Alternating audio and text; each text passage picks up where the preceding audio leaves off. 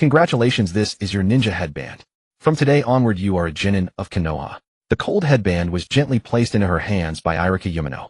For some reason, facing this seemingly ordinary scene, Yakumo Onma's tears welled up and flowed down her cheeks. Becoming a genin was not something every student at the Ninja Academy could accomplish. But for this special class filled with second-generation Konoha elites, becoming a ninja was only natural. She was Yakumo Onma, the young lady of the Onma clan. This scene, which should have been utterly ordinary, stirred boundless emotion within Yakumo Onma's heart. At this moment, even if she died, she would have no regrets. Yakumo Onma solemnly held the ninja headband and returned to her seat. The moment Yakumo Onma placed the ninja headband on her forehead, her self-awareness vanished. In its place was a transmigrator. After absorbing both sets of Yakumo Onma's memories, Lin Bayun looked at the scene of Konoha Genin graduation before him, his face bereft of the previous reverence and emotion, replaced by bewilderment and disorientation. He had transmigrated. He had transmigrated into the Naruto world. He had arrived at the very beginning of the storyline. But the scene before him was not real. Yakumo Onma's mind held two sets of memories. One was the memory of the real Fourth Great Ninja War. One was the memory of the Infinite Tsukuyomi. The scene before him was the illusory world that Yakumo Onma had fallen into when Madara Uchiha cast the Infinite Tsukuyomi. In the real ninja world, because of Yakumo Onma's obsession with becoming a ninja, another evil persona named Ito was born within her. Ito twisted her thoughts and blurred her memories. It led her to kill her loving parents and become an enemy of Konoha. In the end, through Naruto Uzumaki's persuasive words and the encouragement of her tutor Kurenai Yuhi, Yakumo Onma learned the truth hidden by Ito. This led to her sudden awakening and killing the evil persona Ito. But her great mistake was irreparable, and she was utterly disqualified from becoming a ninja.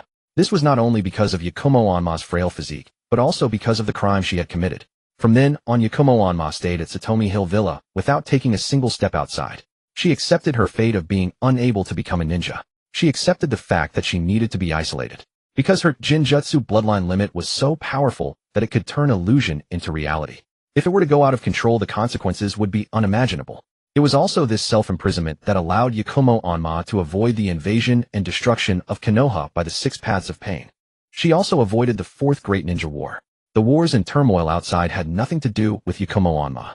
However, when faced with the Infinite Tsukuyomi cast by Madara Uchiha that enveloped the entire ninja world, even Yakumo Onma, far from the center of Konoha, could not avoid being swept up by it. In this illusory world of the Infinite Tsukuyomi, Yakumo Onma's wish was fulfilled. She was healthy from a young age. She still awakened her Jinjutsu bloodline limit. She was the hope of the Onma clan. Her parents were alive and well. She had made friends at the Ninja Academy. Now she graduated from the academy. This also severed Yakumo Onma's life force. For years past, not only did Yakumo Onma's physical condition fail to improve, but because of her overly powerful Jinjutsu bloodline limit, Yakumo Onma's body grew increasingly frail. On the surface, the Infinite Tsukuyomi drew all people of the ninja world into an illusory world. This was also Madara Uchiha's attempt to create ultimate peace. But in reality, the Infinite Tsukuyomi was also a jutsu used by Kaguya Ōtsutsuki to create the human weapons, the White Zetsu. As people fell into the Infinite Tsukuyomi, countless branches of the divine tree wrapped around each person. Countless people in the ninja world were hung from the branches of the divine tree. However, each person did not resemble a fruit. Instead, they resembled insect cocoons. But when the cocoon opened, it was not a butterfly emerging, but rather transforming into a human-shaped weapon, the White Zetsu, ready to be controlled. Fortunately, humanity's resistance had not ended. Madara Uchiha, who believed his ideal was complete, was ambushed by Black Zetsu and became the vessel for Kaguya Ōtsutsuki's descent. Sasuke Uchiha, possessing one Rinnegan, protected Naruto Uzumaki, Sakura Haruno, and Kakashi Hatake, thereby preserving the spark of resistance. In the end, with the help of the Sage of Six Paths, they resealed Kaguya Ōtsutsuki and ended the Fourth Great Ninja War. Naturally, Yakumo Onma knew nothing of all this. Her physical condition, weaker than even an ordinary person's, meant she could not endure the absorption of the divine tree for long. Therefore, Yakumo Onma died. She could not even survive the first step of being transformed into a White Zetsu. She simply fulfilled her dream of becoming a ninja in the Infinite Tsukuyomi, and then lost her life. Then her body was taken over by the transmigrator Lin Bayun. At this very moment, Lin Bayun's mind contained three sets of memories. One was Yakumo Onma's memories of the real ninja world. One was Yakumo Onma's memories from the Infinite Tsukuyomi. The last was his own memories as a transmigrator. His timing for transmigrating was not ideal. It was actually the time point after the Infinite Tsukuyomi was activated during the Fourth Great Ninja War. This meant that in the real ninja world, she had missed out on many opportunities in the storyline. Moreover, the body she had transmigrated into Yakumo Onma's body had its own problems. It seemed to possess a powerful Jinjutsu bloodline limit capable of turning illusion into reality. But the physical weakness caused by the overly powerful bloodline limit meant that Yakumo Onma lacked the mobility of a ninja. Under such circumstances, no matter how powerful her Jinjutsu was, she would just be a stationary target.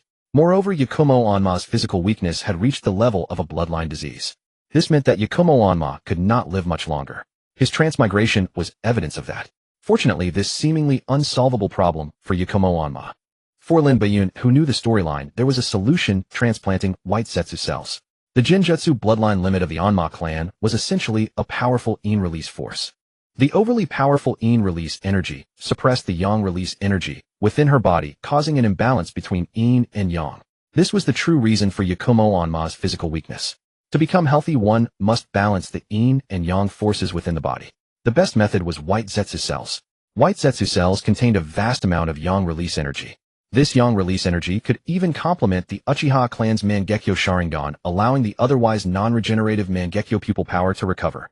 Obito Uchiha relied on this very fact, allowing him to unleash his Mangekyo techniques without restraint, without worrying about going blind. In the current real ninja world, the corpses of 100,000 white Zetsu were everywhere.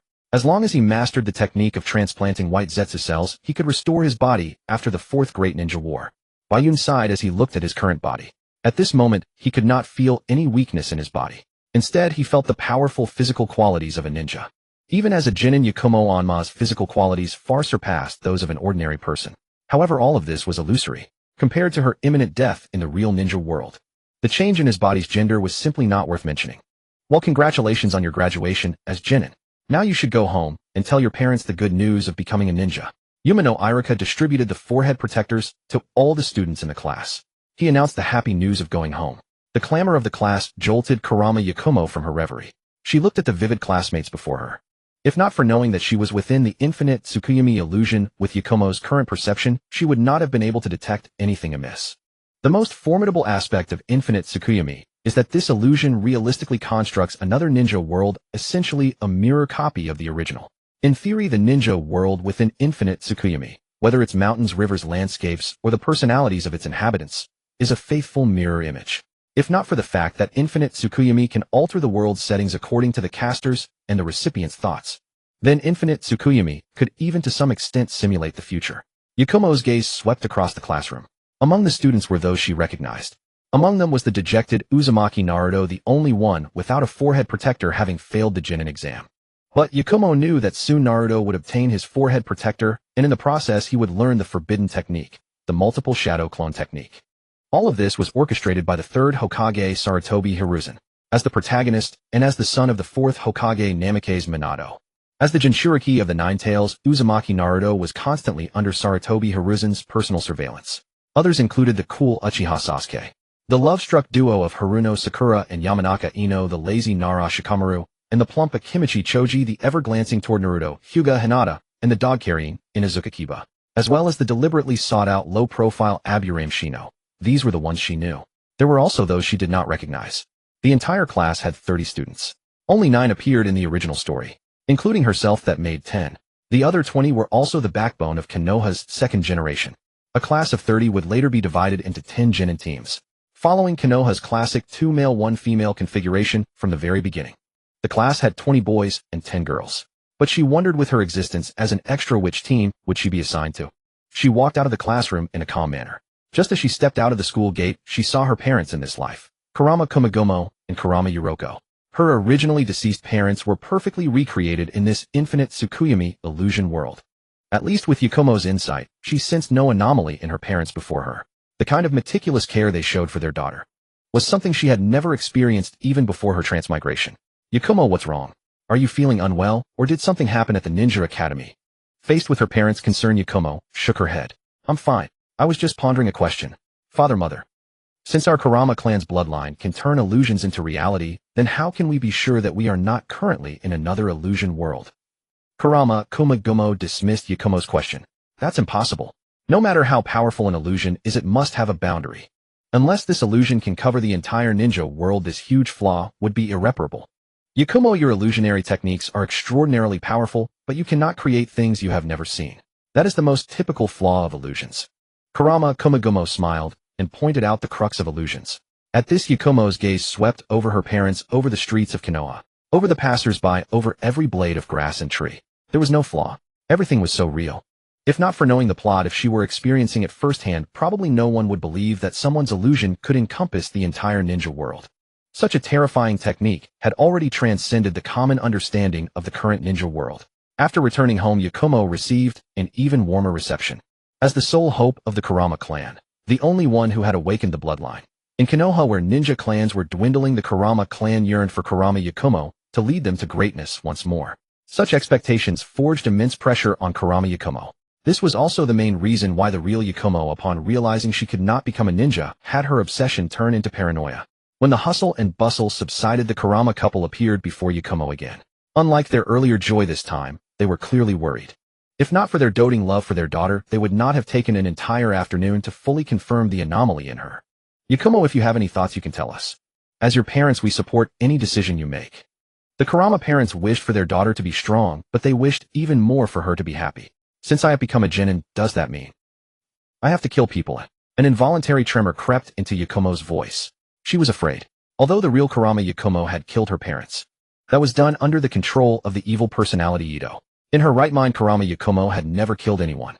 Whether it was the real-world Kurama Yakumo, the Infinite Tsukuyomi world's Kurama Yakumo, or the real-world Lin Yakumo, none of the three had ever killed. But becoming a ninja meant killing was inevitable. The fate of a ninja is to kill or be killed. The Kurama parents' faces stiffened on the spot. To them, killing had become routine. Most ninja commissions and missions inevitably involved killing. But they had forgotten the era they lived in, the Second and Third Shinobi World Wars. In those times, even students at the Ninja Academy were graduated early and sent to the battlefield. They had no time to care about psychological issues then. Killing and being killed were the main themes of that era. But now for the new generation, Konoha had not experienced war for 12 years. Such prolonged peace had turned what was once a matter of course into a psychological barrier. They could certainly sense that their daughter was resistant to killing. For a ninja, this was a fatal weakness. Yakumo, we were inconsiderate before. As a ninja, one should get used to killing. In a few days, we'll take you out of the village to practice. Once you get used to it, you won't be afraid. Yakumo stared in astonishment at her gentle parents. She once again realized the cruelty of the ninja world. Normal parents would think killing is wrong. But to ninja parents, even if they doted on their children immensely, they considered killing as natural as breathing. This was the daily life of a ninja. Get some rest. Tomorrow is the team assignment. Remember to get along with your teammates. They are the partners you will entrust your life to. Having understood the problem with their daughter, the Kurama couple sighed in relief, gave their instructions, and withdrew. Looking at the dark room with no computer, no phone, everything was both familiar and strange. In such darkness, Yakumo silently murmured in her heart, "System. The word entry system is at your service." The system, the golden finger of a transmigrator, arrived as promised. At that moment, all the pressure that had accumulated in Bayun's heart melted away like snowflakes. With the system in hand, what was pressure? I don't eat beef. A heart racing with excitement. Hands trembling. System activate. A light screen materialized before Bayun's eyes. Host Bayun. Current word entries: Transmigrator, Rainbow, Infinite Tsukuyomi, Rainbow, Real, Illusion, Red, Genin, Blue. Bayun stared at the crude panel before her. The two dazzling rainbow lights were so blinding, so captivating. Two rainbows, one red, one blue. With such an initial configuration, there was no doubt. She had hit the jackpot. Suppressing the excitement within, she began to examine her word entries. Transmigrator Rainbow. As a transmigrator from another world, each death of your physical body will trigger a soul transmigration. Infinite Tsukuyomi Rainbow. You are within the God-level illusion Infinite Tsukuyomi, where you can in a sense have your wishes come true. Real Illusion Red. Your illusions can turn the virtual into reality. Genin Blue. You possess the basic skills of a genin. Each of the four word entries before her filled Bayun with immense satisfaction. The transmigrator entry allowed her to fear not death, for every death was not the end of her life. On the contrary, her death was merely the beginning of another life. The Infinite Tsukuyomi entry granted her a certain ability to manifest her desires within this illusionary world. The Real Illusion entry deepened her understanding of her illusionary bloodline. The Genin entry provided her with combat power at the Genin level. Even a Genin, within the ninja world, stood above the vast majority of ordinary people. Leaping over rooftops, walking on water without a trace, speed like a galloping horse, strength to split rocks. Moreover, she mastered iconic techniques such as transformation, clone, and substitution. Even without an illusionary bloodline, a Genin was equivalent to a miniature Spider-Man. Such power for a modern person like Bayun was already more than satisfactory. Detected beginner's gift pack. Do you wish to draw? The word entry system prompted once more. Draw. Bayun did not hesitate. The animation of the card draw filled her mind. A plain white light descended from the heavens. The quality tiers of the word entry system were white, blue, purple, gold, red, and rainbow, corresponding respectively to white, common, blue, supernatural, purple, epic, gold, legendary, red, demigod, and rainbow, mythical. Her first word entry draw was a plain white. This instantly cooled the anticipation in Bayun's heart. Indeed, even as a transmigrator, she could not change her luck as a non-lucky person. As the white light faded, the word entry revealed its content. Safety net white. Every 10 draws of word entries guarantees 1 blue tier draw. Bayun stared at the white word entry before her. Then she recalled the all-too-familiar card draw animation. She almost sprang up from her sickbed in shock. Even though she had transmigrated, even though she had a system, this damned card draw still haunted her. That said, Bayun was still quite satisfied with this white word entry. After all, a guaranteed blue word entry every 10 draws greatly improved the quality of her draws. The system did not indicate the draw probabilities for each word entry tier, nor did it actively set a safety net count.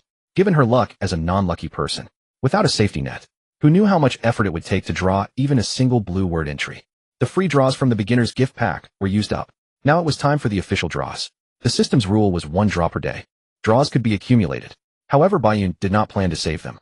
Converting every draw opportunity into combat power immediately would allow her to feel more secure in this unfamiliar world.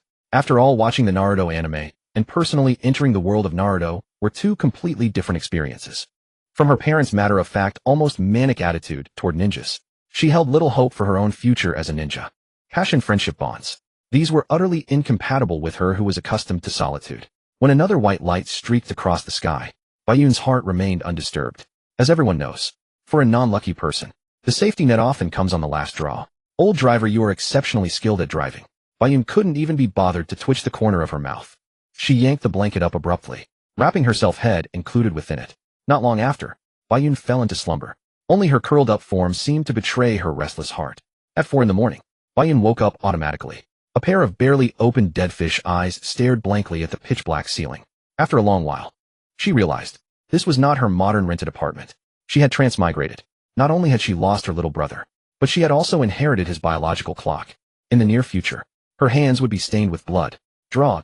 Once again, a white light flashed. The newly recovered draw count returned to 0. Sage time white. You can actively enter a state of sage time. Bayun immediately activated sage time.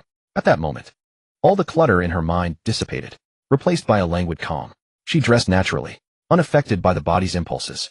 She had a reason for waking so early. To begin her ninja training. The Ninja Academy only taught the most basic ninja skills. Such training was invaluable for civilian ninjas. But for clan ninjas, it was completely useless. Thus, clan ninjas generally lacked motivation at the academy. Real training took place within their own clans. And so it was for Anma Bayun. However, given Anma Bayun's talent in the illusionary bloodline, the current Anma clan had little left to teach her in terms of illusions. What Anma Bayun needed was to make up for her shortcomings in taijutsu. In the following time, Bayun engaged in comprehensive training sprints, dashes, long distance running, dodging tree, climbing water, walking, blocking, and trap setting. Such an intensity of exercise, in modern society, would be sustained by very few. Yet this was merely the basic training of a clan genin. After working up a sweat, Bayun returned home, changed clothes, bathed, ate, and headed to the Ninja Academy. Feeling her young body, Bayun couldn't help but marvel at the wonder of Infinite Tsukuyomi. According to Anma Bayun's memories, in the real ninja world, Bayun was actually 2 years older than Uzumaki Naruto. But within Infinite Tsukuyomi, their ages were adjusted to match, and they were even in the same class.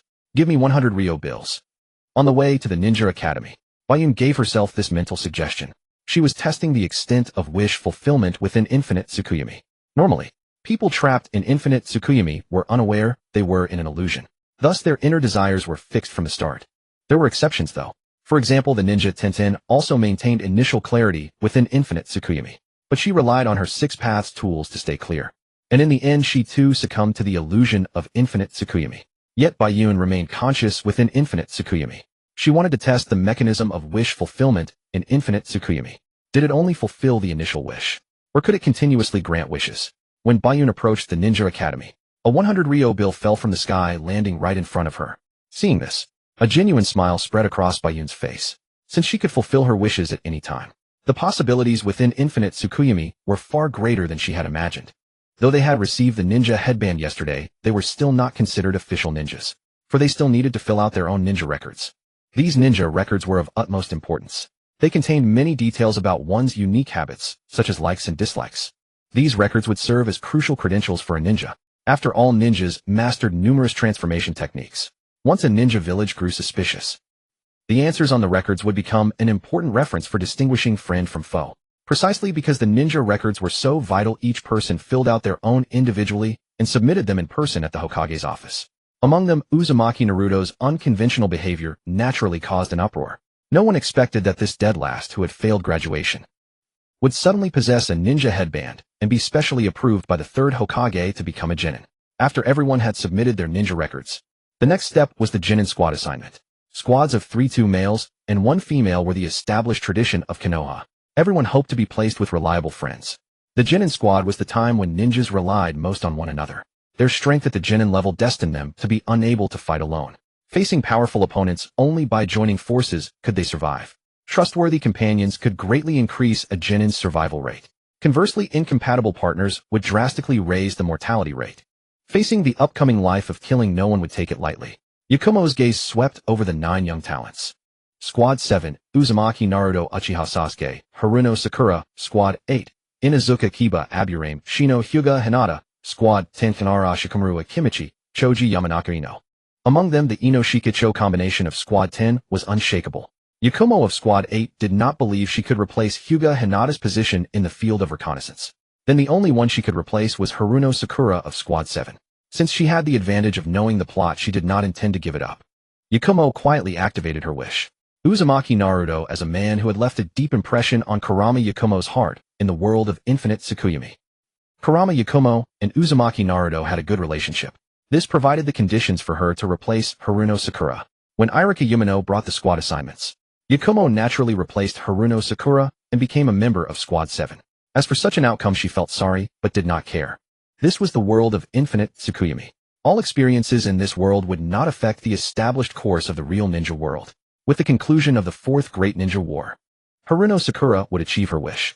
She and Uchiha Sasuke would come to a fruitful end.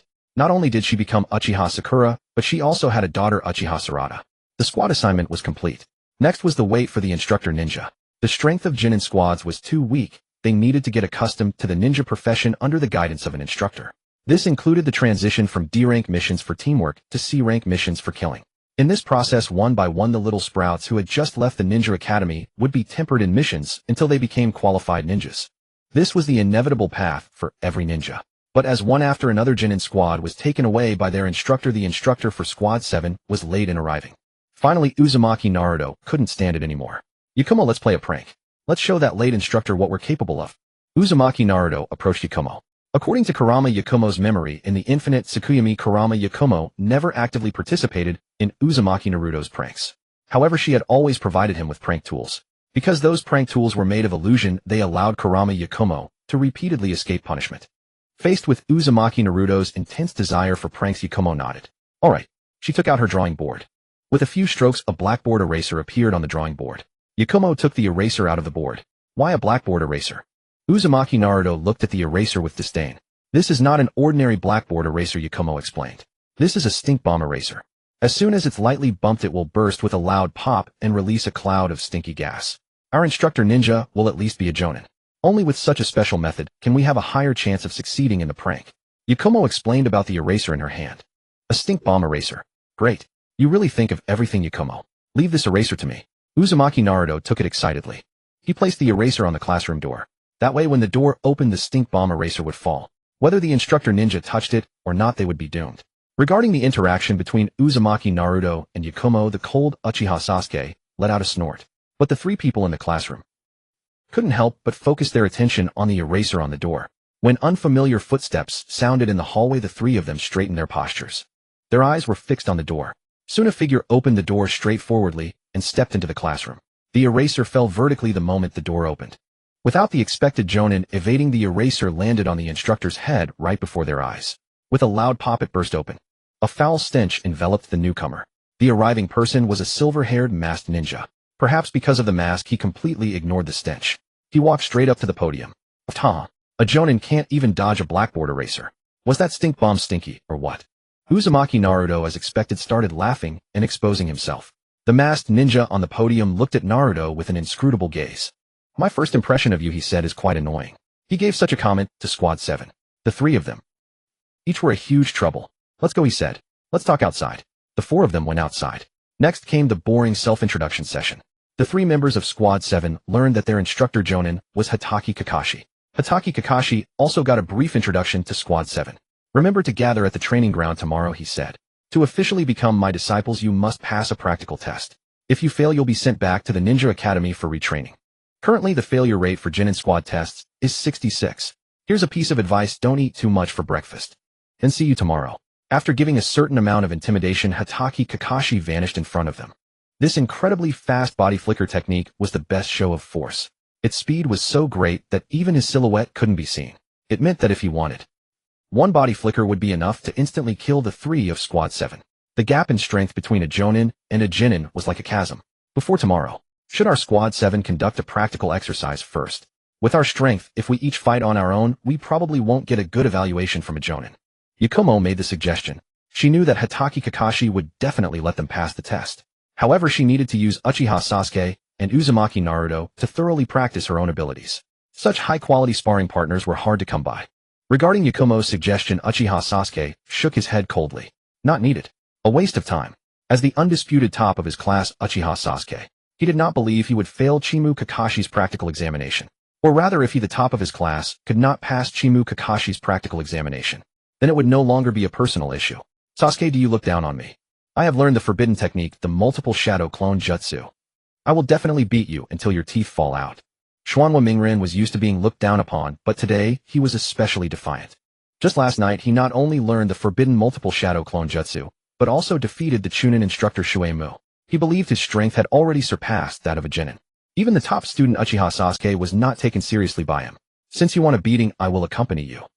Uchiha Sasuke was easily provoked by Xuanhua Mingren's words.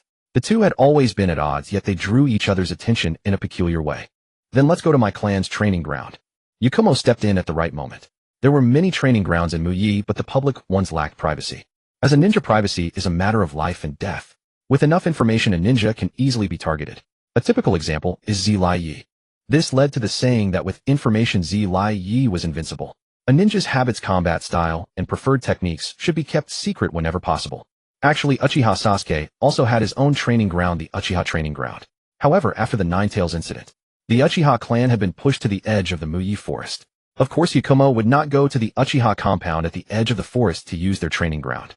In the private training ground of the Onma clan, Uchiha Sasuke and Xuanhua Mingren stood facing each other at a distance. This was mainly to give Xuanhua Mingren time to form hand seals. As Xuanhua Mingren slowly formed hand seals, multiple shadow clone jutsu. If it weren't for Uchiha Sasuke wanting to witness the technique, he would have interrupted with a shuriken throw. When Xuanhua Mingren completed the seals, a terrifying amount of chakra visibly erupted. Such a terrifying amount of chakra far exceeded the level of Genin, even Jonin. The chakra pressure generated in that instant even made Uchiha Sasuke and Yakumo unable to move. It was not killing intent, but chakra pressure arising from an overwhelming amount of chakra. Xuanhua Mingren's advantage as a member of the Xuanhua clan and as the Nine Tails Jinchuriki finally manifested after graduating from the academy and mastering the multiple shadow clone jutsu. 29 Xuanhua Mingren's materialized instantly under the immense chakra supply. This was far from Xuanhua Mingren's limit for shadow clones. Uchiha Sasuke, if I defeat you, I will be the top of the class. A unified roar echoed through the training ground. It brought immense pressure to Uchiha Sasuke. A single Xuanhua Mingren was indeed weak, but 30 Xuanhua Mingrens were beyond what Sasuke could normally handle. Wait, I need to prepare. Uchiha Sasuke quickly called out. He looked at Yakumo. I need enough shuriken. Yakumo took out her drawing board. With a wave of her hand, a shuriken appeared on the paper. The next moment, the real illusion activated, and a stack of shuriken appeared in her hand. Uchiha Sasuke took the heavy, glinting shuriken. His uneasy expression returned to calm. Let's begin. Xuanhua Mingren charged forward recklessly. If it were purely taijutsu, 30 Xuanhua Mingrens would be enough to overwhelm Sasuke. But this was a practical exercise. The next moment, a hail of shuriken was scattered by Sasuke, like a flower shower, each one precisely hitting a Xuanhua Mingren. A continuous series of pops exploded, the sound of shadow clones being broken. Xuanhua Mingren's shadow clones were eliminated by Sasuke at an astonishing speed. The real Xuanhua Mingren hidden among the clones grew anxious. He immediately formed hand seals again, attempting to create more shadow clones.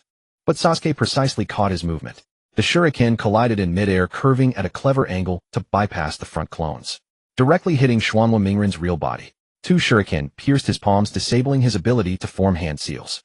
Without new clones to replenish and with his hands wounded, Xuanhua Mingren's shadow clones were quickly cleared. Looking at Xuanhua Mingren's bleeding hands, Sasuke remained cold. Do you want to continue? Xuanhua Mingren's multiple shadow clone had indeed startled him at first, but his own strength limited the clone's performance, making the potentially powerful technique fail in practice. Next time I'll create 300 shadow clones. See if you have enough shuriken. Xuanhua Mingren remained defiant. Xuanhua Mingren, give me your hands. Yakumo saw such bloody hands for the first time in reality, instinctively feeling uneasy. But she entered a sage-like state to suppress her physical discomfort. She told herself to get used to this. If she couldn't adapt to blood, how could she get used to killing? With a calm face, she pulled out the shuriken from Xuanhua Mingren's hands, blood spurting out. With Xuanhua Mingren's strong self-healing ability, the wounds looked terrible, but would heal in a day or two. But Xuanhua Mingren couldn't wait 2 days. Yakumo drew again, quickly depicting Xuanhua Mingren's injured hands on the board. She established a connection between the hands and the board. The real illusion activated, and with a stroke on the board, the wounds disappeared. Correspondingly, the wounds on Xuanhua Mingren's hands in reality vanished simultaneously. This was the terror of the real illusion. Seeing this, Xuanhua Mingren found it novel, but Sasuke's pupils contracted. He knew Yakumo was skilled in illusions, but this move still exceeded his understanding. Xuanhua Mingren, make 2 shadow clones. I have an idea. Xuanhua Mingren, with his hands restored, immediately created 2 shadow clones. Yakumo's brush quickly sketched, and a full body armor appeared on the board. The real illusion activated, and the armor materialized on one of Xuanhua Mingren's shadow clones.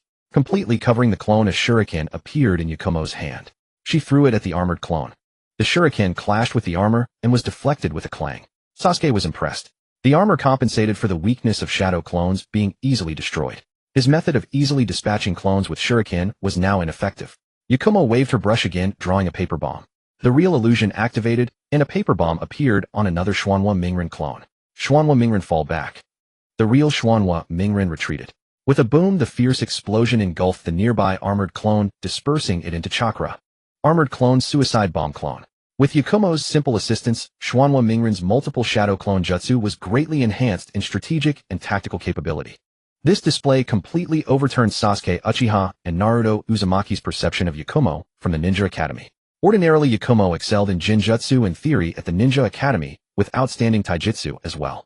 Her grades were above average, not particularly remarkable. She occasionally played pranks with Naruto Uzumaki.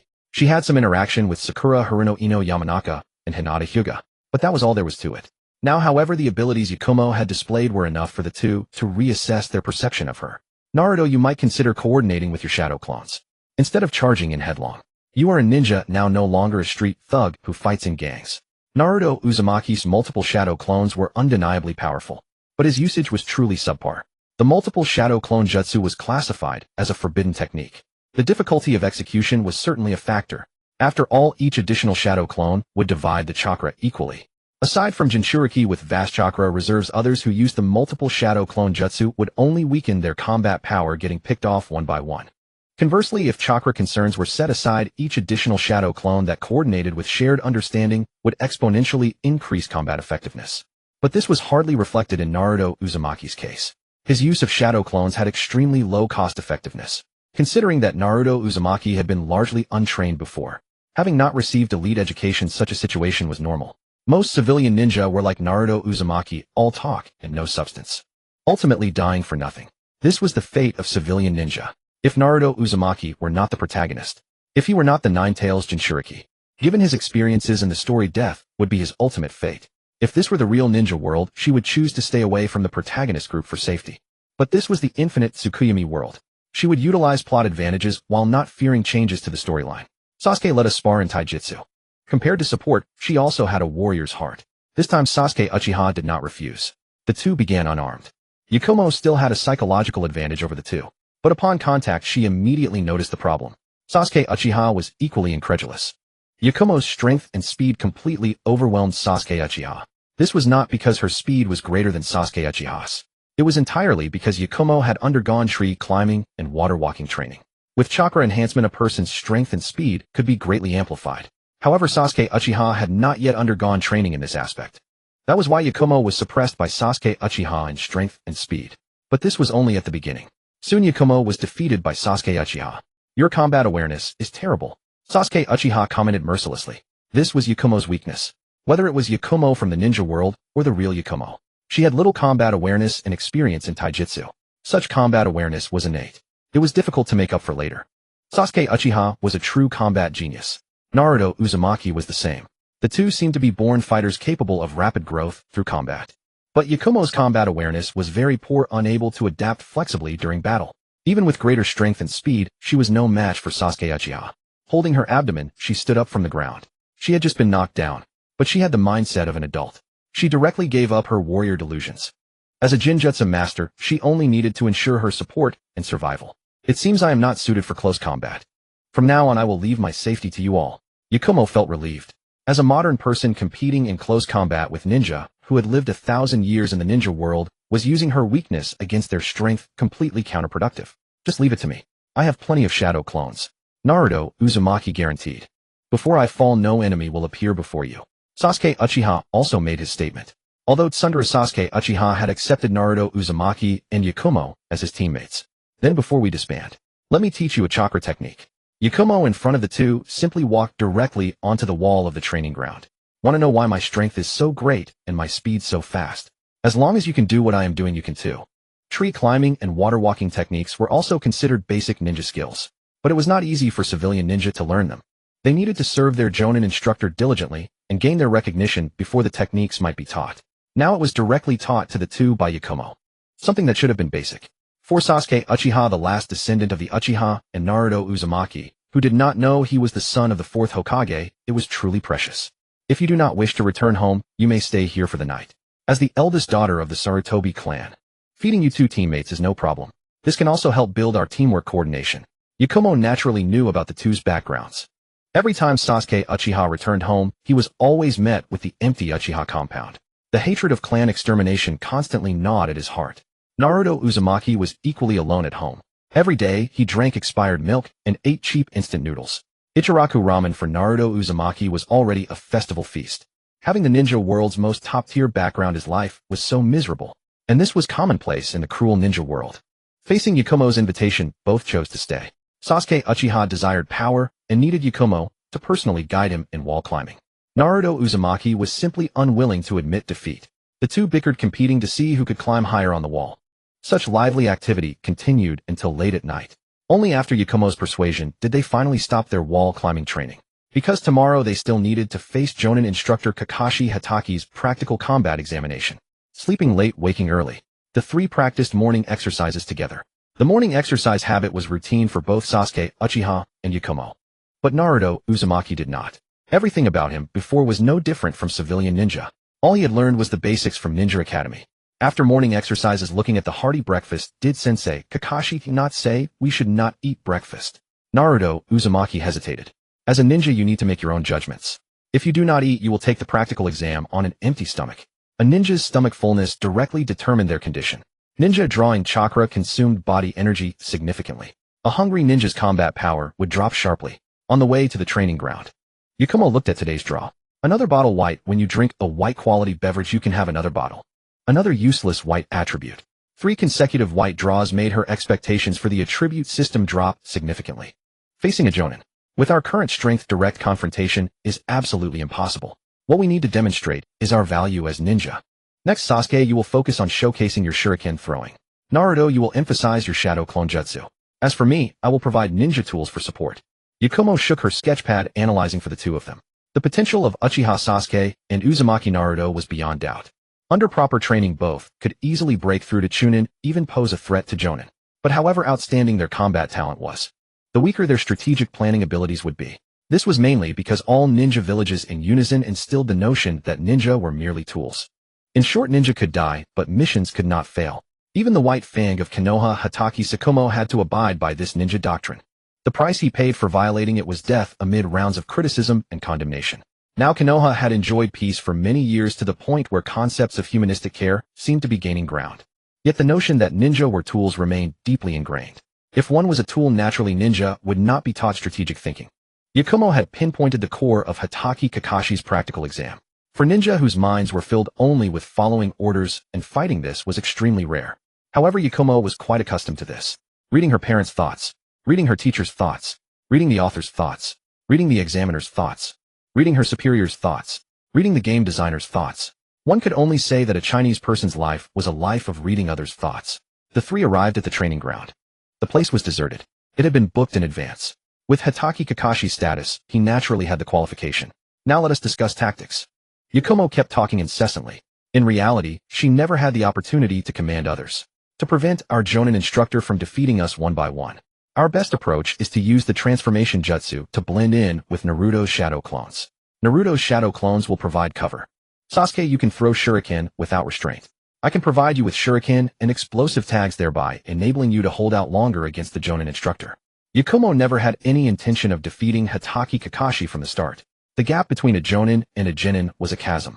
With a single body flicker technique, he could eliminate a group of Genin instantly. She merely wanted a higher performance score. That was all. She did not reveal any additional intelligence about Hatake Kakashi. Given her status, she should not have known so much. The three waited until the sun had climbed high. Lunchtime was approaching. Hatake Kakashi finally arrived late. For a ninja who valued discipline and efficiency, tardiness was an almost unthinkable flaw. Sorry, I kept encountering old ladies crossing the street. Hatake Kakashi's apology was so perfunctory, paired with his mask-covered lazy appearance. Then the practical exam should begin. The exam content is simple. I have 2 bells in my hand. Those who grab the bells pass the exam. Those who fail to grab them are eliminated. Hatake Kakashi announced the rules. Uchiha Sasuke and Uzumaki Naruto's expressions changed drastically. Do not panic. The bells are just a decoy. His goal is to drive a wedge between us. With the excellence of our 7th class, if we cannot graduate as Genin, then the Ninja Academy might as well be demolished. With our strength, it is completely impossible to snatch the bells from a Jonin. He is testing our unity. So our plan remains unchanged. We will still focus on demonstrating our abilities. As long as we are not eliminated in a single exchange, becoming ninja is a foregone conclusion. Yakumo's analysis quickly calmed Uchiha Sasuke and Uzumaki Naruto. Naruto, Shadow Clone Jutsu. Uzumaki Naruto formed hand seals. A force of 50 shadow clones appeared on the scene. Uchiha Sasuke and Yakumo used the transformation jutsu to blend in. The 30-person clone squadron charged toward Hatake Kakashi in a massive wave. The primary purpose of this wave of clones was to draw Hatake Kakashi's attention. Yakumo quickly sketched. A stack of shuriken appeared in Uchiha Sasuke's hand. Uchiha Sasuke immediately launched them from a distance for harassment. To reduce Hatake Kakashi's efficiency in eliminating Uzumaki Naruto's shadow clones, Yakumo continued sketching. Uzumaki Naruto continued using the multiple shadow clone jutsu. This wave produced 60 shadow clones. In just a short time, the previous wave of clones had been nearly eliminated by Hatake Kakashi. The new 30 continued charging and engaging. More shadow clones were summoned, with the first 2 waves of clones buying time. Each of the subsequent shadow clones had explosive tags attached to their bodies. Explosive tags, as vital strategic resources for ninja, were under strict control even for ninja. A Genin could not afford to buy or use many explosive tags. Each explosive tag was manually crafted by Seal Ninja. This manufacturing method ensured explosive tags were limited and expensive. However, Yakumo's true illusion jutsu broke this limitation. Explosive tags materialized one by one from the sketchpad, then directly attached to Uzumaki Naruto's shadow clones.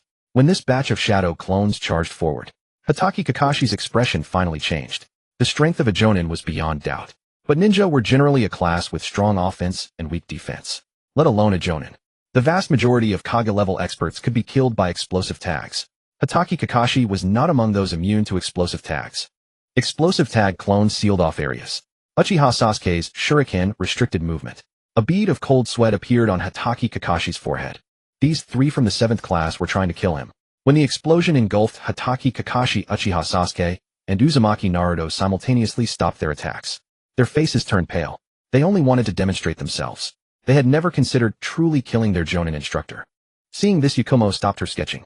She was certain. It must have been one of Hatake Kakashi's shadow clones inside. They had demonstrated enough by now. Going further would be counterproductive.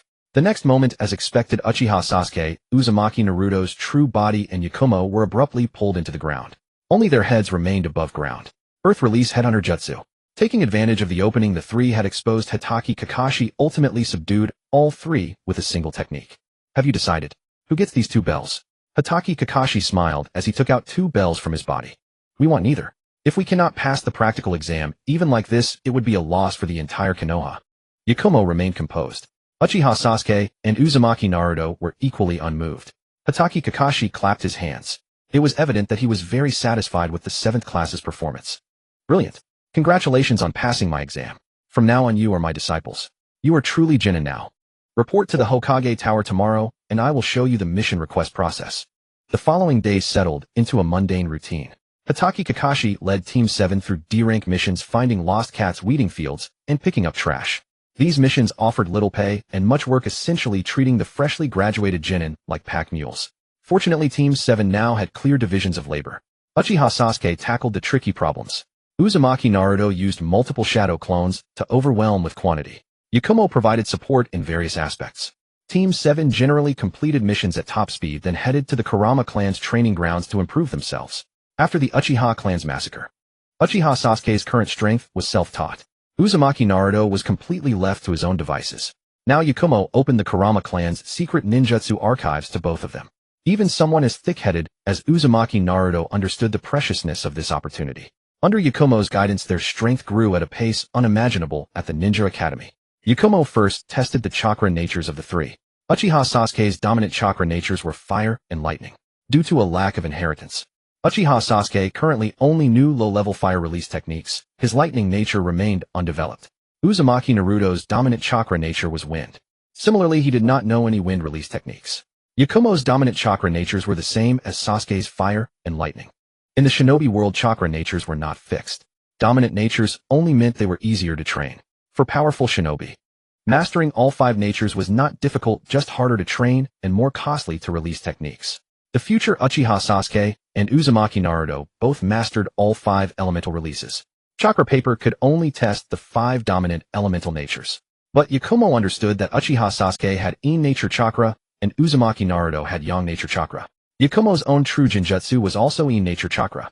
However, for the current Team 7, training in the 5 elemental releases was premature. What they needed to improve was chakra control. In 7 days, Uchiha Sasuke and Uzumaki Naruto mastered the tree climbing technique. They could move freely on walls. With the tree climbing technique, they could use chakra to enhance their strength and speed.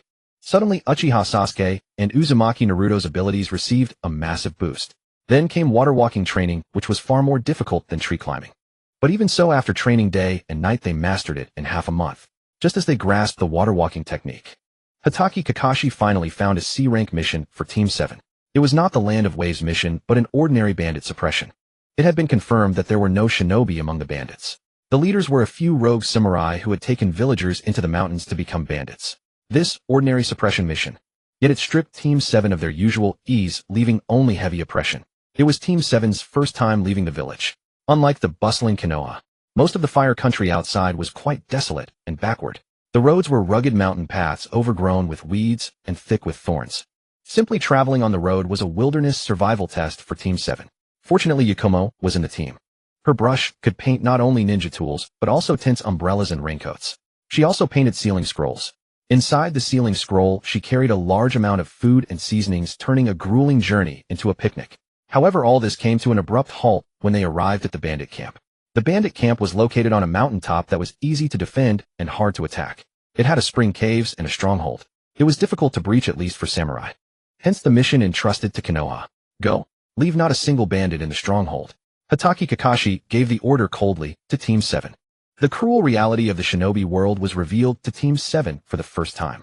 They easily infiltrated from the back of the stronghold. What was an insurmountable cliff for ordinary people was like walking on flat ground for shinobi. Strike. The bandits were weak.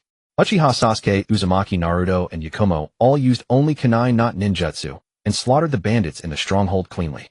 The feeling of a kunai slicing through flesh, the splatter of blood, the screams and moans of dying lives, all were etched into the depths of their souls. When Team 7 walked out of the stronghold, the 3 of them, drenched in blood, looked as ferocious as demons. The killings that flashed by in the story, in reality, were horrifyingly brutal. Not yet. Clean the battlefield. Tally the spoils. Burn the stronghold. Only after completing these can we return to the village and submit the mission. Hatake Kakashi's expression was so unfamiliar. What was cruel slaughter had become an ordinary mission procedure. The 3 silently cleaned the stronghold, collecting valuable items.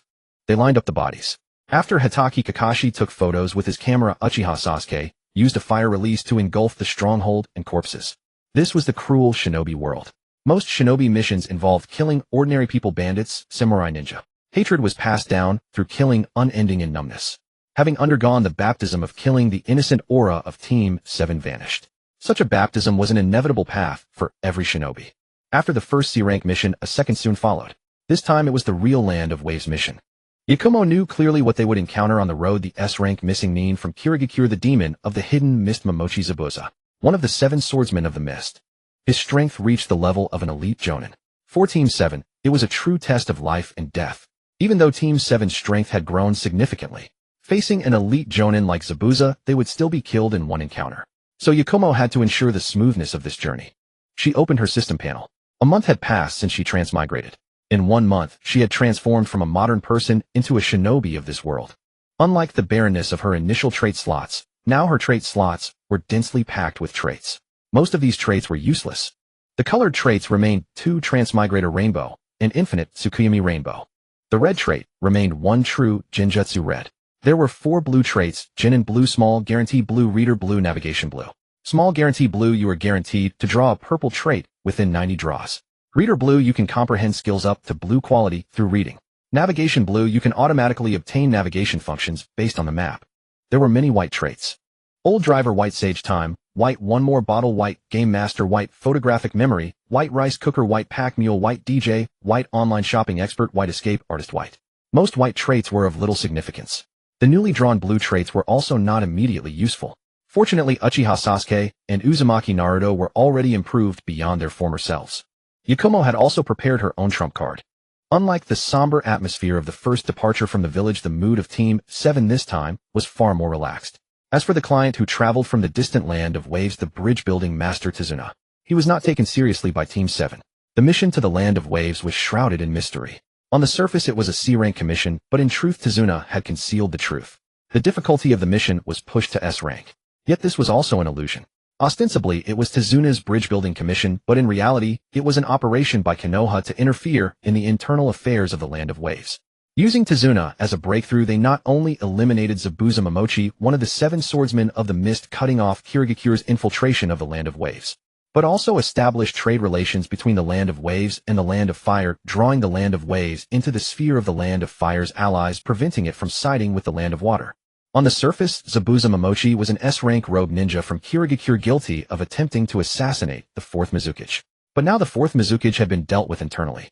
The 5th Mizukage, Meitarumi, had ascended to power and completely overturned many of the policies of the 4th Mizukage. The Kirigakure village of today was a wasteland awaiting reconstruction. Though Zabuza Momochi was known as a rogue ninja, he could easily become the black glove of Kirigakure. Behind the mission to the Land of Waves lay a series of complex political maneuvers. Tazuna himself was merely a pawn in this game. To think that a C-rank commission would allow him to order Konoha shinobi around was pure wishful thinking. After the old drunkard Tazuna had made a scene at the Hokage's office, he kept his head down and hurried on the road once he left Konoha. In the shinobi world, there was no custom of respecting the elderly. The consequence of an elder acting without dignity was likely being cut down by a passing ninja or samurai. The demon brothers whom Yakumo had been wary of did not launch a surprise attack. Upon second thought, she understood. With such a configuration of Team 7, it was clearly a genin squad that had just graduated this year. Such a genin squad was nothing to fear. What truly inspired caution was the supervising jonin. Hatake Kakashi's reputation in the shinobi world was formidable, a veritable face of Konoha. Facing a world-renowned elite jonin, 2 chunin attempting to launch an attack. That was not courage. It was suicide. The retreat of the demon brothers meant that when they eventually faced Zabuza Momochi, the pressure on Team 7 would be even greater. From the Land of Fire to the Land of Waves, no problems were encountered along the way. Only when Team 7 set foot on the soil of the Land of Waves did Zabuza's surprise attack finally come. The enemy made no attempt to hide. Or rather, concealment was meaningless. Behind the mission to the Land of Waves was the confrontation between Konoha and Kirigakure. This clash would determine the future allegiance of the Land of Waves. As for the merchant Gato, who monopolized business in the Land of Waves, no matter who stood behind Gato, he was meaningless in the face of elite jonin like Zabuza Momochi and Hatake Kakashi. Hand over that man, Tazuna. You may leave the Land of Waves safely. Otherwise die. Zabuza Momochi's threat was direct and brutal. A terrifying killing intent enveloped everyone in Team 7.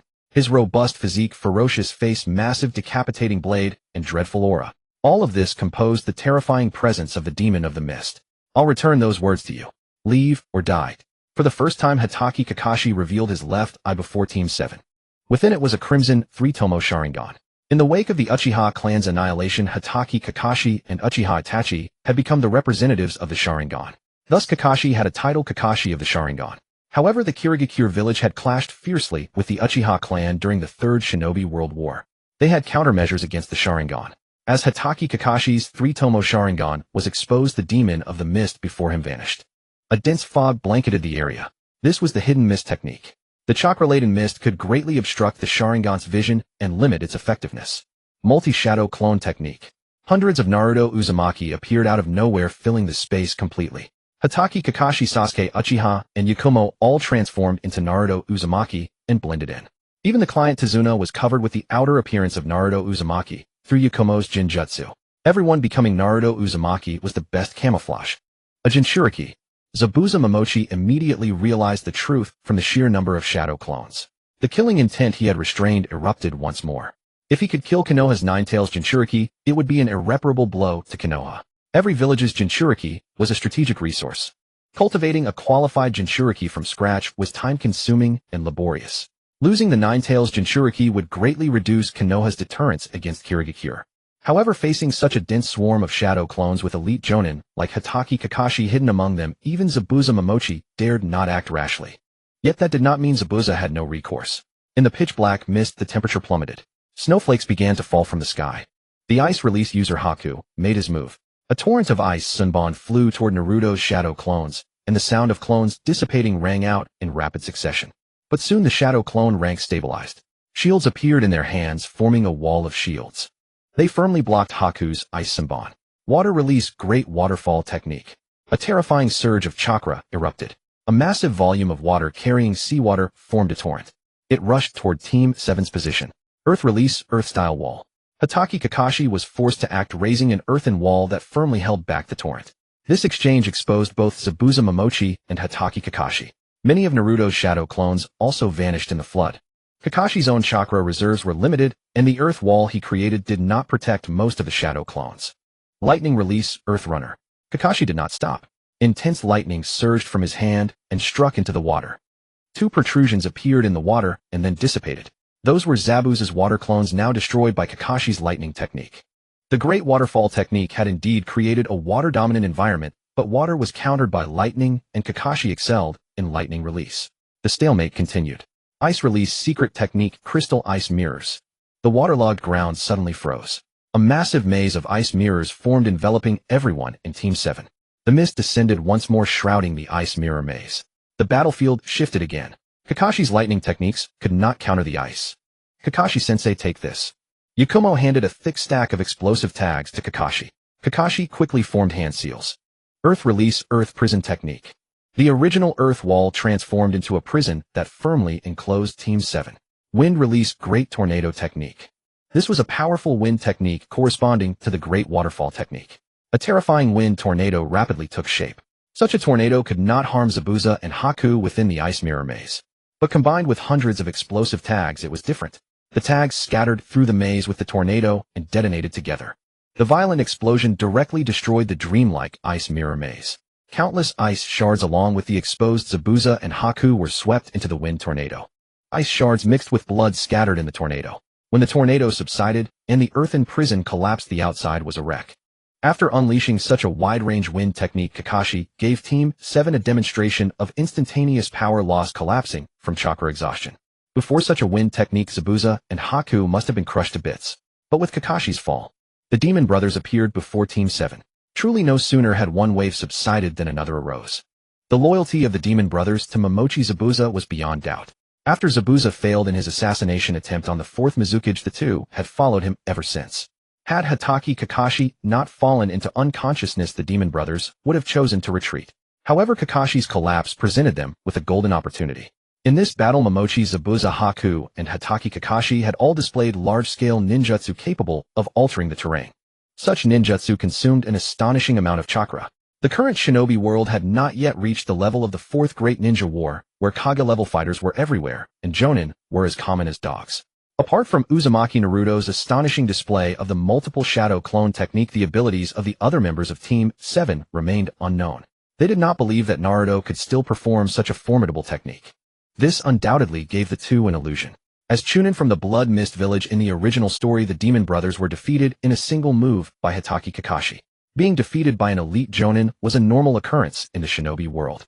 In truth, based on their abilities, they were undoubtedly among the elite of the Chunin. The Demon Brothers alternated in covering each other and charged at Team 7. Uzumaki Naruto formed hand seals once more, and dozens of shadow clones materialized out of thin air. The charge of the demon brothers halted. Uchiha Sasuke finally had a chance to showcase his skills. A torrent of shuriken were thrown from all directions. They sealed off all escape routes for the demon brothers. The numerous shadow clones accelerated their chakra, completely ignoring the lethal attacks of the brothers. In a suicidal manner, they overwhelmed the two. As a continuous series of explosions erupted, the demon brothers were obliterated without a trace. The explosive tag shadow clone tactic.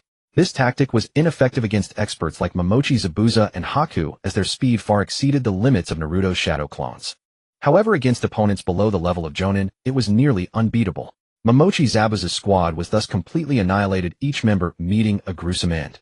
In response, Yakumo ordered Uzumaki Naruto to use his shadow clones to clean up the battlefield. The iconic decapitating carving knife remained unscathed amidst the brutal wind vortex. As a chakra metal weapon, it possessed at least that degree of durability. Additionally, they collected some tissue samples from Momochi Zabuza and Haku. The decapitating carving knife and the tissue samples were sealed by Yakumo into a sealing scroll for preservation. The heavy blade was unsuitable for any member of Team 7. This battle between elite Jonin once again broadened Team 7's understanding of combat. Encounters at that level had transcended the basic taijutsu phase that Genin most commonly experienced. Elite Jonin universally mastered large-scale ninjutsu. By altering the terrain with such techniques, they created opportunities for themselves, then exploited the ninja's weakness of high offense, but low defense. Devising corresponding tactics for a decisive strike was the norm. Team 7 did not abandon their mission despite Hatake Kakashi's collapse. They brought the unconscious Kakashi to Tezuna's home to recuperate, ensuring the completion of the bridge connecting the Land of Waves and the Land of Fire. During this time, the merchant Gato who monopolized trade in the Land of Waves did send elite samurai to harass them. However, these samurai were limited in strength. Unless they were at the level of a sword saint, other samurai were no match for shinobi. This was the age of shinobi, not the age of samurai. Thus they were all dealt with by Uchiha Sasuke and Uzumaki Naruto. Hatake Kakashi recovered quickly, though still unable to fight. He could manage his daily life on his own. After this battle, the atmosphere within Team 7 became more harmonious. They deeply recognized their own weakness. Hatake Kakashi finally began to fulfill his responsibility as a supervising Jonin. By now, Team 7 had laid their foundation through training in tree climbing and water walking. Having witnessed high-level techniques multiple times, Team 7 yearned for speed above all else. Without sufficient speed, Uchiha Sasuke's shuriken, throwing Uzumaki Naruto's multiple shadow clone technique, and Yakumo's explosive tags would all be of limited use. In truth, Yakumo had kept her trump card hidden. Her ace in the hole was merely modern firearms, from pistols, rifles, machine guns to grenades and rocket launchers. These simple modern weapons could be manifested through her illusion techniques. But honestly, these lethal tools of the modern age could inflict sufficient damage on Genin and Shunin. However, against Jonin, who moved like lightning, Yakumo had no confidence at all. Thus, speed became the sole pursuit of Team 7. In response, Hatake Kakashi finally held nothing back. He devised lightning release body flicker for Uchiha Sasuke and Yakumo, and wind release body flicker for Uzumaki Naruto. As the name suggested, these were undoubtedly Jonin-level body flicker techniques. However, Uchiha Sasuke, Uzumaki Naruto, and Yakumo all possessed chakra reserves far exceeding those of ordinary Genin. Thus they could barely practice them.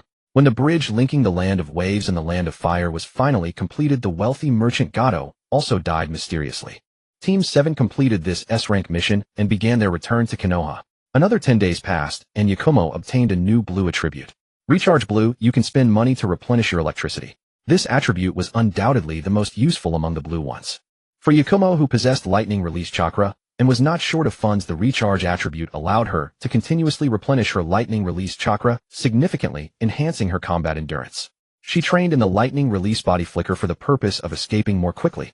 Rather than becoming a close combat shinobi, she preferred to be a spellcasting ninja, using large-scale ninjutsu bombardment to ensure her safety. After the extremely difficult mission in the Land of Waves, Team 7 returned to a peaceful routine. They did not continue accepting low-level missions to waste time, but instead devoted themselves fully to training in seclusion for the upcoming Chunin exam. The Chunin exam was no secret, as it was open to the entire shinobi world and was a joint event hosted by Konoha and Sunigakure. No Genin hoping to make a name for themselves in the exam would dare to miss it. Without a doubt, with the current strength of Team 7, they were fully qualified to participate in the Chunin exam. All of Team 7's attention was devoted to training in the body flicker techniques. When July arrived, the Chunin exam finally began. Team 7 was now a different force. Ample time allowed Uchiha Sasuke not only to master the lightning release body flicker, but also the A-rank lightning release technique Chidori.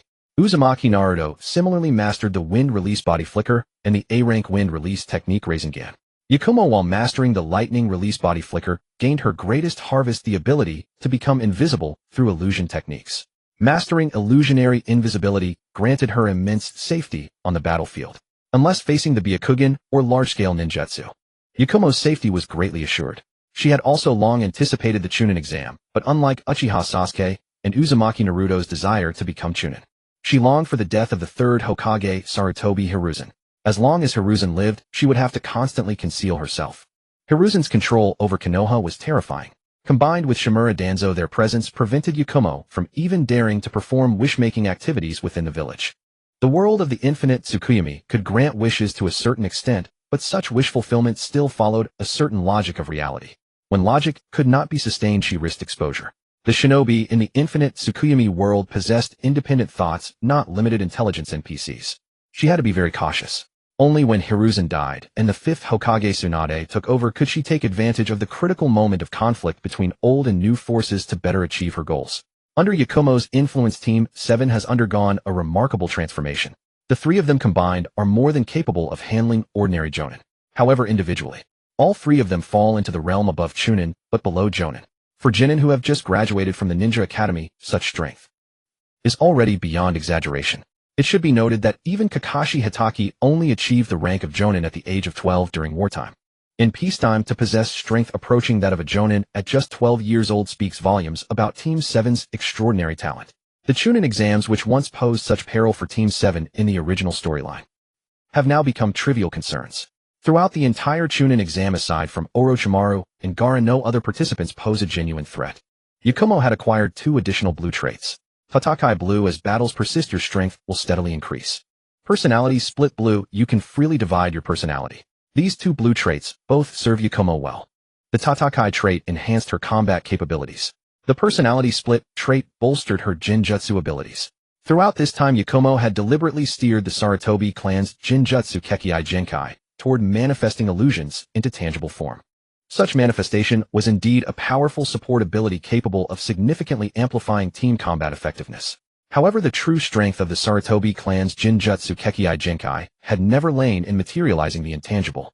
In other words, the traditional development path for the Sarutobi clan's Jinjutsu Kekkai Genkai had focused more on controlling others' 5 senses, a diminished version of Kyokusujutsu. The Sarutobi clan's Jinjutsu Kekkai Genkai originally harbored a critical weakness. Accumulated negative emotions within the heart would manifest as another malevolent persona in the spirit. However, with the Personality Split trait, this hidden danger had been successfully resolved. Unless extraordinary circumstances arose, all her personas were under her own complete control. With the commencement of the Chunin exams nearly 3 months after graduating from the Ninja Academy, former classmates finally gathered. This year's Chunin exam had 3 Genin teams registering. They were Team 7, Team 8, and Team 10. All 3 teams had transformed beyond recognition. Every member had been tempered through trials of blood and fire. Even Hinata Hyuga, who had once been the shyest in their class, had become composed and capable. There were also the top team from the previous year, Team 3, represented by Niji, Hyuga-Rock Lee, and Tenten. The first written examination passed without incident. Yakumo used Jinjutsu to manipulate Sasuke, Uchiha, and Naruto Uzumaki to fill out the exam papers. She had no intention of substantially altering the storyline. The second examination was the scroll competition in the Forest of Death. Unlike the safety of the first written exam, every Genin participant in this round needed to sign a death waiver. It was a truly ruthless trial where life and death were not considered. As soon as Team 7 stepped into the Forest of Death, Yakumo sketched numerous small birds. These painted birds swiftly transformed from illusion into reality. Then they came alive and flew out of the painting, disappearing above Team 7. All these birds were parrots possessing a certain degree of language ability. They could provide Team 7 with considerable reconnaissance capabilities. Perhaps we should split up and operate independently. Confronting ordinary Genin teams together would be a waste of our strength, Yakumo proposed. This year's Chunin exam had very few Genin teams worth Team 7's serious attention. Aside from Gaara's Sand Village team and Niji Hyuga's Konoha team, other Genin teams, including Team 8, comprising Kiba, Inuzuka, Shino Aburame, and Hinata Hyuga, and Team 10, with Shikamaru Nara, Choji Akimichi, and Ino Yamanaka, were somewhat too immature. Their strength naturally reached Chunin level. Yet against Team 7, whose power approached Jonin rank, they remained no match. Of course, most importantly, Yakumo did not wish to confront Orochimaru. Orochimaru's strength far exceeded what she could handle. Regarding Yakumo's proposal, both Sasuke, Uchiha, and Naruto Uzumaki agreed. They both had their own pride. Thus Team 7 split up as soon as they entered the Forest of Death. Each of the three had several parrots circling above their heads, providing a certain degree of intelligence support. Besides not wanting to face Orochimaru, Yakumo's other purpose was Karen, a genin from the Grass Village, who was also participating in the Chunin exam. Karen possessed an exceptionally powerful Uzumaki bloodline. Her body contained rich yang-type chakra. This yang energy was so abundant that being bitten by her was equivalent to the healing effect of top-tier medical ninjutsu. Despite the extraordinary power of Karen's Kekkei Genkai, she was not valued by the Grass Village. They merely used her as a simple healing tool. Yakumo's purpose was to seize Karen during the Chunin exam. Yakumo's Jinjutsu Kekkei Genkai needed a yin-yang release Kekkei Genkai to achieve balance. The best method was to transplant a yin-yang release Kekkei Genkai. The options for yin-yang release Kekkei Genkai included Hashirama cells, white Zetsu cells, Yamato cells, and Karen's cells. Hashirama cells, white Zetsu cells, and Yamato cells, all possessed would release Kekkei Genkai. Only Karen belonged to the Uzumaki bloodline, possessing powerful yin-yang release abilities and sensory capabilities. Obtaining would release Kekkei Genkai was difficult for her in the short term. But seizing Karen from the Uzumaki bloodline was certainly not a bad plan. During the Fourth Shinobi World War, Yakushi Kabuto had mastered the technique of transplanting Kekkei Genkai. He had transplanted the Kekkei Genkai of all 5 sound ninja into his own body, proving the feasibility of Kekkei Genkai transplantation. Additionally, both Uchiha Madara and Uchiha Obito had mastered white Zetsu cell transplantation technology. However, obtaining this technology from either of them would be far more difficult. As the saying goes, a bird in the hand is worth 2 in the bush. It didn't matter that she hadn't mastered the bloodline transplant technique yet. Securing Karen in her grasp would be much safer. The Forest of Death was a vast area with a radius of 10 kilometers. The destination for all examinees was a tower located at the center of the forest. As long as they could obtain the Heaven and Earth scrolls and then reach the tower, they would pass the exam. The Forest of Death itself was extremely dangerous. It was infested with ferocious beasts, venomous insects, and miasmic vapors. For an ordinary person entering it, it would be a near certain death. However, for the Genin squads voluntarily participating in the Chunin exam, they were confident that their strength had reached the Chunin level. The Forest of Death, which was a death trap for ordinary people, was only a moderate challenge for Chunin. The real danger came from other Genin squads. Yakumo materialized more parrots to expand the search area. An area with a radius of 10 kilometers and a diameter of 20 kilometers, even with the forest obstruction for Team 7, whose speed had reached the Jonin level. Distance was nothing. Soon Yakumo encountered her first Genin squad, one that had appeared in the original storyline. It was the squad led by Yakushi Kabuto. On the surface, they were former Konoha Genin with mediocre skills who had repeatedly failed the Chunin exam. In reality, all 3 were subordinates of Orochimaru's spies he had planted in Konoha.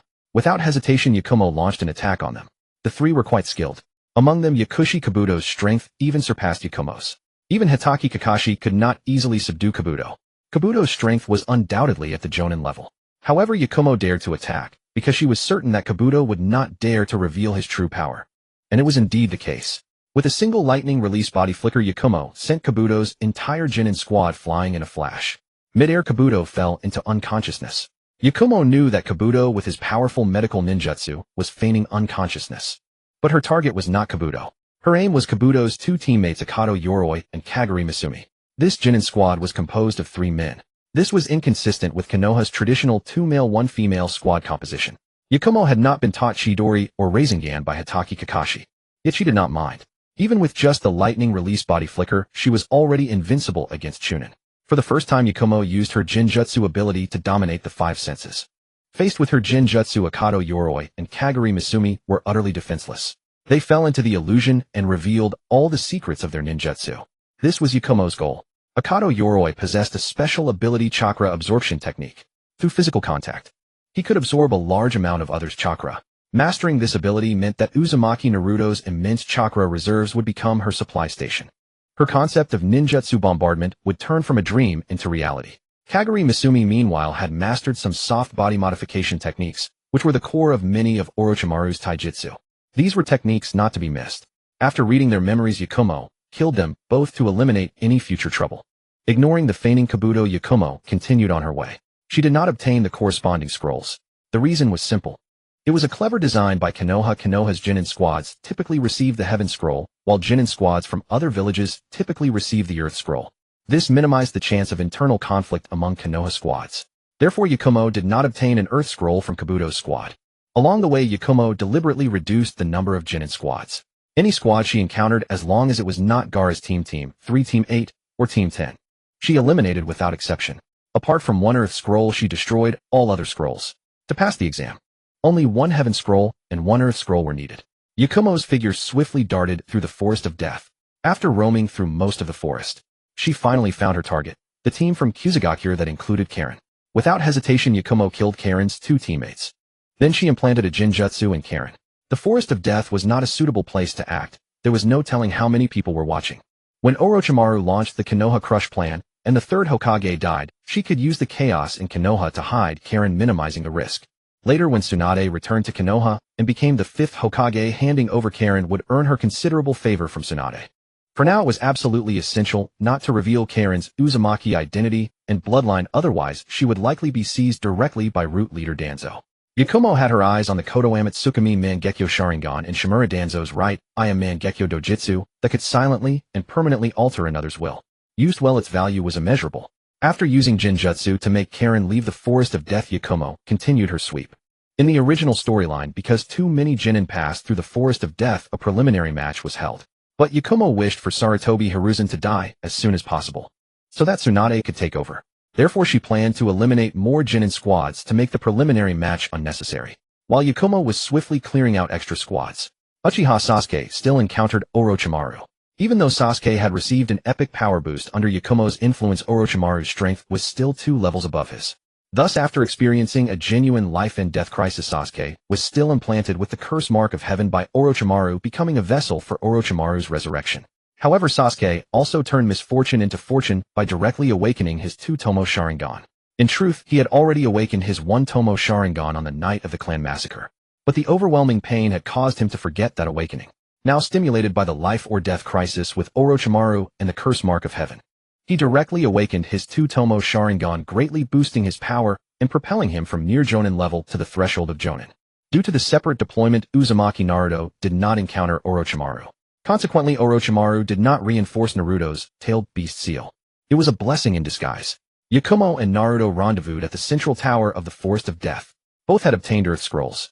Then at Yakumo's persuasion, Naruto did not rush to pass the exam.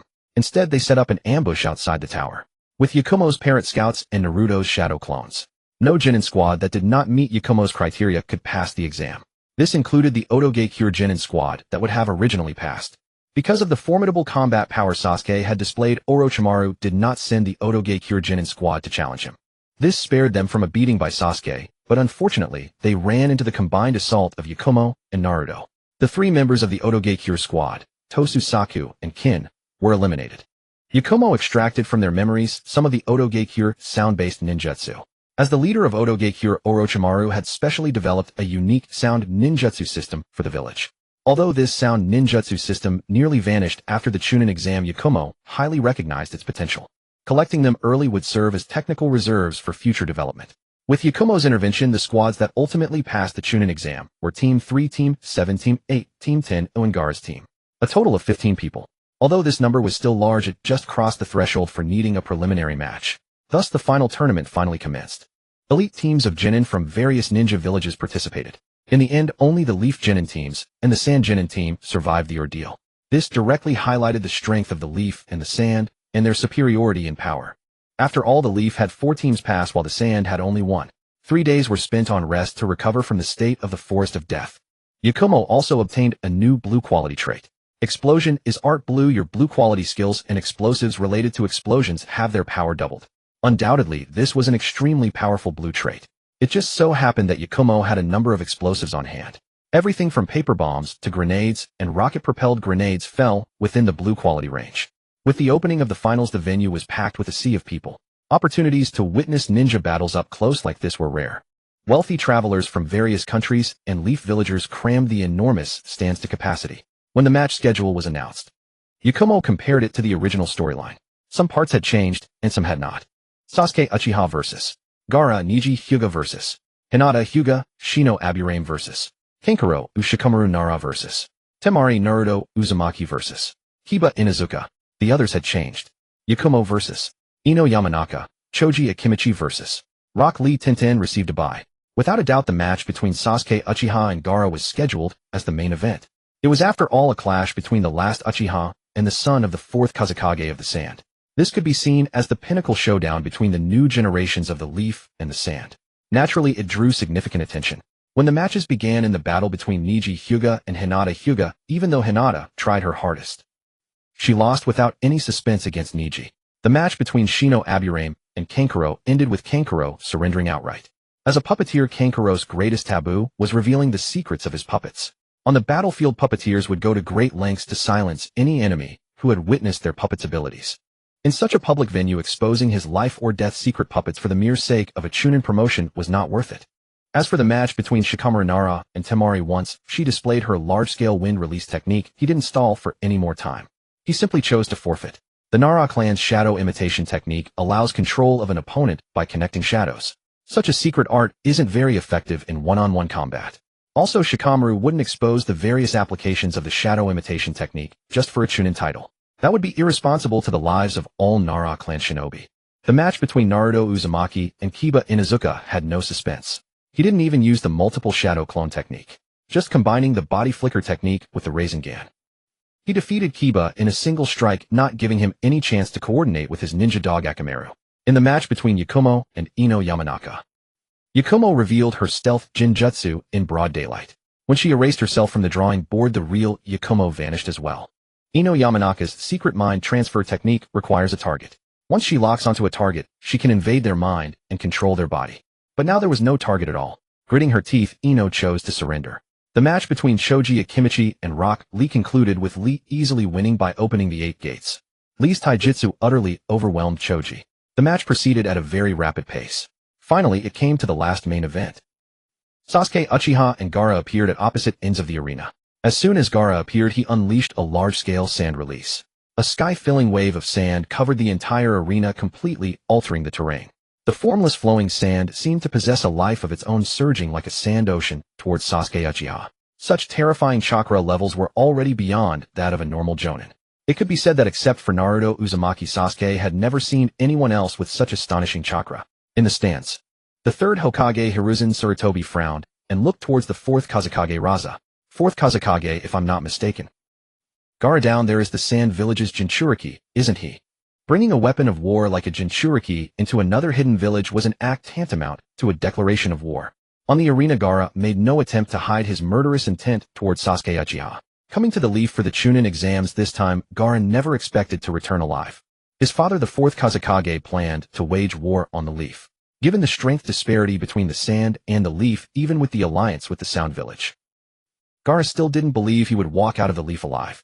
That being the case, he naturally intended to display his brilliance at the end of his life. Kill Sasuke Uchiha and fiercely destroy the Leaf. Even if he died, his name would long be remembered in the ninja world. Facing such ferocious attacks and killing intent from Gaara, Sasuke Uchiha had already activated his two-tomo Sharingan. He pushed the lightning release body flicker technique to its absolute limit. He dared not pause for even a moment, because the sand beneath his feet could turn into a weapon at any time, crushing him in a sea of sand. You saw correctly. Gaara is indeed the Jinchuriki. Sleep, Gaara. Awaken, Shikaku. The fourth Kazekage on the viewing platform decisively formed hand seals. Gaara's attack ceased. He suddenly fell into a deep sleep. Visible immense chakra erupted from within Gaara's body. A layer of tailed beast chakra cloak formed around Gaara. This cloak rapidly expanded, transforming into a gigantic tanuki, as huge as a mountain. This giant tanuki was the true form of the one-tailed Shikaku. Fourth Kazekage, this is an act of war. Hiruzen Sarutobi's expression darkened to its limit. Still haven't noticed? Sensei. Orochimaru had achieved his goal. He flung off his fourth Kazekage disguise, revealing his true identity. It's you. Hiruzen Sarutobi couldn't believe it. Numerous signal flares exploded densely in the sky above the Leaf Village. Some flares were from the Leaf, some from the Sand, and others from the Sound. As the flares shot into the sky, the entire Leaf Village quickly plunged into a sea of flames. The crowd in the stands descended into chaos. A barrier rapidly rose around the viewing platform, trapping Orochimaru and Hiruzen Sarutobi within. The mountain-sized Shikaku had just emerged from Gaara's body when the malevolent energy accumulated over years of being sealed within Gaara erupted. Its massive frame needed no jutsu. Shikaku's very existence represented destruction. As Shikaku's claw swiped down towards the stands, countless lives would be cruelly lost. At the critical moment, countless wooden branches shot up from the ground, tightly binding Shikaku's giant claw. Would release. after many years would release had reappeared in the ninja world. Its appearance not only lifted the spirits of the Leaf Shinobi, but also startled Orochimaru on the rooftop, as the iconic bloodline limit of the god of shinobi Hashirama Senju would release itself represented near-invincible power. I see. Orochimaru's eyes narrowed as understanding dawned. So one of those experiments back then was actually a success. In the past, Orochimaru had overseen experiments transplanting Hashirama's cells. He had believed all his experiments failed and all subjects died. But the wood released before him now told him that they hadn't been a complete failure back then. At least one survivor had succeeded. The binding of the wood release kept Shikaku occupied for the moment. Multiple shadow clone technique. Over 1,000 Naruto Uzumakis densely appeared on the stands, beginning the efficient evacuation of the people there. Although I wish to reminisce with you, master, my time is limited. Thus I must ask you to die. Orochimaru, in alliance with the 4th Kazekage of Tsunagakure Raza, launched the Konoha Crush operation. In truth, however, he had no genuine desire to destroy the village. That was the ambition of Tsunagakure. Orochimaru's sole objective was to slay his own corrupted teacher. Hiruzen Sarutobi, once a renowned hero of the shinobi world, had gradually degenerated into a power-hungry animal. The annihilation of the Uchiha clan stood as the greatest testament to this fall. Such a teacher filled Orochimaru with disgust. From the moment Hiruzen Sarutobi had supported Minato Namikaze as the 4th Hokage for political gain, he had been a constant disappointment to Orochimaru. That disappointment gradually transformed into lethal intent. He would rather kill his own teacher with his own hands than see Hiruzen Sarutobi eternally nailed to the pillar of shame in Konoha's history. Impure world reincarnation. 2 coffins erupted from the ground. When the lids opened, the figures that emerged stunned everyone. They were none other than the 1st Hokage Hashirama Senju and the 2nd Hokage Tobirama Senju. Their expressions were rigid and lifeless. Orochimaru had perfected the technique. Originally, impure world reincarnation was merely a jutsu for gathering intelligence. Even if it could summon the consciousness of the dead from the Pure Land back to the living world, it lacked combat capability. However, after extensive research, Orochimaru had granted the technique offensive power. The moment Hashirama Senju and Tobirama Senju appeared, Hiruzen Sarutobi understood his death had arrived. Without any hesitation, he formed hand seals. Jinjutsu, Bringer of Darkness technique. Darkness instantly engulfed the entire rooftop. When the shadows receded, everyone witnessed an utterly bizarre sight. 3 Hiruzen Sarutobis had seized Hashirama Senju, Tobirama Senju, and Orochimaru firmly. It was merely a simple hold, yet the 3 renowned shinobi could not move. In an instant, he had subdued 3 Kage-level combatants. Hiruzen Sarutobi's power surpassed all imagination. But only a handful of ninja could perceive the eerie phenomenon occurring among the 4. Kakashi Hatake unveiled his 3-tomo Sharingan. Yakumo also sensed the incredible density of released chakra on the rooftop. Some had already guessed the technique Hiruzen Sarutobi was performing, the forbidden jutsu Dead Demon Consuming Seal. The same technique used by the 4th Hokage Minato Namikaze to seal the 9 tails. Even the 9 tails had been instantly sealed by Minato Namikaze. Now Hiruzen Sarutobi unhesitatingly applied it to Hashirama Senju, Tobirama Senju, and Orochimaru. Unlike the original sequence, where Hiruzen Sarutobi first sealed the 2 Hokage and then Orochimaru, this time he sealed Orochimaru first. Once the caster was sealed, the resurrected dead would lose their significance. No, you cannot do this. Orochimaru finally showed panic. But Hiruzen Sarutobi remained unmoved. The outside world could not see what truly transpired. The Dead Demon Consuming Seal summoned the Death God who would imprison the enemy's soul along with the casters within his belly. Just moments ago, Orochimaru, who had summoned Hashirama Senju and Tobirama Senju and exuded overwhelming demonic aura, met his end in an instant. His life force vanished. Upon Orochimaru's death, his body underwent a strange transformation. From a middle-aged man, he became a delicate young woman. This was not a transformation technique. The girl was Orochimaru's true body. So he had even perfected such a possession jutsu. Hiruzen Sarutobi once again witnessed his disciple's extraordinary talent in ninjutsu. Unfortunately, Orochimaru had strayed onto the path of evil, refusing to follow his teacher's arrangements. Next came Hashirama Senju and Tobirama Senju. Without resistance, Hiruzen Sarutobi sealed their souls. With their souls removed, the impure world reincarnation lost its effect, revealing the ninja used as sacrifices. The technique required living offerings, and the 2 unlucky pawns were from Odogakure. Hiruzen Sarutobi died. Orochimaru died. The 4th Kazekage Raza was missing. Konoha, Odogakure, and Tsunagakure all lost their leaders. Leaderless chaos erupted instantly. At the critical moment, Jiraiya finally arrived at the venue. He had already entered Sage Mode. The deafening croak of toads resounded throughout the arena. This was Jiraiya's ultimate auditory Jinjutsu in Sage Mode Magical Toad Song. Performed jointly by the two sages Fukasaku and Shima, it was a top-tier illusion capable of binding even the 6 paths of pain with their Rinnegan. Amidst the piercing toad calls, the colossal one-tail Shikaku suddenly lost its mobility. Then its mountain-like body disappeared, exposing the sleeping Jinchuriki Gaara. Jiraiya personally applied a sealing technique to Gaara, ensuring the one-tail would not go berserk again. Gazing at the lifeless bodies of Hiruzen Sarutobi and Orochimaru on the rooftop, Jiraiya, having dealt with the one-tail, was overwhelmed by profound sorrow. Both were the most important people in his life. Unlike Orochimaru, who had grown utterly disillusioned with their teacher to the point of killing him, Jiraiya believed their teacher was not beyond redemption. For the first half of his life, he had been chasing Orochimaru, trying to bring him back from the dark path. Yet he never expected that teacher and student would end each other, declaring the failure of his earlier endeavors.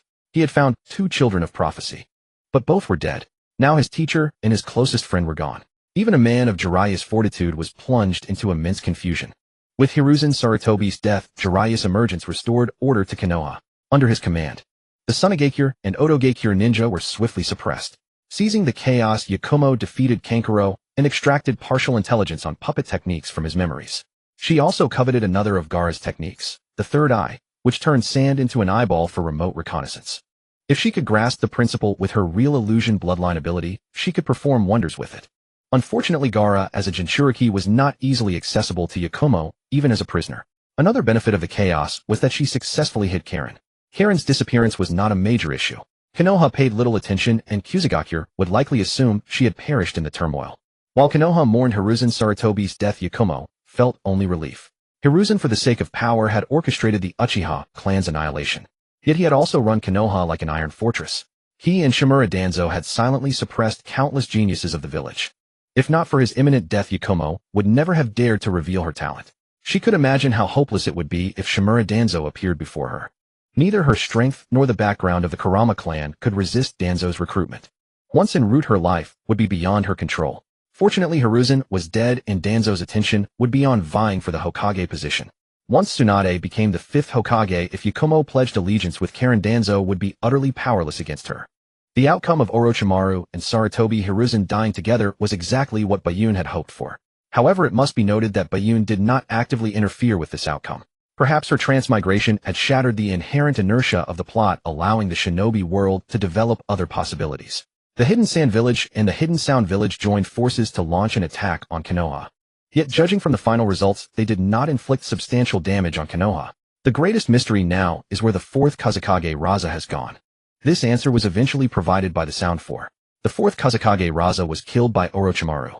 This outcome created a buffer for both Konoha and the Hidden Sand Village. It transformed what was originally a war between 2 villages into Orochimaru's conspiracy.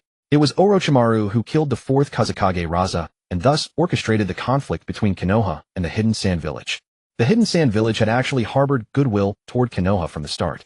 Konoha did not intend to severely punish the Hidden Sand Village lest they trigger a 4th Great Ninja War at a time when Sarutobi Hiruzen had fallen in battle. While easing tensions with the Hidden Sand Village, Konoha rapidly arranged for the succession of the 5th Hokage.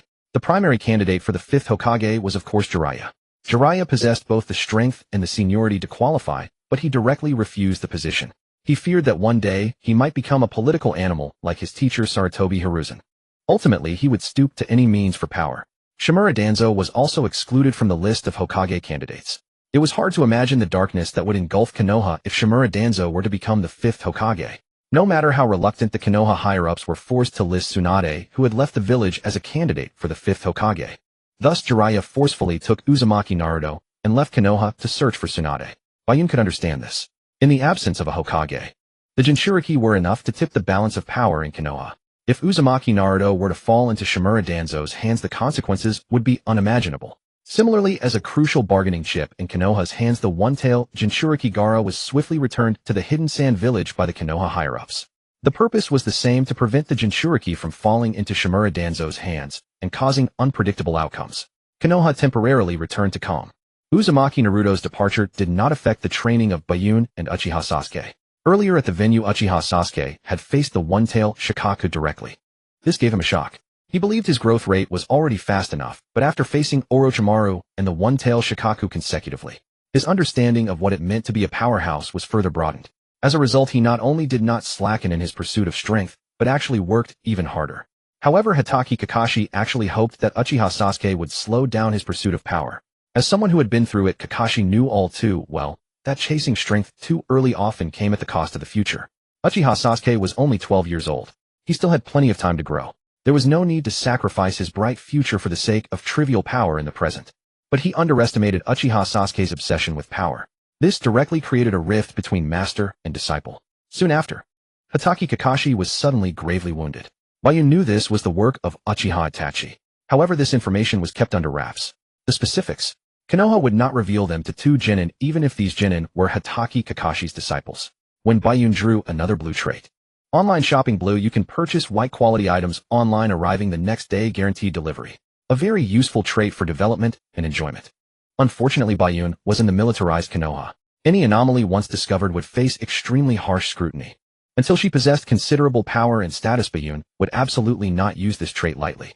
This trait could be combined with the previous white trait, Online Shopping Expert White. Online Shopping Expert White. As a seasoned online shopper, you can obtain a certain amount of discount coupons for online purchases. This would help her save some money. Tsunade successfully returned to Konoha. Team 7 was reassembled. Tsunade was elected the 5th Hokage without any suspense and began to stabilize the situation in Konoha swiftly. The funeral of the 3rd Hokage, Sarutobi Hiruzen, was held. Hatake Kakashi received treatment. Only after Tsunade had solidified her power. Bayun performed 2 more draws. Gold Miner Blue, you can perceive gold veins in a certain area and efficiently extract the gold. Cultivation Purple, when you engage in activities related to staying up late, your strength will steadily increase. Without a doubt, he was able to obtain this purple trait likely thanks to the guaranteed trait mechanism. Although the cultivation trait did not actually grant her the ability to cultivate immortally, the power of this effect was undeniable. As long as she stayed up late, her strength would continuously improve, given enough time. Relying solely on this trait, she could easily break through the Kage level. Bayun sensed that the time was right. By now, Tsunade's position as Hokage had just been stabilized, but she was still not firmly established. Allying with her at this moment carried the lowest risk. It was like offering fuel in snowy weather. If she delayed any longer when Tsunade had enough capable subordinates, her approach would be nothing more than adding flowers to brocade. Coincidentally, not long ago, Tsunade had just conducted the ceremony for promoting Chunin. Uchiha Sasuke, Uzumaki, Naruto, Bayun, Hyuga Nijiroku, Lee Tintin, Aburame Shino, and Nara Shikamaru all became Chunin. They became the first batch personally promoted by Tsunade. Bayun's Genin trait also changed, upgrading from Genin to Chunin. But the trait's grade did not change. Chunin Blue, you possess the strength of a Chunin. With Uzumaki Naruto's introduction, Bayun met the 5th Hokage Tsunade for the first time. Tsunade had apparently overcome her fear of blood. As Hokage, she was sharp and assertive. Even her generous figure could not arouse any improper thoughts. I have a piece of intelligence here. Please take a look, Hokage-sama. Bayun did not bring Karen directly, nor did she mention anything about Karen, even within the Hokage's office. Intelligence was not necessarily secure. Tsunade's position as Hokage was not yet stable. Many members of the Umbu were loyal to Midokado Hamura, Yuditane Koharu, and Shimura Danzo. If she were to speak of it here, the next moment the Umbu would raid the Kurama clan compound and take Karen away. Karen's Uzumaki bloodline destined her to be a candidate for a Jinchuriki. For the Konoha advisors and Shimura Danzo, this was a bargaining chip they absolutely had to secure. Tsunade opened the scroll and immediately widened her eyes. After the fall of the Uzumaki clan, the Uzumaki people who had been allies of Konoha scattered across the shinobi world. Red-haired shinobi were not rare. Uzumaki clan members were also not rare, but those who could awaken the Uzumaki bloodline limit were extremely rare. Even in the past Uzumaki clan, they belonged to the royal lineage. If the others in Konoha viewed the Uzumaki as mere tools, Tsunade, who bore the title of Princess of the Senju, regarded them as family. Because Tsunade herself carried the Uzumaki bloodline. Her grandmother was the former Uzumaki princess, Uzumaki Mido. Bayun had undoubtedly presented Tsunade with a great gift. What do you want? Tsunade rolled up the scroll. I wish to become the disciple of Hokage-sama. Tsunade did not refuse. If you can pass my test, I will accept you as my disciple. Tsunade indeed wanted to cultivate a group of loyal subordinates. Team 7 was quite promising. The performance of Team 7 in this Chunin exam was exceptionally brilliant. Yakumo alone eliminated most of the Genin teams in the Forest of Death. Of course, aside from killing 2 Leaf Genin, 3 Grass Genin, and 3 Sound Genin, she only eliminated the others without killing them. The one who killed the most was actually Gaara's team from Sunigakure. Later she teamed up with Uzumaki Naruto to intercept at the central tower. This directly eliminated the preliminary rounds that should have been held. On the surface, Team 7's strength was undeniable. Uchiha Sasuke and Uzumaki Naruto were unquestionably at the Jonin level. Yakumo's apparent strength was close to Jonin. Such power in peacetime was simply unimaginable, creating an absolute gap in strength between them and other Leaf Genin teams. Now that Yakumo had voluntarily offered such a grand gift, Tsunade wanted to gauge her abilities. So in a hidden underground training ground, Tsunade and Yakumo stood facing each other from a distance. Tsunade had absolute confidence in her own abilities, so she gave Yakumo time to prepare. Yakumo only demonstrated a single move, and Tsunade immediately recognized her strategic value. The reason was simple. As Yakumo waved her brush, countless paper cranes fluttered down from the drawing board. These paper cranes danced in the air, gathering more and more. Each paper crane was generated from a single explosive tag. The sight of hundreds of explosive tag paper cranes circling in the sky was enough to decide the outcome of a battle on the battlefield. Alright, you can stop now. Tsunade, breaking out in a cold sweat, called off the match. Their paths were different. The contest had lost its meaning. I agree to take you as my disciple. Here, take this. Tsunade tossed a scroll to Yakumo. Yakumo caught it and looked at it. Forbidden Technique, Mutual Multiplication Explosive Tag Technique. This was a jutsu created by the second Hokage Senju Tobirama. The reason it was classified as a forbidden technique was ostensibly because the explosion radius was too large and could easily engulf the user. In reality, it was because the cost was too high and not worth the gain. After all, every explosive tag was painstakingly handcrafted by precious sealing ninjas. Explosive tags could not be printed, which doomed them to be precious. They were absolutely strategic resources only permitted for large-scale use during wartime. The essence of the mutual multiplication explosive tag technique was to use the explosion of the initial explosive tag to trigger a summoning ritual, continuously summoning more explosive tags to explode. As the second Hokage Senju Tobirama naturally had enough explosive tag reserves. Without such reserves, using this technique would be a joke for anyone else. Explosive tags could not be conjured out of thin air. Another similar case was the summoning technique Triple Rashomon. It summoned enormous iron gates for defense.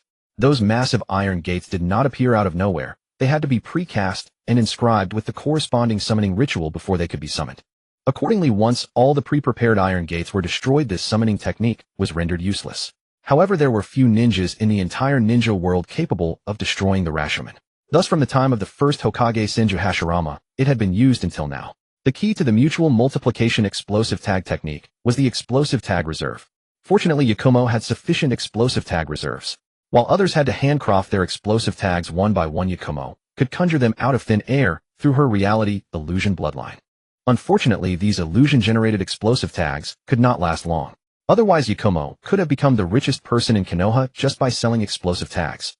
Yakumo did not intend to reveal the secrets of modern firearms. These things had little technical content. The same guns and cannons in her hands, and in the hands of ninjas like Uchiha Sasuke or Uzumaki Naruto, were entirely different leagues. If Uchiha Sasuke was given a submachine gun, with his Sharingan activated, he could slaughter ordinary jonin like chickens. But Yakumo could barely even aim. If she introduced firearms, and they were used against her, it would be utterly ridiculous. Yakumo then requested to enter the interrogation department and learn medical ninjutsu. Her application to enter the interrogation department was entirely to accumulate more knowledge. She possessed the ability to manifest her thoughts and turn illusions into reality. However, she lacked sufficient knowledge. She could conjure firearms out of thin air because in her past life, she had watched many gun disassembly videos while surfing the internet. Without those gun disassembly videos, she could not have conjured firearms. If her ability was that easy to use, she could simply manifest transformers and sweep across the ninja world. But she was completely unable to do that. By entering the interrogation department, she could legitimately acquire a vast amount of knowledge by reading prisoners' memories. Acquiring knowledge through reading memories was far more convenient than learning on her own. As for learning medical ninjutsu, she at least needed to master the technique of transplanting eyeballs. There was also sealing jutsu, but one could not become a glutton in a single meal. Everything had to proceed slowly. As for Tsunade's strange fist, Yakumo had no intention of training in it for now. The strange fist required an extremely high level of chakra control, which she could not master in a short time. Next, Tsunade began busily planning to take on disciples. She intended not only to take the 3 members of Team 7 as her disciples, but also to use this opportunity to draw more ninja clans to her side. When the grand ceremony of the Hokage taking disciples began, Tsunade took in a whole group of new generation ninjas all at once: Uzumaki, Naruto, Yakumo, Uchiha, Sasuke, Uzumaki, Karen, Hyuga, Hinata, Nara, Shikamaru, Yamanaka, Ino, Aburame, Shino, and Tenten. Uzumaki, Naruto, and Uzumaki, Karen represented blood relatives. Uchiha, Sasuke, Yakumo, Hyuga, Hinata, Nara, Shikamaru, Yamanaka, Ino, and Aburame, Shino represented the ninja clans. Tenten represented the wealthy among the civilian ninjas. All classes of the new generation were taken care of, because the number of disciples taken was unprecedented among past Hokage. The various ninja clans were quite respectful, making the ceremony extremely lively. The two Konoha advisors Utatane Koharu and Midokado Hamura, as well as the root leader Shimura Danzo, were very dissatisfied. Tsunade's rapid rise to power meant that the three men's authority was being quickly diluted, which was certainly not a good thing for them. After this disciple-taking ceremony, Team 7 went their separate ways. Yakumo entered the interrogation department. Uzumaki Naruto's identity as the son of the fourth Hokage was revealed by Tsunade, and he stood in the spotlight as the hero of Konoha. Uchiha Sasuke joined the Umbu.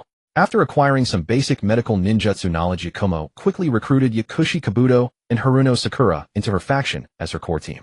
Orochimaru's sudden death prevented Yakushi Kabuto from exposing his spy identity.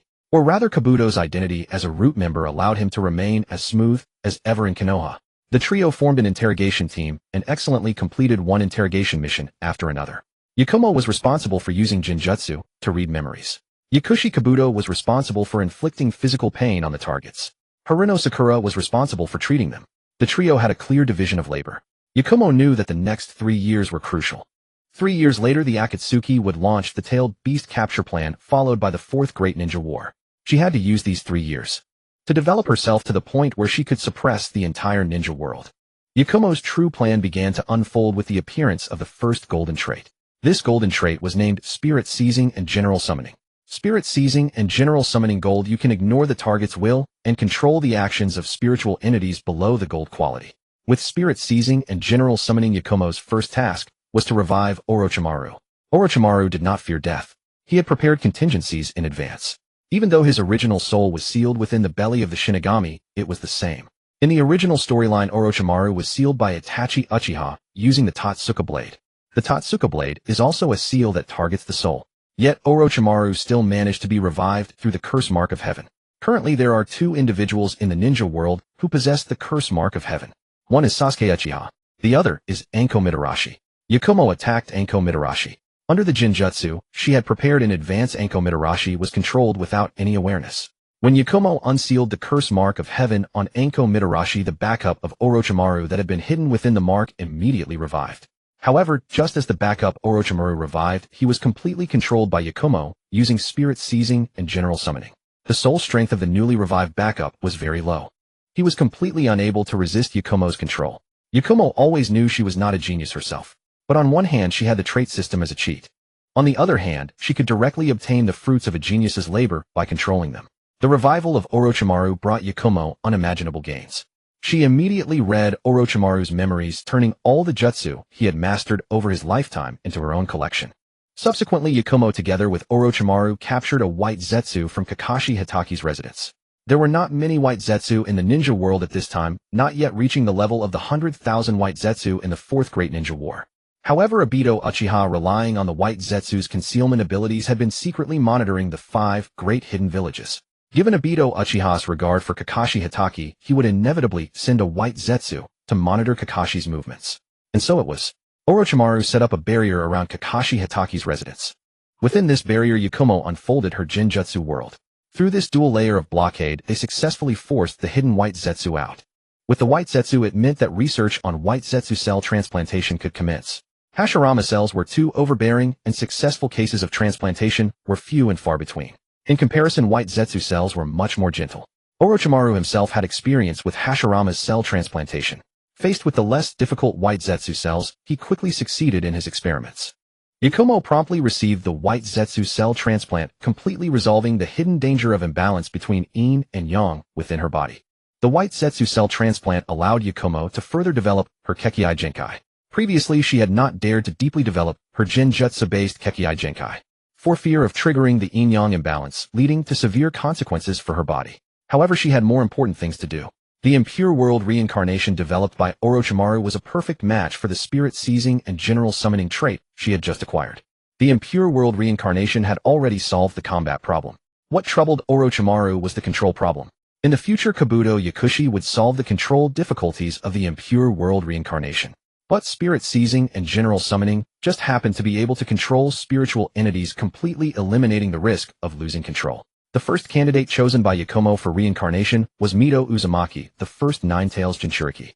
After obtaining Mito Uzumaki's remains through some illicit means, this first Nine-Tails Jinchuriki, who was also the wife of the first Hokage Hashirama Senju, appeared before Yakumo. From Mito, Uzumaki Yakumo obtained the Uzumaki clan's sealing jutsu copious amounts of Nine-Tails chakra and the forbidden jutsu dead demon consuming seal. She then controlled Mito Uzumaki's reincarnated body to perform the dead demon consuming seal. The Shinigami was successfully summoned. However, to Yakumo's surprise, this Shinigami was of red quality. Fortunately, while spirit seizing and general summoning could not completely control the red quality Shinigami, it could exert some degree of control. Yakumo extracted the souls of the first Hokage Hashirama Senju, the second Hokage Tobirama Senju, the third Hokage Hiruzen Sarutobi, and the fourth Hokage Minato Namikaze from the Shinigami's belly. Then she performed the impure world reincarnation once again, after consuming the lives of some rogue ninjas. The first Hokage Hashirama Senju, the second Hokage Tobirama Senju, the third Hokage Hiruzen Sarutobi, and the fourth Hokage Minato Namikaze descended upon the ninja world in their reincarnated forms. But this wasn't the end. In the blink of an eye, Yakumo once again used the impure world reincarnation to summon forth powerful Mangekyo users from Uchiha history, including Izuna Uchiha, Rai Uchihaburu, Uchiha Naka, Uchiha Yuri, Uchiha, Fugaku Uchiha, and more. These were far from all the Mangekyo Sharingan users in the Uchiha clan. In the past millennium of Uchiha history, countless individuals had awakened the Mangekyo Sharingan. Yet only Madara Uchiha managed to evolve his Mangekyo into the eternal Mangekyo Sharingan by transplanting his brother Izuna's eyes. Ordinary Mangekyo Sharingan were certainly powerful, but they were far from invincible due to their tendency to gradually lead to blindness. However, the existence of the impure world reincarnation addressed this weakness from another angle. Using Mangekyo techniques in a reincarnated body still permanently consumed ocular power, causing blindness. But by simply performing the impure world reincarnation again, the lost ocular power would be refreshed. In a sense, this meant infinite ocular power. Shursui Uchiha's body had gone missing. However, Yakumo managed to find it again through her ability to manifest her desires. After Danzo Shimura took Shursui's right Kotoame Tsukumi, Shursui entrusted his left eye to Itachi Uchiha, and then drowned himself, his body disappearing. But his body was merely missing, not destroyed. Naturally, there was a possibility of finding it. With the reincarnated Shursui Uchiha, most problems ceased to be problems. A single Kotoame Tsukumi controlled the fifth Hokage Tsunade. Another Kotoame Tsukumi controlled the leader of Root, Danzo Shimura. Even though Danzo possessed the right Kotoame Tsukumi, himself. The defining characteristic of Kotoame Tsukumi was its subtlety. With the advantage of striking first, Danzo Shimura had no way to resist. After dispelling Shursui's impure world reincarnation and summoning him again, the decade-long cooldown of Kotoame Tsukumi was refreshed. Another Kotoame Tsukumi was used to control Kakashi Hatake. Yakumo then transplanted Shursui Uchiha's right Kotoame Tsukumi eye and Kakashi Hatake's left Kamui eye. These two Mangekyo Sharingan greatly amplified her Jinjutsu power. Next, Yakumo entered the Kamui dimension with the reincarnated Shursui Uchiha. When Obito Uchiha entered the Kamui dimension, he was struck with another Kotoame Tsukumi. Obito Uchiha, the mastermind behind the Fourth Great Ninja War, was now under Yakumo's control. With Obito Uchiha, the mastermind of the Akatsuki, turning traitor, many of the Akatsuki's Kaga-level powerhouses were soon also controlled by Shursui Uchiha, using Kotoame Tsukumi. This included the leader of the Akatsuki, Nagato. The power of Kotoame Tsukumi was so great that even Nagato with his Rinnegan could not resist. But it didn't end there. With the combination of Kotoame Tsukumi and Kamui Yakumo and the reincarnated Shursui, Uchiha moved through the various hidden villages with impunity. The Kage of the 5 great villages, the leaders of various smaller villages, and the daimyo of various countries all came under Yakumo's control. Even in the world of the Infinite Tsukuyomi, Yakumo had in a sense unified the ninja world. The entire ninja world's secret treasures were completely open to her. Her path to becoming the Ten-Tails Jinchuriki had been completely paved. Since Bayun's transmigration, she had unified the ninja world within about a year of the Infinite Tsukuyomi world. The most crucial factor was the impure world reincarnation technique. After resolving the risk of losing control, it was incredibly effective, especially when combined with a dojutsu like Kotoame Tsukumi's Mangekyo. It turned controlling the ninja world into elementary level difficulty. Now that the entire ninja world was in her hands, Bayun harvested a vast array of techniques, secret arts, forbidden arts, and bloodline limits from various villages. She immediately began advancing the Ten-Tails Jinchuriki plan. Although she had unified the ninja world through clever means, the core weakness of this plan was herself. She had to make her strength match her status. Otherwise, if some formidable figure not in the original story emerged from the ninja world and eliminated her, all her previous efforts would be in vain. To prepare for becoming the Ten-Tails Jinchuriki, she first needed to upgrade her body. The white Setsu cells she had before were decent, but compared to Hashirama cells, there was still a huge gap. So Bayun took a risk and transplanted Hashirama cells. Suppressed by her dual Mangekyo Sharingan, the Hashirama cells did not immediately go berserk. Then Bayun quickly transplanted a pair of Rinnegan. These were the Rinnegan of Nagato, the leader of the Akatsuki. This pair of Rinnegan originally belonged to Madara Uchiha. Madara had transplanted them into Nagato's eyes to nurture them for his own resurrection. While dual Mangekyo Sharingan could only stabilize the Hashirama cells, the dual Rinnegan completely integrated the Hashirama cells. The Rinnegan evolved from the Sharingan, representing the pinnacle of Yin release, while Hashirama cells were akin to the divine tree's atavism, representing the pinnacle of Yang release. Their combination was perfectly complementary. Afterwards, Bayun transplanted Xianglin's cells. This further enhanced her Yang release chakra. She transplanted Xianglin's cells to amplify her sealing techniques, to become the 10 tails Jinchuriki. Powerful sealing techniques were indispensable. After completing the physical preparations, the next step was the 9-tailed beasts. Normally, reviving the 10 tails required all 9-tailed beasts, but Bayun did not intend to feed all 9 to the 10 tails shell. The solution was simple. The 9 tails was the best example. Years ago, the 4th Hokage Bluffing Shumen split the 9 tails in half using the dead demon consuming seal. The 9 tails within Xuanhua Mingren was only half. Now she could imitate that. Soon the 9-tailed beasts became 18. Bayun fed half of the 9-tailed beasts to the 10 tails shell. When the shell absorbed half of the 9, the 10 tails was revived. But the newly revived 10 tails immediately faced the combined suppression of the ninja world's top experts. Enormous sealing formations spread across the ground. Countless Kaga-level experts each occupied a position in the formation, jointly suppressing the 10 tails. Bayun also joined in. With the Rinnegan suppression and the Uzumaki bloodline sealing technique, adamantine sealing chains erupting, the 10 tails roared and was swiftly drawn into Bayun's body. Her small body seemed like a black hole absorbing the mountain-sized 10 tails until it vanished. With the 10 tails successfully sealed, unimaginable chakra erupted from Bayun's body, forming a giant cocoon of extreme yin-yang release on her skin. When the cocoon shattered, Bayun emerged. Her appearance had drastically changed. Her skin took on an eerie cyan color, and non-human horns grew from her head. These were traits of the Daitongyu clan.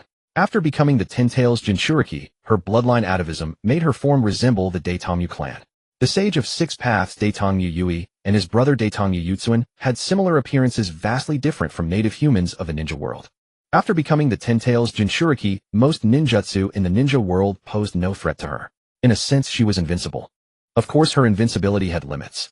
Her immortal body could nullify most ninjutsu, and her immense vitality allowed instant healing even if injured.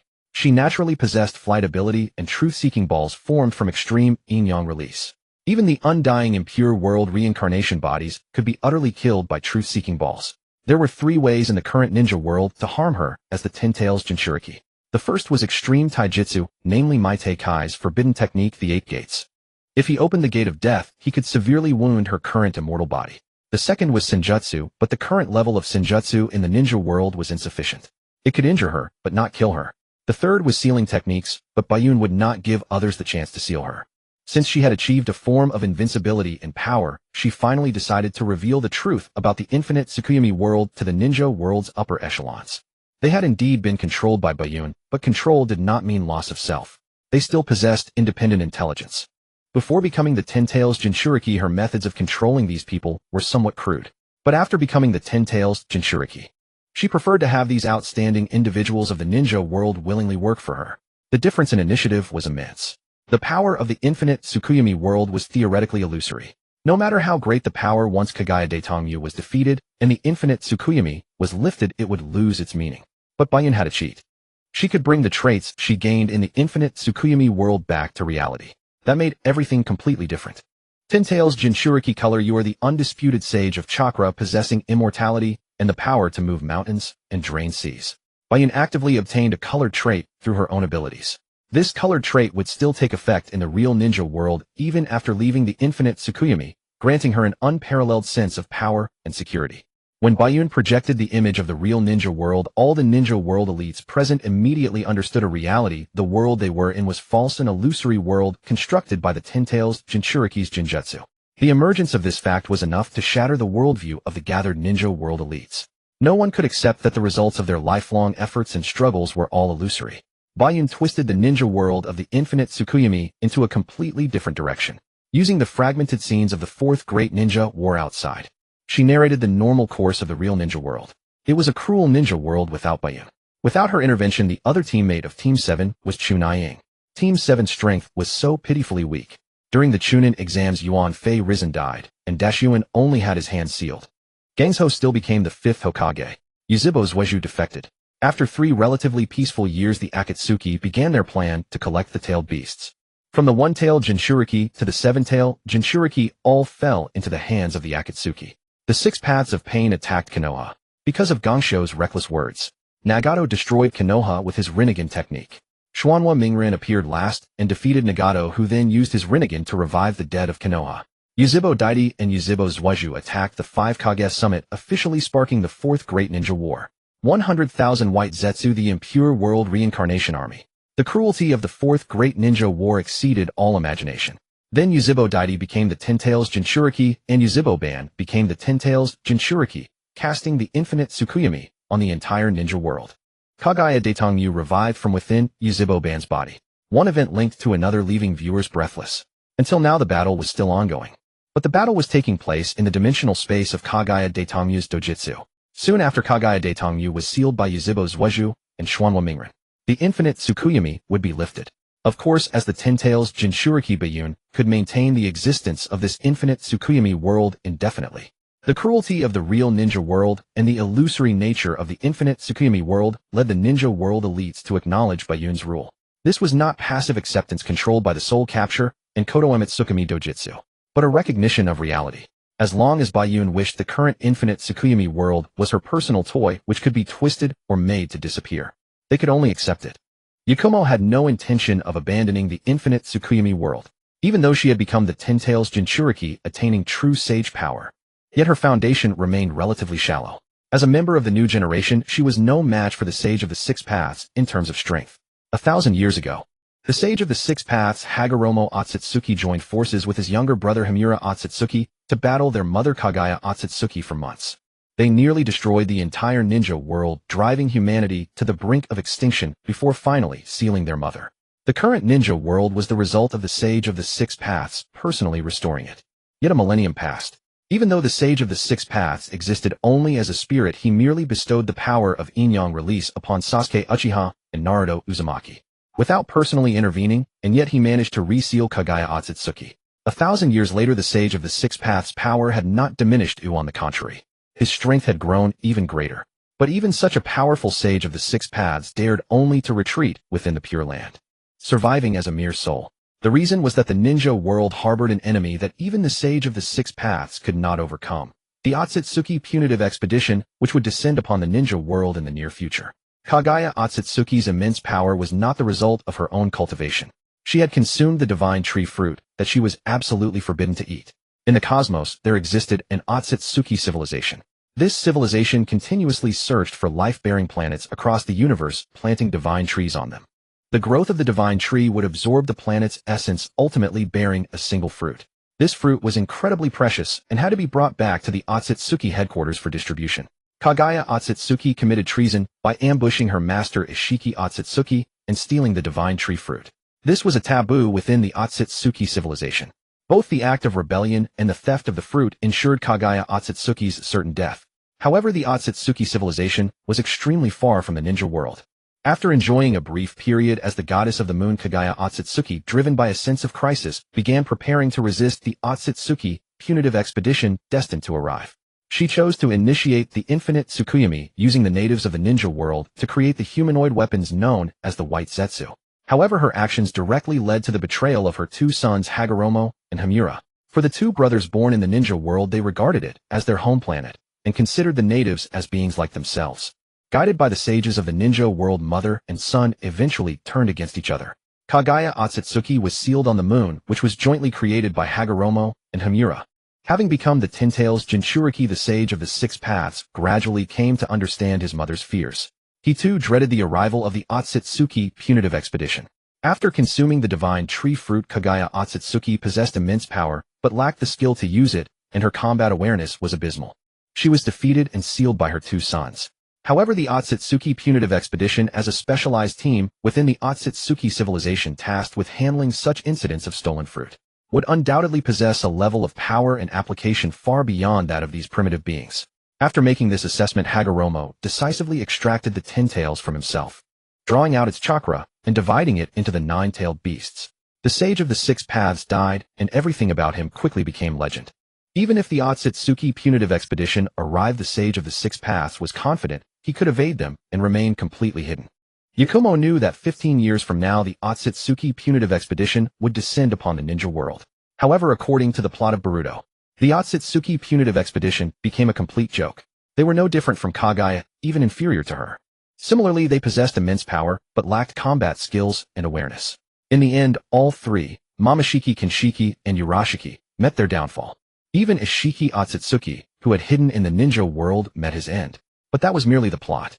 In this real ninja world, Yakumo dared not underestimate the Ōtsutsuki clan, a civilization that had developed for countless millennia. The Ōtsutsuki clan could traverse the stars in their physical forms, planting divine trees across the universe without encountering any rivals. How could a ninja world that had only developed for 1,000 years, with its low social and power levels, possibly resist? Fortunately, Yakumo still had a fallback, her advantage as a transmigrator. If she couldn't win, she could destroy her physical body and allow her soul to travel to another universe. No matter how powerful the Ōtsutsuki civilization was, they could not pursue her across different universes. Before that, she still had plenty of time to improve herself. As the Ten Tails Jinchuriki, she could freely adjust the time flow within the Infinite Tsukuyomi world. The current time ratio was 172, meaning that 1 year in the real ninja world corresponded to 72 years in the Infinite Tsukuyomi world. 15 years would equate to 1080 years in the Infinite Tsukuyomi world. Such a vast span of time would be enough for her to develop the Infinite Tsukuyomi world to an unimaginable extent. Although this time scale still paled in comparison to the Ōtsutsuki civilization, the ninja world would not have to face the entire Ōtsutsuki civilization, but only the three who emerged from it. In 1,000 years, she would have drawn countless traits, even if the probability of obtaining a good trait was low. As long as she acquired a few colored traits, the Ōtsutsuki punitive expedition would become negligible. With such thoughts, the Tsukuyomi ninja world ushered in a grand transformation. Under Yakumo's leadership, the fragmented ninja world dissolved, replaced by a unified human federation.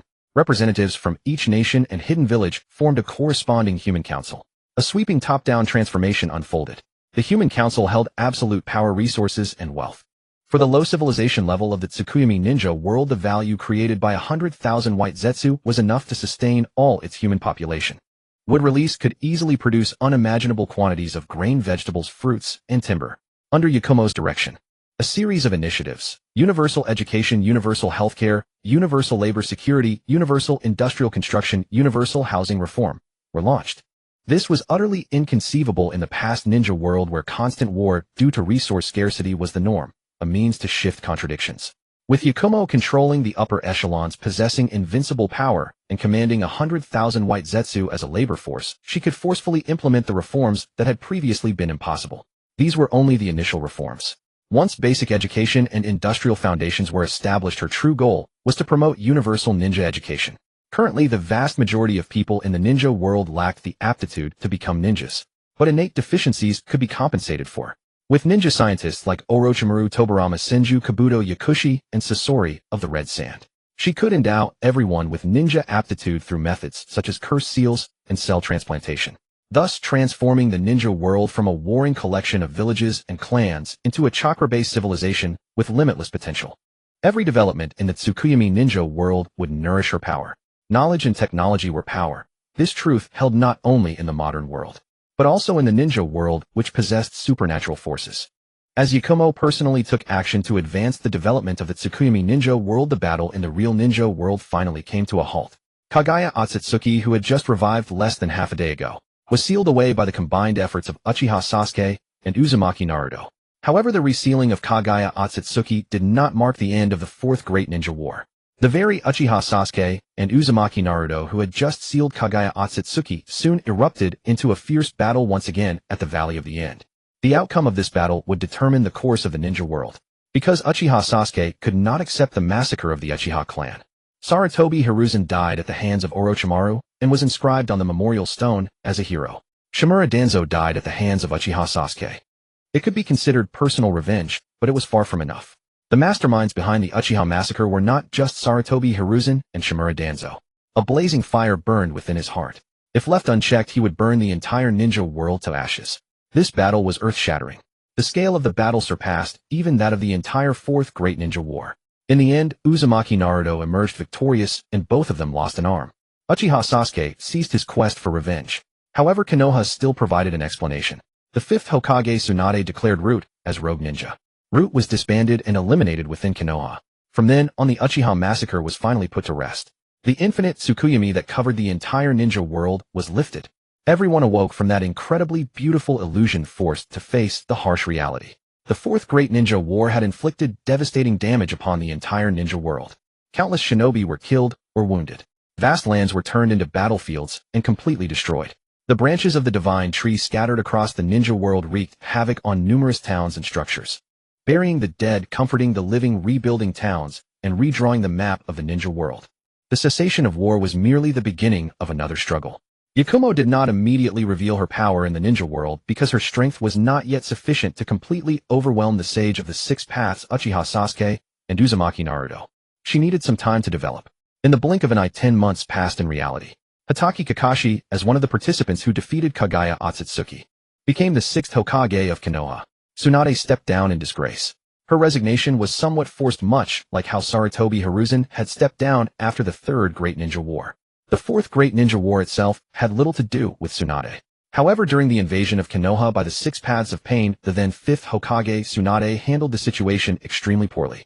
Not only did she allow the Six Paths of Pain to roam Konoha unopposed, but more importantly, her careless words led Nagato to choose to destroy Konoha. Admittedly, this action indirectly led to Nagato's defeat. The destruction of Konoha consumed a massive amount of chakra, causing him to lose his absolute dominance in chakra when facing Uzumaki Naruto. Even after his defeat, Nagato was persuaded by Uzumaki Naruto's words and chose to activate the Rinnegan technique, the Outer Path Samsara of Heavenly Life technique. He revived the dead villagers of Konoha. However, throughout the entire process, the pain of death and the material losses caused by the destruction of Konoha were very real. Soon after, the Fourth Great Ninja War broke out, allowing Tsunade to salvage some of her reputation by leading the allied shinobi forces. Even so, Tsunade chose to resign immediately 10 months after the end of the Fourth Great Ninja War. The 6th Hokage Hatake Kakashi smoothly took over. After stepping down as Hokage, Tsunade chose not to stay in Konoha, but left to travel once again. The Fourth Great Ninja War was not without its benefits.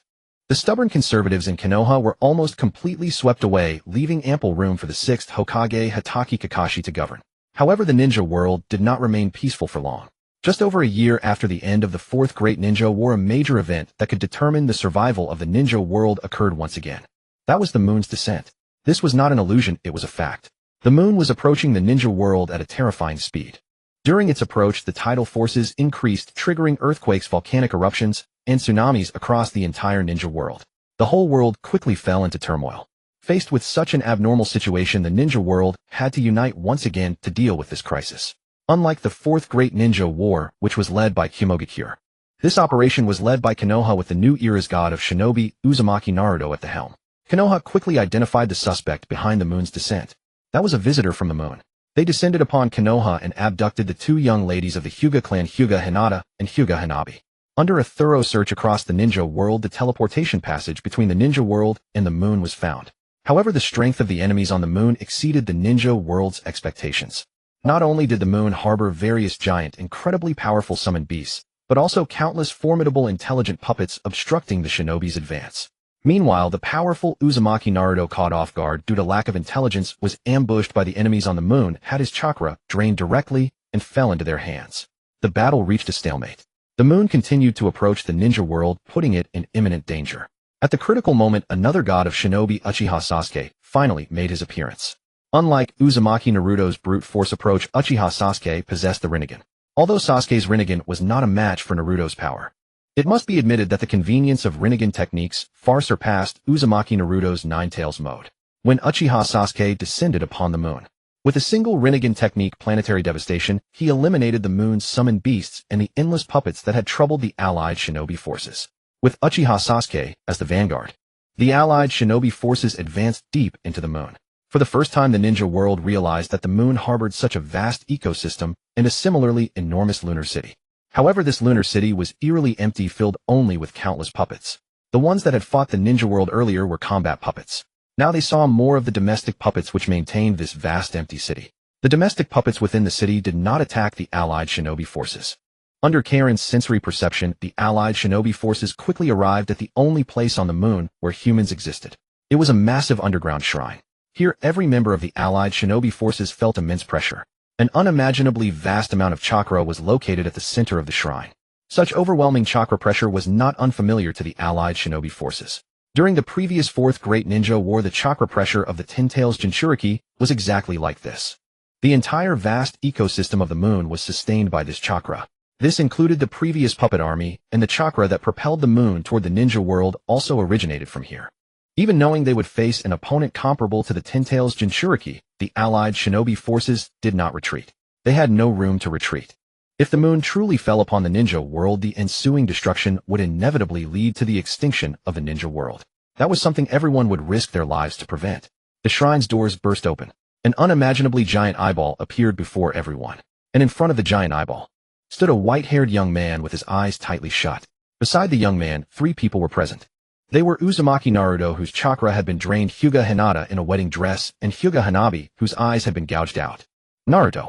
Sasuke Uchiha's gaze instantly locked onto Naruto Uzumaki. As for Hinata Hyuga and Hanabi Hyuga beside him, he barely knew them. Fortunately, Naruto was unharmed, merely drained of chakra and weakened. Naruto's and the Nine Tails chakra swirled within the massive eyeball behind them. That colossal eyeball was the secret treasure of the Ōtsutsuki clan on the moon, the giant reincarnation eye. The ancestors of the moon's Ōtsutsuki clan were Himura Ōtsutsuki. He was the younger brother of the Six-Path Sage. He chose to remain on the moon to guard their sealed mother Kaguya Ōtsutsuki. Even after defeating their mother, the brothers paid with the near destruction of the ninja world. Naturally, they did not wish Kaguya Ōtsutsuki to break free again. Both Himura himself and his descendants, the moon's Ōtsutsuki clan, shared this purpose. The Hyuga clan in the ninja world was fundamentally of the same root as the Ōtsutsuki clan on the moon, just as the Hyuga had main and branch families. The moon's Ōtsutsuki clan also had main and branch families. Unlike the Hyuga's absolute control through the caged bird curse, the moon's Ōtsutsuki were not so extreme. Over the long years, the Ōtsutsuki main and branch families developed differing views on their purpose on the moon. Each side held its own convictions and goals. In the end, the main and branch families resorted to armed conflict. The outcome shocked everyone. The main family held an overwhelming advantage in strength, but the branch family had their own trump card, the giant reincarnation eye. The branch family extracted their own Byakugan to form the giant reincarnation eye, then used its overwhelming power to annihilate the main family. The deceased main family members also had their Byakugan extracted and cast into the giant reincarnation eye. Thereafter, it became a tradition for the moon's Ōtsutsuki branch family to offer their Byakugan to the eye upon death, whether natural or otherwise. This was because the giant reincarnation eye played a role too vital to ignore. Another factor in the conflict between the main and branch families was the scarcity of resources on the moon. When resources could no longer sustain the entire Ōtsutsuki clan, and even the ecological system could barely survive, only 2 options remained. Either acquire resources from outside or reduce their own population. This was the core of the dispute. Ideological differences existed, but they were more about justification. After the main family was eliminated and the branch family severely wounded, the resource shortage was resolved. The giant reincarnation eye further fueled the branch family's prosperity. Now the moon's ecosystem and the Ōtsutsuki city's energy rely almost entirely on the giant reincarnation eye. The eye was as indispensable to the Ōtsutsuki branch family as the sun is to the ninja world. But what made them succeed also brought their downfall. As the giant reincarnation eye expanded, it developed an insatiable craving for Byakugan. Gradually, the moon's Ōtsutsuki branch family found their lifespans shortening and birth rates declining. Yet they could not part with the giant reincarnation eye. Under this attrition, the Ōtsutsuki branch family slowly withered away. The last survivor, Tonari Ōtsutsuki, was born without eyes, while his Ōtsutsuki bloodline reverted to its ancestral state. This reversion allowed him to control the giant reincarnation eye. Without Byakugan, the eye could not affect him. Tonari's purpose in abducting Hinata and Hanabi was simple. He intended to drive the giant reincarnation eye to crash into the ninja world. After destroying the ninja world, he would recreate it with Hinata. Tonari had already taken Hanabi's eyes. His own eyes were undergoing a mutation, transforming from Byakugan to reincarnation eye. Once complete, his power would rival the Six-Path Sage. Since the Six-Path Sage had recreated the ninja world 1,000 years ago, when it was on the brink of destruction, Tonari believed he could do the same. For Tonari, the last of his clan, he harbored an extreme self-destructive tendency. Whether this operation succeeded or failed, he did not care. What he did not expect was that the allied shinobi forces arrived on the moon too quickly, leaving him no time to fully develop his reincarnation eyes. Even so, with the giant reincarnation eye in his grasp, he paid little heed to the allied forces. In the entire ninja world, only 3 people mattered to him. They were Hinata Hyuga, who possessed the purest Byakugan, along with Naruto Uzumaki and Sasuke Uchiha. Due to insufficient intel on the giant reincarnation eye, Naruto was caught off guard and had his chakra drained. He was already captured. Sasuke's left eye was a 6-tomo Rinnegan, and its ocular powers were somewhat troublesome. But only somewhat troublesome. Do you still hold hope for the ninja world? Then let me show you the power of the giant reincarnation eye. Silver Wheel Reincarnation Explosion. The giant reincarnation eye was activated by Tonari unleashing an extreme yang release chakra that manifested as a terrifying tornado. It swept toward the allied shinobi forces. This strike was undeniably at the level of the Six Paths. Everyone in the allied forces turned pale. Retreat. The nominal leader of the allied forces was Naruto, but with him captured the leadership automatically fell to the fourth Raikage. They could face death fearlessly for the future of the ninja world, but they would not sacrifice themselves meaninglessly. Against an attack at the Six Paths level, their very existence became insignificant. A single afterwave would reduce them all to ash. Almighty push. Sasuke pushed his Rinnegan to its limit, unleashing an equally terrifying repulsive force from before him. It strained against the Silver Wheel Reincarnation Explosion. Once the allied forces escaped its range, he swiftly activated another Rinnegan technique. Amino to Jikara. Sasuke's figure vanished, leaving a pebble in his place. The pebble, along with everything behind, was engulfed by the Silver Wheel Reincarnation Explosion. All turned to imperceptible dust. Sasuke was not known for his chakra reserves, though his Rinnegan could absorb chakra. But he could not absorb the Six Paths level attack from the giant reincarnation eye. Fighting against it with his own chakra alone was extremely disadvantageous for Sasuke. After just one exchange, the difference in strength was clear. If he could rescue Naruto, the two of them might stand a chance against Tonari with the giant reincarnation eye. Fighting alone, neither could defeat him. The allied forces were forced to retreat. Facing a new Six Paths level enemy, they could do nothing but become a burden to Sasuke. Fighting was out of the question. What they needed now was to return to the ninja world and build massive shelters. When the moon fell, they could survive in those shelters. That was their last resort. If Sasuke and Naruto could create another miracle and defeat Tonari, so much the better. Just as the allied forces withdrew from the moon, Yakumo finally appeared. Limited Tsukuyomi. A single limited Tsukuyomi dragged Tonari into a moonlit world and trapped him. The moon's descent halted. Everyone in the ninja world marveled at Sasuke's power, believing another miracle had occurred. But Sasuke was utterly furious. He never expected another Ten-Tails Jinchuriki to emerge in the ninja world. Since the fourth great ninja war, Six Paths level opponents kept appearing one after another. The ninja world had become so surreal that even Sasuke could hardly keep up. As Daitong Yushiren was controlled, the giant Tenseigan lost control. However, the giant Tenseigan still radiated an immensely terrifying energy. The chakra of Xuanhua Mingren and the Nine Tails still swirled within. Even with the might of the giant Tenseigan, it could not digest their chakra in a short time. The combined chakra of the two undoubtedly reached the Six Paths level. However, Xuanhua Mingren's chakra quality had not yet attained that level. If the location were the ninja world when Xuanhua Mingren entered Sage mode, combined with Nine Tails mode, his combat power would be infinitely close to the Six Paths level. He initially possessed the ability to fight against Six Paths level opponents. Without Daitong Yushiren's control, Xuanhua Mingren Rishiang Chutian and Rishiang Huahua awakened one by one. Xuanhua Mingren collapsed weakly. Yuzebo Zhuaju immediately scooped him up and brought him into his own protection. Rishiang Chutian quickly protected her younger sister. Rishiang Huahua had lost both eyes and could only gain a little sense of security through her sister. "It's you!" Xuanhua Mingren and Rishiang Chutian exclaimed simultaneously. They both recognized Bayun. 7 years ago, they had once met Bayun. It was also they who freed Bayun from the control of the evil personality Ito. But they never expected. After 7 years they would meet again, and in such an unfamiliar way. "You know her?" Yuzebo Zhuaju asked in surprise. He did not know Bayun. "She is Amma Bayun. We met 7 years ago," said a much more mature Xuanhua Mingren, speaking with considerable composure. He did not mention Bayun's painful past. Because Amma Bayun had killed her parents and attacked the Hokage building, she should have been under house arrest and surveillance. Yet unexpectedly, she had now become a Six Paths level powerhouse. "My name is Amma Bayun, and I am also from Konoha." Bayun only acknowledged her Konoha origin. Because she had never been a Konoha ninja. Her identity as a Konoha ninja was from the Tsukuyomi world, not the real ninja world. "I owe my current strength to Yuzebo-ban," she said. "If he hadn't activated the Infinite Tsukuyomi, I would still be that powerless weakling." Bayun looked at the Yuzebo Zhuaju, Xuanhua Mingren, and Rishiang Chutian before her. Her gaze was filled with nostalgia. The reason was simple. In the outside world, only a little over a year had passed, but in the Tsukuyomi world, nearly 100 years had gone by. Over 100 years, the Yuzebo Zhuaju and Xuanhua Mingren of the Tsukuyomi ninja world were naturally over 100 years old. Even with the technological progress of the Tsukuyomi ninja world, which kept them from aging, they already had great-grandchildren. The aura they exuded was completely different from their real ninja world counterparts. Such young Yuzebo Zhuaju and Xuanhua Mingren. No wonder Bayun felt nostalgic. She still remembered attending their wedding. Yet under the erosion of time's flow, a thick barrier had formed. "Do you remember my bloodline limit? My Jinjutsu can turn illusion into reality. In the world of Infinite Tsukuyomi, I became the Ten-Tails Jinchuriki, and I brought that power from the Tsukuyomi world into reality. Bayun revealed the origin of her power. Her explanation shocked everyone present. For others, the Infinite Tsukuyomi was merely a dream. But it granted Bayun power that others could never hope to match. That was the power of a Ten-Tails Jinchuriki, a power equal to the Sage of Six Paths. The reason I appear here is not only to save the ninja world, but also to unite with you. The end of the ninja world is approaching. Bayun was not exaggerating. I believe you have already learned from the Sage of Six Paths about the origin of Daetongyu Hui. She is a being from beyond the heavens. She ate the fruit of the divine tree and became the ancestor of chakra in the ninja world.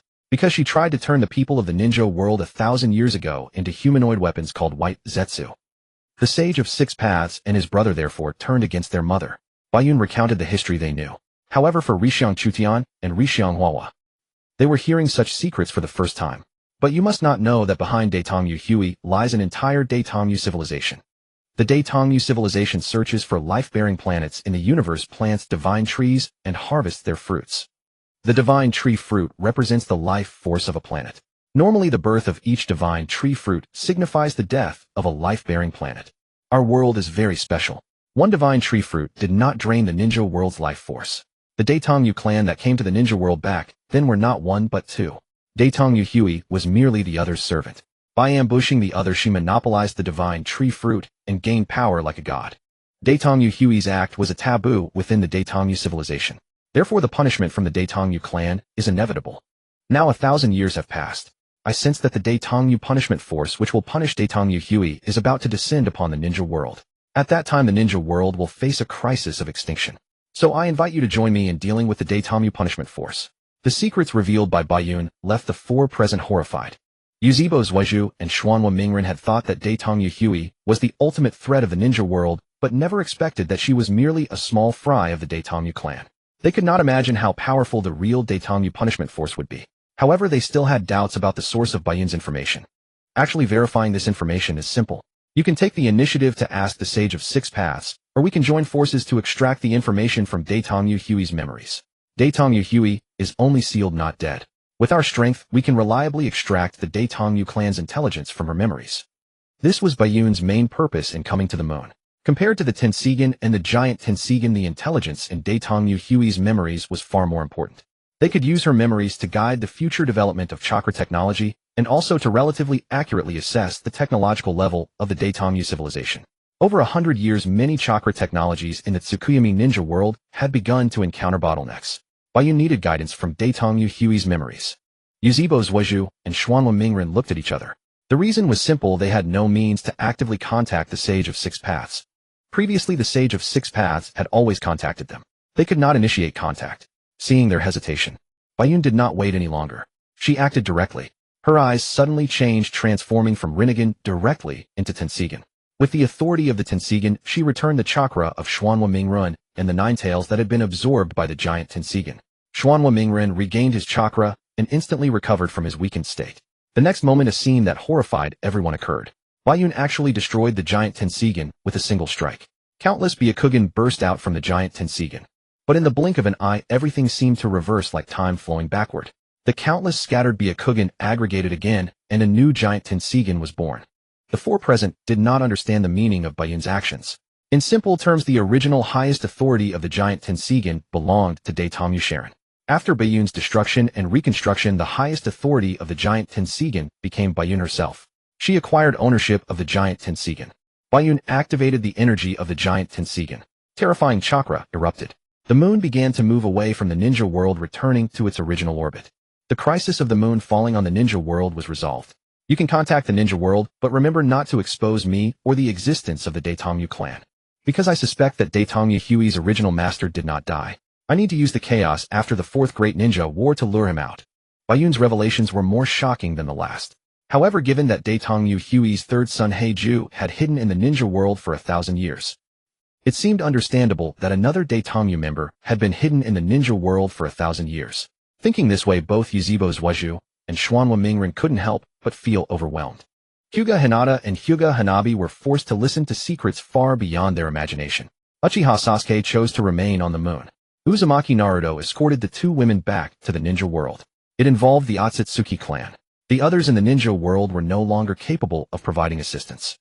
Uchiha Sasuke and Uzumaki Naruto were the undisputed strongest in the ninja world.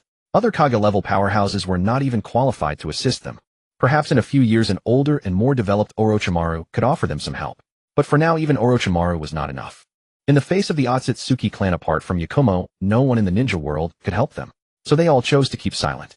After personally experiencing 6 paths level powerhouses like Uchiha Obito, Uchiha Madara, and Ōtsutsuki Kaguya, they understood just how fragile the ninja world was in the hands of such beings.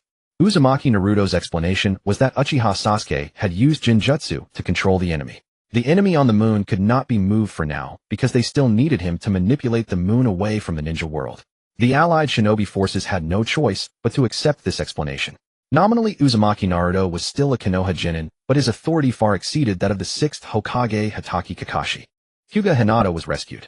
Hyuga Hanabi's lost eyes were no longer significant in the face of the great matter of the ninja world's destruction. It was only a matter of losing a mere pair of eyes. Couldn't they just replace them with another pair of Byakugan? The Byakugan coveted by the entire ninja world. It was not a problem for the Hyuga clan at all. However, Uzumaki Naruto still told the truth to Tsunade and Hatake Kakashi, the people he trusted most. Uzumaki Naruto knew his own intelligence was insufficient. He needed someone with foresight to guide him, since those two already knew. Hatake Kakashi decided to bring in Nara Shikamaru as well. The Nara clan served as Konoha's intellectual pillar. Nara Shikaku had died in the 4th Shinobi World War. Fortunately, Nara Shikamaru's intellect was equally outstanding. Earlier, Tsunade and Hatake Kakashi had confirmed the disappearance of Kurama Yakumo. There was no need to doubt Yakumo's identity. But they never expected that the Kurama clan's Jinjutsu bloodline, when combined with the Infinite Tsukuyomi, could unleash such incredible power. In one step from a frail, weak young lady under house arrest, who wasn't even a ninja, she became the Ten Tails Jinchuriki. Such a tremendous leap utterly shattered the worldview of those present. I don't think Yakumo's sage would lie. After learning that Yakumo's power at the level of a Ten Tails Jinchuriki was genuine. Even in the confidential meeting within Konoha, Nara Shikamaru still conscientiously used the honorific sage. With Yakumo's sage's strength. As long as she is willing, she could easily capture Naruto and Sasuke right there on the moon. Then the entire ninja world would be completely in her grasp. So lying would be meaningless. Nara Shikamaru made an objective judgment based on facts. We also think so. The Ōtsutsuki crisis that Yakumo sage mentioned is highly likely to exist. Tsunade and Hatake Kakashi couldn't help but frown. Konoha had just emerged from the shadow and reconstruction of the 4th Shinobi World War, yet unexpectedly, there was the moon falling and the Ōtsutsuki crisis. More importantly, the entire ninja world had no way to deal with these crises. Their power level was too low to participate in the conflicts among 6 paths level beings. They could only place all their hopes on Uzumaki Naruto and Uchiha Sasuke. You go to the moon to represent Konoha and agree to cooperate with Yakumo sage. Make any request you have. Also, if possible, invite her to visit Konoha. Hatake Kakashi made the decision. This was both a crisis and an opportunity.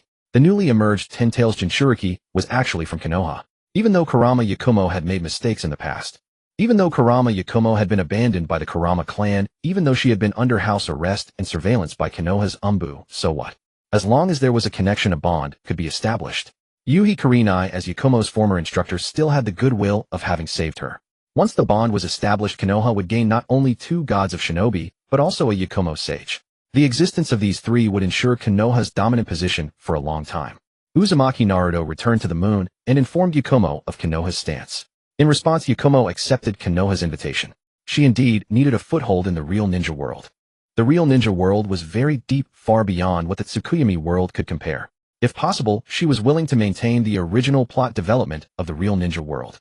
Then at critical moments, she would use the advantage of knowing the plot to achieve her goals. Since they had reached a cooperation, Yakumo acted decisively.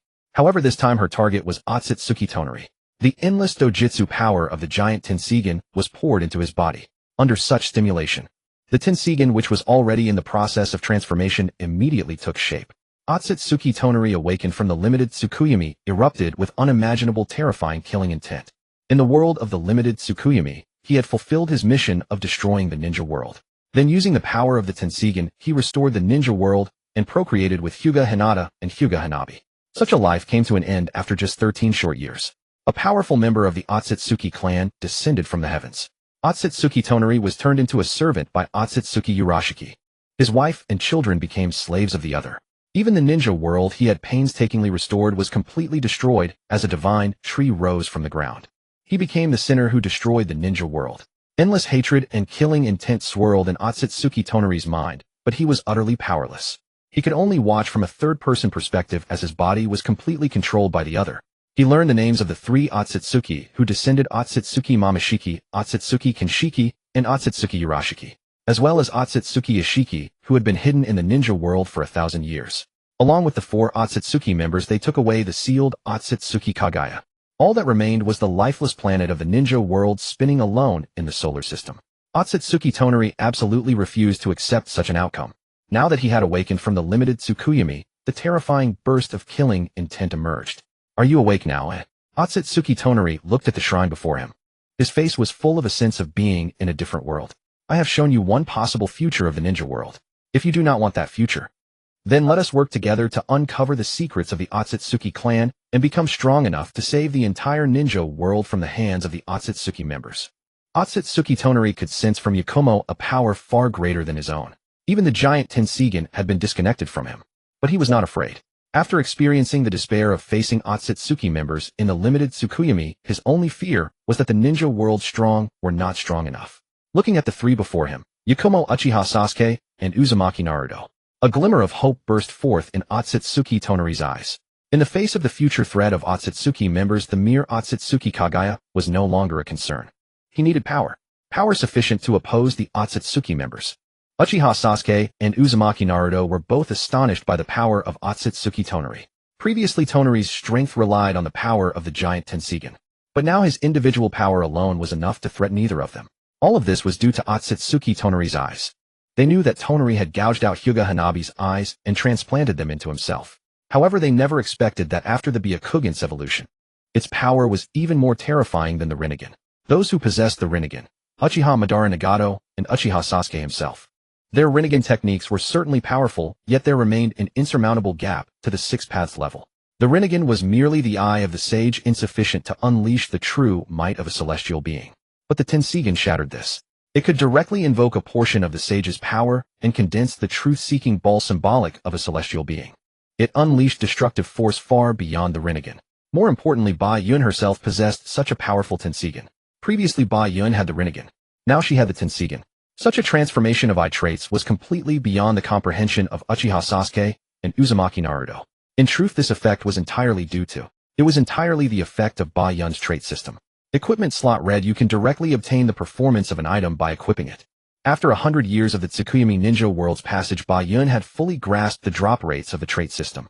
Thanks to the traits Pity White and Mini Pity Blue, he could get a blue trait every 10 pulls and a purple trait every 90 pulls, based on the subsequent century of big data experience. She derived a probability she could obtain a gold trait every year and a red trait every decade.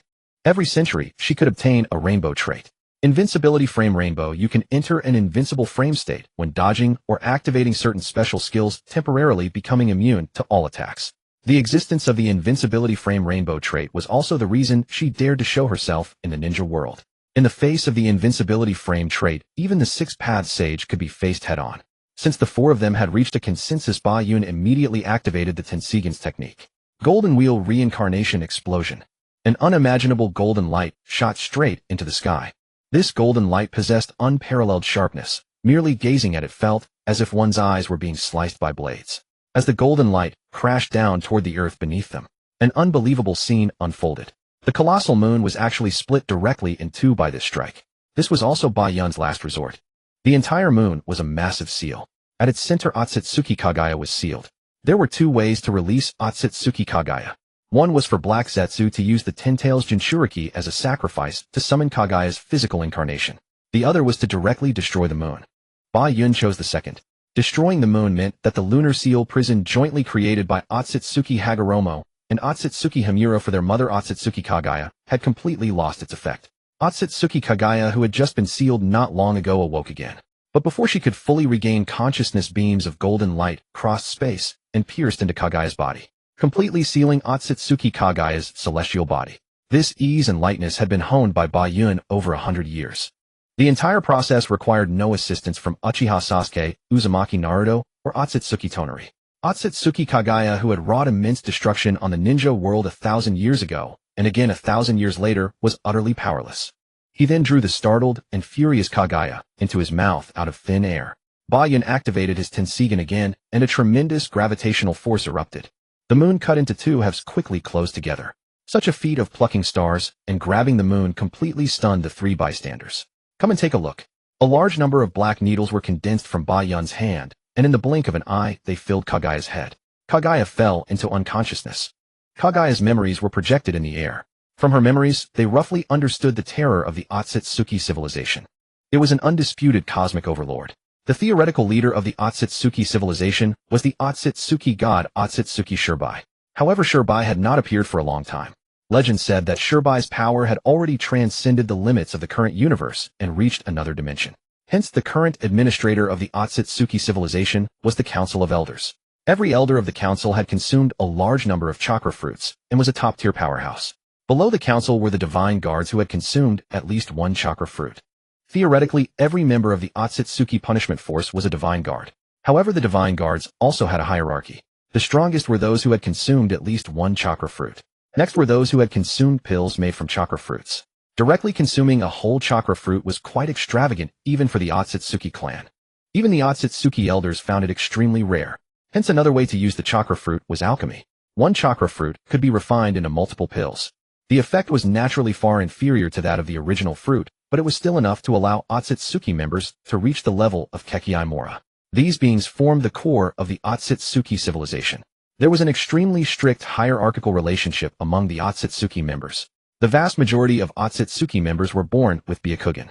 However, after reaching extremely high levels of cultivation, their Byakugan could awaken corresponding ocular techniques. These techniques were called divine arts by the Ōtsutsuki, possessing unfathomable abilities. After reaching Kaguya Ōtsutsuki, an Ōtsutsuki member could directly awaken the Rinnegan. Ōtsutsuki Kaguya's previous status was too lowly. She had only become a servant of Ōtsutsuki Ishiki because of her bloodline and appearance. Therefore, her understanding of the Ōtsutsuki civilization was relatively one-sided.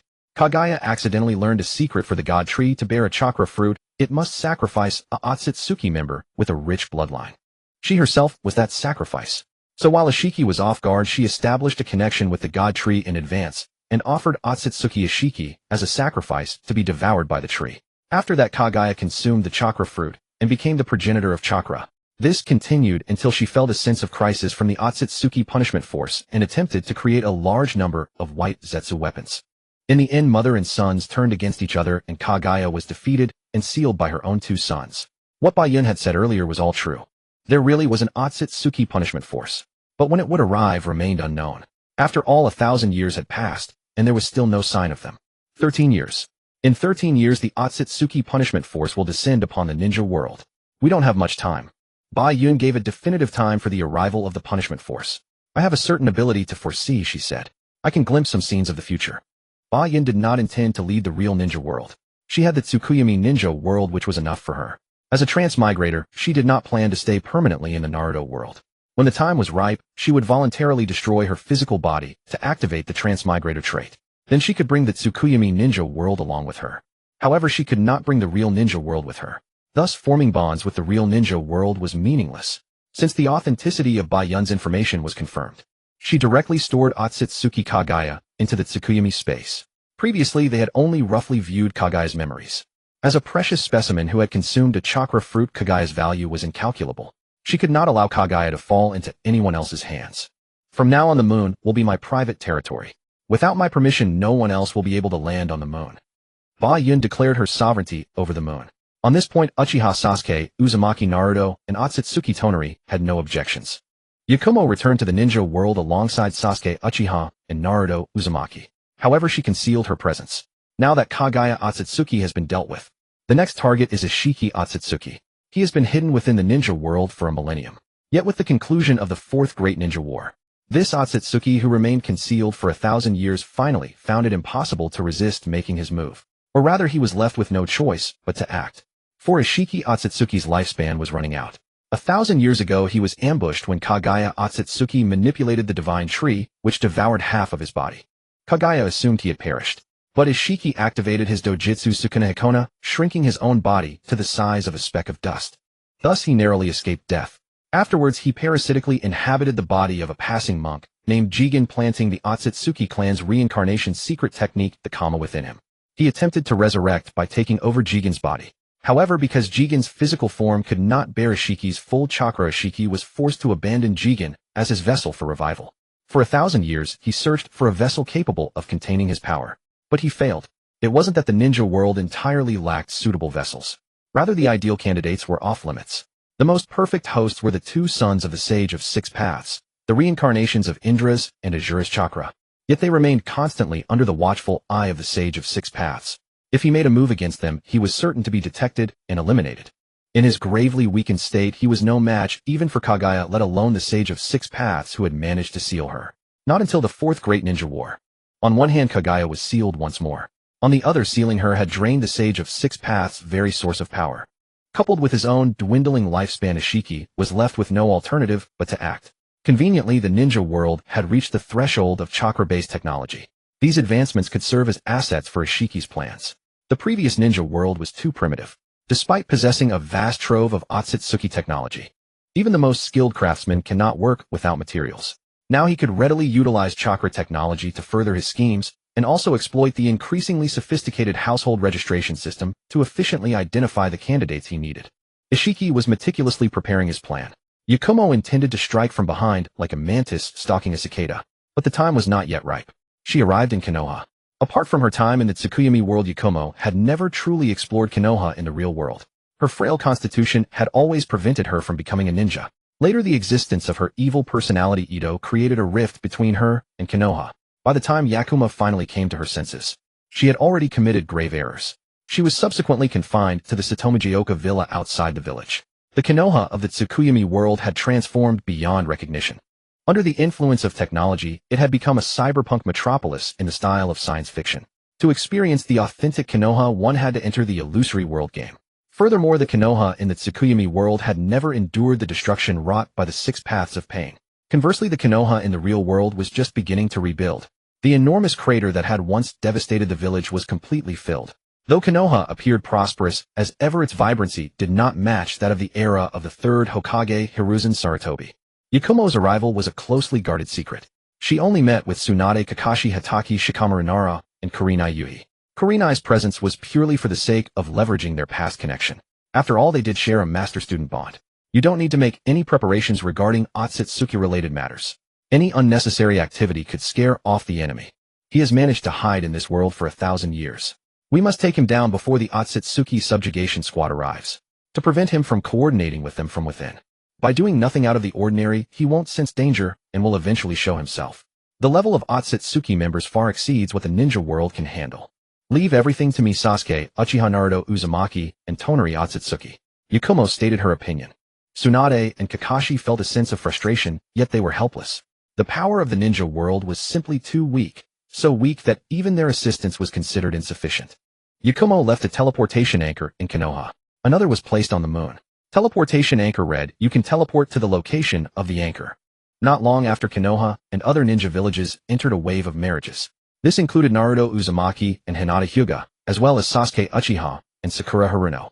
With Yakumo's facilitation, Tonari Ōtsutsuki also married Hanabi Hyuga. Others included Shikamaru Nara and Temari of the Sand, Choji Akimichi and Karui of the Cloud, Ino Yamanaka, and Sai. 3 years after the Fourth Great Ninja War concluded, the ninja world finally welcomed a baby boom. Yakumo naturally approved of this development. She personally attended the weddings of Naruto, Uzumaki, Sasuke, Uchiha, and Tonari Ōtsutsuki. As gifts, she restored the lost arms of Naruto and Sasuke. However, for the sake of appearances, they publicly displayed prosthetic limbs, creating a strategic misconception for potential enemies. Yakumo continued to covertly monitor the movements of the ninja world. The Kara organization established by Ishiki was quietly taking shape. The reason Yakumo exercised such caution was not out of fear of Ishiki himself. Though formidable, Ishiki did not pose a threat to her. What she truly feared was the residual remains of Shurbai Ōtsutsuki left in the ninja world. The remains of this Ōtsutsuki god had inexplicably ended up in the ninja world and had fallen into the hands of the scientist Amato Sanzu. Amato's scientific expertise was in no way inferior to Orochimaru's, possibly even surpassing it. With the assistance of Ishiki, he had successfully transplanted the DNA of Shurbai Ōtsutsuki's remains into another individual and even managed to acquire Shurbai's Shinjutsu. The Infinite Tsukuyomi was said to perfectly replicate the real ninja world. Yet some entities were beyond its copying capabilities. For instance, the Sage of Six Paths. The Pure Land in the Tsukuyomi world did not contain the sage. Similarly, Ishiki Ōtsutsuki, let alone the remains of Shirbai Ōtsutsuki. Even Amato himself was not within the replication scope of the Infinite Tsukuyomi. Through the Kara organization, Yakumo successfully tracked down Amato, its most crucial scientist. Before Amato and Ishiki could deepen their collaboration, she used the impure world reincarnation to resurrect Amato's daughter Akabe Sanzu. Through this method, she successfully turned Amato against Ishiki. Ishiki needed Amato to find a suitable vessel candidate. He also needed Amato's help to acquire the chakra fruit. For a true scientific genius, Ishiki held him in high regard.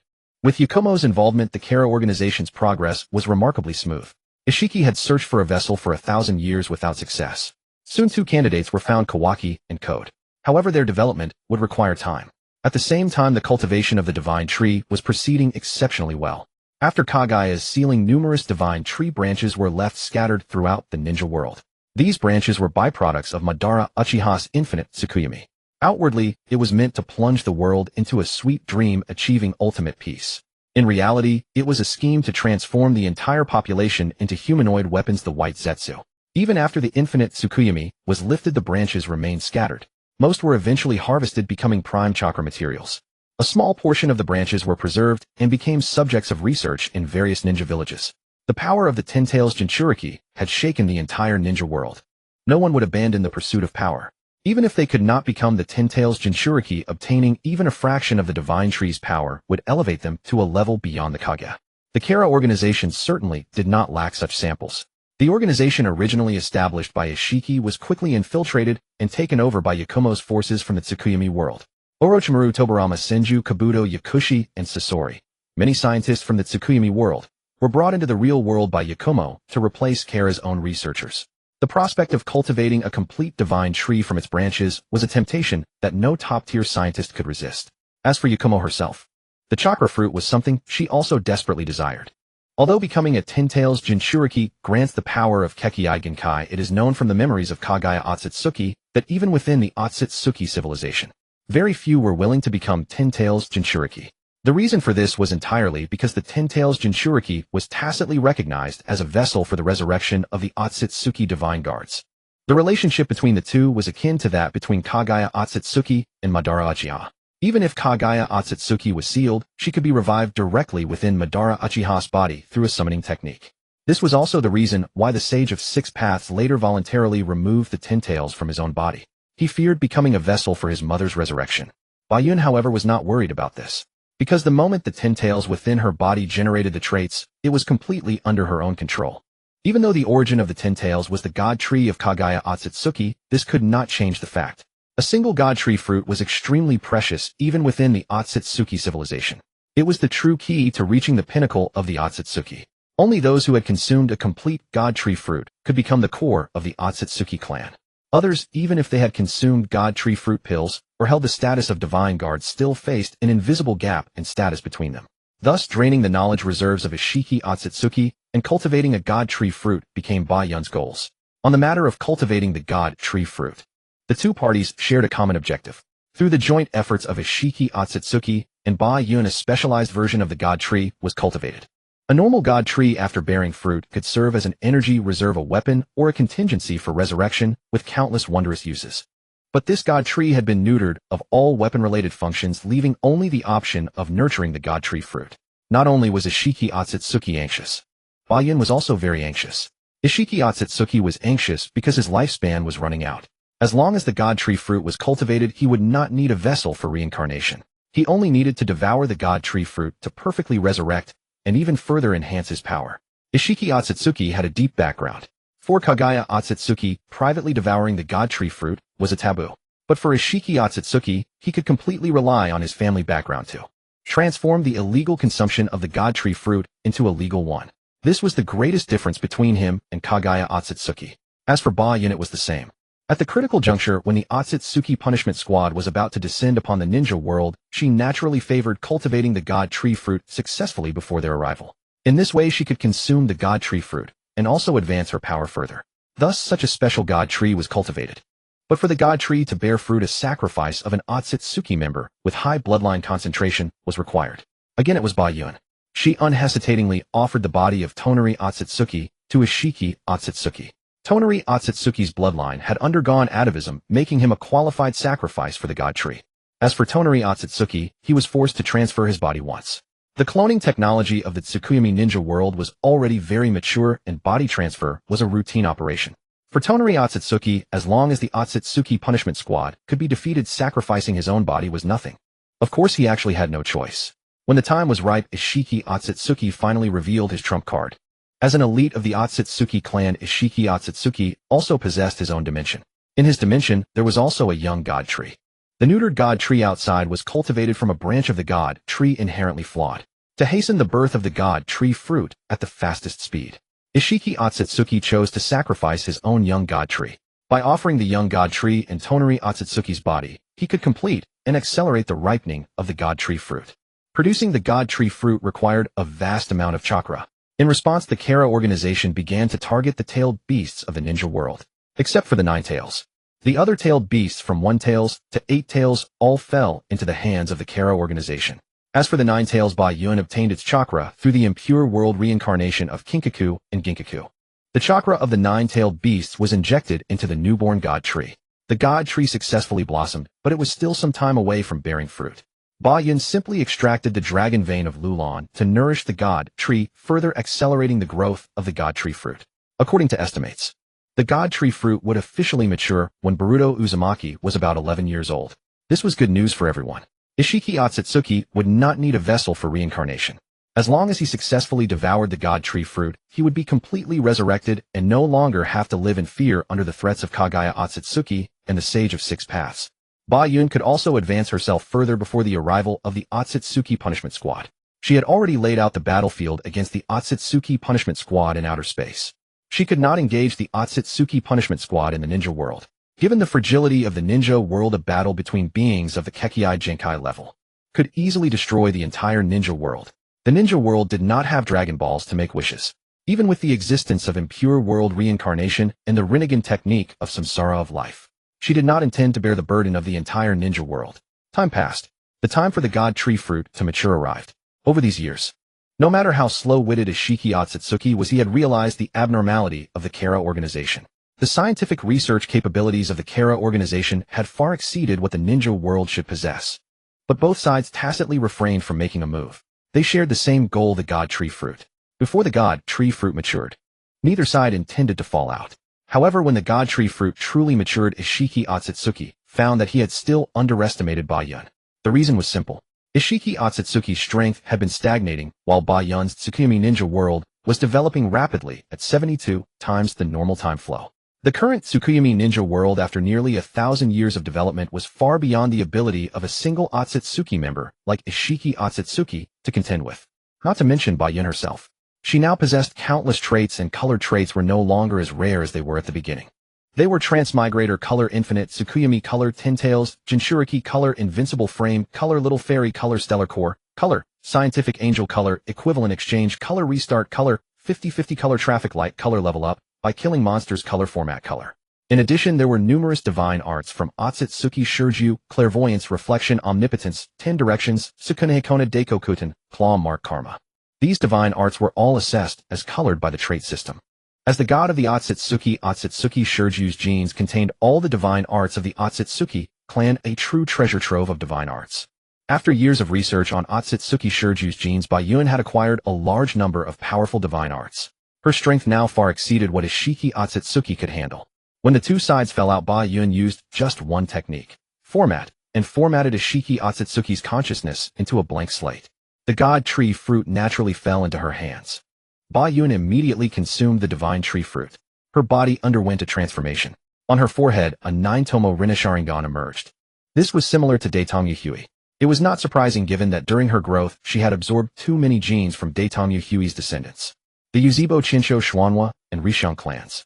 As she grew stronger, it was natural for her to approach her ancestor, Daitong Hui. However, their ocular powers were completely different. Daitong Hui's ocular powers were Infinite Tsukuyomi and Amanamanaka. The range of Infinite Tsukuyomi could cover the entire ninja world, pulling the entire ninja world into a sinking ultimate dream where everything goes as one wishes. Combined with the divine tree birth of the world, it could transform those trapped in Infinite Tsukuyomi into white Zetsu. The other ocular power, Amenominaka, could generate 6 different alternate dimensions. Ba-Yun also acquired 2 ocular powers. Perhaps it was because the divine tree fruit had absorbed a dragon vein during its growth.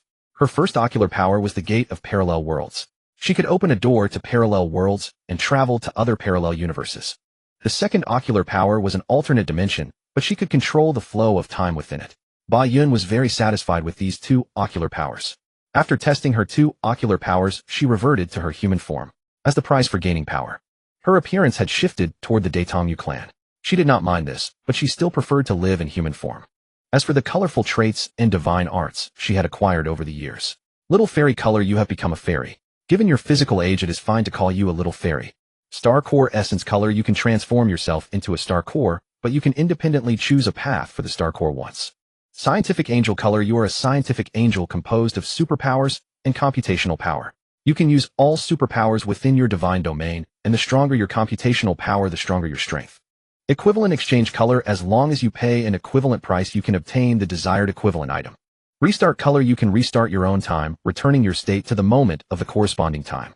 50-50 color, when you activate this trait in theory, you can go 50-50 with anyone. Traffic light color, when you activate this trait, you can obtain a shield that grants immunity to any damage once. Level up by fighting color, you can enhance your abilities by eliminating or defeating opponents. Format color, you can format the data of objects you touch. The power of every colorful trait is undoubted. As for the divine arts, clairvoyance can observe real-time historical scenes of the present or past, but cannot view scenes before the caster's birth. Reflection can reflect all attacks from the touched object, including killing intent. Omnipotence can materialize anything. 10 directions can see a future branch once every 7 days. Sukuna Hikona can shrink oneself and objects seen. Deiko Kuten can store the shrunk objects in an alien space where time stops. Claw Mark can create a claw mark for teleportation. Wedge turns oneself into data and injects it into another's body. When the data is decompressed, one can be fully revived from the target's body. For Daetongmu members who possess the ability to digitize themselves, Ba-Yun's recently acquired format trait was a perfect counter. Avoiding death through data transfer was a standard ability for powerful Daetongmu members. However, format annihilated the data activation ability of Daetongmu powerhouses at its root, causing them to lose the chance to transfer their data. Daetongmu Ishi's body was turned into Ba-Yun's puppet. As for the divine tree, she stored it in her own alternate dimension. After the divine tree bears a divine tree fruit, it cannot be used again. This is a rule inscribed in the divine tree's origin. One divine tree can only produce one divine tree fruit. Even so, the value of the divine tree was still immeasurable. She could completely use grafting and other methods to turn the divine tree into a nursery for cultivating other precious plants. Now she had 2 divine trees in her hands. One was the divine tree of Daetongmu Ishi, which after bearing fruit could only serve as an agricultural nursery. The other was the divine tree of Daetongmu Hui, a combat-type divine tree. However, Ba-Yun lacked no combat power, so this divine tree was used as a nursery for cultivating white zetsu. White zetsu as a universal material had too many uses, whether for cell transplantation, plant growth promotion, medical ninjutsu, or combat and life puppets. Now white zetsu had been integrated into every aspect of the Tsukuyomi ninja world, becoming an indispensable part of it. After 1,000 years of development, many developments in the Tsukuyomi ninja world had reached a bottleneck, whether in chakra technology or scientific technology. When scientific development stagnated, the only direction was toward the virtual world. The very nature of the Tsukuyomi ninja world as a Jinjutsu realm constrained its development potential. Many studies and even development spaces required reality as a foundation.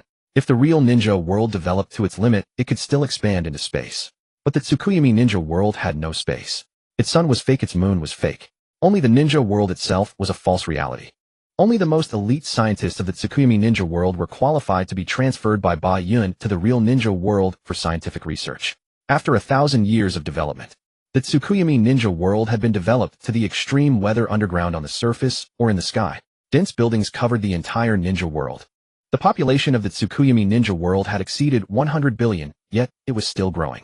However, under Ba-Yun's planning, the current development direction of the Tsukuyomi ninja world was the virtual world. Virtual worlds created with Tsukuyomi technology were indistinguishable from reality in terms of realism. The space of the Tsukuyomi ninja world was limited, but virtual worlds were infinite. Countless virtual worlds formed the main melody of the Tsukuyomi ninja world's development. The seemingly sky-breaking 100 billion population was insignificant before the multitude of virtual worlds. Even Ba-Yun herself spent most of her consciousness in the virtual world. Her combat awareness was honed bit by bit through the virtual world, so there was no situation where her combat awareness could not match her combat power. Seeing that the time for the Daitongyu punishment squad to descend was approaching, the only Konoha higher-ups who knew the truth grew restless. In response, Bai Yun brought the sample of Daitongyu Ishur before the Konoha higher-ups. In an alternate dimension, Bai Yun had Daitongyu Ishur fight against Yuzebo Zhuozhu and Xuanhua Mingren. As a result, Daitongyu Ishur easily suppressed Yuzebo Zhuozhu and Xuanhua Mingren. Bai Yun used a clone of Daitongyu Hui to complete the resurrection of Daitongyu Ishur. Even without consuming a divine tree fruit or related pills, the full-powered Daitongyu Ishur's strength reached the level of blood succession net. Such power was beyond the ability of Yuzebo Zhuozhu and Xuanhua Mingren to contend with, even though the two had also made progress in their strength over the years. Among them, Xuanhua Mingren had even developed a new Ninetales mode, namely the heavy particle mode. However, this mode consumed the Ninetales' life, so Xuanhua Mingren would not use it in a spar. Naturally, they lost miserably. But even if Xuanhua Mingren activated the heavy particle mode, he and Yuzebo Zhuozhu could only stalemate with Daitongyu Ishur unable to win. Such a battle result caused the spectating Gangsho Chimu Kakaxi and Neilong Luan to have their nerves shattered. Because of Bai Yun's interference, Xuanhua Mingren, who was supposed to become the 7th Hokage, did not succeed. Xuanhua Mingren and Yuzebo Zhuozhu had been doing their best to improve their strength over the years. Unexpectedly, they were still no match for Daitongyu members. Daitongyu Ishur alone was already so troublesome. Facing the Daitongyu punishment squad, which was even stronger than Daitongyu Ishur, they completely lost hope of victory. Fortunately, they still had Bai Yun as their hope. Bai Yun had set up a battlefield in outer space to target the Daitongyu punishment squad. As for Yuzebo Zhuozhu and Xuanhua Mingren, Bai Yun also gave them enhancements. She transplanted cells from Daitongyu Hui into them, allowing them to gain some characteristics of blood succession net. This transplantation successfully allowed Yuzebo Zhuozhu to evolve his right eye into a Rinnegan. As for Xuanhua Mingren, he was transplanted with a pair of Tensigen, resulting in a qualitative leap in combat power. For Bai Yun now, she could mass-produce Rinnegan and Tensigen. This was not difficult. Dashuin had conquered the technology for mass-producing Mangekyo. As long as the mass-produced Mangekyo were continuously fused in Hui cells, Rinnegan could be mass-produced. As for the Tensigen, after successfully cloning the pure Byakugan of Rishan Chutian, through continuous fusion of pure Byakugan, Tensigen could be mass-produced. There was another method to obtain Tensigen, using Hui cells to nurture and then infusing ocular power with a giant Tensigen. However, this method took more time, had cumbersome procedures, and was complex to operate. It was not as quick as directly fusing Byakugan. In space, a large number of giant Tensigen had been put in place, just waiting for the Daitongyu punishment squad to walk into the trap. A month before the new generation of Konoha was set to graduate from the Ninja Academy, Yakumo had already taken Uchiha Sasuke and Uzumaki Naruto to outer space for defensive preparations. In truth, venturing into outer space greatly diminished their combat prowess, as a significant portion of their strength relied on Sage Mode. Sage Mode could only function effectively in the ninja world, for it was there that natural chakra existed. Outer space lacked this natural environment of chakra, thus they were unable to enter Sage Mode. Yet what they truly sought was a sense of participation. They needed to witness the annihilation of the Ōtsutsuki punishment force with their own eyes to find peace. Yakumo had easily subdued Ishiki Ōtsutsuki. She remained equally cautious about the impending Ōtsutsuki punishment force. So upon observing their approach and predicting their arrival at the predetermined battlefield in 7 days, Yakumo activated her divine technique, Juho 10 Directions. As a divine technique of Shirbai Ōtsutsuki, it theoretically held the highest precedence against members of the Ōtsutsuki clan. A vision unfolded before Yakumo's eyes. The 7 days passed in an instant. The moment the Ōtsutsuki punishment force stepped into the designated area, she launched her attack. Sealing jutsu formulas trapped the surrounding space, ensuring the punishment force couldn't escape through dimensional rifts. Then came the Golden Wheel reincarnation explosion, formed by the massive Tensigen, a blade capable of severing the divine bodies of those who possessed the Rinne Sharingan's truth-seeking orbs. Yakumo had tested this on both Kaguya Ōtsutsuki and herself. Finally, she employed truth-seeking orb chains. She had no intention of outright destroying the 3 members of the punishment force. Instead, she planned to extract the latest technological and strategic knowledge of the Ōtsutsuki civilization from their memories. Everything proceeded smoothly until she moved to secure her prize. Then the situation changed. The blade of the Golden Wheel reincarnation explosion and the truth-seeking orb chains shattered in an instant. An unimaginably terrifying chakra erupted from 2 members of the punishment force. These 2 were Momoshiki Ōtsutsuki and Urashiki Ōtsutsuki. With a single glance, Yakumo confirmed their level. They had become Ōtsutsuki elders. The Ōtsutsuki elders had apparently left their own karma upon the members of the punishment force. When Momoshiki and Urashiki faced a crisis, The elders descended directly across countless light years. Their power level was immeasurably higher than Yakumo's.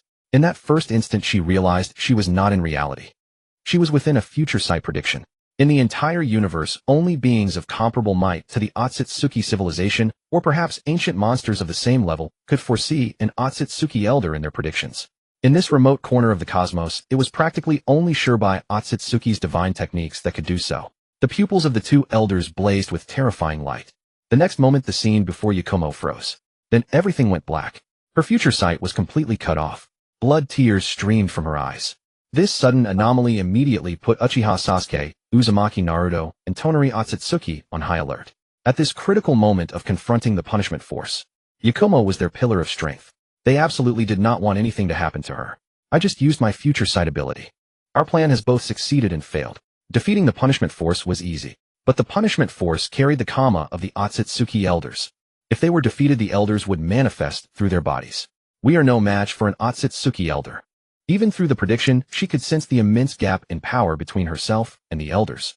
If an ordinary Ōtsutsuki with the Rinne Sharingan was at the level of a scattered immortal, and her own power was at the heavenly immortal level, then the Ōtsutsuki elders were at the true immortal level. The difference in strength was at least 100-fold. It was the difference between consuming one god tree fruit and consuming 100. Faced with such a power disparity, Yakumo didn't even have time to activate her special ability 50-50. Space-time itself froze. This was also why her vision had been frozen in the prediction. Therefore, Yakumo needed to change her strategy against the punishment force. She could not give the Ōtsutsuki elders the time to descend. To be safe, she had to completely erase the punishment force at the very first moment. Yakumo altered the battlefield layout. With her divine technique Sukune Kona's small name of the Venerable One, she could shrink her preparations to the size of dust. Even the punishment force wouldn't constantly scrutinize every speck of dust in the vastness of space. 7 days passed. The punishment force arrived at the location as predicted. This time Yakumo again initiated with space-time sealing. She sealed their dimensional abilities. Then she unleashed her ice release Absolute Zero. A wave of terrifying cold instantly dropped the temperature to -273, 15 degrees Celsius.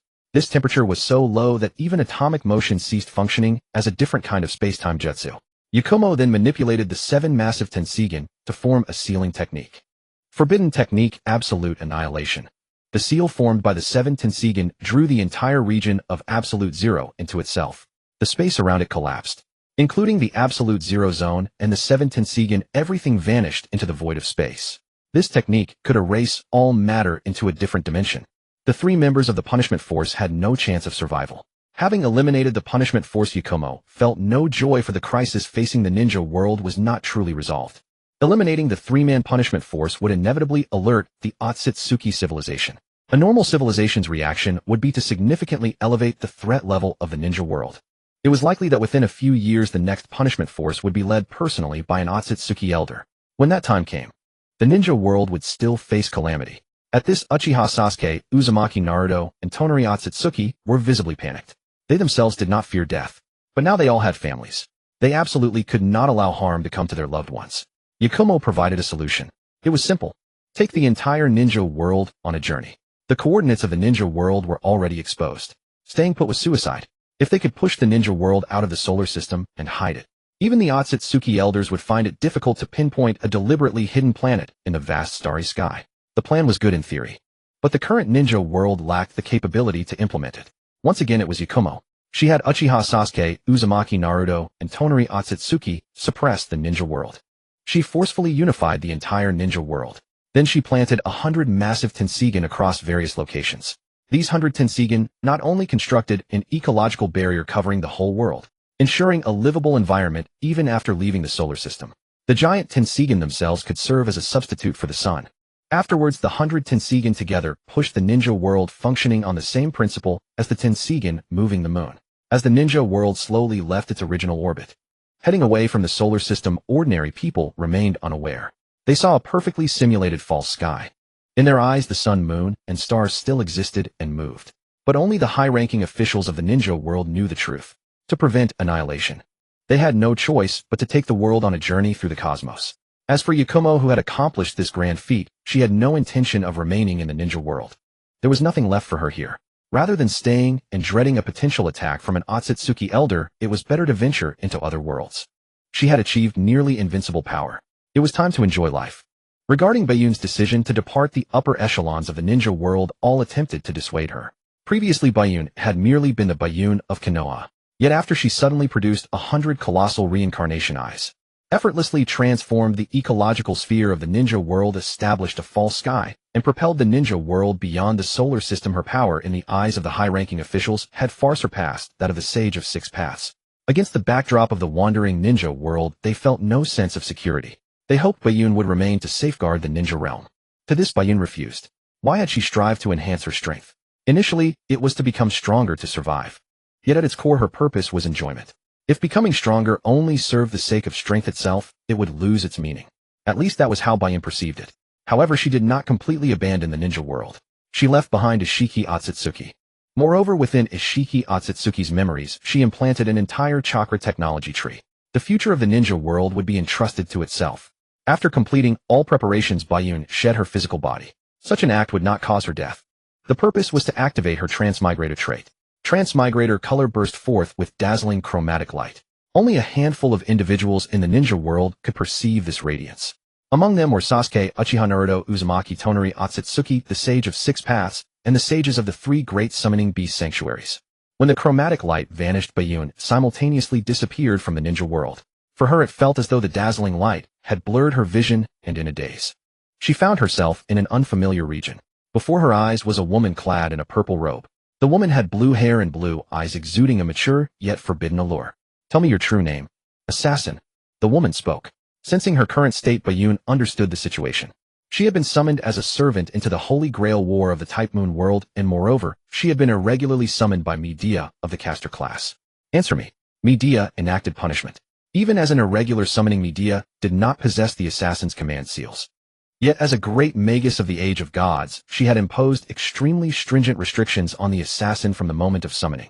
As Bayun was adapting to this world, she suddenly felt excruciating pain throughout her internal organs. To be honest, even in the ninja world, except for the time she sealed the Ten Tails, Bayun had never endured such agony. You seek death. The initial favor she held for Medea due to her being a canon character instantly evaporated. She understood Medea's wish. It was to redeem the regrets of her past. In history, she aided her beloved Jason in achieving heroic feats. To that end, she did not hesitate to kill her own brother and betray her father. Yet she was ultimately betrayed by her husband Jason, who took a new bride, driving her into madness. She poisoned Jason's betrothed and killed her own two sons. As the Witch of Betrayal, her purpose in answering the Holy Grail summons was to find someone who would love her and spend a lifetime together. This seemingly simple wish was so distant and unattainable. Initially, the master who summoned her was a scoundrel who refined magic crystals from the flesh and blood of children. After Medea demonstrated a method to refine magic crystals without sacrificing children, he broke down and was ultimately killed by her. Later, she encountered the teacher Soichiro Kazuki. He extended a helping hand to her, and she chose him as her master. Because Soichiro Kazuki, having undergone assassin training, was emotionally deficient, earnest, and straightforward even after leaving the organization. Since he had saved Medea, he would take full responsibility even at the cost of his own life. For Medea, who had suffered betrayal, his trait of absolute loyalty was her greatest treasure. Yet since Soichiro Kazuki had no magical energy, Medea chose to drain the life force of Fuyuki's citizens to convert it into mana to sustain her existence. Furthermore, to win the Holy Grail War, she irregularly summoned the assassin servant. As a great magus of the Age of Gods, Medea's morality was utterly different from that of modern people. She did not regard ordinary people as human. She would stop at nothing to achieve her goals. From the audience's perspective, she had once been moved by the tragic fate of Medea and Soichiro Kazuki. But from her current standpoint, Medea had earned her own destruction. She herself had refused to be controlled by a wretched master. Ultimately, she chose to kill her own master. Now she was naturally enslaving other servants. What was she thinking? Medea's life of betrayal was indeed tragic, but she herself was no saint. Bayun immediately prepared to counterattack. However, she quickly discovered that most of her traits had dimmed, especially the higher level ones. Of course, she could forcibly activate them. But the cost of doing so would be her expulsion from the Type Moon world's root. She had only just arrived in this world, and she held great affection for many of its characters. How could she accept being expelled the moment she descended? Fortunately, the remaining traits were sufficient to deal with the Medea before her. The equivalent exchange color trait activated. At the cost of some internal energy, the master-servant relationship between them was instantly reversed. Just as Medea was horrified to find herself, the servant Bayun's expression turned grim. Because as she activated the equivalent exchange trait, the root immediately incorporated the ability into the world's rules. At that moment, the Mages Association, the Holy Church, and other top-tier powers and individuals in the Type Moon world all sensed the change in the world's laws. The sixth magic was born. In the thousands of years since the end of the Age of Gods, the Type Moon world had only produced 5 great magics. The mainstream profession was magus, and the mainstream supernatural was magecraft. Both magi and magecraft were subject to numerous restrictions. Only magic was a miracle-level achievement surpassing magecraft, a marvel that magecraft could never attain. Of the 5 existing magics, the first and fourth remained unknown. The user of the second magic was Kishtur Zelrich Schweinorg. Its effect was to observe and freely traverse parallel worlds, making him one of the most powerful and highest-ranking figures in the Type Moon world. The user of the third magic had died out. Its effect was the materialization of the soul, a magic that could achieve immortality. The Holy Grail war held in Fuyuki City was a manifestation of the third magic. The Holy Grail, condensed from soul materialization, possessed the ability to grant wishes upon completion. The user of the fifth magic was Aoko Aozuki. The specific effect was unknown, but it was related to time. Now Bayun's arrival had brought the sixth magic to the Type Moon world. The concept of equivalent exchange had always existed. Like the laws of conservation of energy and mass or the perpetual motion machine in scientific theory, it was a theoretical ultimate that could never be realized in practice. Every experiment inevitably incurred loss. It was a miracle that existed in theory but could never be truly achieved. And all of this, with Bayun's activation of the equivalent exchange trait, turned the impossible theory into reality. Such an achievement was certainly worthy of being called the sixth magic. But the root's action essentially freeloaded off Bayun's ability. No wonder her expression soured. You are the sixth magic user. How is that possible? Medea had character and moral flaws, but her magecraft attainment was unquestionable. What she found incomprehensible was that, as a servant, which was a manifestation of one's deeds in life, only those who had left achievements for the world could become heroic spirits. If Bayun was a servant, then the sixth magic must have been recorded by the root during her lifetime. Why would the root only record her ability after she was summoned as a servant? Are you not a heroic spirit of this world? Do you come from outside the world? Even though the Type Moon world had an age of gods and fictional concepts, true extraterrestrials existed only in theory. Bayun's existence as an alien servant was far rarer than magic itself. There were 5 magics, now 6. There was only one alien. Bayun did not notice the shift in Medea's expression. She was captivated by the operations of the root. After all, the root had not stooped to utter shamelessness. Although it had freeloaded her ability of equivalent exchange, it still granted her certain privileges. If before she was a mere undocumented entity, then after being forced to share the equivalent exchange trait, her existence gained recognition within the Nasaverse. The title of the sixth magician became her official identity in this world. As long as she did not commit an irreparable mistake against the Nasaverse, she could remain here permanently. At the same time, the seal on Bayun's trait system was lifted. With the incredible benefits brought by the equivalent exchange trait, the root eagerly wished for Bayun to contribute more traits beneficial to the Nasaverse. The significance of the equivalent exchange trait to the root was akin to a complete rebirth. It must be known that the Nasaverse had been steadily advancing toward the age of decline. Even the most crucial magecraft system of the Nasaverse was no exception. To curb the arrival of the age of decline, both the root and the Mages Association had made numerous efforts. The most typical example was the magecraft system. The magecraft of the Nasaverse operated under strange rules, the rule of mystery. The older and rarer the mystery, the more powerful it was. From this arose a common understanding: mystery would fail in the face of a higher level of mystery. As the ages progressed, many things that magecraft could accomplish had already been popularized by science. The more widespread the practice, the weaker the magecraft became. Hence, magi generally despised technology. At the same time, they were extremely stingy with the magecraft knowledge they possessed. Magecraft inheritance was invaluable to every magus, not easily disseminated. From this, another rule that magi universally needed to follow emerged: ordinary people must not witness mystery. The spread of mystery would reduce its mystery. Once a commoner witnessed mystery, the magus roughly had 3 options. The first was to silence the commoner, as long as the number of killings was small and left no legal evidence. Magi could generally evade punishment. The second was to take the commoner as an apprentice. By bringing the witness into the fold of the magecraft side, it was naturally acceptable for them to know some magecraft. The third was to let the commoner go. However, if mystery was spread, the instigator would be hunted by the Mages Association. Both the root and the association strove to maintain mystery. This was the foundation of all supernatural phenomena. But the equivalent exchange brought by Bayun could fundamentally change this. Mystery was supremely important to the Nasaverse. Yet to activate mystery, another element was indispensable: magical energy. In theory, magical energy was even more crucial than mystery. The fall of the Age of Gods was largely due to insufficient magical energy. The world's mana concentration could no longer sustain the existence of the gods. Mana crystals were the absolute hard currency in the present Nesaverse. Magi never had enough magical energy. Previously, Medea's master, to obtain a meager amount of mana, had even created an assembly line that sacrificed children for extraction, taking pride in the mana crystals produced. Many impoverished magi for money would even sell their mana-infused bodily fluids to sustain their research and survival. The Nesaverse also had alchemists and legends of the Philosopher's Stone. Yet magical energy and life force were deeply interconnected. In a sense, they were even equivalent. Medea looked down on her former master's method of using children's lives to obtain mana crystals. But to be honest, she was not disgusted by the act itself. She despised the waste. If she had done it, she could have extracted several times more mana than that incompetent master. Thus, when she lacked magical energy, she directly targeted the citizens of Fuyuki City, draining life force from ordinary people to convert it into mana. Yet she set a limit: those drained would fall into a period of weakness, but she did not drain them to death. In modern society, there was an abundance of energy sources: oil, coal, steam, electricity, all of which had become the mainstays supporting technological development. However, the Magi of the Nesaverse could not convert these energies into magical energy. But Ba Yun's appearance, especially her equivalent exchange trait, fundamentally changed this. In the face of the special ability of equivalent exchange, other forms of energy could be transformed into magical energy. If this truth were to be disseminated, it would be enough to revolutionize the entire Nesaverse. Currently, people were astonished by the birth of the sixth magic, and even more so that it was the sixth magic in the field of alchemy. Yet they had no clear understanding of what the sixth magic could truly achieve. Hence they remained so quiet.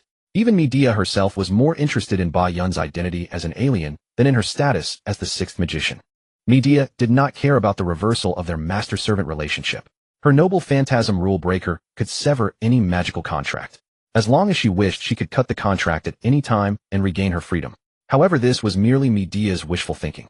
Ba Yun's power was far greater than her most exaggerated imagination.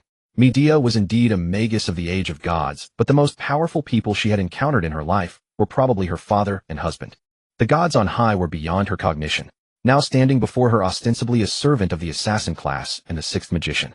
Her true identity was precisely the divine-level being that Medea had never even seen. "Give me your noble phantasm," Ba Yun commanded Medea. As expected, Medea showed hesitation, just as she had initially ordered Ba Yun to reveal her true name the next moment. Agonizing pain erupted throughout Medea's body. An involuntary expression of suffering crossed her exquisitely beautiful face. Under Ba Yun's punishment, Medea gritted her teeth and materialized her noble phantasm. To her astonishment, she found that the link between her and her noble phantasm was completely severed. The ownership of her noble phantasm was seized by Ba Yun. Ba Yun simply placed Medea's noble phantasm rule breaker into her own equipment slot, and thus wrested away both ownership and usage rights. Bereft of her noble phantasm, Medea finally realized that this existence from beyond the world was not someone she could manipulate. From now on, Ba Yun emphasized their identities. "I am your master, and you are my servant." "Yes, master." Medea quickly adjusted her stance. Yielding to a more powerful existence, as long as it did not violate her principles, she was willing to comply. Ba Yun stood at the mountain gate of Ryudo Temple. It was here that Medea had summoned her illegally.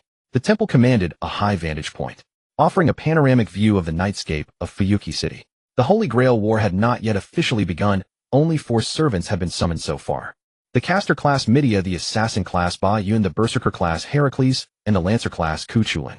As of now, Tosaka Rin's servant, the archer class Red Aoyamiya Shiro's servant, the saber class Artoria, and Mado Sakura's servant, the rider class Medusa, had not yet been summoned. Given this, she could act in advance to shape the Holy Grail War as she desired. "Tell me the targets to watch out for in Fuyuki City." Yakumo had seen the plot, but it only revealed a small part of reality. Just like when Yakumo first crossed over into the ninja world, she herself didn't know where Ichiraku Ramen was. Ichiraku Ramen was renowned among readers, but in Konoha it was just a small ramen shop, not very famous, and business was not booming. At least Yakumo had never seen a long queue at Ichiraku Ramen. In the real ninja world, however, after Naruto, Uzumaki became the god of ninja of the new era, Ichiraku Ramen experienced a period of popularity. But that was it. The same was true for Fuyuki City. She had just arrived. She knew about Hamurahara Academy, the Amiya residence, the Tosaka residence, and the Matu residence, but that knowledge was of little use. Apart from being able to spot Fuyuki Bridge from a high vantage point, she didn't know other specific addresses. Perhaps if she activated her Tensigen's Wanshinjian, she could easily see through the entire city. But she had secretly made up her mind no longer use any non-magical abilities and try not to give the root any more leverage. So she needed Medea's information. Midia, as a qualified servant, had conducted extensive investigations on Fuyuki City in advance. As Midia spoke, Yakumo quickly found the key points. From the perspective of the Holy Grail War, there were not many points worth attention in Fuyuki City, apart from the mysterious Lancer servant, who appeared and disappeared unpredictably.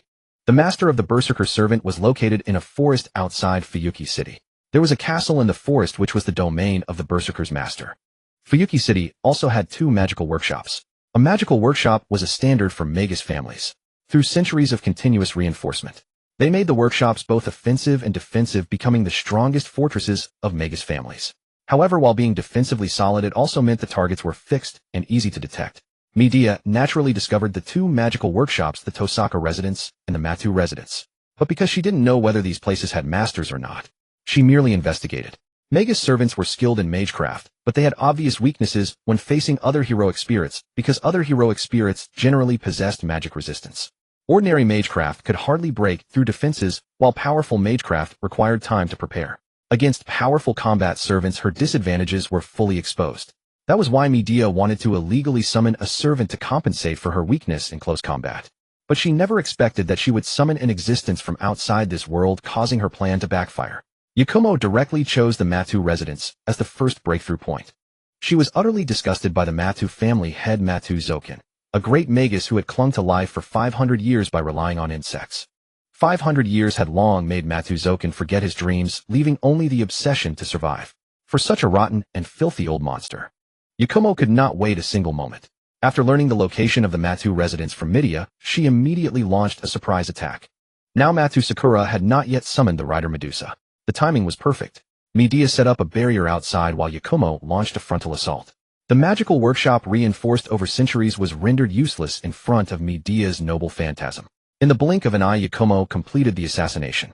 She perfectly displayed the qualities of an assassin, or rather the qualities of a powerful ninja. After ignoring the defenses of the magical workshop, the Matu residence was nothing more than a small Western-style house. Matu Zoken and Matu Shinji had no time to react before they were slain by Yakumo. She was well aware that Matu Zoken's true body was hidden inside Matu Sakura's heart. This disgusting creature had spent years using the most vile methods to transform Matu Sakura into the Black Holy Grail. Facing Yakumo's surprise attack, Matu Zoken was shocked. Matu Shinji was terrified. Only Matu Sakura remained calm. She did not care about her own fate. Death was a release for her. Yakumo directly activated equivalent exchange. Using the lives and magical energy of Matu Zoken and the countless insects beneath the Matu residence, as the price, she restored Matu Sakura's ravaged body. You are free. As the price, give me your servant. Matu Sakura was used to being dominated, previously by Matu Zoken and Matu Shinji, and now by Yakumo. Will she be the new master? Midia asked curiously. Not every magus could become a master in the Holy Grail War. It required the Holy Grail's recognition. Midia had already felt the benefits of becoming Yakumo's servant. According to common sense, a servant needed a master to sustain its existence. Except for archer-class servants who could forcibly remain in the present world for 3 days after losing their master. Other servants would quickly fade away after losing their master. The reason Midia frequently extracted ordinary people's life force to convert into magical energy was because her master Kazuki Suchira was an ordinary person and could not provide her with magical energy. But Yakumo broke this rule. As an assassin-class servant summoned illegally, she could generate magical energy out of thin air, allowing Midia to experience the luxurious feeling of unlimited magical power. Under Midia's arrangement, the servant summoning circle was quickly formed. Matu Sakura, with a numb expression and vacant eyes, began the summoning. It went very smoothly. The rider-class servant appeared. But just as she appeared, before she could introduce herself, the command spell that had just emerged on the back of Matu Sakura's hand was transferred to the back of Yakumo's hand. For a servant, the one who possessed the command spell and provided magical energy was the master. Medusa, with her eyes covered, looked at Matu Sakura before her, then glanced at Yakumo and Midia. Both were servants, but she could tell that the magical energy for both Midia and herself was provided by Yakumo. Rider, greetings to master. Midia acknowledged this fact. Having dealt with Matu Zoken and Matu Shinji, Yakumo was in a good mood. Let's go. Yakumo led Midia and Medusa out of the Matu residence. Matu Sakura hadn't expected to truly survive. She felt her healthy body. Looking at the corpses of her grandfather Matu Zoken and her elder brother Matu Shinji, a suppressed, yet liberating Yandere smile spread across her lips. She was delighted at the death of her grandfather Matu Zoken, but the death of her elder brother Matu Shinji brought her slight sorrow. There was a time when Matu Shinji had been a good brother, making her feel the warmth of family. But ever since Matu Shinji learned that he had no magical talent, he became Matu Sakura's nightmare. Now everything was gone. Without the obstacles at home, she could finally be with Amiya Shiro. With tears in her eyes and a smile on her lips, Matu Sakura walked toward the phone. She dialed the Holy Church's number. The deaths of her grandfather and brother needed a reasonable explanation and a handling agency. The Holy Church was such an organization. During the Holy Grail War, any magic-related incidents had to be handled by the Holy Church, which would provide a reasonable explanation to the public. Thus, every Holy Grail War Fuyuki City would frequently see incidents like gas leaks, gas pipeline explosions, serial killings, and so on. Previously, Midia's extraction of ordinary people's life force was all attributed to poisoning caused by gas leaks. After dealing with Matuzoken and Matu Shinji, restoring Matu Sakura's body, and taking Medusa away, the trio soon appeared at the Tosaka residence. The magical workshop of the Tosaka residence was equally impregnable, but equally vulnerable in front of Midia's noble phantasm. When Yakumo with Midia and Medusa appeared in the bedroom of the Tosaka residence, Tosaka Rin, who had just received the alarm, didn't even have time to get out of bed. Dressed in her pajamas, Tosaka Rin was thus cornered in her own bedroom by 3 servants. Regaining her wits, Tosaka Rin looked utterly despairing. She knew the Holy Grail War was dangerous. After all, her father had died in the previous war, and her mother had suffered brain damage in that same war, becoming mentally unstable and paralyzed, eventually passing away. But who could tell her how was she supposed to deal with being cornered in her bedroom before even having a chance to summon her servant? Regret. Tosaka Rin was now filled with regret. The reason why the defenses of the Tosaka Mansion's magical workshop had failed no longer occupied her thoughts. For the truth lay before her eyes. Centuries of defenses were rendered useless before the trio, standing in front of her. They had directly breached her bedroom. She had originally intended to delay the summoning of a servant as much as possible. In the Holy Grail War, there were generally only 7 classes of servants. These 7 classes varied in strength. Generally speaking, the weakest were the caster class and the assassin class. The strongest was the saber class. Tosaka Rin had the backing of the Holy Church. Her teacher was the priest of the Holy Church, Kiryai Kodomine. He was also the overseer of the Holy Grail War. According to the rules of the Holy Grail War, both masters and servants were required to abide by certain restrictions imposed by the Holy Church. It was stipulated that ordinary people must not be made aware. Reporting the class of one's summoned servant was also a rule. These rules existed. Whether you followed them was another matter. But violating them would inevitably come at a price. Thus, Tosaka Rin could learn some basic information about the Holy Grail War from her teacher Kiryai Kodomine. For instance, in this Holy Grail War, the Caster Berserker and Lancer classes already had masters. The Saber Rider Archer and Assassin classes were all vacant. Tosaka Rin's plan was to delay the summoning. The later it was, the fewer remaining classes there would be. It would be best if others had already summoned the other classes, leaving only the Saber class. That way she could directly summon the most powerful Saber class, helping her to better win the Holy Grail War. Yet her plan was well conceived. She never expected servants to appear right before her, and 3 of them in alliance, directly confronting a prospective master who had not yet summoned a servant. In the history of the Holy Grail War, this was unprecedented. Young lady of the Tosaka family, we need you to cooperate with some actions. I hope you can understand. Yakumo spoke. Her appearance was the most ordinary among the 3. Beautiful, but not striking. In comparison, Midia and Medusa exuded an air of danger. They clearly were not simple. Yet the 3 obviously took Yakumo as their leader. As an orthodox magus, Tosaka Rin was quite pragmatic. I will definitely cooperate. When things were beyond her control, Tosaka Rin followed her heart. As the sole heir of the Tosaka family's magical lineage, if anything happened to her, it would mean the dissolution of the Tosaka family's centuries-old magical foundation. For a magus who valued tradition, this was absolutely unacceptable. Very well. Now perform the servant summoning. The summoning circle for a servant materialized under Midia's hands in an instant. Tosaka Rin instinctively resisted. This is not my optimal state or the best time for summoning. As a perfectionist, Tosaka Rin always strived to do her best whenever conditions permitted. You are not summoning a servant for yourself. You are summoning a servant for me, understand? Yakumo revealed the crux of the matter. I understand. Tosaka Rin reluctantly conceded. Under the gaze of the 3 servants, Tosaka Rin was forced to begin her own servant summoning. The summoning process went without any issues. When the servant emerged from the summoning circle, Tosaka Rin didn't even have time to see the appearance of the servant she had summoned, before she felt a sharp pain on the back of her hand. The command spell that had just appeared on her hand vanished. Along with it, her ownership as the servant's master disappeared. This was completely different from the Holy Grail War she had envisioned. In her original plan, she would summon a powerful saber-class servant. Then, relying on her own excellence as a master and the servant's strength, she would dominate the Holy Grail War. Yet her Holy Grail War had ended before it even began. Excuse me. The red-armored servant had just started to speak. He was confused by the scene before him. What was happening? I am your master. You are not mistaken. Yakumo revealed the back of her hand. 6 command spells gleamed with a blood-red light on her hand. Command spells could compel a servant. They were the most defining feature of a master. The red-armored servant looked at the aggrieved Tosaka Rin, then at the trio of servants beside him. He wisely made his choice. Archer greets his master. Tosaka Rin watched helplessly as the servant she had just summoned declared allegiance to Yakumo. Yakumo's group of servants grew from 3 to 4.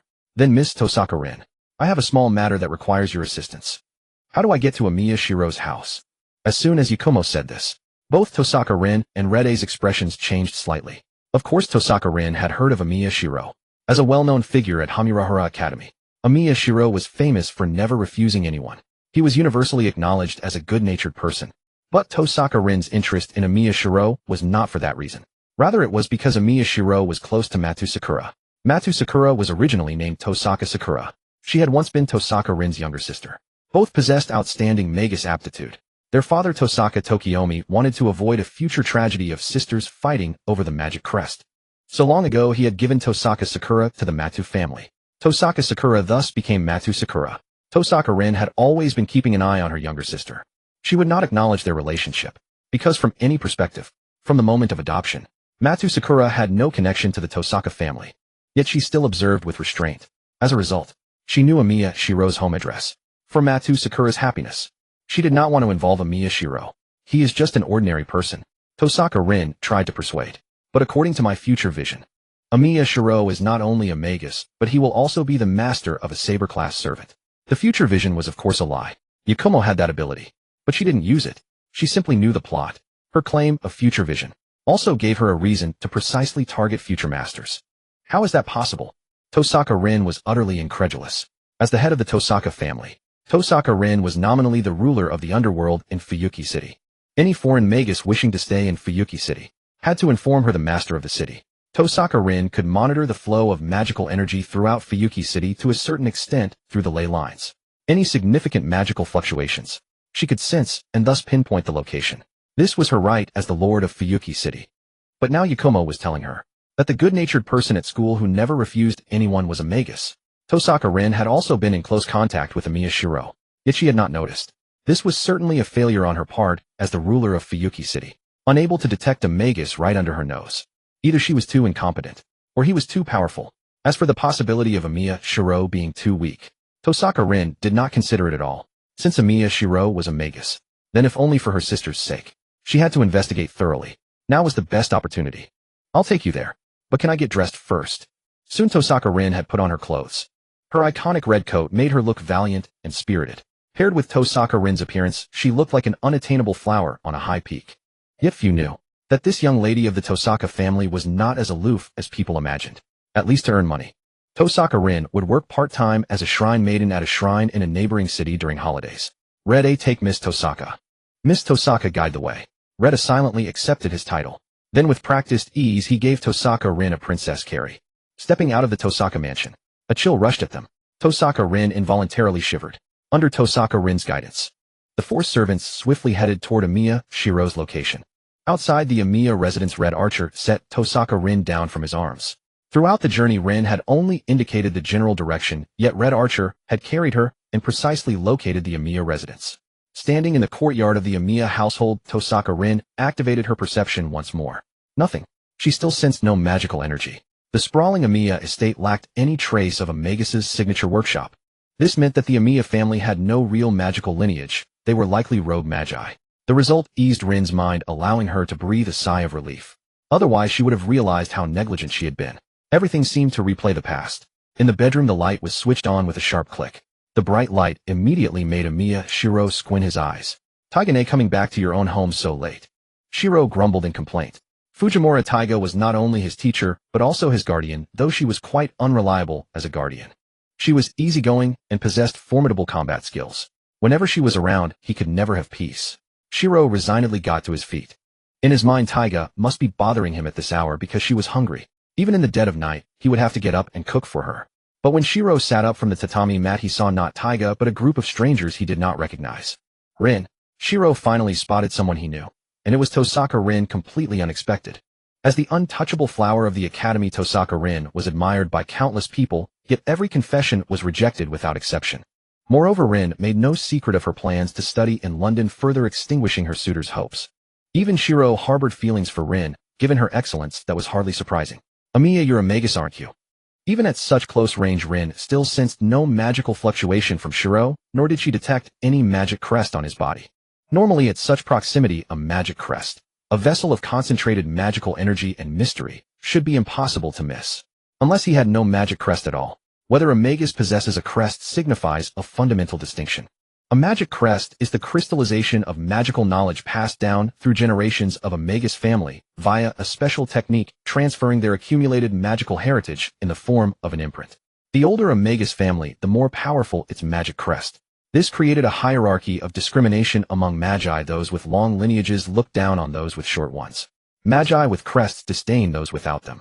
A magus who lacks even a magic crest. So it wasn't that she was incompetent or careless. It was simply that this guy was so weak that he fell below her perception threshold. Realizing this, Rin finally relaxed. Facing her intimidating interrogation, Shiro nodded awkwardly. "I am indeed a magus." "Wait, are you also a magus, Rin?" At that moment, Shiro felt a pang of delight. He had always thought that he and Rin were parallel lines that could never intersect. Now he had finally found a kindred spirit, especially after his father Amiya Kiritsugu had passed away. This was the first magus Shiro had ever encountered, and it happened to be Rin. No need for all that trouble. Now begin summoning the servant. Shiro's knowledge of magecraft was extremely shallow, deliberately so by his father's design.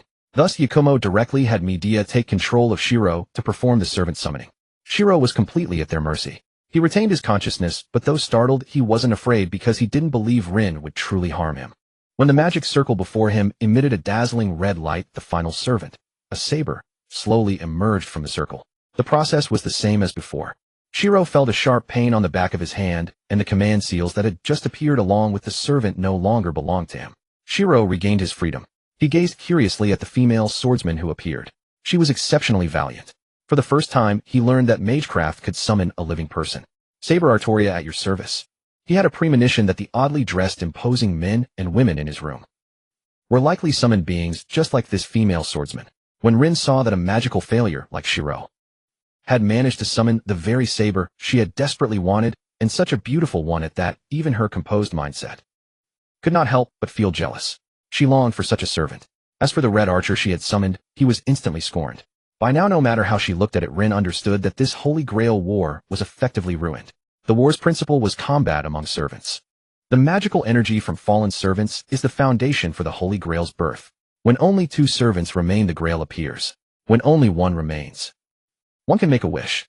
Such was the cruel nature of the Holy Grail war. Yet now Yakumo had directly taken possession of 4 servants, and with herself, that made 5 servants in total. That was a 5-servant group. How could the other 2 servants possibly fight against that? She just wondered how Yakumo would handle the servants under her control. A servant who usurped command seals through unjust means. "I do not acknowledge you as my master."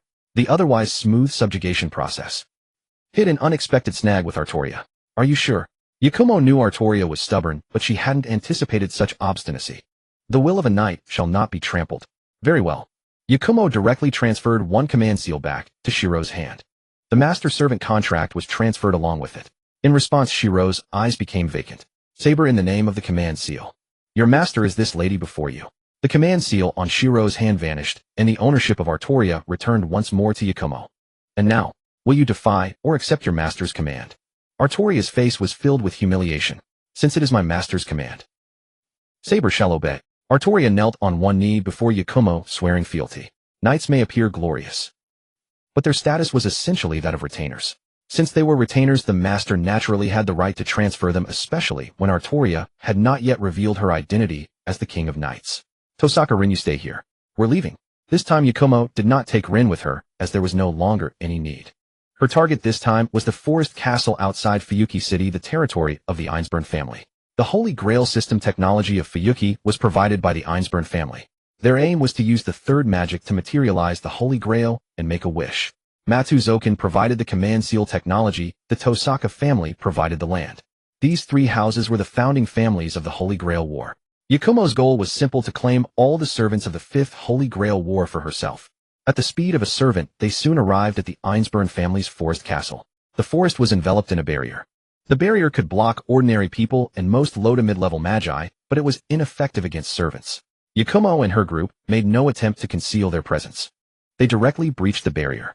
In this Holy Grail War, the Ainsburn master was named Ilya, a modified human who appeared as a little girl, but was actually older than Amiya Shiro. She was Shiro's adoptive sister, the biological daughter of Amiya Kiritsugu, but in the previous Holy Grail War. At the critical moment when Kiritsugu could have obtained the Holy Grail, he used a command seal to force Saber to destroy the Grail with her noble phantasm. This action triggered dire consequences. A massive torrent of black mud surged from the Grail, causing catastrophic destruction in Fuyuki City. This was the Great Fuyuki Fire, an event that still made the city's residents shudder. That incident claimed hundreds of lives. Amiya Shiro was a survivor of the Great Fuyuki Fire. He was adopted by Amiya Kiritsugu as his son. Because of Kiritsugu's actions, the Ainsburn family severed ties with Kiritsugu and subjected his daughter Ilya to brutal human experimentation. Ilya was the daughter of Kiritsugu and the homunculus Irisveal. Irisveal, who served as the previous Holy Grail vessel, perished in the Holy Grail War. This time the Ainsburns learned their lesson. They no longer placed their hopes in outsiders. Through 10 years of modifications, Ilya was transformed into an unprecedentedly powerful Holy Grail vessel. Normally, when only 2 servants remained, the vessel would self-destruct, manifesting the Holy Grail from within. But the Ainsburns shattered this iron law. Under their modifications, Ilya could theoretically withstand the souls of all servants. Even when only the last servant remained, her body would not self-destruct. The Holy Grail would manifest directly within her body. As the one closest to the Holy Grail, Ilya possessed the highest priority to make a wish. Thus, Ilya summoned the most powerful servant, Berserker. Ilya did not need to defeat everyone, as she only needed to endure until the end under Berserker's protection. When only 2 servants remained, Ilya could use a command seal to force Berserker to kill himself, and the Holy Grail would be instantly generated within her. She could then immediately make a wish. This was the Ainsburn family's plan for the Holy Grail War. But man proposes, God disposes. In almost every timeline, the Ainsburns' plan failed. And now it was the same. When 5 servants broke into the forest castle, Ilya, who had been supremely confident in her servant, turned pale as paper. Her servant was the great hero Heracles. A already powerful servant became even stronger after being maddened. But no matter how mighty, Ilya did not believe he could defeat 5 alone. If the power gap was so vast, the Holy Grail War would lose its meaning. And now 5 servants acting together completely shattered the conventional understanding of the war. There was only one Holy Grail War. Alliances had occurred in previous wars, but they always ended in betrayal. After 4 consecutive failures, she had thought this time would be easier, but instead she encountered another anomaly. Yakumo and her 5 companions entered the castle's hall. Ilya had prepared for battle. No matter what, she would not give up. This was the mission instilled in her by the Ainsburns over 10 years. Beside Ilya, 2 homunculi also drew their weapons and faced off against Yakumo's group, even though they were no match for servants. Yet they did not fear death. Red Archer, Yakumo ordered, "The Berserker is yours." Red Archer hesitated for a moment, then nodded in agreement. "Leave it to me." Before everyone, Red Archer began his magecraft incantation. Reality Marble. Ilya gasped. The Reality Marble, a renowned magecraft, was said to be the closest to true magic. It projected an inner image onto reality, creating a small world. This small world domain was extremely advantageous to the caster, a technique every magus dreamed of. Now Red Archer was using it on the spot. Ilya stared intently at Red Archer, trying to deduce his servant identity from the incantation. But even as the Reality Marble took shape, she could not discern Red Archer's identity. Unlimited Blade Works. A Reality Marble never seen before. Even knowing the name of the Reality Marble, aside from Yakumo, who knew the story, the others still could not learn Red Archer's true name. This was extremely rare for a servant. Berserker and Red Archer vanished on the spot. This was another use of the Reality Marble. Yakumo did not expect Red Archer to defeat Berserker. She only needed Red Archer to use the Reality Marble to stall Berserker. Without Berserker's protection, Ilya herself was a very powerful magus. But a magus was no match for a servant. Yakumo immediately used Medea's noble phantasm to break the contract between Ilya and Berserker. She also transferred Ilya's command seals. The ownership of Berserker fell into Yakumo's hands. Red Archer then dissolved the Reality Marble. The 2 reappeared in the air. The massive Berserker exuded an overwhelmingly terrifying aura, yet he did not make a move. "As compensation for taking your servant, let me restore your body." Yakumo activated equivalent exchange. Berserker's gaze shifted warily. If Ilya suffered any harm, he would attack Yakumo regardless of the command seals. But Yakumo truly had no ill intentions toward Ilya. 10 years of modifications had left Ilya's body riddled with damage. Yakumo indeed restored Ilya's body. But for Ilya, this outcome represented despair. For she had lost not only her servant, but also her identity as the Holy Grail vessel. Her body was indeed restored to health, but she would forever be denied the Holy Grail.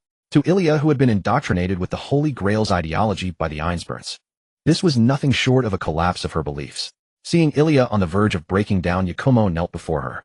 Ilya appeared cute, but as a modified human raised by the Einspurn family, her moral outlook was equally twisted. She would stop at nothing to obtain the Holy Grail. Killing was second nature to her.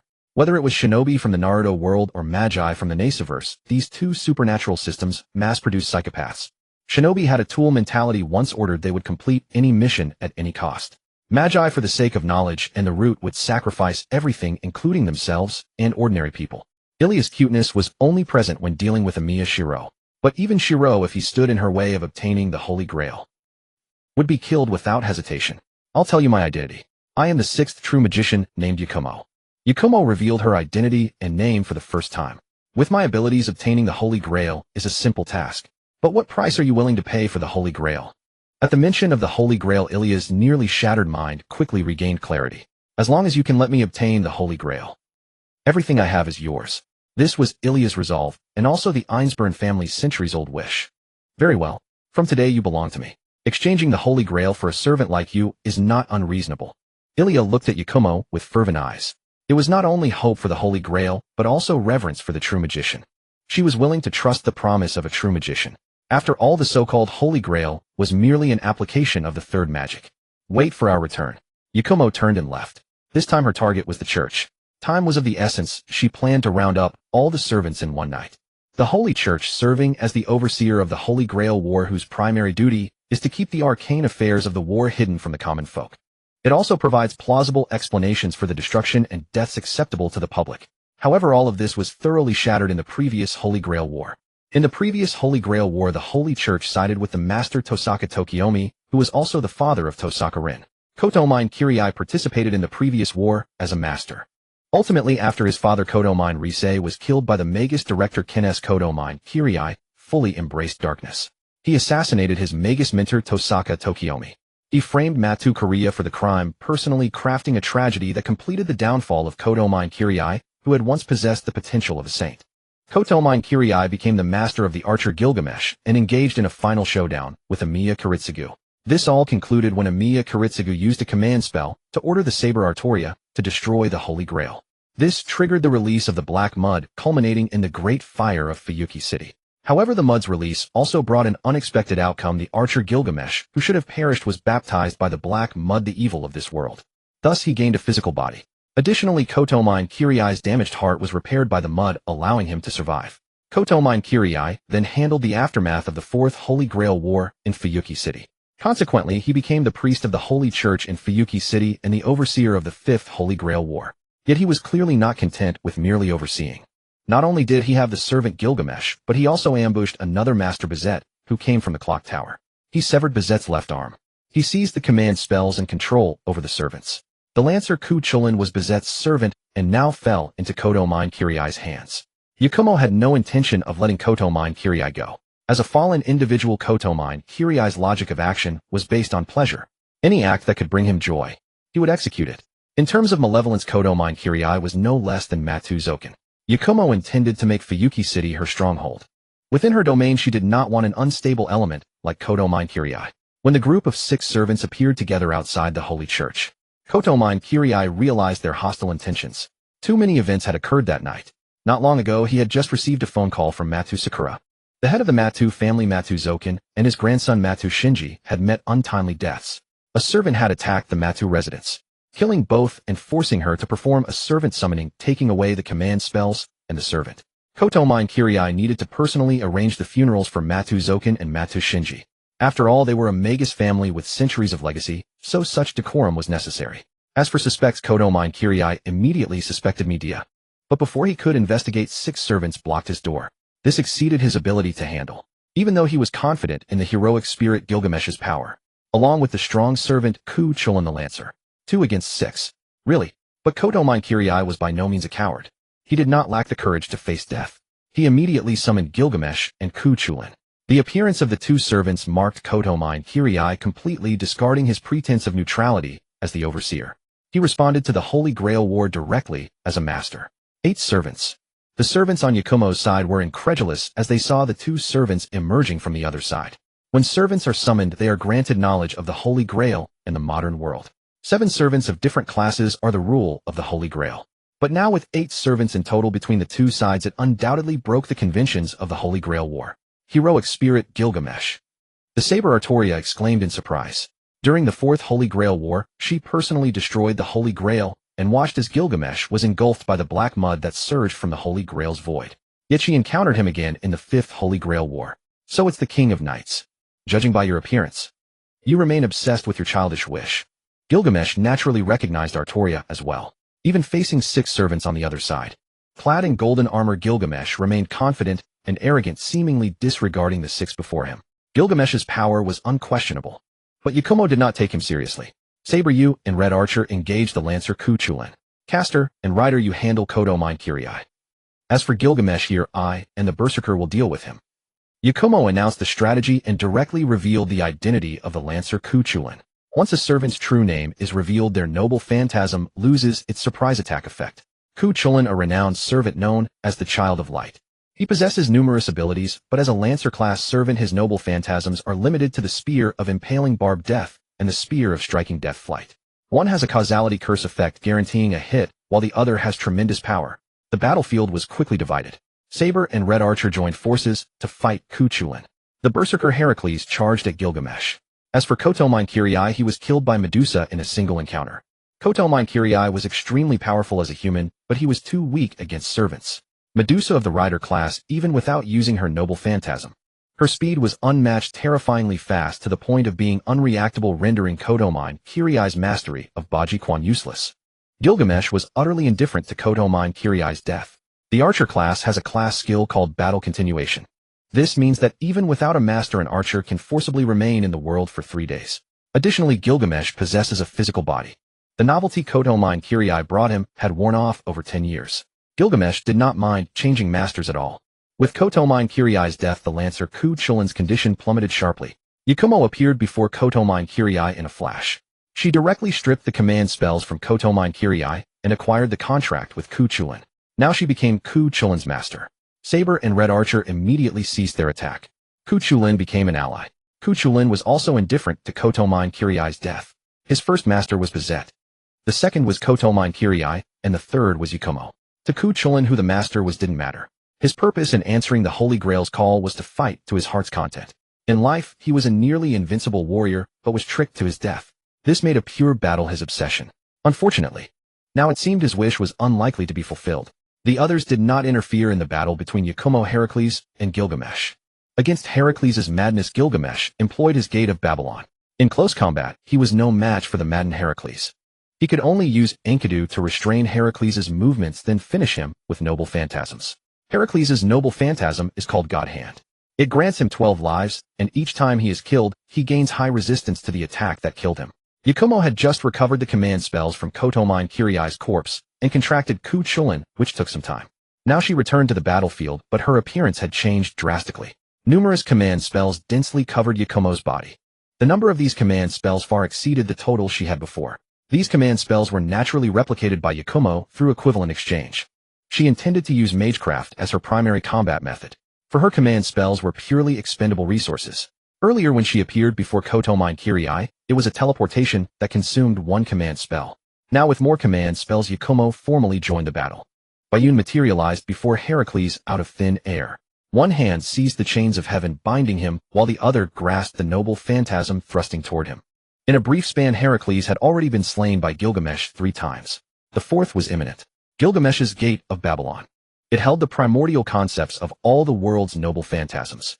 This effectively granted Gilgamesh mastery over every treasure in existence. Yet the trove within his gate was so vast, so immense that he could scarcely be bothered to comprehend it all. His favorite tactic was to hurl these treasures as mere projectiles. The sheer power of the phantasms themselves sufficed to crush anything in their path.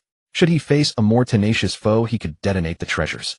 In such an extravagant manner, he would expend his wealth freely to annihilate his enemies. The chains of heaven could bind even gods. The greater the divinity within, the tighter the binding. Of course, all this had its limits. Yet the Holy Grail War seldom summoned beings beyond the norm. The most powerful were usually demigods. Gilgamesh himself bore 2/3 divine blood. Yet as a demigod he had spent his entire life defying the gods. Heracles, son of Zeus and a renowned demigod, was naturally vulnerable to the chains of heaven.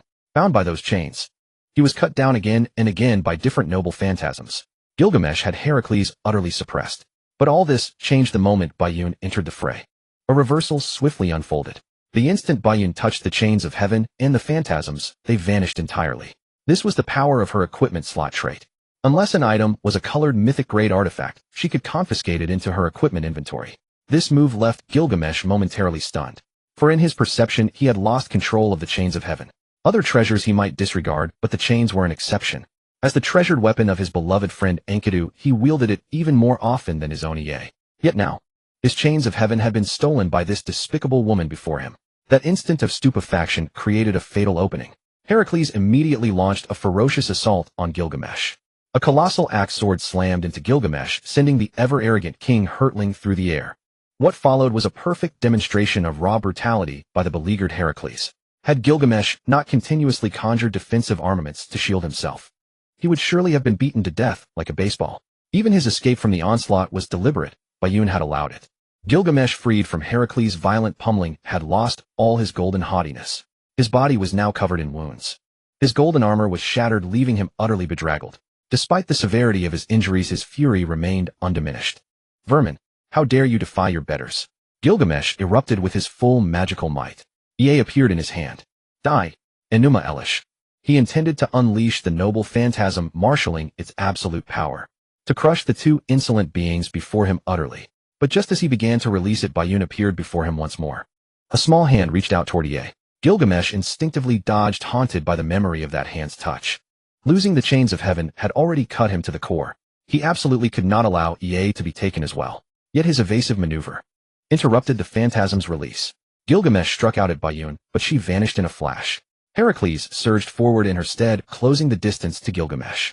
Forced to abandon his activation, Gilgamesh opened the gate of Babylon and bombarded Heracles relentlessly. Bayun began her performance. Of the treasures Gilgamesh unleashed, only a few struck Heracles, impeding his advance and heaping greater pressure upon the king. The rest were all claimed by Bayun. Thus the pair worked in tandem, Heracles exerting menace, compelling Gilgamesh to keep firing, while Bayun continuously collected the treasures, also thwarting any attempt to activate Ie. Gradually, not only did the observing servants realize Bayun could easily defeat Gilgamesh, yet deliberately forced him to expend his phantasms in this manner. Even Gilgamesh himself came to understand. A profound humiliation consumed him. When had he, the king of heroes, ever been so degraded? Yet here he stood experiencing it. To surrender was galling, to continue was merely to feed more treasures to that woman. Neither path offered dignity. Damn you! Gilgamesh could bear it no longer. As the king of heroes, he preferred death over dishonor. Without hesitation, he turned Ie upon himself. So swift was his act that even Bayun could not intervene. Or perhaps she possessed the power to stop him, yet the self-imposed limits on her abilities cost her the chance. Gilgamesh's fate cast a pall over the assembled servants. Bayun's vileness exceeded their darkest imaginings. She had literally shamed the king of heroes into taking his own life. Bayun, for her part, was genuinely dismayed. She least of all wanted Gilgamesh dead. Keeping him alive to endlessly harvest treasures would have been ideal. Alas, that golden opportunity slipped away. Kuchulin, go to your master. This situation requires resolution. This time Bayun had brought only Kuchulin. Now that Kirai Kodomine was dead, the highest authority over the magical side of Fuyuki City would fall to Bizet. Rin Tosaka nominally held administrative rights over the city, but she was far too young. Previously, Kirai had acted as her guardian and mentor, exercising authority on her behalf. Rin lacked the necessary prestige. The other servants returned to the Einsburn Forest Castle. Bayun led Kuchulin to Bizet's location, where Bizet still clung to life. Bayun apprised Bizet of Kirai's situation, that he was dead and his servant taken. She had saved Bizet for one sole reason: to have Bizet assume the responsibilities arising from Kirai's demise. Kirai's death was deserved, yet the passing of a church priest and supervisor was entangled in the political machinations between the Holy Church and the Mages Association. Bayun had no appetite for such matters, so she entrusted them to Bizet. Bound by gratitude for her rescue, Bizet accepted the task. Bayun then took her leave. For her, the Holy Grail War was effectively concluded. What remained was the aftermath. Only by resolving the servants' lingering wishes could they finally find peace. Fortunately for Bayun, this was hardly a challenge at all. Yakumo and Kuchulin returned to the Einsburn Forest Castle. Heracles, who had displayed overwhelming dominance in his berserker assault against Gilgamesh, stood quietly beside Iliasville. From a modern perspective, Iliasville was undoubtedly a little devil. But that was only from the viewpoint of an ordinary person. From a Magus' perspective, however, Iliasville was already quite well behaved. And from Heracles' perspective, she was incredibly adorable. So much so that he wished she were his own daughter. In his youth, Heracles was 1,000 times more mischievous than Iliasville. Such is the difference in perception depending on one's perspective. Let me introduce myself. Although they had fought side by side, none of them had actually given a proper self-introduction. Assassin Yakumo. I come from beyond this world. I am also the sixth magician acknowledged by the root.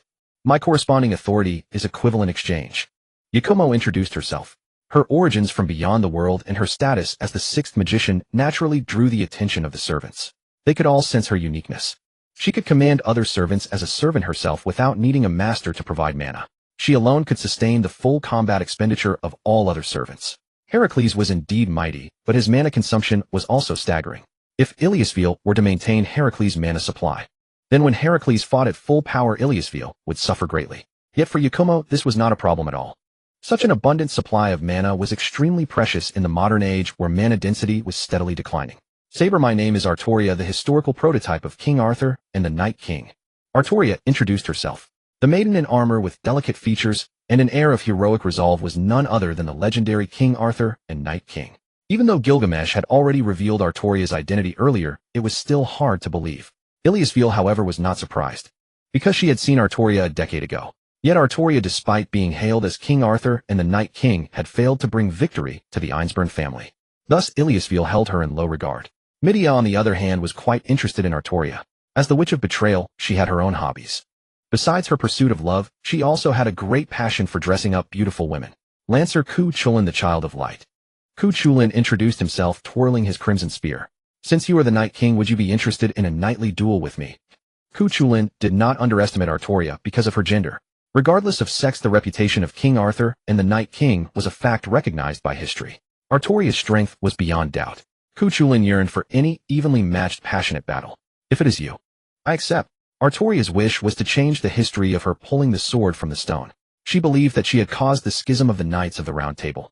She blamed herself for leading the kingdom to ruin. Her existence had brought fame to the Knights of the Round Table, yet she herself ultimately fell in their rebellion. The leader of the rebellion was Mordred the son she never acknowledged. This made her feel that her life was a failure. But while she acknowledged that failure, it did not diminish her thirst for battle. The fame of King Arthur and the Night King was earned through Artoria's own martial prowess blow by blow. In knightly duels, Artoria had never been defeated. Archer Amiya Shiro. Red finally revealed his true name. I am a servant from the future. The present me is just an ordinary person. Red A's self-introduction astonished the other servants. It also explained why, despite having already displayed distinctive traits, such as his reality marble unlimited blade works, and his ability to project noble phantasms, no one had recognized his origin. His deeds as a servant came from the future. It was only natural that servants from the past were unaware of Red A's existence. Among them, those who had seen the high school student Amiya Shiro were especially surprised. They never imagined that this barely qualified Magus high school student would achieve the status of a servant in the future. Rider Medusa. Medusa's introduction was brief, but her name was nearly universally known. Whenever the Age of Myths was discussed, Medusa was an almost unavoidable topic. It was now understandable why Rider always wore a blindfold over her eyes. After all, those were terrifying mystic eyes that could petrify anything they gazed upon. Caster Medea. Medea's introduction was equally brief. Unlike Medusa's tragic fate in mythology, Medea was known primarily for her madness, whether it was her mad love for Jason or her mad vengeance after being betrayed by him. Medea's reputation in myth was infamous. The Witch of Betrayal, truly a title well earned. Berserker Heracles. Iliasville introduced Heracles. Due to the Berserker class, Heracles could not speak. Just by his appearance, his title as the God of Strength was well deserved. After the introductions, all servants had a basic understanding of each other. Yakumo spoke again. You don't need to know everything about my authority of equivalent exchange. But one thing I can guarantee, I can provide nearly limitless mana. Yakumo's words shocked all the servants. Mana was the foundation of a servant's existence. On the surface, the Holy Grail War had masters provide mana, but in reality, most of the mana consumed by servants came from the Greater Grail system. Without sufficient mana, servants could not remain in the world. This was also why when the Holy Grail War ended, servants without physical bodies would dissipate. When the Greater Grail system ceased to provide mana, masters alone could not sustain a servant's consumption. Even the Greater Grail system typically required 60 years to initiate a single Holy Grail War. This demonstrated the immense mana consumption of servants. The interval between the Fourth and Fifth Holy Grail Wars was merely 10 years. In Yakumo's understanding, this was likely due to the destruction of the Holy Grail in the Fourth War and the leakage of all the world's evils. The black mud formed from all the world's evils as an aggregate of the world's malice possessed extremely strong corruption properties. Yet the essence of all the world's evils was still mana. Now that the Holy Grail was contaminated by all the world's evils, most of the leaked black mud was reabsorbed by the Greater Grail system, becoming the mana source for the Fifth Holy Grail War. Yakumo's nearly limitless mana meant that even after the Holy Grail War ended, if she wished, she could still bear the mana consumption for all other servants to remain in the world. This alone was enough to captivate most servants. Medea, Medusa, Ku-Chulin, Heracles, and Red A all had reasons to stay in the world. Previously, only the Holy Grail could grant this wish. But now, without the Grail, Yakumo could enable them to remain in the world indefinitely. The only exception was Artoria. Artoria's reason for seeking the Holy Grail was to change the past. She had no great desire to remain in the present world. I can grant you magical power. I can also shape a corporeal form for you to remain in this world. And I can give you the Holy Grail. But have you considered what price you must pay? Yakumo and the other servants were not bound by the ordinary relationship between master and servant. She had no direct need for the other servants. She had not come to the Type Moon world to conquer and rule, but to revel in pleasure. Her strength was far beyond the need for mere combat. Thus arose an imbalance between supply and demand, a space for Yakumo to negotiate. The other servants had no idea what Yakumo truly desired, yet they all understood that gain inevitably demanded sacrifice. I have already given you my noble phantasm. Medea twisted the narrative, transforming Yakumo's seizure of her noble phantasm into a bargaining chip. Your noble phantasm is quite useful. Our deal is struck. Yakumo paid no heed to Medea's slight cunning and agreed to the transaction. Then she activated the equivalent exchange term. She directly bestowed a physical body upon Medea, while simultaneously severing her supply of magical energy. Medea was overjoyed to possess a flesh and blood form. Now she could be with Kazuki Soichiro forever.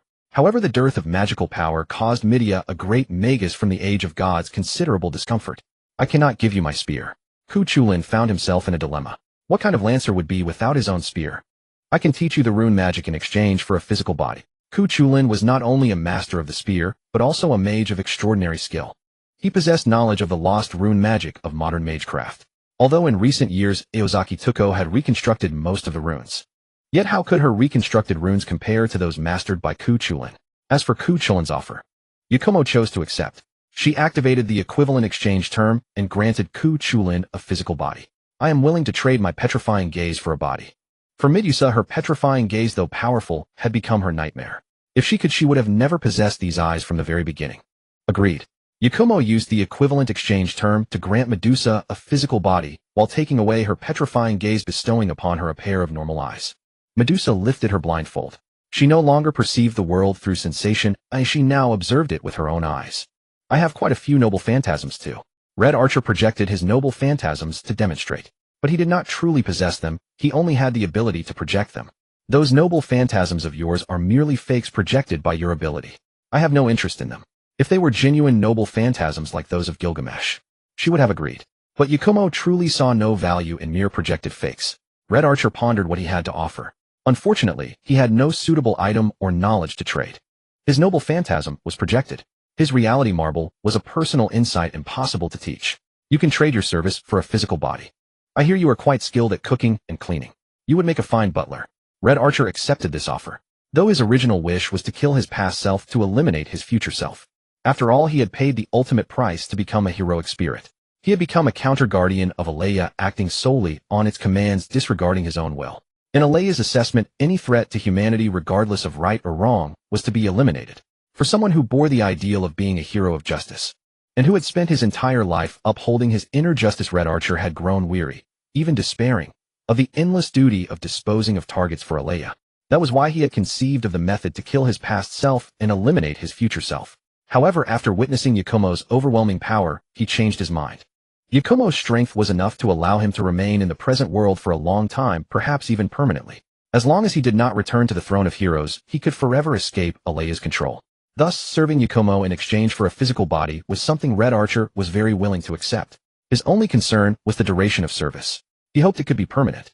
Yakumo granted Red Archer a physical body. She also removed the Berserker class from Heracles, restoring his sanity and allowing him to speak. Heracles' physique also shrank accordingly.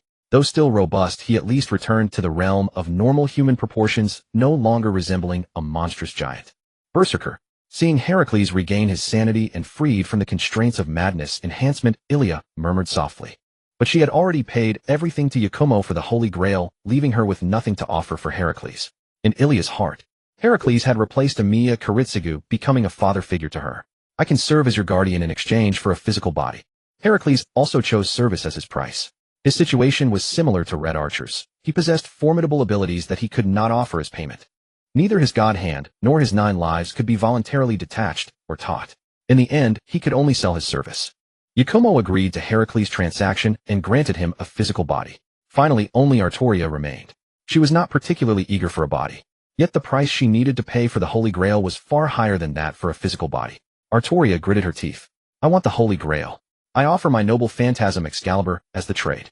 She offered the sacred sword Excalibur concealed by invisible air as a bargaining chip. For Artoria, Excalibur was her weapon, but the true symbol of Camelot was the sword in the stone. It was she who had drawn the sword of selection and set out on the path of King Arthur. But that sword was later broken. Hence she obtained a second sword Excalibur, since she intended to return to the past, change history, and never draw the sword in the stone again. Excalibur had lost its meaning to her as well. Artoria's complete denial of her own past shocked everyone present. Few heroic spirits would repudiate their own history, let alone a hero as great as King Arthur the Night King. I accept. But it will take some time to manifest the Holy Grail. If you haven't changed your mind by the time it is formed, then use Excalibur to trade with me for the Holy Grail.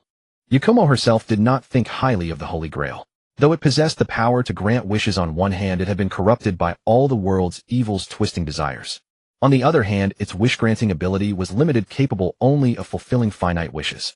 Yet it seemed that both the Einsburn family and Artoria harbored unrealistic expectations of the Holy Grail. If the Holy Grail truly possessed the authority to grant unlimited wishes, then not even the third magic nor the true authority of a divine being could match such power. Excessive expectations would inevitably lead to profound disappointment. It remained to be seen whether Ilia and Artoria could bear that weight when the time came. As long as there is infinite magical power, the Holy Grail is something that can be mass-produced. After all, the greater Holy Grail system accumulates over 60 years.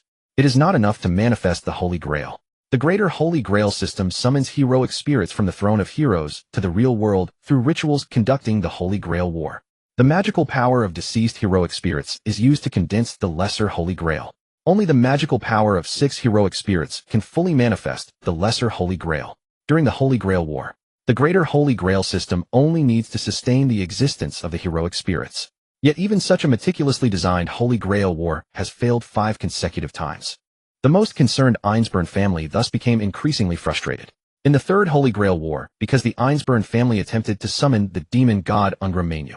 The result was that they summoned a youth who was sacrificed under the name of Ungram. Because he represented the concept of all the world's evils, the Holy Grail system was thus corrupted. The Fourth Holy Grail War attempted to rely on an outsider, the Magus Killer, to obtain the Holy Grail, but failed. The Fifth Holy Grail War sought to cheat by transforming Yulia into the strongest Holy Grail vessel. All these attempts failed, driving the Einsburn family to the brink of despair. Moreover, the Einsburn family sought the Holy Grail not out of selfish motives. On the contrary, the Einsburn family had a seemingly noble wish in obtaining the Holy Grail, to relieve the suffering of all people in the world. By making a wish to eliminate inequality in the world and create a utopian ideal world. Ideals that magecraft cannot achieve shall be realized through miracles. To realize this ideal, countless magi devoted their lives, yet saw no hope of success. In truth, they had long put the cart before the horse. Without the Holy Grail, would they abandon their ideal of salvation? Indeed, that was the case.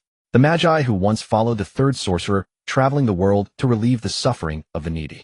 After the third sorcerer passed away, they all immersed themselves in the study of the third magic. Salvation became their slogan for burying themselves in researching the third magic. Only when they realized they would never grasp the third magic did they fall into despair. The only outcome was the homunculus Justice. She possessed some traits of the third magic. Eventually, Justice was made into the greater Holy Grail system, even though this seemed to involve an element of Justice's willingness. Yet such a misguided act was enough to disgust. Ba Yun promised to give Yulia the Holy Grail, with one of his aims being to witness the despair of the Einsburn family head after their ideal shattered. The magical power accumulated by the greater Holy Grail over 60 years is insufficient to manifest the Holy Grail. What if Ba Yun provides 600 years worth of magical power? It would be more than enough to condense the Holy Grail. Even my Dia has a method. By sacrificing the entire population of Fuyuki City, she could also easily condense the Holy Grail. Bai Yun alone bears sufficient magical power to sustain the existence of 6 heroic spirits. Her act of granting physical bodies to heroic spirits along with her identity as the 6th sorcerer made people have little doubt that she possessed nearly infinite magical power and could condense the Holy Grail. Mai Dia returned to Ludong Temple. That was where her lover Jimyu Zongyelang resided. However, she had been warned by Bai Yun. She was forbidden to extract the life force of ordinary people for magical power. The 2 homunculi Hong A and Yulia took care of the entire castle, making it Bai Yun's private residence. Ku Chulin and Artoria found a place in the forest for a nightly duel. Heracles and Yulia were playing. The way they played was tossing up high. Yulia was thrown dozens of meters into the air, then caught steadily. Overnight, everyone shifted from tension to relaxed ease. The situation at Bai Yun's place came to a pause. However, the Weigong residents fell into a scene of chaos. Because when Jiantong Ing came in the morning to cook for Weigong Shilong, she found Yuan Ban Lin at Weigong's place. This was actually simple. After Yuan Ban Lin was left at Weigong Shilong's place, Weigong first prepared a lavish midnight snack for her. The 2 being both magi of the same kind, naturally ate and talked. Then Yuan Ban explained the Holy Grail War to Weigong. After understanding what the Holy Grail War was about, Weigong Shilong then asked Yuan Ban Lin for some basic knowledge of magecraft. Then Yuan Ban was surprised to discover that not only were most of Weigong's magic circuits closed. It must be known that magic circuits are the foundation of a magus. Under normal circumstances, once one masters magecraft, all magic circuits in the body should be opened. After Yuan Ban Lin investigated, she found the reason. Although Weigong Shilong had mastered some detection magecraft and projection reinforcement magecraft, this was also why Weigong Shilong was extremely skilled in repairing electrical appliances. He could directly perceive the damage points. However, it was likely that his adoptive father Weigong Chiesi did not want his adopted son to delve too deeply into the path of a magus. The magecraft he was taught was all confined to a small number of magic circuits. Because the other magic circuits had not been used for a long time, they gradually closed themselves. In contrast, Weigong Shilong's talent in projection reinforcement magecraft was utterly astonishing to Yuan Ban Lin. Under the restriction of most of his magic circuits being closed, Weigong Shilong had cultivated the basic projection reinforcement magecraft to an inconceivable level. In the past, Weigong Shilong thought it was normal, but in reality he had encountered a bottleneck. Once this bottleneck was broken, Weigong Shilong's attainments in projection reinforcement magecraft would be enough to establish his own school. A wild magus relying on a distorted magecraft tradition had reached this point alone. This was undoubtedly a great blow to Yuan Ban Lin, who considered herself a genius. Because she stayed too long at Weigong Shilong's place, Yuan Ban Lin simply did not go home. However, the 2 were so engrossed in discussing magecraft that they never expected Jiantong Ing to come. Even for Yuan Ban Lin, the number of magi she had met could be counted on one hand. Such a discussion with a peer was also a novel experience for Yuan Ban Lin. Jiantong Ying's arrival also brought them bad news. That was that the Jiantong mansion had suffered a gas leak last night. Jiantong Ying's grandfather Jiantong Zongyan and her elder brother Jiantong Sheng had died from it. This was the official explanation. The faint red marks on the backs of their hands revealed a fact: all 3 were masters. However, all 3 had lost their command spells and servants. Time arrived at morning. Yuan Ban Lin called the Holy Church, and then she learned some bad news. Her guardian, the priest of the Holy Church and supervisor of the Holy Grail War, Yinfeng Qili, had died in a gas pipe explosion last night. Unlike the naivety of Weigong Shilong and Jiantong Ing, Yuan Ban Lin had some understanding of the conventions for handling incidents on the magecraft side. Generally, magus-related cases that are concluded as accidents usually mean that the party deserved it. The Mages Association and the Holy Church will not pursue responsibility. The concept of crime on the magecraft side is completely different from that of the ordinary world. Whether intentionally or unintentionally, ordinary people who witness the mysteries are killed, and that is also considered what they deserved. Jiantong Zongyan and Jiantong Sheng'er died in the Holy Grail War. As participants in the Holy Grail War, it was their own doing. But Yinfeng Qili, as a priest of the Holy Church and supervisor of the Holy Grail War, his death was also attributed to an accident. The implications of this were enough to send a chill down Yuan Ban Lin's spine. She recalled 10 years ago, after Yinfeng Qili's father, also a priest of the Holy Church and supervisor of the Holy Grail War, Yinfeng Lijing, died, the same announcement was made. The supervisor, who should be neutral and inviolable, had no one seeking accountability after his death. This did not align with the Holy Church's modus operandi. The Holy Church, as a massive institution standing alongside the Mages Association, truly does not seek trouble, but also does not fear it. The Holy Church's non-intervention could only mean one thing: that the deaths of Yinfeng Lijing and Yinfeng Qili were both deserved. Both Jiantong Ing and Yuan Ban Lin lost their guardians on the same night.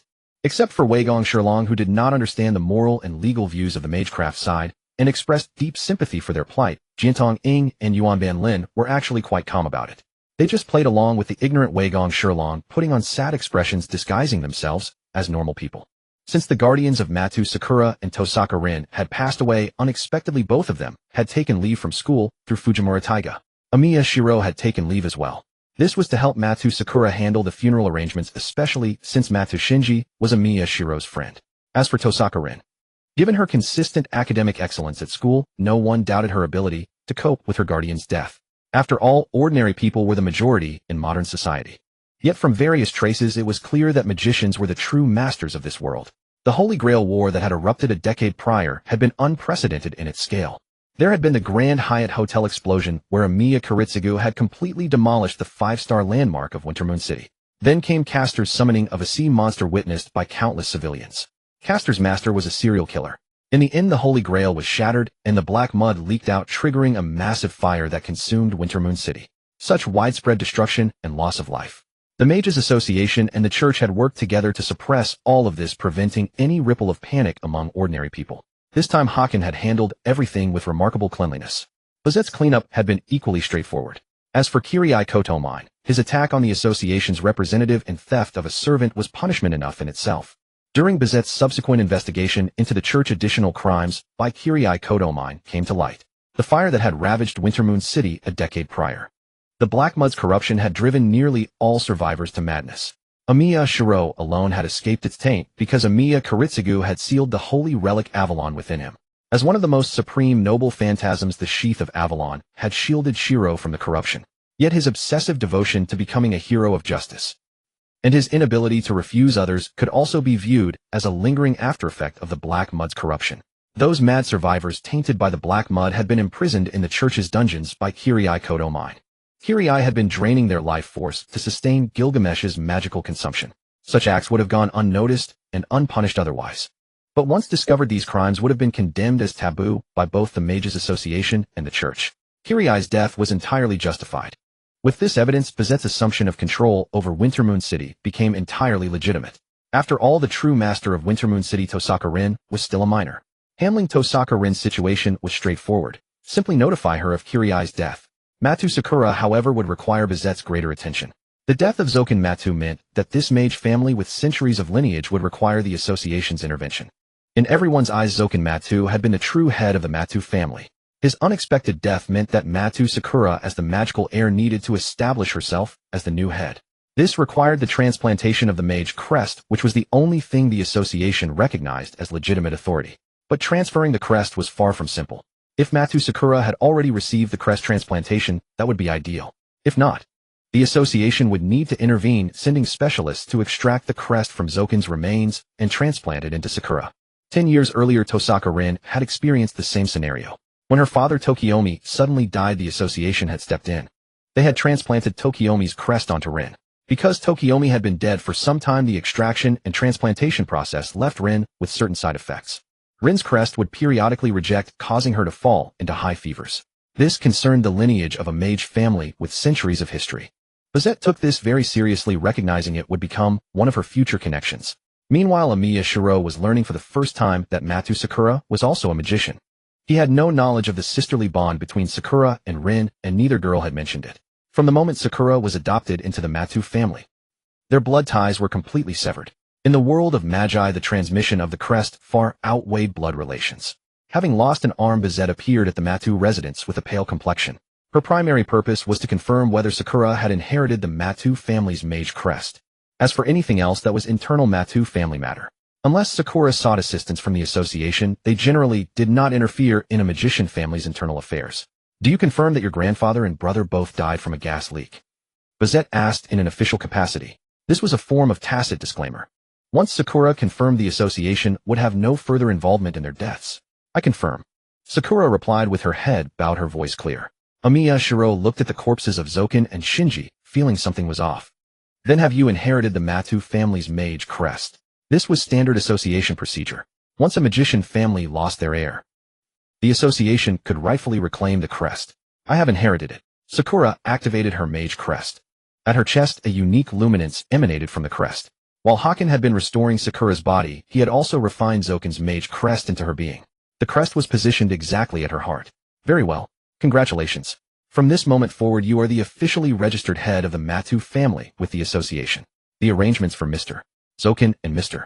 Shinji will be handled entirely by us. Bazette gestured, and professionals carried the bodies of Zoken and Shinji to the hearse. A complete funeral service. Sakura had not only become the head of the Matu family. She had also become the owner of the Matu conglomerate. The Matu family had no troublesome relatives. Before there had been a few members. Zoken's eldest son Matu Tsurun had no magical aptitude and managed the family business. His son was Matu Shinji, also lacking magical qualification. They had just been sent off in one sweep. The second son Matu Jinya possessed magical aptitude but died in the Fourth Holy Grail War. Now Sakura was the sole remaining owner of the Matu holdings. Matu Sakura had risen from an invisible figure to the head of the Matu Empire, clearly possessing the makings of a female protagonist. Tosaka Rin should have been in the same position. It was only that Tosaka Tsukuyomi had passed away too soon. Previously Kirai Kotomine had managed the Tosaka family's affairs as guardian, but ended up reducing the once prosperous Tosaka estate to poverty. Rin had even resorted to working part-time as a shrine maiden to make ends meet. Fortunately, both Sakura and Rin, given their status, were qualified to inherit their family's assets and would not be further sidelined. Magicians held absolute superiority over ordinary people. With sufficient justification, ordinary people could die without even understanding how. After Bazette had dealt with the pressing matters at hand, she appeared at the Einsburn castle outside the city. Although Haken had indeed saved her life, she needed to understand his true stance. In order to gauge how the association would treat her, Bazette had no need to attend to matters personally. Every city that housed a Magus family already possessed a complete apparatus for handling affairs related to the magical side. The difference lay in whose hands the control of this apparatus rested. Ordinarily, it was held by Magus families like the Tosaka. But due to Tosaka Tsukuyomi's death and Tosaka Rin's failure to mature, previously it had been under the control of Yenfeng Chili. Now the authority had been transferred to Bazette. As long as Bazette issued instructions, routine incidents would not require her personal intervention. The matters that demanded her direct involvement were all beyond the scope of those everyday handling teams. Upon Bazette's arrival, Bayun extended a welcome. To live comfortably in the Nasaverse, one inevitably had to deal with the Mages Association. Just as one would inevitably become entangled with ninja villages to thrive in the world of shinobi. Within a mere day, Red Archer and Ilia's two homunculi joined forces, transforming the Einsburn castle into a brand new state. What made Bazette's pupil's contract was her perception that most of the servants present possessed physical bodies. They had become living, breathing humans, no longer mere spiritual entities like servants. Have you completed the Holy Grail? That was Bazette's first thought. From the moment the Holy Grail ritual succeeded, it had been under the observation of the Mages Association. The association always dispatched a Magus to participate in the Holy Grail War. However, the 60-year interval between each Holy Grail War, along with the repeated failures and heavy casualties, had gradually diminished the association's prioritization of the event. In the previous Holy Grail War, they had lost Director Kenneth, one of the 12 Lords of the Clock Tower. This time Bazette had been severely wounded by Yenfeng Chili even before formally participating. What the Mages Association truly valued was not the Holy Grail itself, but another function. When the Holy Grail War concluded, the heroic spirits within the Grail would open a passage to the root as they returned to the Throne of Heroes. This was the aspect that the Mages Association and other magi valued most. As the source of all mysteries, reaching the root would allow magi to confront the ultimate mystery. It was a temptation no magus could resist. If one could return alive from the root, they would obtain a single magic. This was also the primary source of magicians. The Holy Grail's wish-granting was merely a superficial lure to attract other magi. If the Holy Grail were truly completed, it would be sufficient to trigger a massive earthquake within the Mages Association. No, said Bayun. Their ability to possess physical bodies is all due to my power. Let me introduce myself. I am Bayun, the sixth magician. Bayun did not disclose to Bazette her identity from beyond this world. Even so, the weight of the sixth magician within the Mages Association far surpassed that of the Holy Grail. Bazette greets the sixth magician. Bazette immediately felt a surge of reverence. Every magician deserved the admiration of all magi. After escaping her predicament, she had communicated with the Mages Association, and naturally learned from them the great news of the sixth magician's emergence. The association had instructed her to keep an eye out for the sixth magician's identity. Now the entire world was searching for the specific identity of the sixth magician. Unexpectedly, the person was not any magus, but a heroic spirit summoned during the Holy Grail War. If it was the representative of miracles, the sixth magic, then granting physical bodies to heroic spirits was not surprising. I have something to tell you. Soon I will take Tosaka Rin as my disciple. From now on, Fuyuki City will be my personal territory, understand? I know there are many idiots in the Mages Association, but the price for provoking me is death. This is my notification to the Mages Association. Bayun had a rather poor impression of the association as an organization that maintained the world. The Mages Association was filled with turbulence and corruption. On the surface, it was dedicated to the study of magecraft, but within factions where rife knowledge was monopolized and plundered. The ancient heads of families monopolized the knowledge and power of the association. Any attempt to touch them would invite retaliation. Talented magi who excelled were arbitrarily designated for sealing. So-called sealing designation was imprisonment in the name of protection, forcing countless genius magi to leave the association and wander. Even the fifth magician had once been placed under sealing designation. It was utterly absurd. Why didn't the association place the second magician under sealing designation? Why didn't they make public the magecraft of the 1,000-year-old Magus families? Such an institution, if it were Bayun before her transmigration, she wouldn't even have known where the door was. But now she possessed the right to refuse. If the Mages Association incited her wrath, even the root wouldn't be able to protect them. That was Bayun's declaration. As for Bayun's hostile attitude, Bazit was utterly bewildered, but she was merely a messenger. She would relay the sixth magician's stance to the association and matters beyond that were none of her concern. Bazit saw 6 heroic spirits at the castle. With such a lineup, Bayun truly had the confidence to engage in an equal dialogue with the Mages Association. Now that she knew Bayun's attitude toward the association, Bazit, as an executor of the association's sealing designation bureau, naturally would not be tactless enough to forcefully stay. When Bazit reported the basic information of the sixth magician, along with her hostile disposition, the news leaked rapidly. Soon, all major factions became aware of Bayun's existence. Fuyuki City, which had just hosted the Holy Grail War, quickly became the focus of the world. Every magician had fought their way to recognition. The reason the fifth magician Aoko Aozaki had been placed under sealing designation by the association was that her grandfather, the previous fifth magician, had passed away. The association had not designated her grandfather, but instead designated Aoko, who had only recently inherited the fifth magic for this very reason. After Aoko gradually demonstrated the power befitting the fifth magician, the association quickly lifted the sealing designation. This could be described as flexible manipulation in a good sense, or bullying the weak in a bad sense. However, none of the world's various forces dared to act. As a heroic spirit, Bayun's power as the sixth magician was beyond question. She could grant heroic spirits physical bodies to remain in the present world. This in itself was a miracle. Moreover, she had 5 other heroic spirits by her side. The outside world had reason to suspect that Bayun was accompanied by 6 heroic spirits. Bazit hadn't encountered them, so it was possible that one had gone out. Being hostile to 7 heroic spirits, one of whom was the sixth magician, was a considerable test of the courage of all major forces in the Naciverse. At the heart of this storm, Tosaka Rin quietly attended Yin Fengqili's funeral. She did not know that Yin Fengqili had killed her father, Tosaka Tokiomi. Nor was she aware of Yin Fengqili's role in the tragedy that befell her mother, Tosaka Aoi. All she knew was that although Yin Fengqili was a complete mess in management, in terms of taking care of her, he had safely ensured her growth. When Tosaka Rin returned to her home with unknown emotions, she saw Bayun once again. "Become my disciple, Tosaka Rin." Tosaka Rin had never expected this. "Let me introduce myself. I am Bayun, the sixth magician, and taking you as my disciple is not a request, but an order. I hope you can understand." Tosaka Rin did not pay attention to Bayun's assertive tone. She noticed the identity of the sixth magician. As far as she knew, there were only 5 magicians in the current world, but she did not think Bayun was deceiving her. The Tosaka family had reached its current state because its ancestor Tosaka Yugen had become a disciple of the second magician Zelrich and successfully completed his apprenticeship. A magician taking a disciple was a temptation that any magus would find hard to resist. "I can agree to be your disciple."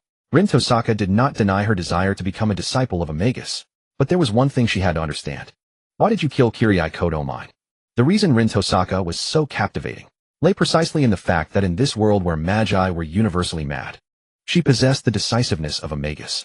Yet she still retained the warmth of an ordinary person. As for Shiro Amiya, he was precisely far too much of a pushover. Without some sort of advantage, it would be hard to believe Shiro Amiya could go far in the world of magi.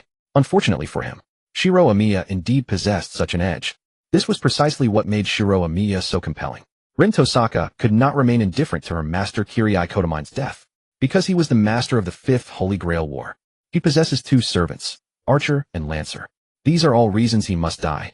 Yakumo revealed Kirii Kodomine's hidden secrets. "What? How is that possible?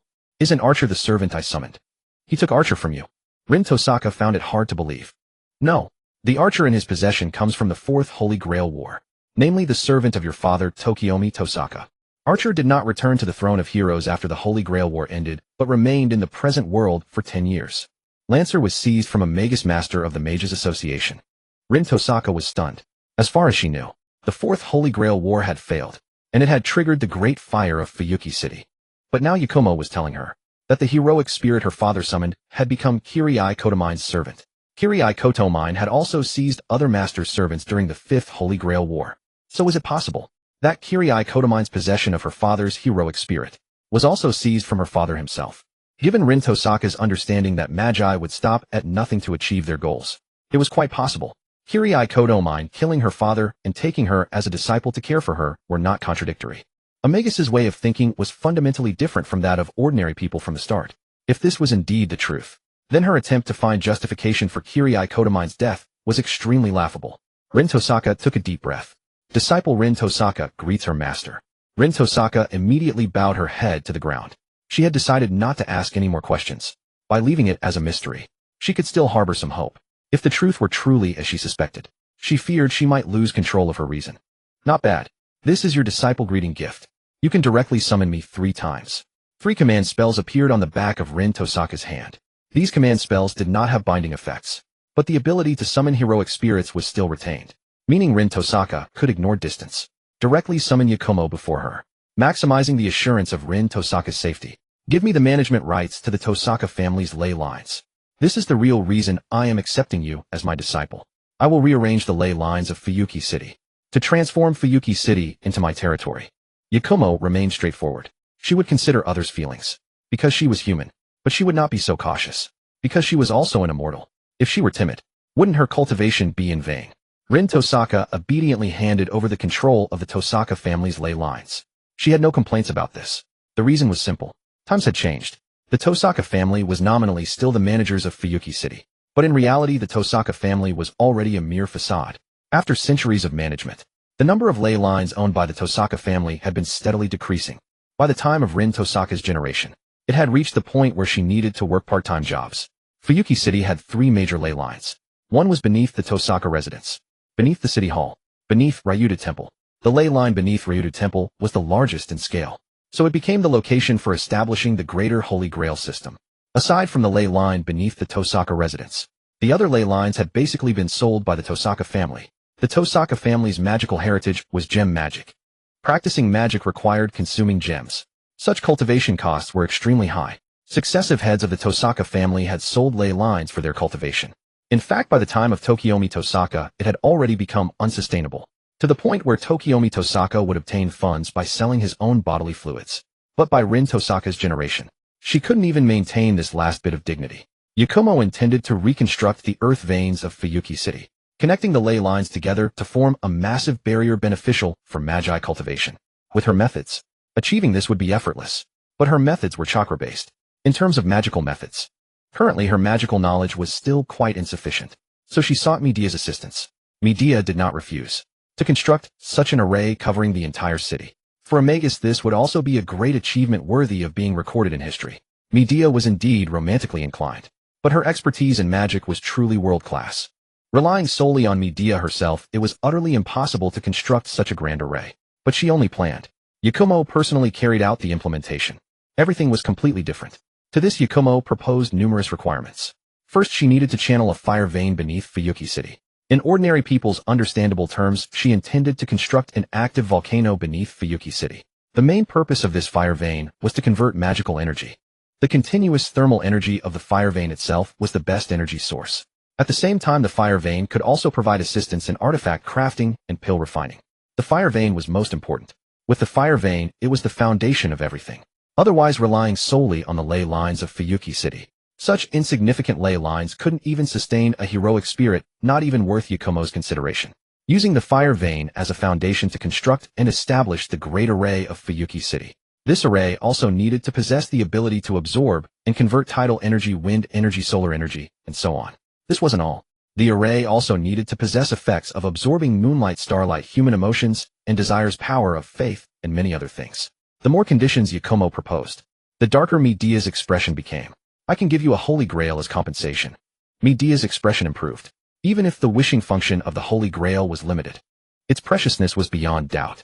What troubled Medea now was that Satoru Kazuki lacked magical aptitude. This meant that as an ordinary person, Satoru Kazuki would probably hardly be able to grow old with her. By then she would still be a young and beautiful witch. But Satoru Kazuki would already be a frail old man. Such a future she was unwilling to accept. But with the Holy Grail it was easily solved.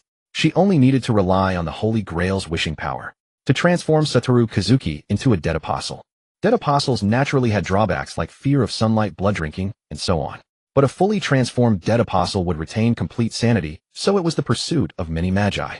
The reason dead apostles were hunted all over the world by the church was because most of the dead apostles hunted by the church were incompletely transformed inferior dead apostles.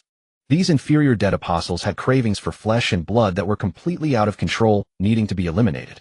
Some powerful dead apostles were lawless, deliberately disrupting order, also needing to be eliminated. Fully transformed dead apostles would completely retain their sanity. As long as they restrained their cravings for flesh and blood, the church would not deliberately target them. This was the unspoken understanding between the Mages Association and the church. For her lover Satoru Kazuki, even if Yakumo proposed many dreamlike requirements, Medea also gritted her teeth and accepted. Yakumo acted swiftly. Having just accepted Tosaka Rin as her disciple, she immediately set about preparing the Holy Grail for Ilya and Artoria. This was because Yakumo had destroyed the Black Grail within Matu Sakura's body and the Grail within Ilya's body as well. Without a Grail vessel as a container, Gilgamesh's heroic spirit had directly returned to the throne of heroes, making him unusable as material for condensing the Grail. However, this posed no problem for Yakumo. She arrived at the Great Holy Grail hidden beneath the Yggdrasil Temple. Directly employing the equivalent exchange principle, she converted the chakra within her body into vast quantities of magical energy. With sufficient magical energy supply, the first Grail was successfully condensed. Then Yakumo immediately destroyed it on the spot. The Grail shattered. A massive amount of mud erupted forth. However, this was precisely Yakumo's objective. Even though the mud's true nature was the evil of humanity, at its core it remained merely a materialization of magical energy. She activated equivalent exchange once more, continuously converting the mud into magical energy. This magical energy quickly condensed into the first Grail, the second Grail, the third Grail. Aside from the initial Grail, which used her own magical energy, the subsequent magical energy was obtained solely by transforming the evil of humanity. There was an endless supply of magical energy. With sufficient magical energy, the Grails could be produced in any quantity. Because Yakumo extensively converted the mud to condense Grails, all except the first Grail remained uncontaminated. Shall you come out? The current Great Holy Grail has no further need of you. Yakumo suddenly spoke aloud. Her conversation was directed at Riviere. She was the creation closest to the third magic, the Holy Maiden of Winter. She was also the one who had sacrificed herself to become the Great Holy Grail. Her consciousness still existed, diligently preparing for the Holy Grail war in pursuit of her innermost hope. However, the existence of the evil of humanity had already contaminated the Great Holy Grail system. Without Yakumo, the Grail itself would distort others' wishes. It was meaningless for her to continue maintaining the Great Holy Grail system. The evil of humanity had already seized most of the system's authority. You shall have only one chance. Appear, Holy Maiden of Winter. One Grail vanished from Yakumo's hand. Riviere manifested before her in the form of a heroic spirit. Centuries of persistent failure had ultimately led Riviere to make her choice. Yakumo glanced at the Grails in her hand. A full 6 of them. One had been used to summon Riviere. That was equivalent to a single leakage of mud. The mud would not overwhelm the world. During the Fourth Holy Grail War, mud had leaked, yet Amiya Kiritsugu had possessed no means to counter it. In the end, the leakage had ceased on its own. 6 Grails would suffice for now. When Yakumo returned to the Einsburn castle with the 6 Grails and Riviere, everyone was stunned. They had not expected Yakumo to not only bring back 6 Grails, but also return with Ilya's ancestor, the Holy Maiden of Winter, Riviere. Yakumo did not reveal the truth of the Great Holy Grail system's contamination by the evil of humanity, for there was no need. Even if she had told them. Unless the Great Holy Grail system was eliminated, they possessed no solution. Your Grail. Yakumo casually tossed one Grail toward Artoria. Even with Artoria's agility, upon seeing the Grail she had longed for in her hands, she grew flustered. This is your Grail. Yakumo handed another Grail to Ilya. This was the ultimate object the Einsburn family had pursued. Medea, I have brought back the Grail. You may take it first. Yakumo transmitted her voice through a command spell to Medea. Soon Medea arrived in a flurry and departed from the Einsburn castle with the Grail. Even though the Grails had been condensed from beneath the Yggdrasil temple, and even though Medea resided at the temple, Yakumo still made her make the extra trip. Others also regarded the Grails with longing in their eyes, yet none spoke. Artoria displayed the greatest excitement, while Ilya did not immediately make her wish. She intended to hand the Grail over to the head of the Einsburn family, Hubert von Einsburn, for use. Having received the Grail, Artoria fulfilled her promise. She handed over her holy sword Excalibur to Yakumo. Everyone came to understand Artoria's intentions. They knew Artoria was not content with her historical achievements alone. She intended to use the Grail's power to travel back in time, alter fate, and refrain from drawing the sword from the stone. Therefore Excalibur had lost its meaning. Before all present, Artoria made her wish unto the Grail. The scene was profoundly sacred. If the past could truly be changed, it would mean everyone had a chance to remedy their regrets. But a sight nearly shattered Artoria's composure. The Grail dissolved. Yet the vision of altering the past that Artoria had envisioned never appeared. This was a genuine Grail. Had it been a corrupted Grail, it might have granted Artoria a nightmare under the distortion of wishes. But a true Grail simply could not accomplish what was impossible. It would not offer Artoria any false hope. No.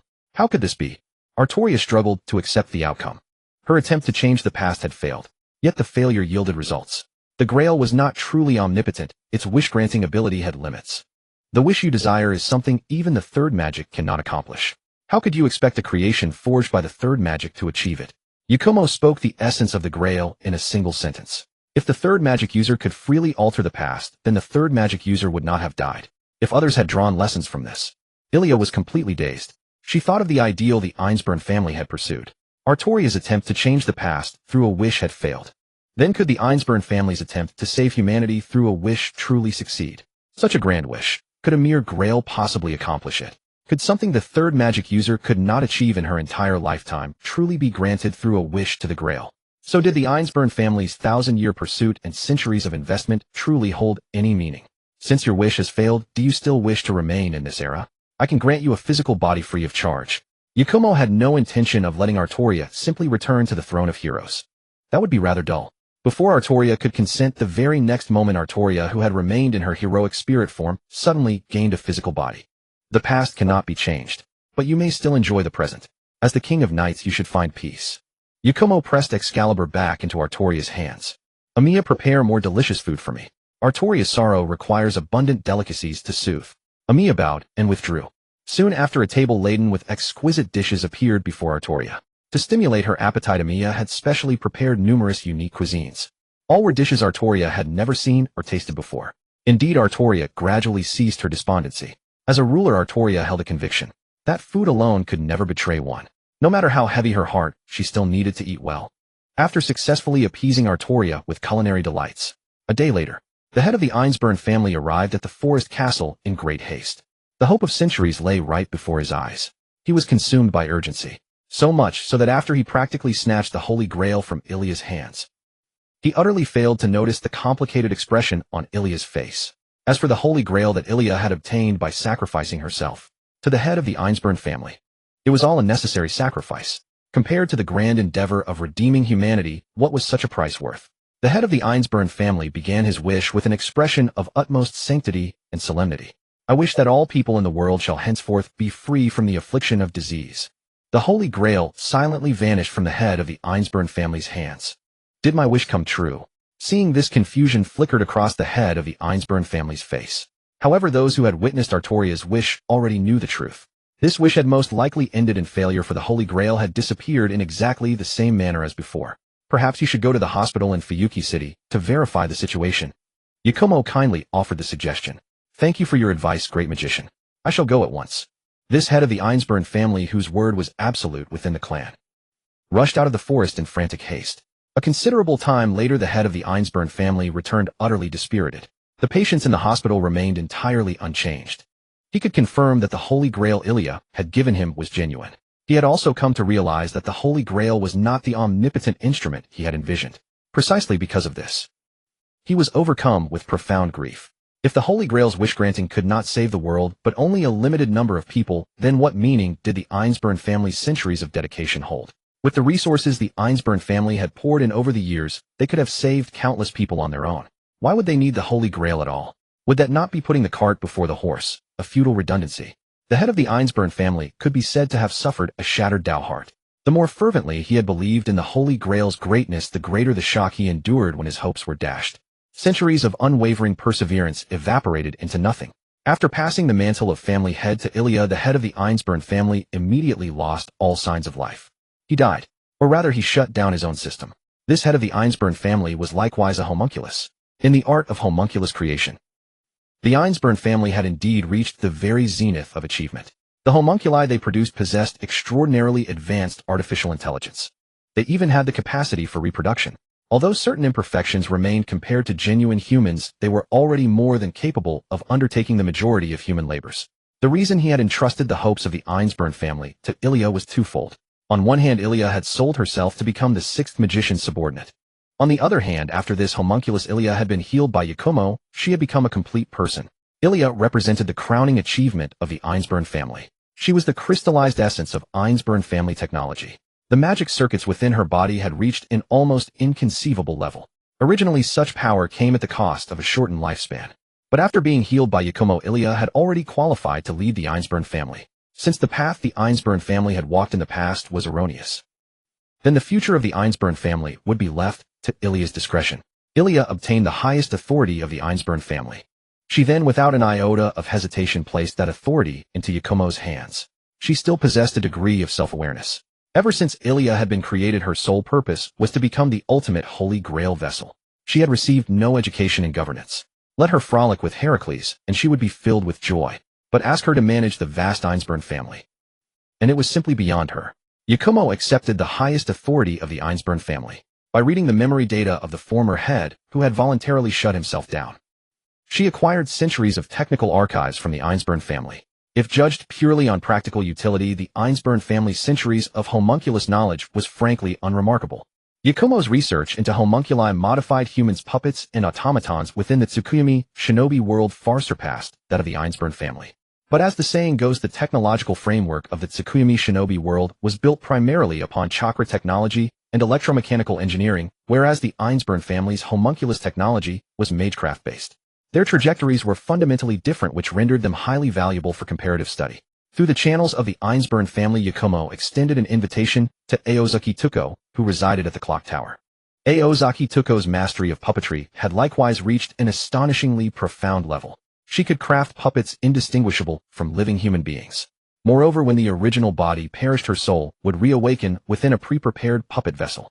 Every body her puppetry produced was equally authentic. Each was the true self. This was nothing short of miraculous.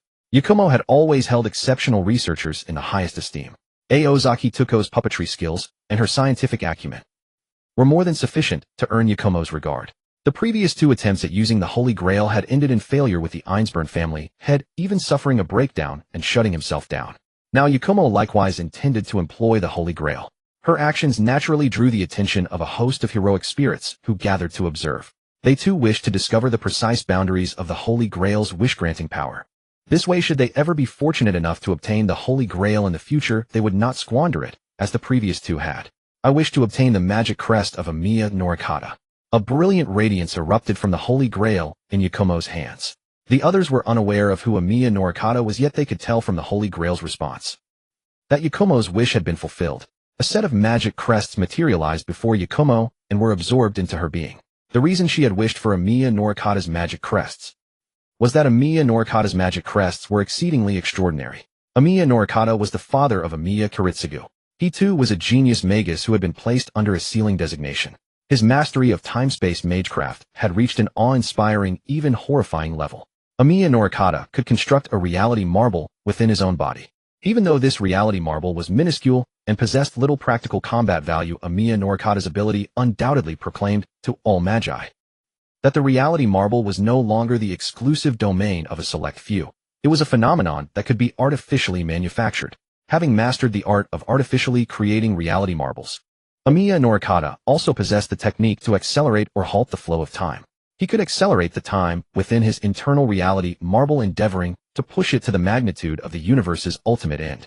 By observing the finality of cosmic annihilation, he sought to perceive the manifestation of the root, thereby acquiring knowledge and authority at the level of true magic. However, accomplishing this would require at the very least several centuries of sustained acceleration. Yet he was but a mortal man. To extend his lifespan, he began investigating the path of dead apostle transformation. But Amiya Norikata was a genius in the magecraft of time and space, not a genius in dead apostle research. In the end, his experiments on dead apostle transformation caused the death of his son Amiya Kiritsugu's first love and infected the other inhabitants of the island as well. Amiya Norikata was shot and killed by his own son Amiya Kiritsugu. His fate was well deserved. Even so, Amiya Norikata's magic crests were invaluable, encompassing the most avant-garde research on time and space within the Nesaverse. Originally, Amiya Norikata's magic crests had been extracted and preserved by the clock tower, with only remnants transplanted to the justice-serving Amiya Kiritsugu. Now, under the transcendent power of the Holy Grail's wish-granting, Amiya Norikata's magic crests appeared in their complete form within Yakumo's hands. The research on spatial techniques in the Tsukuyomi ninja world had already reached a considerable depth. However, when it came to temporal techniques, they could hardly even find the threshold. The time acceleration in the Tsukuyomi ninja world relied on the ocular jutsu Infinite Tsukuyomi. Moreover, this acceleration was limited solely to the illusionary world of Tsukuyomi. In the real world, even Yakumo herself could not accelerate time. If spatial techniques could be systematically categorized into corresponding ninjutsu, then anything related to time was essentially ocular arts or divine arts. Yet even for Yakumo, ocular and divine arts remained a black box. The only ninjutsu somewhat akin to time was Absolute Zero. But Absolute Zero was more of an application on the physical plane, achieving a pseudo-time stop by freezing every atom at extreme low temperatures. However, this was still a world apart from true time-based formulas. Yet what was difficult to even approach in the Naruto world was actually high-end knowledge in the Type Moon world. It was only through the Holy Grail's wish-granting that Yakumo had indirectly acquired it. She just wondered whether the magic crest before her eyes had been replicated by the Holy Grail or stolen by it with a sleight of hand. But regardless, once it entered her hands, it was hers. Yakumo produced a second Holy Grail. I wish for the Philosopher's Stone. The Holy Grail erupted with dazzling magical energy once more. As it vanished, a fist-sized Philosopher's Stone appeared in Yakumo's hand. The Holy Grail was called the Omnipotent Vessel of Wishes, while the Philosopher's Stone was known as the Panacea, the Alcest, and so on. Functionally, the two overlapped. Yet their effects were vastly different. The key distinction lay in the fact that Yakumo could not obtain the Holy Grail through the equivalent exchange trait. Because the Holy Grail was a product of the third magic, and the level of that magic was also chromatic. The equivalent exchange trait was indeed powerful. But it had its limits. It could not directly generate chromatic items. The Philosopher's Stone, however, was different. Although it was also a legendary alchemical creation, the Philosopher's Stone's grade was only red. This meant Yakumo could infinitely acquire Philosopher's Stones through the equivalent exchange trait. Previously, even with the equivalent exchange trait, Yakumo had never obtained a Philosopher's Stone, as none existed in the Naruto world. She could only stare wistfully. Now that she had a Philosopher's Stone, its functional convenience was sufficient to allow her to make a wish. The blood-red Philosopher's Stone also drew the attention of those around. In the Magecraft world, the Philosopher's Stone's renown was hardly less than the Holy Grail's. Because another effect of the Philosopher's Stone was the refining of elixirs of longevity. Throughout history, countless emperors and generals would have paid any price to obtain a single Philosopher's Stone. Yet the scarcity of the Philosopher's Stone was beyond doubt. Only the last Holy Grail remained, and Yakumo did not consume it. Several days passed. Rin Tosaka, Shiro Amiya, and Sakura Matu returned to school. Shiro Amiya still stayed close to Sakura Matu. Even though he admired Rin Tosaka greatly, the two were unlikely to come together due to Yakumo's interference. The reason was simple. Their personalities clashed. Shiro's do-gooder nature made him an easy target in the Magecraft world. If the two had fought side by side in the Holy Grail War, perhaps Rin might have changed her view of Shiro's abilities and overlooked his personality flaws. But Yakumo's appearance robbed them of that chance. Moreover, Shiro and Sakura spent every day together. Given Rin's pride, she wouldn't stoop to fight her sister Sakura over a man. However, on this day, Yakumo once again appeared at the Amiya residence with Ilya. Upon seeing Yakumo, Shiro immediately cast a hostile glare at her. The reason was that Shiro had already deduced that Sakura's grandfather and brother had been killed by Yakumo's hand. He and Shinji Matu had once been friends. Even though they later fell out, it was Shinji who held unilateral enmity. Shiro had always regarded Shinji as a friend. Now that his friend had been killed, Shiro's personality would not tolerate it. If he didn't know he couldn't win, it wouldn't have been mere hostility. He would have dragged Yakumo to the police station. Sakura, however, understood the disparity in strength and the cruelty of the Magecraft world. She bowed submissively. May I ask, my lady, what needs you have for us? Sakura kept a low posture. For her, this life was already a dreamlike experience.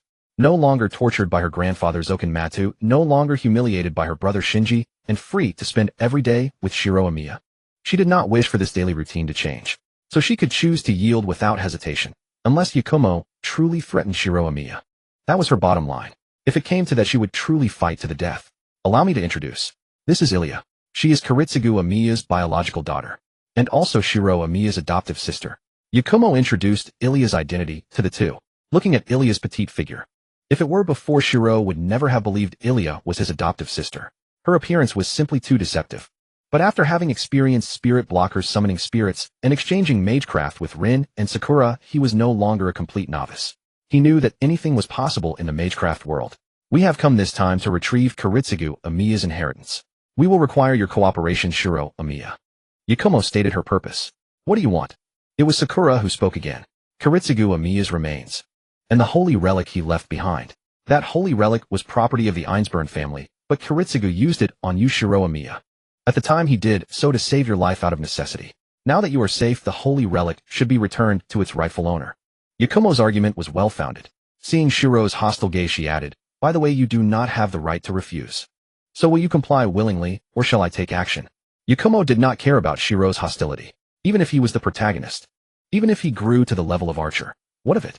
Archer was already working for her. Yakumo's goal was simple: Kuritsugu's remains, and the holy relic, the scabbard Avalon. She didn't care for Excalibur, as it was merely powerful in attack. Yakumo did not lack offensive capability. But the scabbard Avalon was different. An EX rank bounded field noble phantasm. EX rank was already chromatic tier. Her earlier assault on Gilgamesh had been a ruse. She had only made Gilgamesh believe she could directly seize any noble phantasm, including his EA. In truth, she could not. But Gilgamesh dared not gamble. Thus he was constrained and stifled. The scabbard Avalon could deploy a world-class bounded field. Within that field one could ignore time-space magic and all influences. Thus as long as one held the scabbard Avalon, they would stand invincible. Wounds would heal, aging would halt. Most of King Arthur's fame as the Night King was derived from Avalon's absolute defense. She was indeed a formidable fighter, but that didn't mean she was invincible. With Avalon, Artoria was nearly unbeatable. When she lost her scabbard, she was soon mortally wounded by her own son Mordred. Artoria died without ever realizing that Mordred, like her, was a woman disguised as a man. She simply refused to acknowledge Mordred as her son. After all, she was still a virgin, so where would a son come from? Yet Mordred truly was her blood, albeit an homunculus created by her sister Morgan from Artoria's flesh and blood. This divergence in perception ultimately led to their mutual destruction, a tragedy. The scabbard Avalon was worth a personal visit.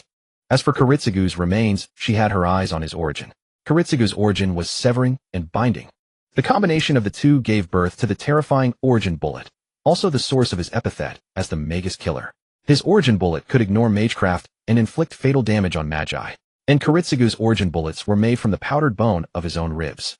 Thus his remains imbued with his origin were of immense value. Once struck by an origin bullet, a Magus would either die or be crippled. Faced with Yakumo's demands, we agree, Sakura chose to consent without hesitation. Resistance before the two was utterly meaningless. Bayan acted directly, drawing a scabbard from Amiya Shiro's body. Amiya Shiro felt nothing in response. The injuries from his childhood had long since healed under the therapeutic effects of the scabbard Avalon, though extensive scars remained on his skin. This was also the origin of the rift between Amiya Shiro and Matu Shinji. Both had practiced archery in the past, and Amiya Shiro possessed exceptional talent in the art. Yet during the official competition, due to the burn scars on his shoulder, Amiya Shiro withdrew from the archery club. Matu Shinji believed that Shiro's decision was because of him. Thus a rift formed between them. In truth, Amiya Shiro had never been interested in fame. In his view, part-time jobs were far more important than archery. Given the healing capabilities of the scabbard Avalon, even a pierced heart could mend. However, the burn on his shoulder originated from all the world's evil. Though Avalon dispelled the negative influence of all the world's evil, the scar remained unhealed. As Bayan extracted the scabbard Avalon from Amiya Shiro's body, he also healed the extensive burns on Shiro's shoulder. Bayan did not elaborate on the scabbard's origin. Next, the group headed to Amiya Kuritsugu's cemetery. The official cause of Amiya Kuritsugu's death was illness. With Avalon in his possession, his behavior could be regarded as a deliberate pursuit of death. Had he extracted Avalon from Amiya Shiro's body and placed it in his own, no illness would have claimed his life. Yet he refrained from doing so, an act of atonement for the great fire in Fuyuki City. He had spent his entire life upholding the ideal of justice, regretting none of his other actions, including slaying his own father Amiya Norikata, and killing his teacher Natalia Kaminsky. Each of his interventions resolved greater calamities at minimal cost. Only in the destruction of the Holy Grail did his actions cause the leakage of black mud, resulting in hundreds of casualties. This was something Amiya Kuritsugu could never forgive himself for. Amiya Shiro gazed at the tombstone before him. Bayan used powerful magic to extract the coffin from the ground. Every Magus has an origin within them, but only powerful magi can perceive and awaken their origin. The difference in power between magic with origin enhancement and without is like heaven and earth. Amiya Shiro could no longer contain himself. How can you allow her to desecrate father's remains like this? As an adopted son, he could not bear it. Yet Ilya, as his biological daughter, remained utterly indifferent. He deserved to die. His remains being used by the master is practically recycling waste. Ilya's tone was even more caustic than Bayun's. She harbored a deep-seated hatred for Amiya Kiritsugu for his selfishness caused her to be subjected to 10 years of modification. The expectations she once held for him had all transformed into loathing. Ilya would rather acknowledge Heracles as her father than recognize Amiya Kiritsugu. Why did you kill Matu Shinji? He wasn't even a magus. Amiya Shiro could not comprehend Ilya's hatred for Amiya Kiritsugu, but he chose not to argue. In his view, his own existence was the cause of the strained father-daughter relationship. He did not understand why Amiya Kiritsugu treated him, an adopted son, so well, neglecting his own biological daughter. As for Matu Shinji, he believed that death was not a deserved fate. It seems Matu Sakura didn't tell you.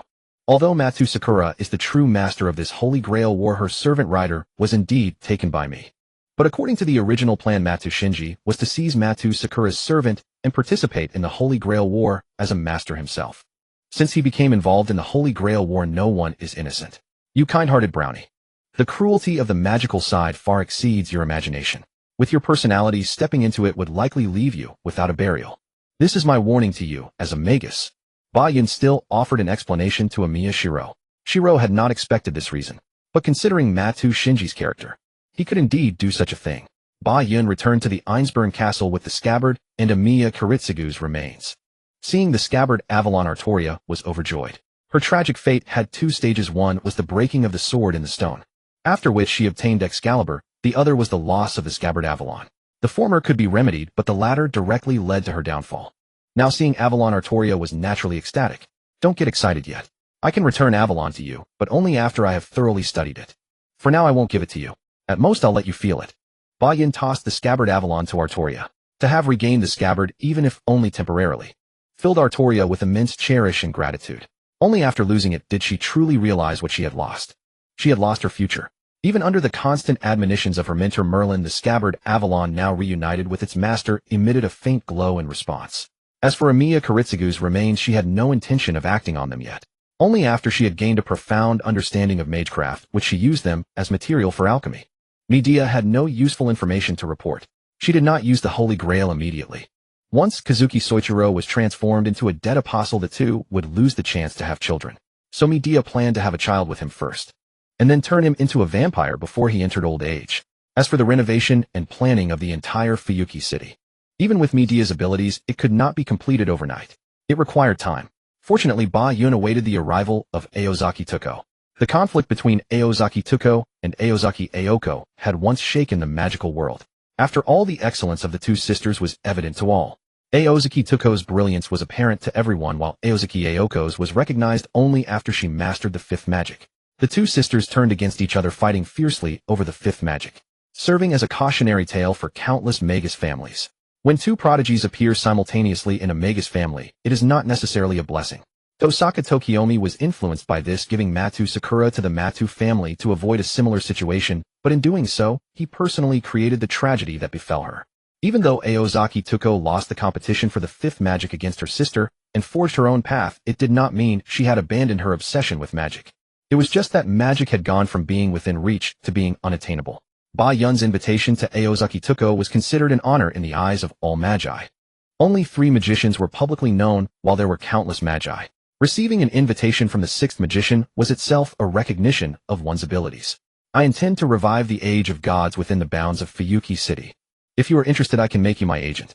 Bayun's words were earth-shattering. In his view, the current level of magecraft in the Type Moon world was still too low. Initially, he revealed that he would make Fuyuki his territory. Then he had Medea plan the city's array. Now he told Aozaki Tuko that he would revive the Age of Gods. Finally, Bayun intended to create an Infinite Tsukuyomi in Fuyuki.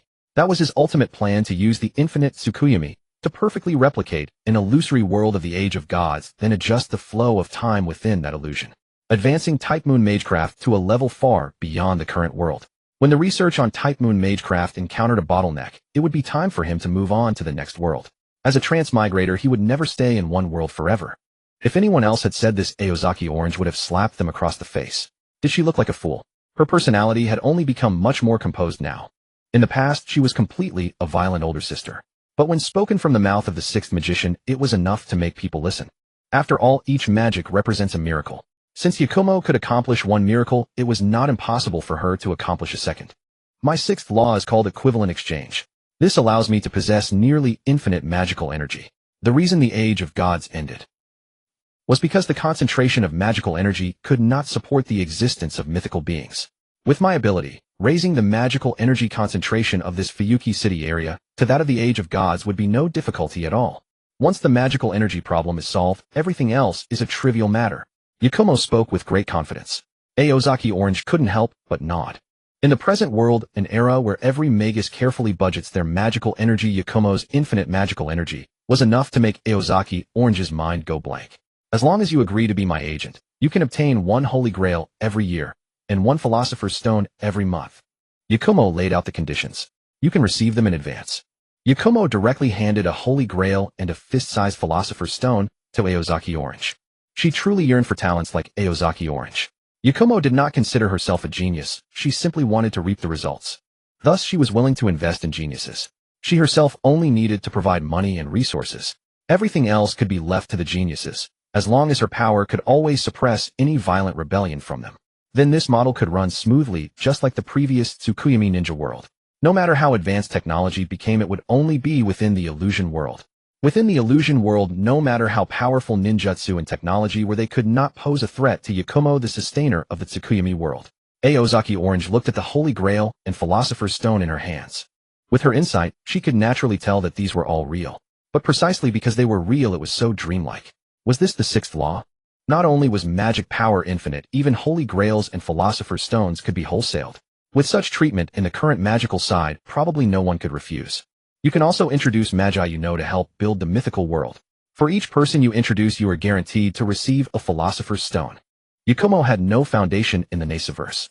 Relying on Aozaki Orange alone to complete all the work was impossible, so the more magi recruited the better. With Aozaki Orange's immense reputation on the magical side, just leveraging a single fulcrum would be enough to make magi swarm in after confirming the treatment.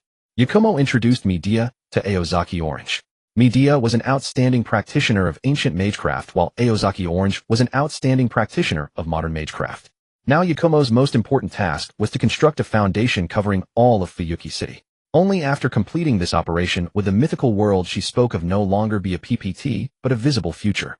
Once the foundation was complete, even if there were not enough magi, it would not matter, because Yakumo could continuously initiate the Holy Grail War through the Greater Grail system.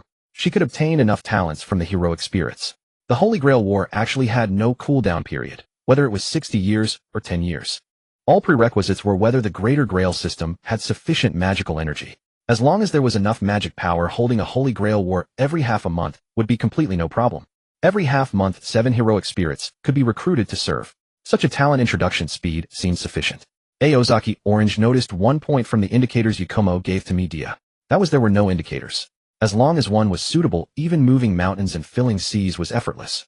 Infinite magical power. Such was the confidence and strength. With Aozaki Orange on board, Yakumo decisively entrusted the Einsburn family's homunculi and homunculus system to her management. As for the magical side's tradition of secrecy regarding knowledge, sorry, that did not exist with Yakumo. The Einsburn family, which Yakumo saw as rather useless, but on the magical side. The Einsburn family, as the inheritors of the third law, had always held an extremely high status.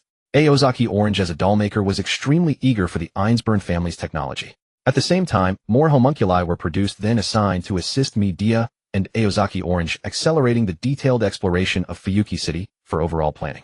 Aozaki Orange was quite satisfied with the treatment Yakumo offered, whether it was the Holy Grail, the Philosopher's Stone, or the Einsburn family technology. Thus she agreed to act as Yakumo's agent. After initially understanding and taking control of the Einsburn family's homunculi, Aozaki Orange began her first round of recruitment. And the person she chose was precisely the head of the El Meloy faction of the Clock Tower, Rhaenys El Meloy Archizord, also the adoptive sister of the unfortunate Director Cainith, who died in the Fourth Holy Grail War.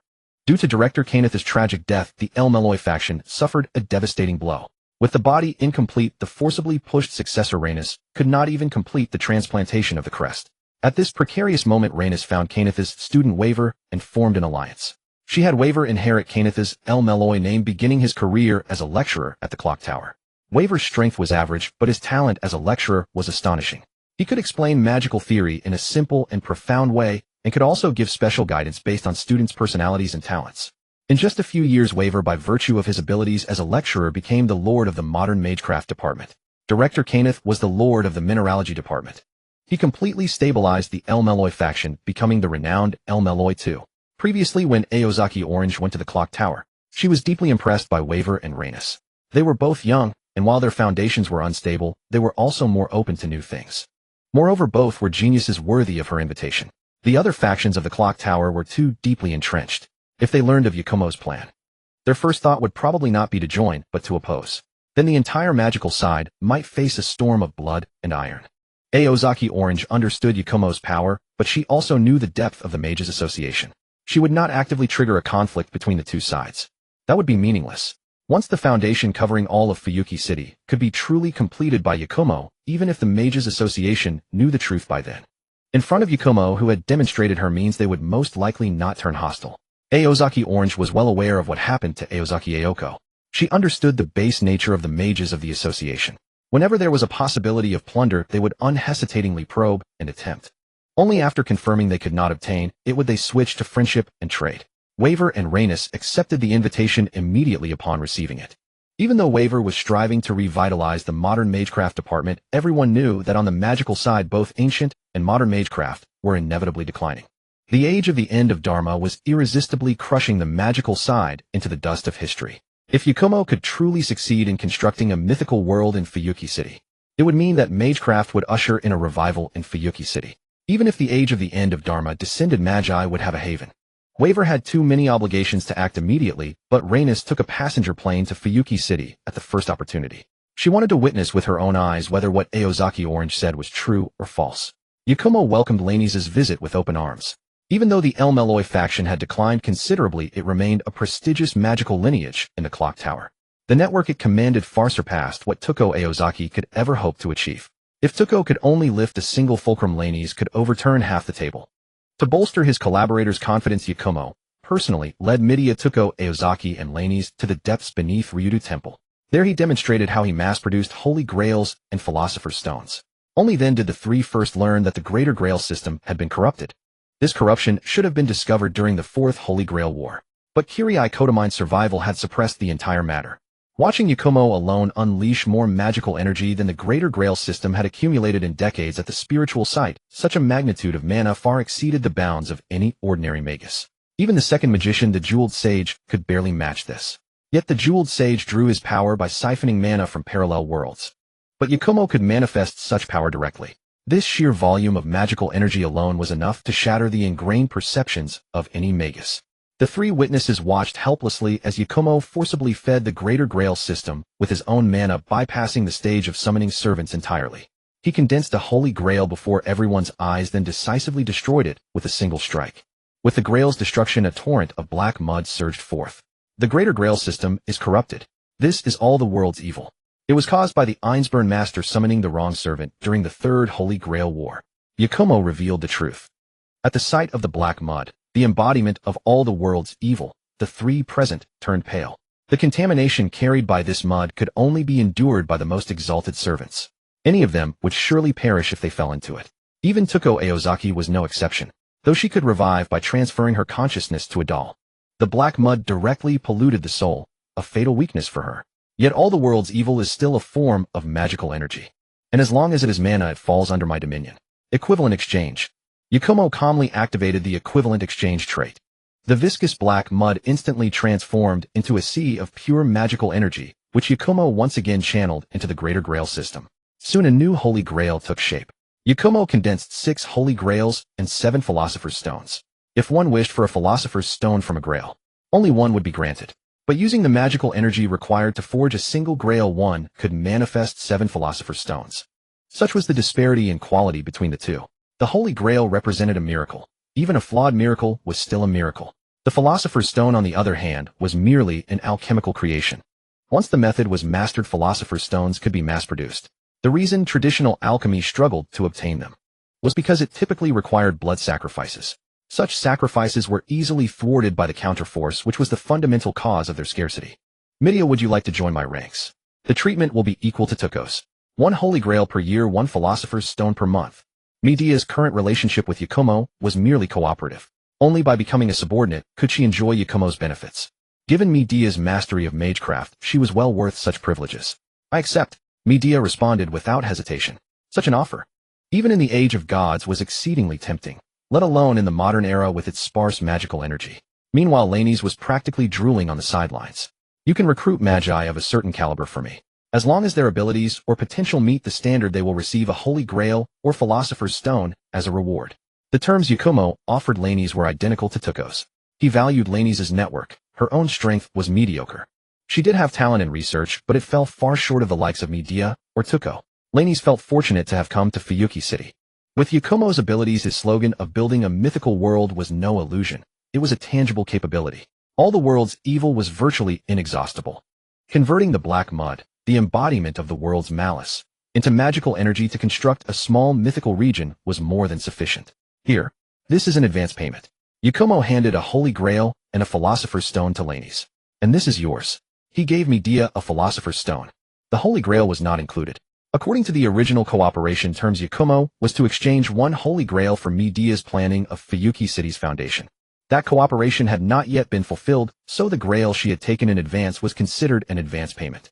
Laney's departed with the Holy Grail and Philosopher's Stone. Yakumo divided the Philosopher's Stone into beads the size of glass marbles and used them as wages. Heracles' Red Archer and Ilia each received one small bead per month as compensation for their service. Even though they had sold themselves, they were still entitled to wages, just like maids in ancient times who received monthly allowances despite being indentured. Seeing such treatment, Medusa, Ku-Chulin, and Artoria could no longer contain themselves. That was the Philosopher's Stone, the dream of countless individuals. Even for them as servants, it was immensely appealing. Without hesitation, the three abandoned their freedom, turning themselves into Yakumo's employees. Yakumo accepted them and incidentally transmitted a small Philosopher's Stone bead to Rin Tosaka. This transmission consumed one command spell. When Rin learned that as Yakumo's disciple, she would receive a small Philosopher's Stone each month, and that her supply of gems would be unlimited, she was overwhelmed with excitement. Both the Philosopher's Stone and the unlimited gems were rewards Rin had never dared to imagine in the past. Practicing jewel magecraft had drained the Tosaka family's vast fortune over generations. As the modern era advanced, high-quality gems became increasingly expensive. Such precious stones were consumed like ammunition in battle. Jewel magecraft was indeed devastatingly powerful, but its cost was equally enormous. However, the gems that were priceless to the outside world could be produced without limit under Yakumo's equivalent exchange. To him, jewels were no different from dirt. After distributing these benefits, Yakumo felt a sense of satisfaction. Half a month passed, and the cooling-off period from the previous Holy Grail War ended. Yakumo decided to initiate the Sixth Holy Grail War directly, using servants to alleviate his shortage of talent. This time, the Holy Grail summoning set the tone from the very beginning. She planned to summon Zhuge Liang. The reason was his administrative prowess. In terms of administrative ability, Zhuge Liang ranked among the finest in history, not to mention that he was also a master of formations. The Eightfold Formation was both a military tactic and a mystical array. Of course, Yakumo did not intend to summon the historical Zhuge Liang. She preferred the Zhuge Liang from the romance of the Three Kingdoms. Having decided on the core target of the summoning, the other candidates were easily determined. To increase the success rate of summoning Zhuge Liang, Yakumo planned to summon the core members of the Shu Kingdom as well. Zhuge Liang's class was naturally caster. Liu Bei's class was saber. Guan Yu's class was rider. Zhang Fei's class was lancer. Huang Zhong's class was archer. Lu Bu's class was berserker. Cao Cao's class was assassin. The chosen candidates were all heroes of the Three Kingdoms period. Zhuge Liang was the core. Liu Bei, Guan Yu, and Zhang Fei were included to increase the probability of success through their bond. The others were optional. Regardless of success or failure, they would not affect Yakumo's plan. To enhance Zhuge Liang's fictional attributes, Yakumo deliberately arranged for Matu Sakura to conduct the summoning. Sakura's own magical attribute was the fictional void attribute. Later, Zoken Matu modified it into the water attribute suited for the Matu family. However, after Yakumo restored her body, her magical attributes now encompassed both void and water. The Medusa that Sakura previously summoned was not an orthodox mythic servant. Rather, she was a fictional servant.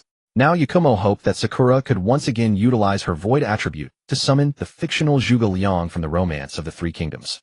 To further increase the success rate, Yakumo deliberately consumed a Holy Grail to make a wish, obtaining relics of all the summoning candidates.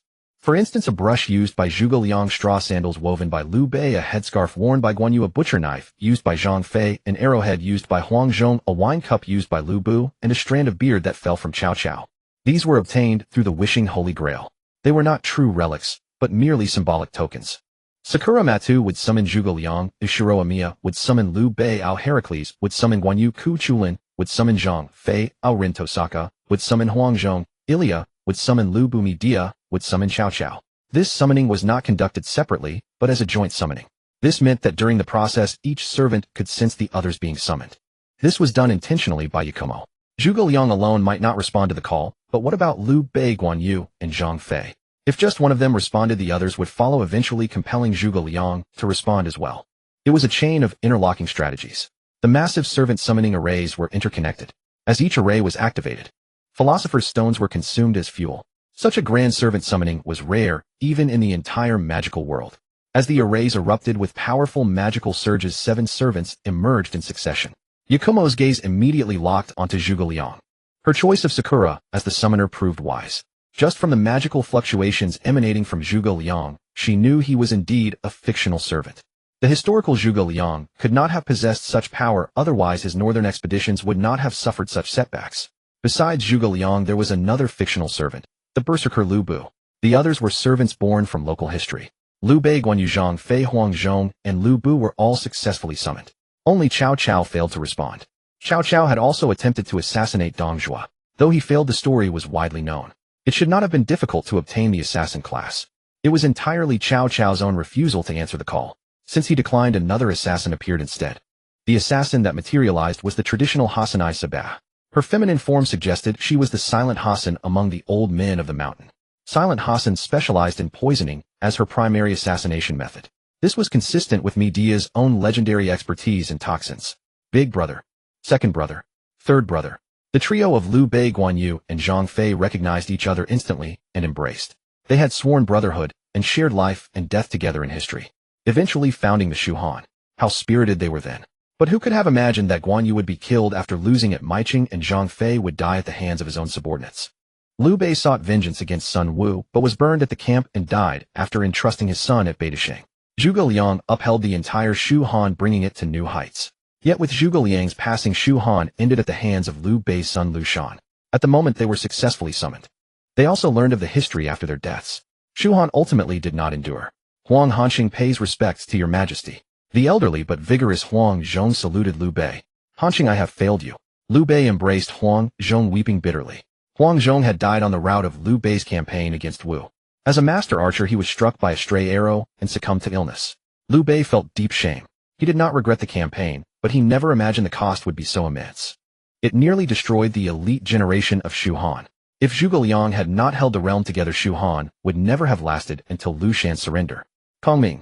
The gazes of Lu Guanzhong and Huang all turned to Zhuge Liang, even though the Kongming before them was not the one they knew.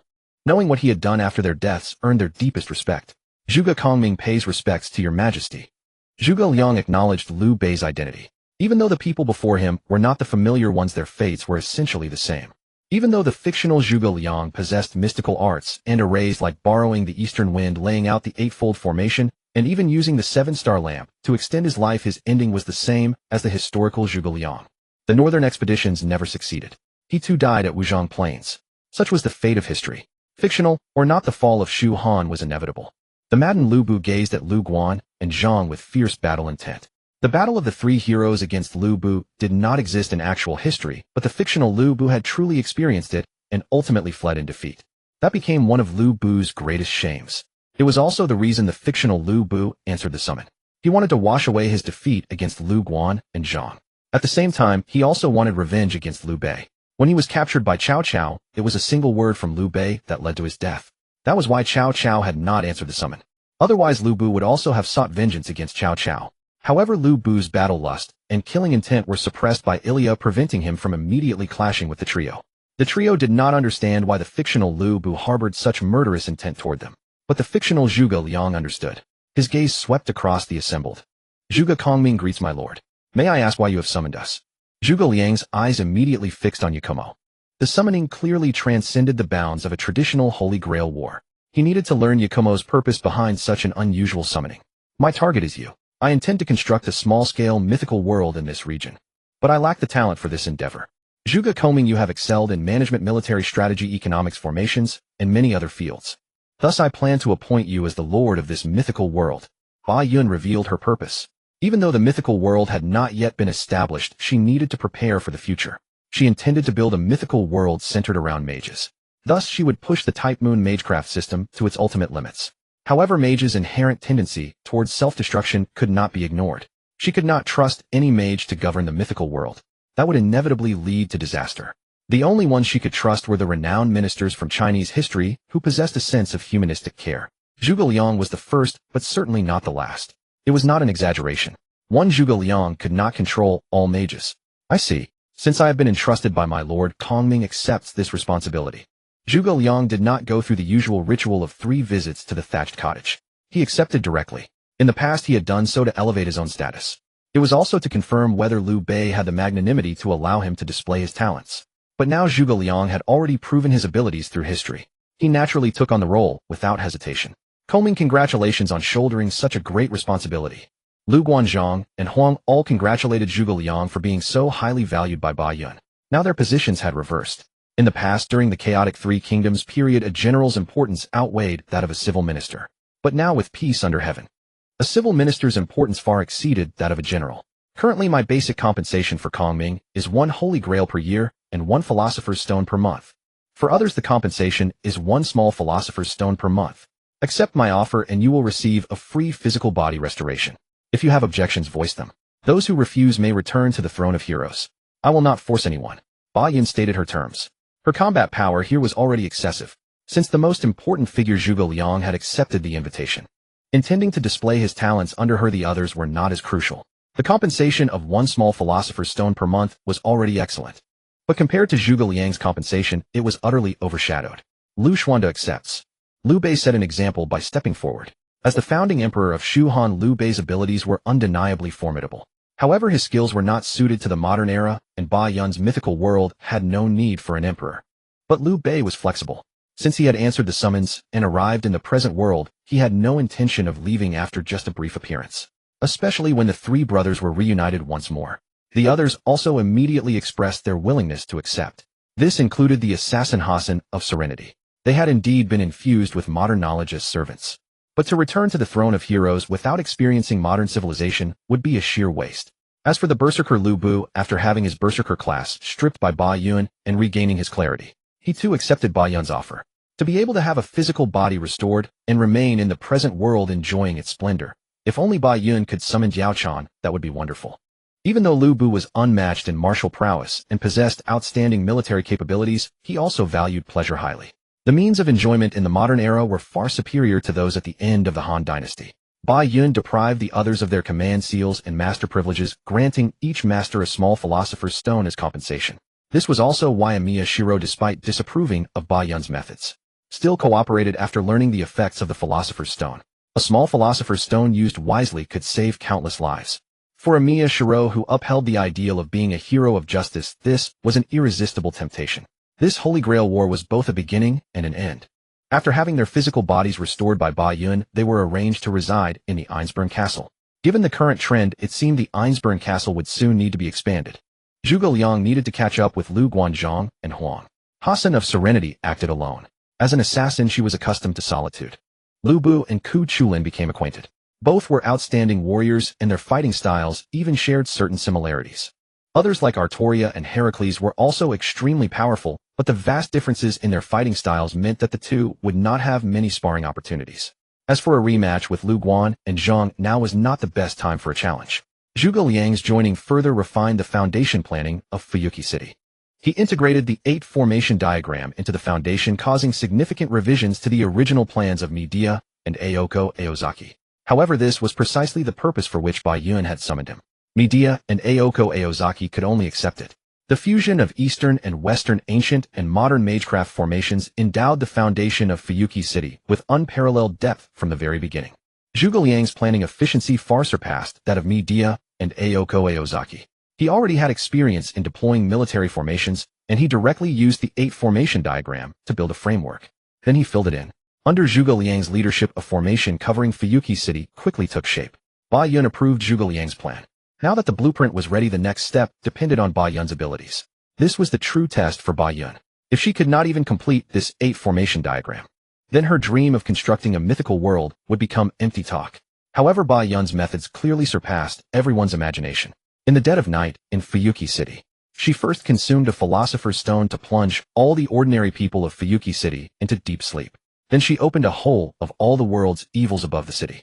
A vast amount of black mud flowed out from the hole.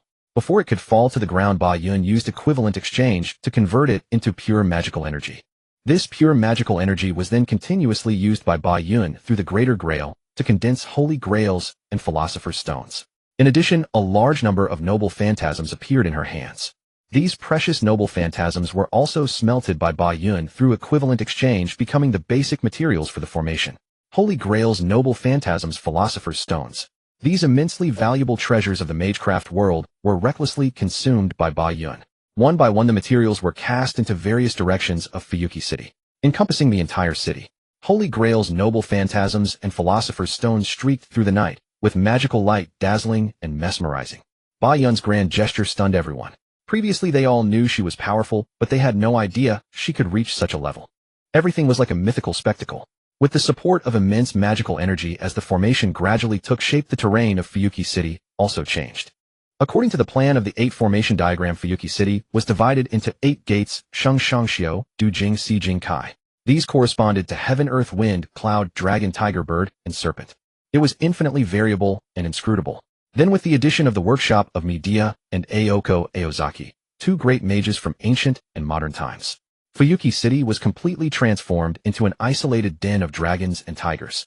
Even the 3 major organizations of the Mages Association, the Clock Tower, the Atlas Institute, and the Wandering Sea, had accumulated no more than this over a millennium.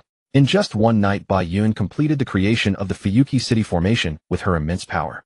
Gazing at the now drastically altered city, Bai Yun expended another holy grail to modify the cognition of all ordinary people in Fuyuki City, making them believe that this was the normal state of the city. As for outsiders, the moment they stepped into the territory of Fuyuki City, their cognition would be automatically modified to accept this as normal. But this was not the end. Bai Yun used Amiya Norikata's magic crest to unfold a reality marble capable of covering the entire city. This reality marble perfectly replicated the real Fuyuki City, creating a mirror world of it. Despite the previous earth-shattering spectacle, the outer Fuyuki City would always remain a city for ordinary people. The true mythical world would be completed within this reality marble version of Fuyuki City. This reality marble was identical to the real Fuyuki City in all respects except for 2 differences. First, the Fuyuki City within the reality marble was completely devoid of people. Second, a blood-red moon hung eternally in the high sky. Bai Yun's actions could not be concealed from others. She had never intended to hide them either. Her identity as the 6th Magus had already been exposed. Over the years, every supernatural organization from the hidden worlds around the globe that had any interest in her had already dispatched personnel to arrive in Dongmu City ahead of time. It was merely because of her hostile attitude toward the clock tower that others dared not rashly pay a visit. As for those who could approach Bai Yun, one was her disciple Yuan Banlin, another was her agent Song Qixingzi, the third was the Ai Inzi Bei Luan family. However, Yuan Banlin was too young. Song Qixingzi was nowhere to be found. The Ai Inzi Bei Luan family remained in a state of seclusion. Bai Yun was indeed not very interested in ordinary magi. Thus a stalemate had formed. Yet no matter what the personnel stationed in Dongmu City by various major organizations had witnessed with their own eyes Bai Yun's earth-shattering transformation of the city in the dead of night. All the world's evil fell from the sky and was then directly transformed into pure magical energy spreading out. Holy grails, noble phantasms, and philosopher's stones flew about in chaos. An unprecedented colossal formation covered the entire Dongmu City. Just when they thought Bai Yun had completed the transformation, little did they expect that she had more to come. She deployed a reality marble that enveloped an entire city. All supernatural personnel within the bounds of Dongmu City were directly drawn into the reality marble. The empty Dongmu City and the blood moon hanging high in the sky chilled everyone's heart. Fortunately, Bai Yun bore no ill will toward them. They could leave this reality marble at any time. This was also Bai Yun's deliberate design. She had divided the entire Dongmu City into 3 layers. The first layer was the outer Dongmu City, which in the future would mainly accommodate ordinary people and common magi. Next came the reality marble Dongmu City. The reality marble Dongmu City would in the future accept elite magi. Only those who obtained the command seal as a marker could freely enter and exit the reality marble Dongmu City. Within the reality marble, a 3rd layer of Dongmu City was hidden. The Infinite Tsukuyomi Dongmu City. The first 2 Dongmu cities were real. Only the 3rd, the Infinite Tsukuyomi Dongmu City, was a complete illusionary world. The consciousness of elite magi within the reality marble Dongmu City would be pulled into the Infinite Tsukuyomi Dongmu City. The flow of time in the Infinite Tsukuyomi Dongmu City would be far faster than reality, thereby catalyzing a great explosion of magical technology. In fact, Bai Yun could already adjust the time flow of the reality marble Dongmu City itself. After all, this was space-time technology derived from the magic crest of Wei Gongju Xian. However, she did not do so. When the time was ripe in the future, she could propose such a function and then let everyone vote on whether to accelerate time. But definitely not now. The supernatural beings in Dongmu City noticed the increase in mana concentration. The mana concentration in the real Dongmu City rapidly rose to a level comfortable for most supernatural creatures. This concentration was the limit that Bai Yun had set. Even if this limit were exceeded, the excess mana would be absorbed by the reality marble Dongmu City. Within the reality marble Dongmu City, there was no restriction on mana concentration at all. When she said she would create a mythical world, it was no empty boast. The mana concentration in the real Dongmu City mainly came from the conversion through arrays and barriers. She had truly constructed a fire vein beneath Dongmu City, continuously converting the heat of magma into mana through equivalent exchange. Other sources, tidal energy, solar energy, moonlight, starlight, and faith power, were also converted into mana. However, some of the mana was allowed to dissipate freely. Some mana was collected by Bai Yun. The main source of mana for the reality marble Dongmu City was all the world's evil. The blood moon in the sky overlapped with the whole of all the world's evil. The black mud of all the world's evil was continuously transformed into pure mana showering down from the blood moon, raising the mana concentration of the reality marble Dongmu City. This was Bai Yun's deliberate act intended to make people overlook the essence of the blood moon's infinite Tsukuyomi. The root of the Nesuverse would never allow Bai Yun to duplicate the world with infinite Tsukuyomi. But within her own reality marble, Bai Yun duplicated a copy of the reality marble, and the root could no longer interfere. The preliminary transformation of Dongmu City was complete. Bai Yun's next announcement was truly earth-shattering. She planned to build an academy city in Dongmu City, though this academy city was limited to the teaching and research of various supernatural powers. As long as one was willing to come to the academy city to establish a school, teach students, or pursue studies, then Dongmu City's exceptionally favorable mana environment would be open to all. If one lacked this willingness, they would either be recruited by Bai Yun or could only visit for short-term tourism. Registered in Dongmu City, they could legally travel for 7 days every 3 months. After 7 days, they must leave voluntarily or be expelled. Those expelled who trespassed into Dongmu City would be directly annihilated. Bai Yun's announcement caused a sensation around the world. Ordinary people were unaware of the existence of the hidden world due to systematic concealment. But the high-level officials of various countries could not possibly be unaware. Bai Yun's abilities, methods, and goals were enough to trigger a world-class earthquake. Her actions were enough to disrupt the balance of the world. After all, with the decline of mystery and the weakening of mana, many supernatural traditions were gradually heading toward extinction. To Bai Yun's announcement, the major powers could still observe rationally. But for the supernatural traditions that were already on the path of decline, they had no choice. Moreover, Bai Yun offered unimaginable prices for those teachers, holy grails and philosopher's stones. Even the most ordinary teacher could receive at least 1 small philosopher's stone per year. A professor-level teacher could receive 1 small philosopher's stone per month. An academician-level teacher could receive 1 holy grail per year and 1 large philosopher's stone per month. Bai Yun's financial resources were so immense that no power in the current world could match them. Even the Mages Association and the Holy Church could not afford such generosity. Soon 4 academies were born in Dongmu City. They were the Puppeteer Academy run by Tsang Chi Qingzi, which mainly taught the knowledge of puppetry; the Ancient Magic Academy run by Mei Diya, which mainly taught ancient magic; and the Jixiao Academy run by Zhuge Liang, which mainly taught Eastern formations. In addition, Bai Yun established a martial arts academy, pulling in idle heroic spirits to serve as professors. Liu Bei and Aer Tua Li taught swordsmanship, Hong A and Huang Zhong taught archery, Ku Qiu Ling Guan Yu Zhang Fei and Lu Bu taught spear arts. Jing Mi Ha San taught the way of assassination. To increase the sense of urgency among outside magi, Bai Yun deliberately stated that the current faculty of the academy was insufficient. Therefore, in the future, more heroic spirits would be continuously summoned to fill the gaps. Bai Yun's move of offering top-tier treatment quickly attracted supernatural beings from all over the world to converge on Dongmu City. Bai Yun was willing to overlook the past of these supernatural beings. As long as they abided by the relevant laws and regulations of Dongmu City, they would be under the protection of Dongmu City's power. Outside the city of Dongmu, academies rose one after another through Bai Yun's equivalent exchange. As long as there was sufficient mana and detailed blueprints, with a clap of her hands, Bai Yun could produce whatever she wanted.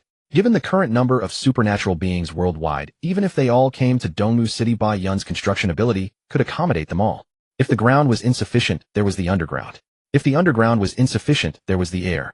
If the air was still not enough, spatial expansion could be used. Moreover, the reality marble Dongmu City could share the burden. Ba Yun had never feared an abundance of people. She only feared that there were not enough. To make the world truly understand reality, and to prevent her from causing trouble, Yakumo personally met with representatives of various factions. Then before everyone's eyes she materialized a vast number of nuclear warheads out of thin air. Furthermore, she staged a live nuclear explosion within the reality marble of Fuyuki City, proving that all the nuclear warheads she had materialized were genuine. Although Yakumo had previously demonstrated world-altering powers, those abilities were too esoteric for some to grasp. Some still refused to acknowledge reality. In contrast, nuclear warheads were far more tangible. The destructive power of nuclear weapons had become a universal consensus. When Yakumo exhibited the ability to materialize an unlimited number of nuclear warheads, she transformed from a local power into a player at the gaming table. She alone could command equal standing with any major force. The outer Fuyuki City became a mere bonus. Only after Yakumo displayed the power to overturn the world did her words carry weight. Otherwise, people would always suspect her sincerity and harbor doubts about her schemes. This time Yakumo declared that she had no intention of altering the global order. The other factions believed her. Even if they didn't, what choice did they have? Yakumo finally demonstrated her sincerity. She was willing to share the governance of the Academy City of Fuyuki. Major nations and organizations could establish their own academies within the Academy City, cultivate their own students, and even participate in joint security management. Yakumo's sincerity had finally reached them. She merely wanted to build an Academy City. What was wrong with that? However, this cooperative model was limited to the Academy City alone. The reality marble of Fuyuki City remained entirely Yakumo's private domain. Faced with the overwhelming momentum of Yakumo's proposal, the major nations and factions had no choice but to accept. Yakumo established the management model for the future Academy City, namely a council structure. Each council member would represent and manage their own academy's territory. For public affairs of the Academy City, decisions would be made through parliamentary voting. Yakumo held veto power. It could be said that Yakumo had delegated authority to the greatest extent possible. She only needed to maintain the basic principles of fairness, stability, and the smooth production of results. With the participation of various major powers, the Academy City took shape at an astonishing speed. There was no need for Yakumo to worry about deans, professors, teachers, or students. With this fundamental framework in place, the subsequent process only required continuous filling. Independent supernatural individuals from around the world were systematically integrated into the roles of teachers, students, and operational staff. Initial chaos was inevitable. However, Yakumo, with absolute decisiveness, made it clear to everyone she would treat all supernatural beings favorably, provided they did not cause trouble. As long as one successfully entered the Academy City and expressed a desire to reside long-term, Yakumo would provide all basic necessities for survival. This included free accommodation, medical care, transportation, food, and clothing. However, for better services, one needed to become a teacher, student, or staff member. The common currency between teachers and students was credits. Credits were the core currency of the Academy City and could be used to exchange for most knowledge courses or supernatural materials. As for cutting-edge knowledge or items like the Holy Grail or the Philosopher's Stone, credits were also required, but identity verification was needed as well. These items were generally only redeemable within the reality marble of Fuyuki City. For staff who were neither teachers nor students, the common currency was contribution points. Contribution points had a wide range of uses. Ordinary supplies could be exchanged freely. Better housing, better medical care, better luxury cars, better cuisine, more splendid clothing.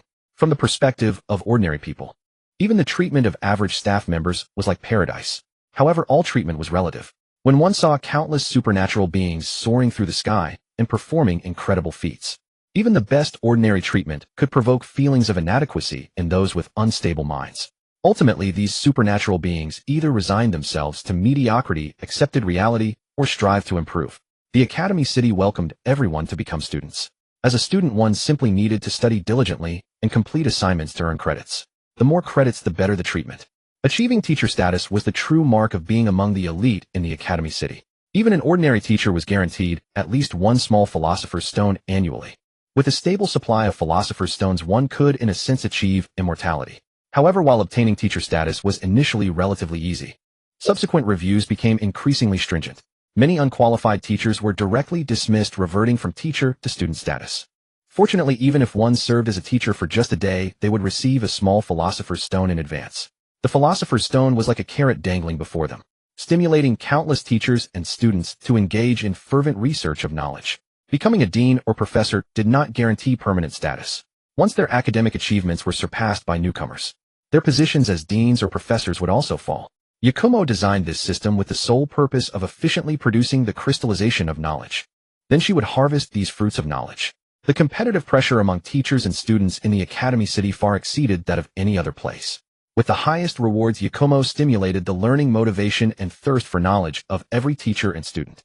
Then the concerns that the major factions had initially harbored did not materialize. Their greatest fear had been that the Academy City would mass-produce supernatural beings disrupting the existing world order. Now they no longer had to worry. Instead, they now faced the problem of a shortage of supernatural beings. The Academy City was like a bottomless pit voraciously consuming the world's supernatural individuals. Yet the number of supernatural beings willing to leave the Academy City was negligible. Most of those who left were expelled for misconduct.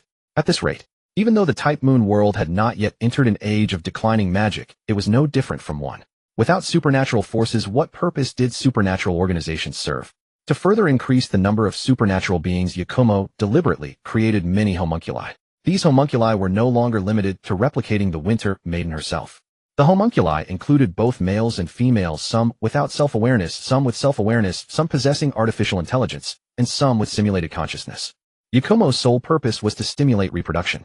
In the Type Moon world, supernatural beings generally possessed special bloodlines and were few in number. Many bloodlines and magical traits would vanish completely with the death of the last heir. The Amiya family line was a case in point. Amiya Norikata and Amiya Kiritsugu were both geniuses in magecraft. According to the original timeline, after Ilya's death, the Amiya bloodline would be utterly extinguished. Yakumo naturally sought to avoid this outcome. Thus, on one hand, she minimized the cost of childbirth, even eliminating the need for romance. Various types of homunculi became the caretakers of the Academy City. Even if children were born, they could be raised by homunculi. Additionally, she introduced rewards for childbirth. Apart from fixed credits and contribution points, crucially, if one's children later became teachers, professors, or deans, the parents themselves would receive a small philosopher's stone, a large philosopher's stone, and a holy grail as rewards. This effectively bound the interests of parents and children together. Meanwhile, the ordinary Fuyuki City saw rapid development thanks to an influx of funds from around the world. However, beneath the glamorous exterior of ordinary Fuyuki City, it actually served as bait, luring out malevolent supernatural beings from the Academy City. Within the Academy City, comprehensive surveillance was enough to suppress the vast majority of violent crimes. But when supernatural beings from the Academy City entered ordinary Fuyuki City, their inner evil might become difficult to restrain. These supernatural beings who harmed ordinary people would naturally be dealt with, thereby purifying the Academy City's environment. Compensation was given to the families of the deceased. Those who survived were treated and compensated, then had their memories erased. This cycle maximized the learning and research atmosphere of the Academy City and effectively eradicated the hidden malignancies within the Academy City. Within Yakumo's reality marble of Fuyuki City, a mythological world had begun to take shape. The reality marble Donmu City had undergone earth-shaking transformations. The dense concentration of mana had triggered widespread mutations among flora and fauna. A multitude of elite magi were conducting research on the atavistic reversion of extraordinary bloodlines in flora and fauna. The minimum qualification for entry was the rank of a teacher-level magus. Every teacher would have a command spell engraved on the back of their hand. This command spell served as the credential for entering and exiting the reality marble. Even if one were to lose their teaching position someday, their benefits would diminish. They would lose the annual allotment of a small philosopher's stone, but the command spell would never be taken away. As long as they committed no crime, the command spell would remain permanently. This was also an incentive for the teaching profession, encouraging more students to study diligently and strive for the qualification to become a teacher. Under the efforts of a vast number of academician-level, professor-level, and teacher-level elites, many mythological creatures that had vanished into the annals of history were restored through atavism. Of course, pure mythological beings had not yet been resurrected so quickly. However, half-blood mythological creatures were already emerging in batches. The most typical were dragon breeds. Western drakes, eastern dragonfish, and all sorts of bizarre hybrid dragon species had been developed. Other bloodlines, such as mermaid, fairy, demon, nightmare, giant dwarf, and yokai bloodlines were also cultivated, from mindless half-blood mythological creatures to intelligent humanoid mythological hybrids. The Magi conducted their research without any reverence. Their unfettered studies yielded both achievements and monstrosities. Within the reality marble, it was a scene of chaotic revelry. Ba Yun's stance on this was laissez-faire. A large number of heroic spirits were deployed by Ba Yun into the reality marble to suppress rampaging half-blood mythological creatures and ensure the safety of the Magi. Although the Magi within the reality marble were all elites, when facing half-blood mythological creatures, they were generally at a disadvantage. This was determined by the very foundation of a Magus' power mystery. Mystery becomes ineffective in the face of a higher mystery, and half-blood mythological creatures represented a higher level of mystery.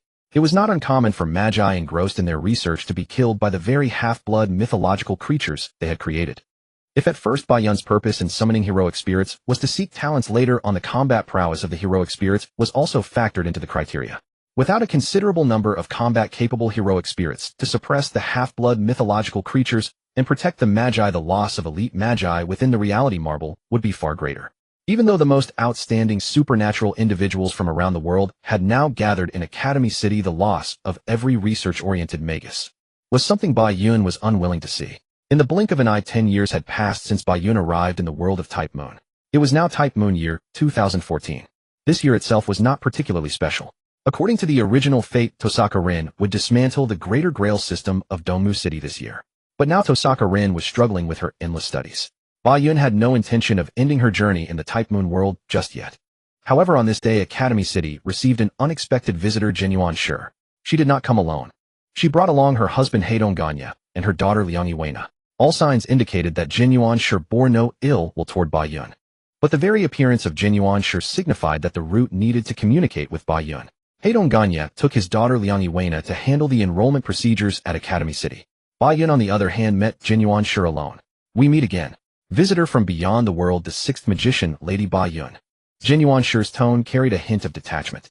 Please speak your mind. Bai Yun was quite impatient. The appearance of Jinyuan Shi itself signified trouble. If possible, she would rather meet Liang Shi. And if it were possible, she was quite interested in Liang Shi's mystic eyes of death perception. If she could study them, that would be even better. You cannot take away that reality marble. Jinyuan Shi actually said that. Bai Yun's face darkened with displeasure. She had taken its equivalent exchange, fundamentally reversing the fate of the Type Moon world, heading toward an age of declining mysteries. Bai Yun could even call herself a savior without being wrong. Now the root of the Type Moon world was eyeing the mythic small world she had painstakingly developed. Wasn't this a bit too oppressive? That reality marble is important to me, but not indispensable. The key is, what will you offer in exchange? Bai Yun forced herself to calm down and reason with the Jinyuan Shi before her.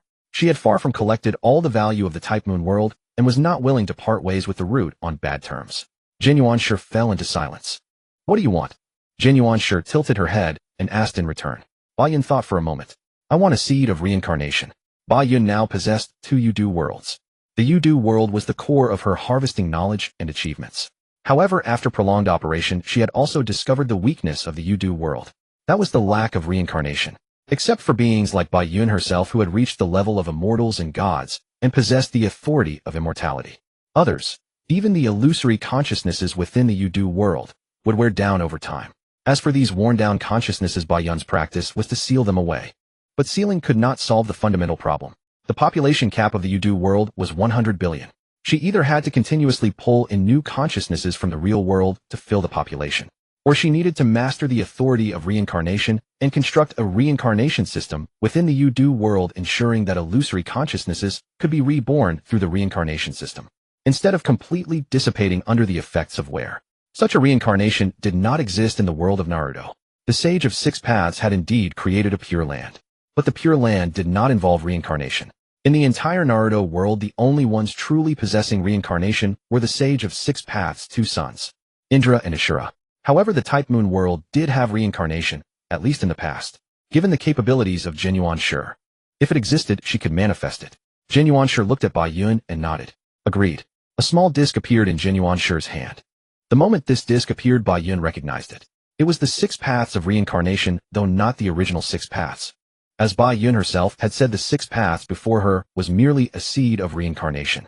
To truly nurture this seed into a full-fledged 6 paths of reincarnation would require not only a long span of time, but also an entire world. I can now grant you 40 of the reality marble's authority. When I leave, I will give you the full 100 authority. Bai Yun did not intend to hand over the complete authority of the reality marble to Jinyuan Shi just yet. The reality marble was currently highly integrated with the Yudu world. Surrendering full authority over the reality marble would mean an immediate settlement of her gains in the Type Moon world. That was absolutely unacceptable to Bai Yun. Deal concluded. Jinyuan Shi handed the seed of 6 paths reincarnation directly to Bai Yun. The 40 authority over the reality marble was already quite a sincere offer, meaning Bai Yun could not unilaterally take the reality marble away. The seed of reincarnation was important. But the reality marble that could develop into a mythic small world was even more critical. Each side got what they needed. The better the mythic small world developed, the stronger the root would become after taking over the authority. Since the deal was struck, Jin Yuanshi chose to withdraw. The next moment Liang Yixi awakened. Welcome, Lady Liang Yixi. Since you've come to Academy City, would you do me the honor of joining me for a meal? Ba Yun looked at the Liang Yixi before her, whose aura had changed drastically, and extended an invitation. If the former Jinchuriki carried a divinity that kept all at arm's length, then the Rikiya before him was cold and aloof. Yet this same Rikiya was already a mother to a 14-year-old child. This undoubtedly enhanced Rikiya's mature elegance. However, Yakumo harbored no designs against her. She had simply invited the Rikiya family out for a meal. After dining at an upscale Chinese restaurant, they parted ways. Nothing untoward had transpired. Rikiya, you seem somewhat tense. Kazuhachi Kanya detected no malice emanating from Yakumo. By all accounts, she had made no move against them whatsoever. This puzzled him regarding Rikiya's reaction. I cannot hope to match her strength. I fear I cannot protect either of you, Rikiya voiced her deepest concern. She was no longer the penniless youth she had once been. Back then, Rikiya would fight recklessly, disregarding all consequences, whether it concerned her own life or her enemy's life for that matter. She cared for neither. In those days, she feared not even the gods themselves. But after marrying Kazuhachi Kanya, Rikiya had never again encountered an opponent capable of threatening her. Thus she had never known such a sense of crisis. But now, even though Yakumo harbored no ill will, Rikiya's instincts continuously screamed warnings. If Yakumo so desired, she herself along with everything she sought to protect would vanish in an instant. This sense of crisis persisted throughout the entire meal, only lifting once Yakumo departed. Only then did Rikiya feel liberated from that oppressive anxiety. Kazuhachi Kanya embraced her. She means us no harm. You have simply never grown accustomed to being in the presence of one far stronger than yourself, Kazuhachi Kanya stated, plainly identifying the root of Rikiya's anxiety. Even if danger truly comes, isn't it better that our family can face it together? This is not something that can be altered by our will alone. You cannot protect us forever. We must try to trust in Academy City's safety. It is known as the world's safest, most advanced, and most knowledge-rich metropolis, is it not? Kazuhachi Kanya comforted Rikiya. He had once risked life and death alongside her, understanding the impermanence of worldly existence. Should danger arise, there is no escaping it regardless of where they go. Compared to that, Academy City was already the optimal choice. Indeed, Kazuhachi Kanya intended to settle in Academy City with Rikiya. The world's magical energy concentration was slowly rising. Yet this was not a favorable development. It appeared that magical energy was recovering, delaying the onset of the end of Dharma era. However, the increase in magical energy had caused more individuals to awaken their hidden bloodlines. Not limited to humans, animals and plants as well. These awakened beings had already triggered numerous public order incidents worldwide. Since the world's elites had largely migrated to Academy City, national governments found themselves ill-equipped to handle crimes committed by these supernatural individuals. The rise in magical energy within the Type Moon world was not Yakumo's doing. Rather, it resulted from the root employing equivalent exchange to convert other energy sources into magic. Even with the root's capabilities, raising global magical energy concentration was no trivial matter.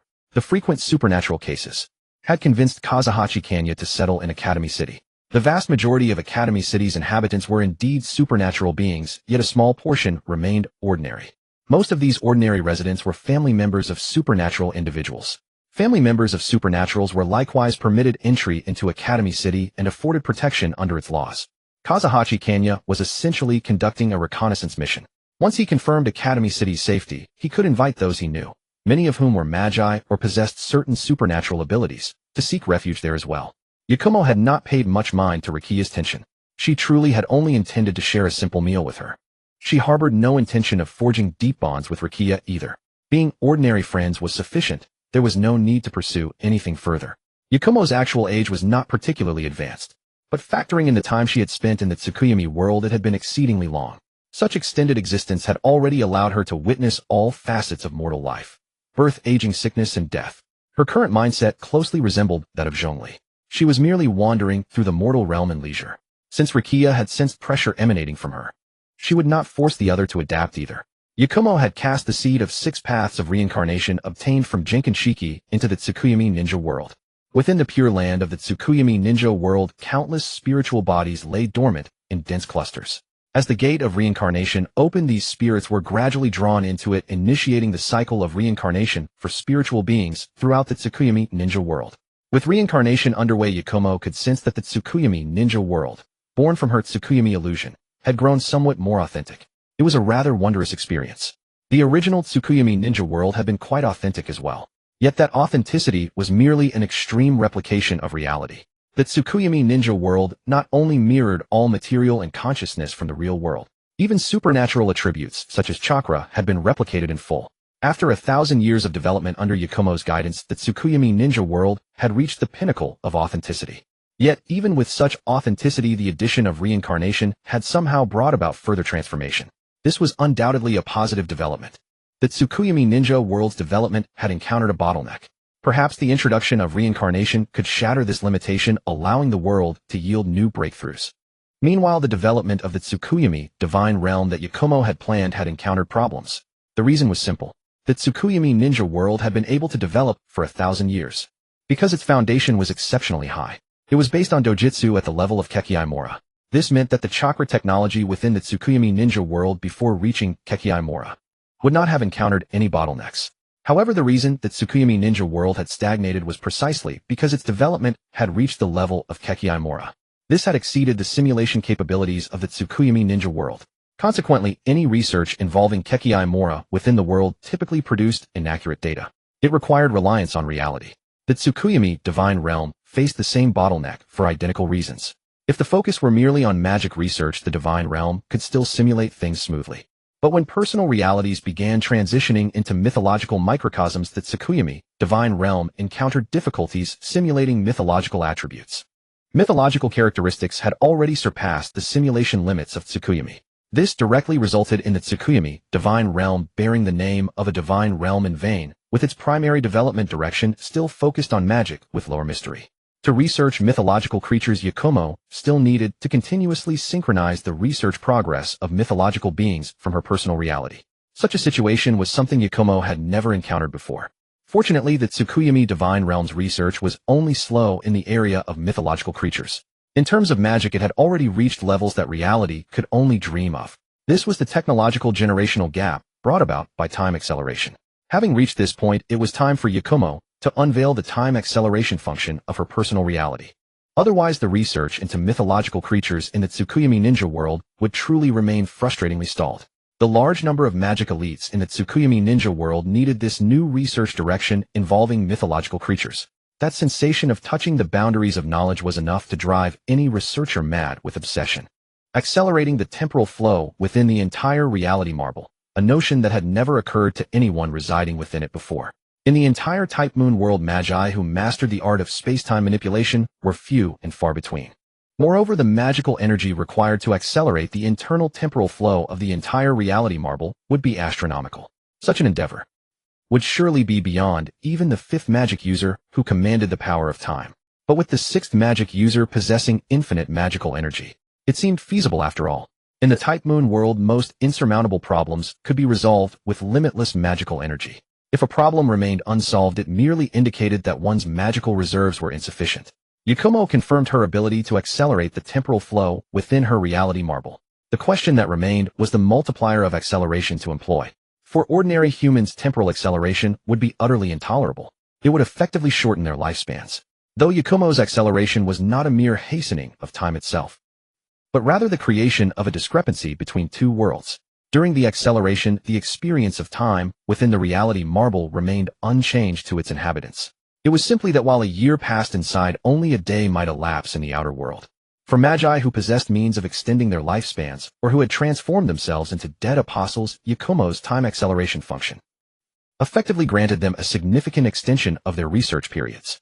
Following a unanimous vote among the magi within the reality marble, the temporal acceleration ratio was provisionally set at 101. In other words, for every 10 days that passed within the reality marble, only 1 day passed outside. Subsequently, Yakumo activated the temporal acceleration. As time accelerated, viewed from the external perspective, the pace of scientific advancement within the reality marble appeared to surge forward at an extraordinary rate.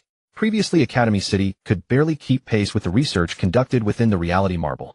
But now, with the temporal acceleration in effect, the scientific progress achieved within the reality marble far surpassed that of Academy City. The academic gap between the two was widening at a rate that defied pursuit. It wasn't long before a breakthrough was achieved in the research on the seeds of mythical creatures. The first mythical being was thus born. This time it was not a hybrid. It was a complete, pure-blooded mythical creature. Even if it was merely the most basic pure-blooded dragonfish, it represented a qualitative leap forward. With the first successful case, other research projects also began to make progress. A number of lower-tier mythical creatures were successfully cultivated, leading to a sudden proliferation in their numbers. Soon a diverse array of mythical beings emerged, including mermaids, elves, fairies, giants, dwarves, yokai, magical beasts, and spirit beasts. The most cutting-edge research was now advancing towards divine beasts, and even gods. These research achievements brought immense benefits to Yakumo. Not necessarily in terms of raw power, though her strength certainly increased considerably. The key benefit was in ingredients. She had deliberately established a culinary academy within Academy City to promote the study of culinary magic and the art of magical cooking. To this end, she specifically allocated a dean position for the Culinary Academy. This meant that the dean would be entitled to the privilege of receiving 1 Holy Grail annually and 1 Philosopher's Stone monthly. She also granted a considerable number of professor and instructor positions. Her approach naturally spurred advancements in cuisine, leading to an endless stream of innovative culinary magic and magical dishes. Previously, the limitations of ingredients had set the ceiling for culinary creations. However, with the successful research on mythical creatures, a breakthrough was made in the availability of ingredients.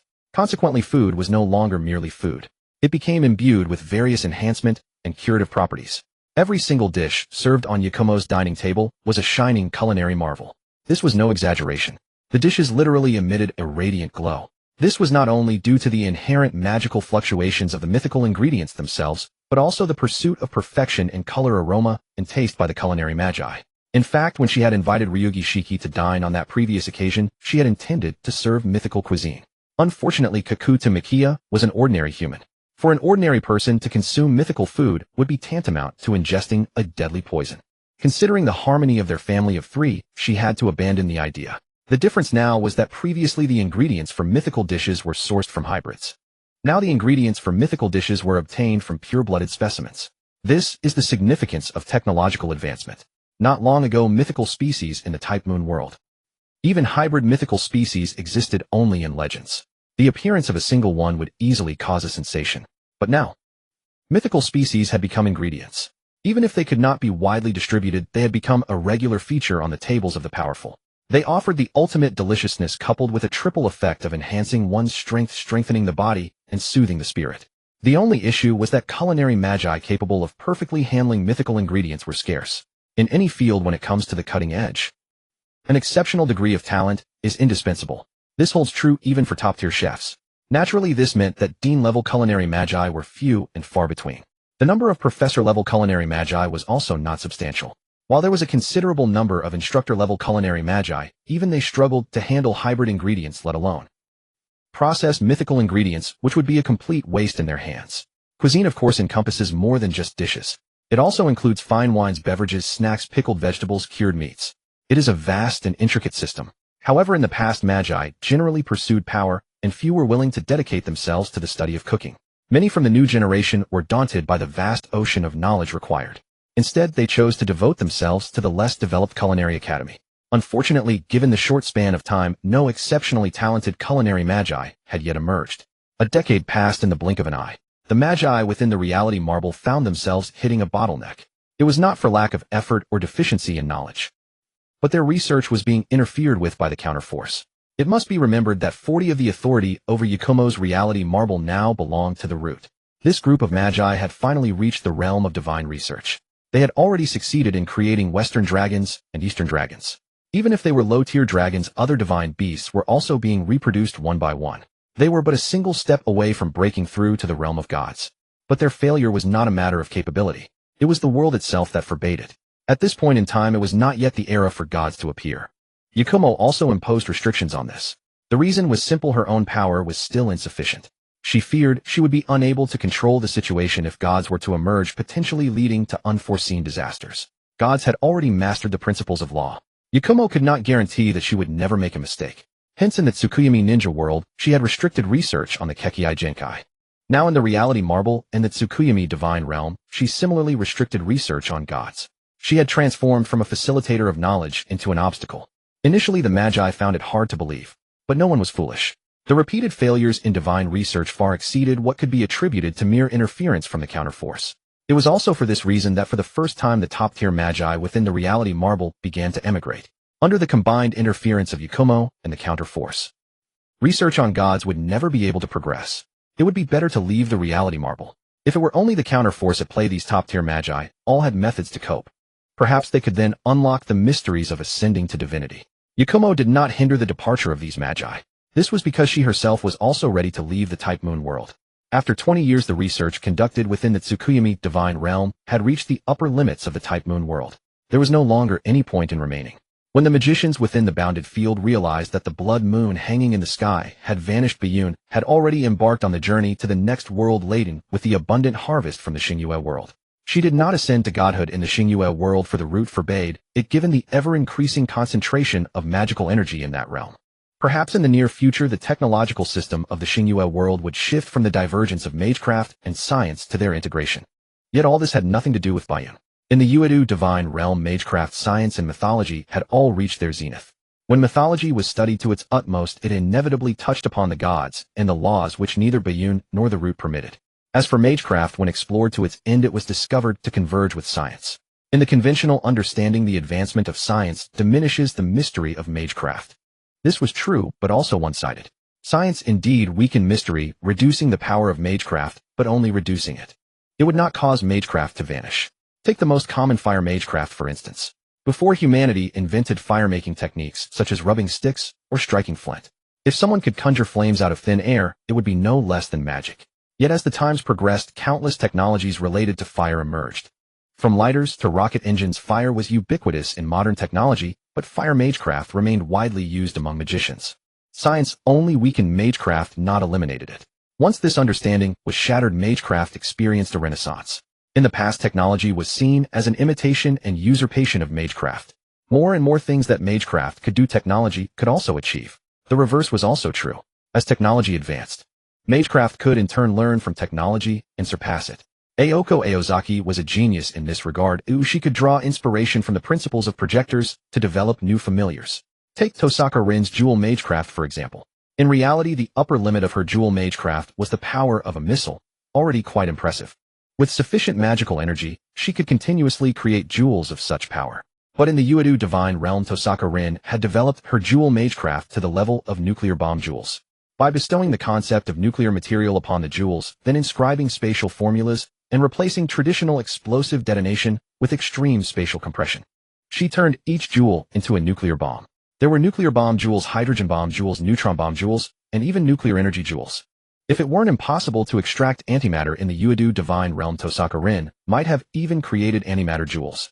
By redefining the relationship between magecraft and science, a new horizon could be opened for rigid magecraft. Drawing inspiration from the four great beasts of physics, each developed extraordinarily powerful magecraft. Space magecraft, Zeno's turtle. By continuously dividing space, it formed an invincible defense akin to the Sheath Avalon. Omniscient magic eye, Laplace's demon. Under limited conditions, it could see all past and future. Temperature magecraft, Maxwell's demon. It could lower temperatures to absolute zero and raise them nearly without limit. Immortality magecraft, Schrodinger's cat. It could keep the user in a state of neither alive nor dead, then achieve immortality by manipulating observation. Many scientific theories that were proposed but unattainable were also replicated by magecraft, such as controlled nuclear fusion and quantum computers. For instance, the Mobius space ring. In short, magecraft pushed to its extreme was no less effective than magic in many aspects. But due to the constraints of mystery, these remained magecraft. Overall, Bayun had reaped much from the Xingyue world, and she was quite satisfied. When Bayun activated the Transmigrator trait, the next moment, amid a flash of colors, she appeared in a ruin. Cold, numb, and stiff. Bayun sensed her current body, an unfamiliar female form. Only then did she realize that after transmigrating she had to occupy a new body. In the previous Xingyue world, she had directly been a servant, so she had overlooked this issue. Now she was pinned beneath the rubble. Because of the transmigration, she had gone from dead to barely alive. After absorbing the body's memories, Bayun knew which world she had arrived in. It was the Dragon Ball world, but not the orthodox one, rather the timeline of Trunks. This timeline. The reason for this judgment was the existence of the Capsule Corporation, a spatial technology known as the Capsule that had once swept the world. The world had also seen the Demon King Piccolo, who had destroyed cities and caused countless deaths, though those deaths were later miraculously revived. These major events were known even to the ordinary woman Bayun had possessed. The reason for identifying the Trunks timeline was simple. The world had become a plaything for androids 17 and 18A, and the Z-fighters who could oppose them were mostly dead. Son Goku had died of illness, and the subsequent battles between the Z fighters and the androids were earth-shattering, making the world aware of beings who could stand against androids 17 and 18. But the result was despair for all. One by one the Z fighters fell at the hands of the androids who took pleasure in annihilating humanity. When happy they destroyed a town for fun, when unhappy they destroyed a town for amusement. They never paid for anything. And they would cause destruction at any moment. The last Z fighter capable of opposing them, Son Gohan, had died 3 years ago. Since then, no matter how much the androids destroyed, no Z fighter stood up to them. The woman Bayun now possessed had been buried in the rubble by the androids' casual destruction. Under such destruction, most of the world's cities were in ruins and national powers and social organizations had ceased to function. To survive, most people chose to flee cities and live in the countryside. The once technologically advanced Dragon Ball Earth was regressing toward a barbaric state. Some couldn't accept this life and chose to survive in the ruins of cities, thinking that a city destroyed once wouldn't be destroyed again. But reality proved them wrong. With the androids' perception, any place where people gathered would be attacked. There was no reason. They simply took pleasure in annihilating humanity. Even the Capsule Corporation had gone bankrupt, and the convenient capsules were dwindling in number. When Bayun emerged from the rubble, the town that had been rebuilt in the city ruins was completely gone with few survivors. Such was the cruelty of the Dragon Ball world. Ordinary people and common technology were helpless against the mighty androids and martial artists. Just as Bayun finished rescuing and healing the few survivors, a terrifying energy erupted in the distance. For Bayun, who knew the story, she understood what this meant. 3 years after Son Gohan's death, Trunks, who had trained hard, believed he had the strength to defeat the 2 androids. So he took the initiative to attack them. But he overlooked one thing: the androids could also grow stronger. In the end, Trunks suffered a crushing defeat. Somehow surviving, he chose to travel back in time using the time machine built by his mother Bulma, to seek help from the deceased Z fighters and warn other Earths not to repeat his world's tragedy. Bayun's figure vanished from the spot. She wanted to witness with her own eyes the power of Super Saiyan Trunks and the 2 androids. When Bayun silently appeared in the distance of the battle, she witnessed a scene of raw and primal combat. The power came from every attack exchanged between the 2 sides. The energy levels were never less than a nuclear explosion. Even with both sides consciously restraining themselves, the battle's shockwaves still ravaged the surroundings. Rumbling quakes and thunderous sounds composed the symphony of war. The opponents were Android 17 and Android 18 against Trunks. Trunks had already transformed into a Super Saiyan. Super Saiyans are fearsome beings, each capable of obliterating a planet. The former Universal Emperor Frieza was defeated by Super Saiyan Goku on Namek. Even Frieza, the Cosmic Emperor who had ravaged the universe and annihilated the Saiyan home planet, was no match for a Super Saiyan. Yet the power escalation in the Dragon Ball world was far too swift. Even these immensely powerful Super Saiyans continually encountered mortal perils. In Trunks' timeline, Super Saiyan Goku died from a heart condition. The event was sudden. Even Bulma did not have time to develop a cure. Goku passed away. Without Goku, Android 17 and Android 18 ran rampant over Earth. Their combat power matched that of Super Saiyan Goku. At that time, Vegeta had not managed to achieve Super Saiyan transformation. Without Goku to hold the line, the Earth's Z fighters were all but annihilated. Later, Goku's son Gohan managed to transform into a Super Saiyan. Yet he could not hold out alone. He still perished at the hands of the 2 androids. 3 years later, Trunks also transformed into a Super Saiyan. Perhaps it was a characteristic of the Dragon Ball universe.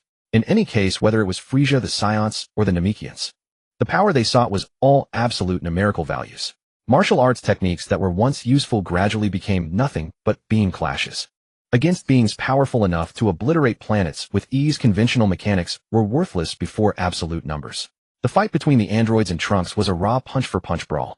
Their utilization of power was shockingly primitive. Yet with their might, the significance of techniques themselves had become trivial. Under the coordinated assault of Android 17 and Android 18, Trunks went from full confidence to being covered in wounds and then to utter despair. His mother Bulma had already constructed a time machine intended for him to travel to the past and seek assistance from Goku and the Z fighters. Yet he was confident he could defeat Android 17 and Android 18 and avenge all. As it turned out, he overestimated himself. He had underestimated his foes. Just as Trunks was entering the stage of his life, flashing before his eyes, Android 17 and Android 18 suddenly stopped moving. There were no visible injuries on their bodies. However, the energy core, the permanent energy furnace inside them, had already appeared in Bayun's hand. At this moment, Bayun was Ōtsutsuki Bayun. In terms of power level, her strength was likely beyond Super Saiyan 1, but below Super Saiyan 2. However, her true strength did not reside in power level. That was an extremely primitive application of power. Instead, it was her grasp of techniques that far surpassed the Dragon Ball universe. She employed space-time ninjutsu to instantly extract the energy cores of Android 17 and Android 18. Such a feat was rarely seen, even among powerful beings of the same rank in the Naruto world. Deprived of their permanent energy furnace, which was comparable to a small star, Android 17 and Android 18 were still formidable compared to ordinary people. Yet the two were no longer able to defeat even the gravely wounded Trunks. Ba Yun waved her hand, sealing them away. Trunks gazed at the figure that had appeared before him. Having effortlessly dealt with Android 17 and Android 18, Ba Yun, whose appearance was utterly alien to Earth, left Trunks both stunned and thankful. Regardless of whether he had personally killed them, Android 17 and Android 18 were subdued. The soon-to-be-destroyed Earth finally gained a moment of relief. I am Ōtsutsuki Ba Yun, a cosmic being. Can you tell me what happened here? Ba Yun asked, feigning ignorance. Trunks, with a mournful expression, narrated the tragedy of his planet. A world that should have progressed normally was thrown to the edge of annihilation by the androids of the evil scientist Dr. Gero. It pushed the world to the edge of destruction. On this enormous planet, the registered population had dwindled to merely tens of thousands, most of whom were protected by the Capsule Corporation. They provided vital support for Bulma's research. Otherwise, without human assistance, no matter how brilliant Bulma was, she could not have achieved the technological breakthrough to create the time machine. To be able to produce an energy source on the scale of a small star, this Dr. Gero is indeed a genius. And judging by your appearance, you must be the legendary Super Saiyan from the universe. Ba Yun revealed Trunks' identity. After the destruction of planet Vegeta, the Saiyans, the legendary warrior race, have all but vanished. A few years ago, I also heard that a Super Saiyan emerged and defeated the Cosmic Emperor Frieza. I never imagined that within a few years the universe would evolve to the point where androids could defeat Super Saiyans. Ba Yun marveled. You must be the guardian of this planet now. I plan to occupy this planet. What is your opinion? Ba Yun, without any prevarication, directly voiced her intent.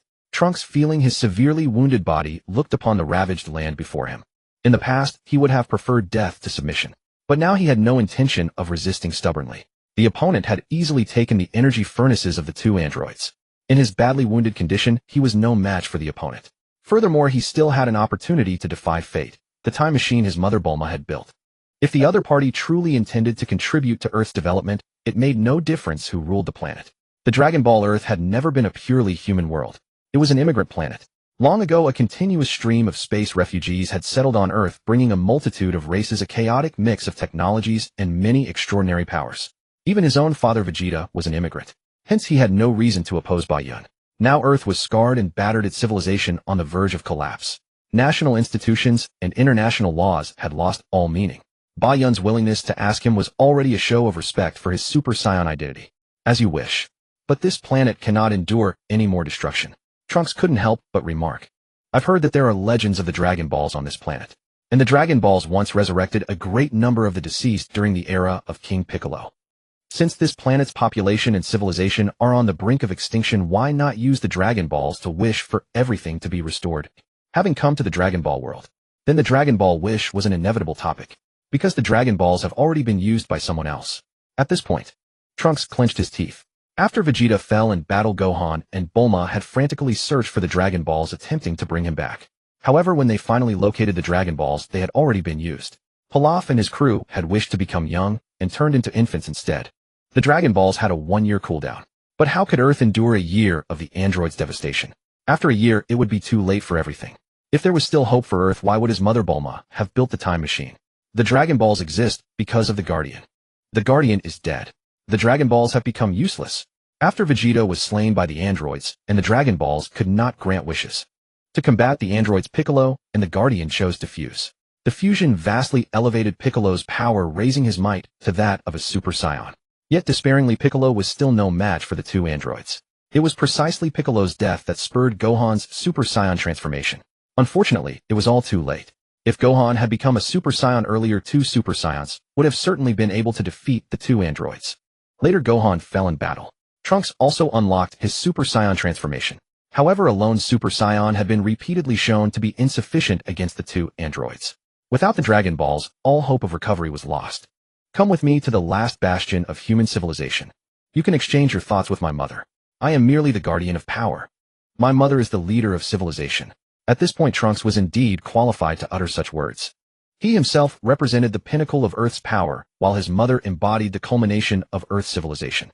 With their combined conditions, they already surpassed most interstellar civilizations in the universe. Trunks had nearly perished when facing the androids. Yet now he could slay the cosmic tyrant Frieza with effortless ease as if chopping vegetables. It would be easy for him to become the second cosmic emperor. But if possible, he wished to reclaim everything he had lost and restore Earth's civilization.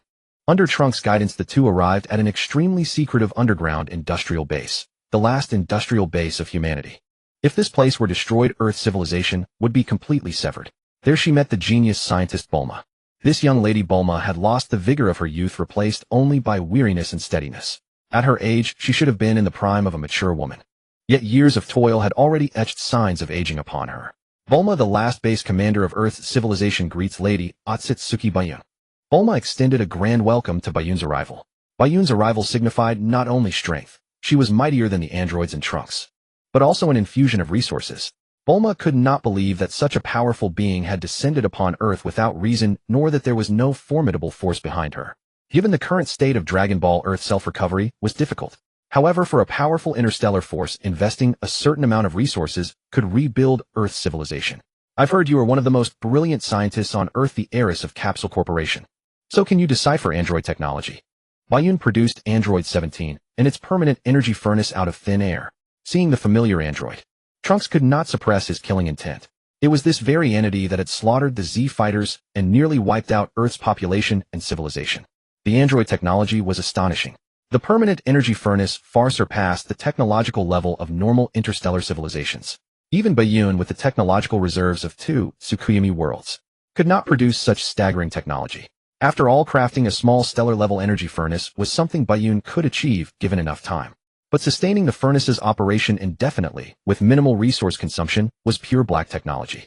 Moreover, the android's body was also black technology. It could not only withstand the stellar-level energy impact of the permanent energy furnace, but also convert the furnace's energy directly into chi for combat.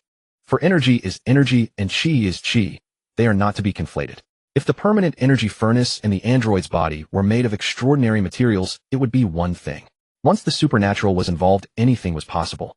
But this was pure technology. Both the permanent energy furnace and the android could theoretically be mass-produced by technology. That was utterly terrifying. The same went for Capsule Corporation's capsules. If spatial abilities were achieved through the supernatural, that would be common. Chakra abilities, magic could all do it. But purely technological spatial equipment far exceeded the level of normal interstellar civilizations. Such a small, unremarkable place in the universe as Dragon Ball Earth had produced black technology and powerful beings that could shake the entire cosmos. Regarding these black technologies, Bayun declared, "I want them all." Seeing the android that had nearly destroyed Earth, the scientist Bulma's eyes sparkled with fascination. If she could mass-produce androids, Earth's safety would never be a concern. Yet she also couldn't help but regret. I can indeed research the androids, but without most of Earth's resources and talent supply, relying solely on the base's capabilities. It will take a long time to thoroughly understand the android technology. Bayun understood Bulma's regret, but did not immediately offer resources. What if there is a complete android base? Bulma and Trunks were stunned. According to their knowledge, Android 17 and Android 18, after killing Dr. Gero had destroyed his android base and all other androids. Afterward, the two had killed the Z fighters while simultaneously destroying Earth's population and civilization, nipping any threat to the androids in the bud. Yet now Bayun told them there was another android base on Earth. How was that possible? Bulma and Trunks had underestimated Dr. Gero's genius. The external Android 17 and Android 18 were indeed powerful enough to suppress super scions, but they were still not the final version. The true final version was the android cell created by Dr. Gero. Cell was a fusion of genes from many super warriors, including Goku, Vegeta, Piccolo, Tien, Shinhan, Kaiotsu, Krillin, as well as Frieza and King Cold, and could continually absorb genes to grow stronger. However, because its creation took too long, Dr. Gero had left it in another android base, entering a long phase of intelligent manufacturing. According to the original timeline, Cell would ambush and kill Trunks, steal his time machine, and travel to the main world. In the main world, Cell absorbed countless bodies. Trunks' Earth civilization was nearly annihilated, and Androids 17 and 18 were killed by the Trunks who had returned from the future. To grow stronger through absorption, Cell had to go to the main world. His massive absorption elevated his potential and power to another level. Then with Vegeta's indulgence, he absorbed Androids 17 and 18 to become Perfect Cell, reaching a level of power that even Goku could not match. But Perfect Cell gave the Z fighters room to grow, and was ultimately defeated by Gohan, who had broken through to Super Saiyan 2. At present, Cell had not yet been created. That android base remained intact. Securing it would provide all the technical data and manufacturing equipment. Thoroughly understanding androids should not be too difficult for Bulma. When I entered this planet, I discovered a hidden android base, inside which an android with far greater potential than the ones before was being manufactured. With that android base, the progress of android research should be greatly accelerated. Bayun fabricated a reason. In truth, she had no idea where the base that manufactured Cell was located. But she could find out immediately. Leave it all to me. Just give me that android base and I will surely replicate the androids. Bulma promised at once. She dared not imagine what a calamity it would be if the android inside, more powerful than 17 and 18, were to be completed. She herself was not afraid of death, but she absolutely refused to see her son Trunks in danger. Then I will go take that android base first. After I ensure its safety, you can enter for research. Bayun walked out of Bulma's base. Then she shot into the sky. Her eyes blazed with brilliant light. Bayun activated the inside ability of the reincarnation eye. Before the reincarnation eye, an entire planet held no secrets. With the insight of the reincarnation eye, Bayun quickly pinpointed the location of Cell's android base. This android base was situated deep underground. Thanks to the perpetual energy furnace, the base had an abundant energy supply. Moreover, due to its fully automated production mode, there was almost no interaction with the outside world. Naturally, this greatly reduced the possibility of discovery. When Bayun appeared above the android base, she teleported into the base with a single space shift. The base's security level was extremely high. Bayun's intrusion immediately triggered the base's alarms, and various weapons entered combat mode. But with Bayun releasing an electronic ghost, a masterpiece of Xing Yu's magical technology, it easily infiltrated the control center of the android base. The piercing alarms abruptly ceased. The poised weapons also switched to safety mode. Bayun arrived before Cell, where the cell before her had already been mostly constructed. The current Cell did not resemble an android. Instead, it looked more like a malformed creature with hardly any human features visible on its entire body. Its skin displayed a bizarre dark green hue covered in spots. At this moment, Cell was utterly hideous and terrifying. Yet, even in its incomplete state, Cell's strength was not to be underestimated. This was evident from his future ability to ambush and kill Trunks. However, the reason Cell was so grotesque was that Cell followed the bio-android model, while Android 17 and Android 18 followed the modified android model. Dr. Gero also created Android 16, who was modeled after his son. This was the mechanical android model. All three types of androids showcased Dr. Gero's genius. Yet regardless of the timeline, the ambitious Dr. Gero could never control his own creations. He died at the hands of the androids he had created. Bayun placed a seal on Cell, who was only in the final steps of completion, and then allowed the base to continue production. Cell was an extremely important research specimen. Within controllable limits, the more thoroughly it was studied, the better. After completing these tasks, Bayun left the underground android base and returned to Bulma's base. Under Bayun's guidance, Bulma and Trunks both came to this underground android base, confirming the authenticity of Bayun's information here. Bulma found all the data on the androids from Dr. Gero's Android 1 to Android Cell, covering everything. This reflected Dr. Gero's excellent scientific acumen. With all the data, an android production line, and a Cell android specimen, if Bulma still couldn't thoroughly study the androids, it would be a waste of the brain that had created the time machine. Bulma reciprocated the favor by teaching Bayun the production technology of Capsule Corporation. Given the current state of Earth, only Bulma's base could produce a small number of capsule corporations. This space technology, which had once swept the globe and made Capsule Corporation the world's leading company, had now lost its significance on Earth. It could no longer bring wealth to Bulma, nor did many people use capsule corporations anymore, because Android 17 and Android 18 had been defeated by Bayun. And because of the development of the Cell android base, Trunks no longer felt the urgency to use the time machine. For Bulma, android technology was even more important than time machine and Capsule Corporation technology. With the perpetual energy furnace, Earth would never lack energy again. It could provide inexhaustible energy for rebuilding Earth's civilization. With enough androids, rebuilding Earth would become effortless. The time machine was always Bulma's ultimate escape tool for Trunks, ensuring that even if Earth was destroyed, Trunks could live a peaceful life in another timeline. The time machine could never go back to the past, it merely opened a doorway to a parallel universe. But Bulma probably never expected that. In the original timeline, even with the time machine, her son Trunks would still meet his end, killed by Cell. Cell then traveled to the main world in her time machine, nearly bringing complete destruction to it. And Bayun, she began planting a tree on Dragon Ball Earth. This tree was naturally the divine tree from the Naruto world. A colossal tree rose from the ground on Dragon Ball Earth. Even though it was daytime, a blood-red moon was reflected in the sky, appearing ominous. Such an action, if it were in the Xing Yu world, she would never have done it, because the moment she acted, she would be expelled by the root of Xing Yu. But on Dragon Ball Earth, especially in the Trunks timeline, there was no need for such caution. The Zoo warriors were almost completely annihilated. The Guardian had died. Civilization was on the brink of extinction. Such a Dragon Ball Earth was essentially free for her to reshape. No one would stand up to oppose her. Bayun's activity naturally caught the attention of Bulma and Trunks. They witnessed with their own eyes a mountain-like giant tree rising from the ground. But they were not alarmed because they saw that as the divine tree grew, the ruined earth was rapidly reviving with vitality. Countless plants grew swiftly, and in the blink of an eye as far as the eye could see there was lush greenery. This is the world tree of our Ōtsutsuki civilization. It is a divine tree specifically used to restore planets. Within a short time it can turn a barren planet into a thriving one. Bayun introduced the divine tree to Bulma and Trunks lying without batting an eye. But in a sense, she wasn't lying. Because a divine tree that hasn't borne fruit is indeed a plant weapon that destroys life-bearing planets. However, a divine tree that has once borne fruit, if used well, can be called a world tree without any issue.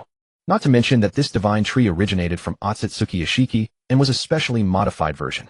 While it had lost its function as a Ten-Tails weapon, it was extremely effective in promoting and nurturing plant life. Bulma and Trunks both believed her. After all, although Earth had many cosmic-level technological inventions, Earth's own civilization level had not yet left its home planet to reach the level of interstellar civilization. Even if there were many alien races and technologies on Earth, and even if a few people on Earth had traveled to other planets, Bulma and Trunks were not among them. Their horizons were limited. Moreover, Bayun's divine tree was indeed a creation of a top-tier interstellar civilization. Fooling Bulma and Trunks was no problem at all. Now the divine tree was rapidly restoring the ecosystem of Dragon Ball Earth. Unfortunately, too many people had died on this timeline's Dragon Ball Earth. So even if Bayun activated the Infinite Tsukuyomi, she could not reconstruct the Dragon Ball Earth before its destruction. The more populous a planet, the better the effect of the Infinite Tsukuyomi. If the population was too small, the Infinite Tsukuyomi lost its meaning. Fortunately, Dragon Ball Earth had parallel universes. Although the Dragon Ball universe contained divine beings like the Kaioshin, Hakaishin angels, and the afterlife, these beings rarely interfered with planet development. As for the Guardian's power had become insignificant after Dragon Ball Earth's continuous expansion, no longer an obstacle to Bayun. However, Bayun did need the Guardian, more precisely a Namekian Guardian. Only a Namekian Guardian could create Dragon Balls and grant wishes. It didn't matter that the Guardian of this timeline had passed away. A Namekian Guardian could be introduced from another parallel universe's Dragon Ball Earth. Then with the Dragon Balls, most Earthlings could be resurrected, reviving the nearly destroyed Dragon Ball Earth. Since Dragon Ball Earth could produce genius scientists like Dr. Dr. Brief, and Bulma, Bayun naturally hoped that such scientists would be as numerous as possible. She intended to make the most of this opportunity. Yakumo was not worried. She knew that if they continued, Bulma would inevitably take the initiative to use the time machine.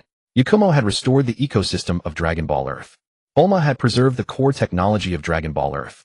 The only thing lacking now was people. Only with enough talent could civilization be restored. She didn't believe Bulma couldn't think of a way to travel to parallel universes and find a method for the Dragon Balls to work in her own world. With just one wish on the Dragon Balls, the civilization that had vanished from her world could be revived. Bulma's emotional attachment to her own world was far stronger than Yakumo's, who was a transmigrator. And indeed it was so. After experiencing the near destruction of Dragon Ball Earth, even with her strong will, Bulma couldn't help but develop a yearning for power. The reason the Bulma of the main world didn't cultivate martial arts or overarm herself was that she was too perfect to the point of having no sense of crisis. She was born into the wealthiest family. Her father, Dr. Brief, invented the capsule and founded Capsule Corporation, becoming the richest man in the world. She lacked nothing, not money, not love, not security. At a young age, she displayed her brilliance. To find the Dragon Balls, she built the Dragon Radar and ran away from home on a treasure hunt. Along the way, she encountered no real danger. Instead, she found Son Goku. Goku's company gave her a top-tier bodyguard. She experienced many adventures full of thrills, but never truly perilous. Even when she had a boyfriend, it was Yamcha, a man of both strength and good looks. Later, when she got together with the Saiyan Vegeta, she was even more secure. Bulma of the main world didn't need to become stronger or arm herself. For all power-related challenges, it was enough to rely on Son Goku and Vegeta. If even they couldn't solve it, then her own efforts would be meaningless. But that was the Bulma of the main world. Bulma of this timeline had suffered greatly from the pain of being weak. Because of her weakness, she had watched helplessly as her husband was killed, her parents died, and her loved ones perished. Because of her weakness, she witnessed Earth's civilization go from glory to the brink of extinction. She could only watch as her son Trunks walked the same path as Son Gohan. If not for Yakumo's appearance, Trunks would have died at the hands of the androids. Since Dr. Gero could modify himself into a powerful android, she could certainly do the same. Under Bulma's relentless research, just 3 months later, android Bulma appeared. Not only was her combat power at the level of a Super Saiyan, she was also equipped with the absorption module that Dr. Jiro had just developed in this timeline. It could absorb a large amount of energy, turning most energy attacks into her own power source. In this state, Bulma was only slightly weaker than her son Trunks aside from lacking combat experience and skill. Having been able to turn herself into an android, Bulma had fully mastered the android technology Dr. Jiro left behind, both mechanical and modified humans. Only the final bioandroid cell remained a slow progress for Bulma. There was no help for it. Bulma was not inherently skilled in the field of bioengineering. Such an outcome was only natural. Bulma did not become arrogant due to her new power. After organizing the android technology, she handed it all over to Yakumo. Then she showed Yakumo the time machine she had built. The original time machine could only carry one person. It was the final escape route she had left for her son Trunks. But after mastering Dr. Jiro's android tech, she upgraded the time machine. Now the time machine could carry two people. Bulma had mainly upgraded the energy system, with a permanent energy furnace as the time machine's power source. The operating efficiency of the time machine was greatly increased. Now Bulma intended to have Yakumo and Trunks take the time machine to a parallel Earth. From that parallel Earth, they would obtain Dragon Ball technology. With the Dragon Balls, her world could be saved. If all else failed, they could simply seize the Kami and Dragon Balls of the parallel Earth. But that was a last resort. Bulma had already set the timeline for the parallel Earth, ensuring that the world they traveled to was definitely a point before the androids appeared. In fact, Yakumo herself had the ability to open parallel worlds, but she didn't intend to use it. The time machine Bulma developed was one thing. Her own intrusion as a visitor from outside this world was another. If the god of destruction Beerus or the angel Whis were to discover it, then her journey in the Dragon Ball universe might come to an abrupt end. When Yakumo activated the time machine, given their physical constitutions, they felt no discomfort from traveling through parallel space-time. After stowing away the time machine, they immediately sensed two powerful energy signatures and a large fleet of spaceships. It was at this point in time that the Frieza force was invading Earth. In Trunks' timeline, Frieza and his father King Cold had invaded Earth together. They had caused some damage to Earth, but all of that would be resolved 3 hours later when Son Goku returned and killed both Frieza and King Cold in his Super Saiyan form. But now there was no need to wait. Instead of waiting 3 hours for Goku's return, Yakumo personally dealt with Frieza and King Cold. She then packed both their fleets into her dimension. She was not satisfied with merely occupying Dragon Ball Earth. Taking over the cosmic assets of Frieza and King Cold, collecting the genes, technology, special products, and abilities of various alien civilizations. These were also her goals. However, she didn't intend to do all this in the main world. The main world was too special. On the cosmic timescale, a dozen or so years were but a blink of an eye. Even if a decade or more passed, it would still be perfectly fine for her to take over Frieza and King Cold's cosmic assets in Trunks' timeline. Frieza and King Cold's fleet had come in full force only to be easily dealt with by a strange woman. Such an immense disparity in power. It filled the nearby Vegeta with an overwhelming sense of frustration. Vegeta at this point could not yet become a Super Saiyan and had limited strength. But his gaze fell upon Trunks. He sensed the Saiyan aura emanating from Trunks. But Trunks was not a pure-blooded Saiyan, he was a half-breed. If his senses were correct, this Trunks was also related to him by blood. As a member of the universe's warrior race, Vegeta could certainly recognize his kin and blood relations. He just didn't think of Trunks as his own son. Whether he had a son or not, Vegeta knew best. He simply assumed Trunks was a surviving mixed blood of the Saiyan royal family. Having undergone a series of trials, Vegeta had matured considerably. He now cherished the existence of his fellow Saiyans. Instead of killing Nappa himself for his failure, which had led to the deaths of his two remaining comrades on Earth. Hey, who is your father? I am Vegeta, Prince of the Saiyans. You should return to the embrace of your people. Vegeta was somewhat displeased that Trunks was following behind Yakumo. Yakumo was indeed strong. But with Son Goku as an example, he believed he would become even stronger once he broke through to Super Saiyan. Naturally, he didn't need to depend on others. My name is Trunks from another parallel Earth. I am your son. Trunks revealed his identity. Then he activated Super Saiyan mode. A terrifying golden aura enveloped Trunks' entire body. An intense pressure weighed down on everyone present. It was a pressure far greater than that of Frieza and King Cold. Our world is on the brink of destruction. Lord Ōtsutsuki Yakumo saved our world. But we need the Dragon Balls to restore our world. Please help us. Trunks introduced Yakumo while stating their purpose. Their origin and purpose shocked everyone once again. Even someone as powerful as Trunks had let Earth nearly perish. What kind of enemy had the future Earth encountered to have fallen to such a state? In 3 more hours, Uncle Son Wukong will return from outer space. Even without us, 3 hours later, Uncle Son Wukong will still kill Frieza and King Cooler. This is also the original course of events. It's just that you will all suffer many injuries because of it. But all of them were healed by Senzu Beans. Trunks continued to reveal the future, or perhaps recount the history he himself knew. He looked at Son Gohan in the crowd, his eyes slightly reddened. Compared to the older generation of Z fighters, Trunks was more familiar with his master son Gohan. After all, in 3 years the androids would appear. The Z fighters died in large numbers. By the time Trunks grew a bit older, his life had almost nothing left but his mother Bulma and his master son Gohan. Later son Gohan also died. Apart from his mother Bulma, he almost only had his childhood friend Xiao Wu. As for what exactly happened on Earth, let's wait until Uncle Sun Wukong returns and talk about it together. Trunks' young face was full of maturity forged through hardships. It made everyone present feel a shiver in their hearts. You say you are my son, then give me a drop of your blood. He would not so easily believe Trunks' words. Trunks did not have much understanding of his scion father. It was limited to his mother Bulma's memories. After he had memories, his father Vegeta had already died at the hands of the androids. He was the earliest sacrificed Z fighter member. Trunks used his ki to force out a drop of blood from his fingertip. Vegeta similarly forced out a drop of blood from his fingertip.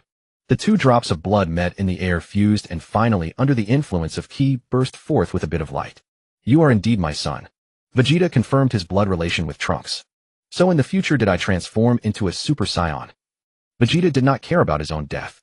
What he cared about was whether he successfully transformed into a Super Saiyan. It made no sense that Sun Wukong, this lower-class warrior, successfully transformed into a Super Saiyan. His own son Trunks transformed into a Super Saiyan. As the Saiyan Prince, Vegeta would not fail to transform into a Super Saiyan. For Vegeta, the Super Saiyan had become an obsession.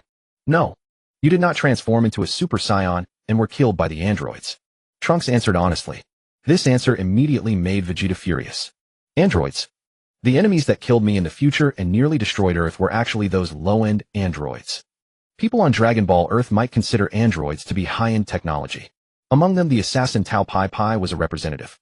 After being severely injured by a hand grenade, he underwent mechanical modification and became even stronger than before.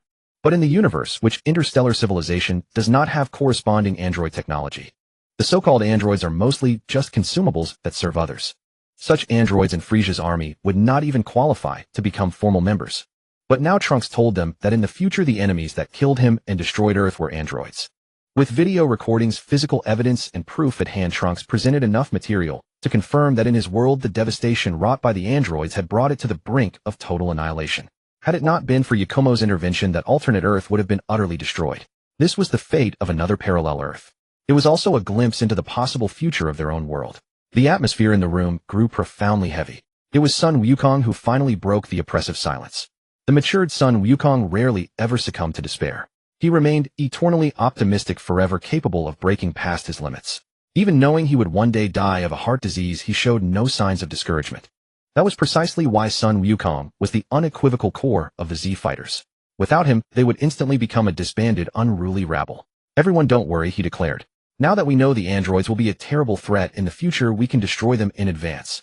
We can also train to become stronger. As long as we surpass the androids in power, even if they appear, they won't be able to threaten us.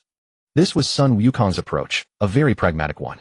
Bulma had already marked the locations of Dr. Gero's android bases. There were 2 bases in total. One was where androids 17 and 18 were created. It was at this base that Dr. Gero was killed by android 17. The other was the secret base where Cell was being developed. Before he completed his own modifications, Dr. Gero was just an ordinary man. If they destroyed the android bases, crushed the remnants of the Red Ribbon Army serving Dr. Gero, and even captured him, then the android crisis would be resolved. This is also our purpose for coming to this world, someone stated. To destroy the androids that threaten the future in advance. But to save the Earth on the brink of ruin, what we truly need are the Dragon Balls. Only by wishing upon the Dragon Balls to revive the people slaughtered by the androids can Earth's civilization begin to recover. This time it was Yakumo who spoke. This was the crux of their differing goals. No matter how realistic the images were, the Z fighters of the main world's Earth could not truly empathize with the destruction of an entire civilization. Sun Wukong made the final call. Then we will first destroy the android bases, and then head to the Heavenly Temple to meet the Guardian. The group immediately set off for Dr. Gero's android base. At this point, Dr. Gero's research on the androids was nowhere near as terrifying as it would be 3 years later. The Z fighters easily stormed the base. Inside, they discovered Android 16. As for Android 17 and Android 18, who were destined to destroy the future Earth, they had not yet been fully modified. At the time, Dr. Gero had not yet cracked the technology for the infinite energy reactor, which was the core of android technology. Without the infinite energy reactor, the android's power would be severely limited. Reaching the level of a Super Saiyan would be nothing short of a pipe dream. They did not find Dr. Gero at this base. They recovered the 3 androids and destroyed the facility. The Z-Fighters then proceeded to Cell's secret base. However, when they arrived, they found it still under construction. Given that the base wasn't even finished, naturally Cell did not exist yet. They did not find Dr. Gero there either. In the end, the Z-Fighters dismissed the construction workers and destroyed this base under construction as well. To prevent Dr. Gero from ever mounting a comeback, they also obliterated the remnants of the Red Ribbon Army. As a result, even if Dr. Gero were still alive with no organization, no funds, and no resources, it would be absolutely impossible for him to build an infinite energy reactor with his bare hands. The reason the Z-Fighters couldn't find Dr. Gero was simple: he had already been captured by her in advance. Although Yakumo was acting alongside the Z-Fighters, she could easily dispatch clones to track Dr. Gero using her Tensigen. This brilliant scientist capable of creating the infinite energy reactor and numerous androids was someone Yakumo was determined to secure. With the android problem seemingly resolved, locating Dr. Gero was not a task that could be accomplished immediately. The Z-Fighters then journeyed to the Heavenly Temple. The Guardian was already aware of their purpose. As the Guardian, his power was now woefully insufficient, but he still possessed the ability to monitor the entire globe. Facing the requests of Yakumo and Trunks, the aged Guardian shook his head sadly. To master the technique of creating Dragon Balls, he began. It requires not just lineage but also a specific disposition, a pure heart devoid of any evil. I was able to become the Guardian and master this art back then because I used a secret technique to excise my own evil, splitting myself in two. That is how Demon King Piccolo came to be. I cannot leave the earth.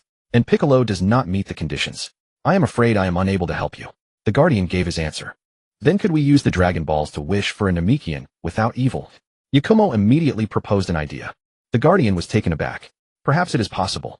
The wish-granting power of the Dragon Balls is one of the fundamental laws of the Dragon Ball universe.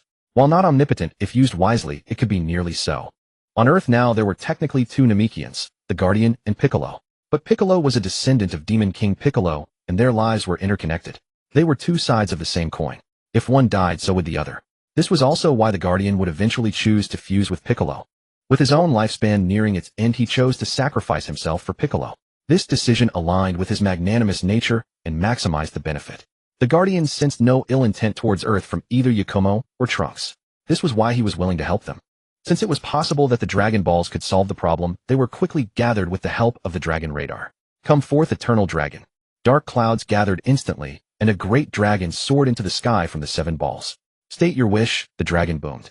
I wish for a Namekian capable of passing down the knowledge of creating Dragon Balls. Yakumo went a step further than the Guardian's condition. Since a pure-hearted Namekian could inherit the technique, she decided to aim for exactly that. Conversely, a Namekian who could create Dragon Balls would inherently be pure of heart. This wish was well within the Eternal Dragon's power to grant. Your wish has been granted. The dragon vanished, and the sky cleared. A Namekian infant appeared before everyone. The child had eyes as clear as the sky. The moment he saw the child, the Guardian's heart was moved. He had long worried about finding a successor for the role of Earth's Guardian. For centuries he had not found a worthy successor. Once he passed away, the Earth would be left without a divine guardian, something he was loath to see.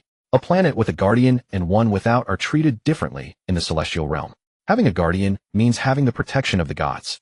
This protection is often negligible, but it becomes crucial when facing the god of destruction, Beerus. A planet without a guardian could be casually destroyed by Beerus. Moreover, a guardian guides the souls of the deceased to the afterlife for reincarnation. Without this guidance, the dead are simply gone without even the chance for rebirth. Since Yakumo had proven that the Dragon Balls could grant a worthy successor, the Guardian could simply do the same a year later to secure a new Guardian for Earth. Thus, even if he chose to fuse with Piccolo, he could leave a new Guardian on Earth. This was profoundly significant for him. The Dragon Balls must not be used frivolously. Yet there were moments when their power was indispensable. Such was the case now. If a single wish could save the civilization of another parallel Earth, Kami saw no issue with this arrangement. If a single Dragon Ball wish could yield a successor to serve as Kami, it was a bargain he was entirely willing to make. Namekians matured at an accelerated pace. Nevertheless, trading several years for a Kami capable of crafting Dragon Balls was a sound investment. Furthermore, this approach would prevent excessive interference in the primary world's development. It would also better facilitate the restoration of their own Earth. The two chose to return. Yagami had no intention of lingering in the main world for long. The main world was far too perilous. Though the android crisis had been resolved, soon the Earth would face the threat of Majin Buu. Majin Buu was an entity that had nearly annihilated all 5 Supreme Kai and threatened to destroy the entire universe. Each universe was governed by 5 Supreme Kai, who had once united to eliminate Majin Buu. 4 of them perished in battle. Only Shin, the weakest Eastern Supreme Kai, had narrowly survived. He capitalized on the situation to slay the evil wizard Bibidi and sealed away Majin Buu. Should all 5 Supreme Kai fall, Beerus, the god of destruction, who maintained cosmic order, would perish as well. And if Beerus died, the angel Whis would fall into slumber. Such a chain reaction would leave the future with 2 devastating outcomes, either the universe consumed by Majin Buu or erased entirely by the Omni King's wrath. Yet Majin Buu's awakening was never a guaranteed event. In the primary timeline, Buu was awakened, but ultimately neutralized by Son Goku and others through sheer fortune, rendering the terrifying entity harmless. Majin Buu possessed no inherent morality of good or evil. It was simply his innate gluttonous nature that drove him to consume endlessly. Through constant destruction and consumption, he could easily be corrupted toward evil. Conversely, if benevolent energy were fed to Majin Buu from the very beginning, he could be transformed into good Buu. As long as good Buu's appetite and desires were satisfied, his benevolent nature could be maintained indefinitely. The reason past Majin Buu had been so terrifying was that he had been awakened and manipulated by an evil wizard. In the primary timeline, Buu's awakening triggered a crisis that nearly destroyed the universe. Yet across other parallel Earths, though the dark wizard Bibidi attempted to awaken Majin Buu, the outcomes were entirely different. In most timelines, Majin Buu was never awakened at all. Simply eliminating the dark wizard Bibidi beforehand was sufficient. Without Bibidi's interference, Majin Buu could slumber for many years. But the price paid varied across these alternate realities. In some worlds, Supreme Kai Shin's death triggered Beerus's demise, and Whis' slumber unleashing catastrophic consequences. This timeline was none other than Trunks' timeline. Trunks had slain the dark wizard Bibidi. Yet Supreme Kai Shin's death set off even more terrifying events. It was the Zero Mortals plan. Zamasu, the Supreme Kai of Universe 10, harbored an inexplicable and profound malice toward humanity. He sought to annihilate all of humanity, not merely the people of one universe, but every human across all parallel universes.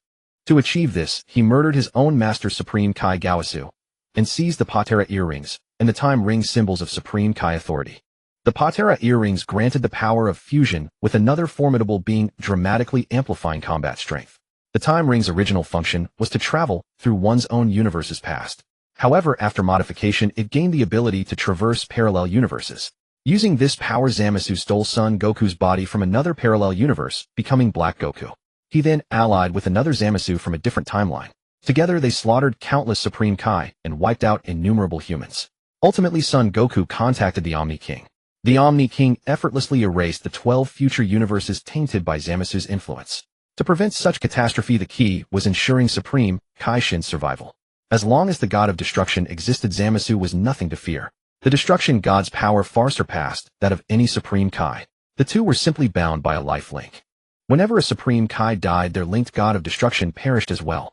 Zamasu ran rampant precisely because upon entering each universe, he would first kill the Supreme Kai, causing the destruction god to fall alongside him.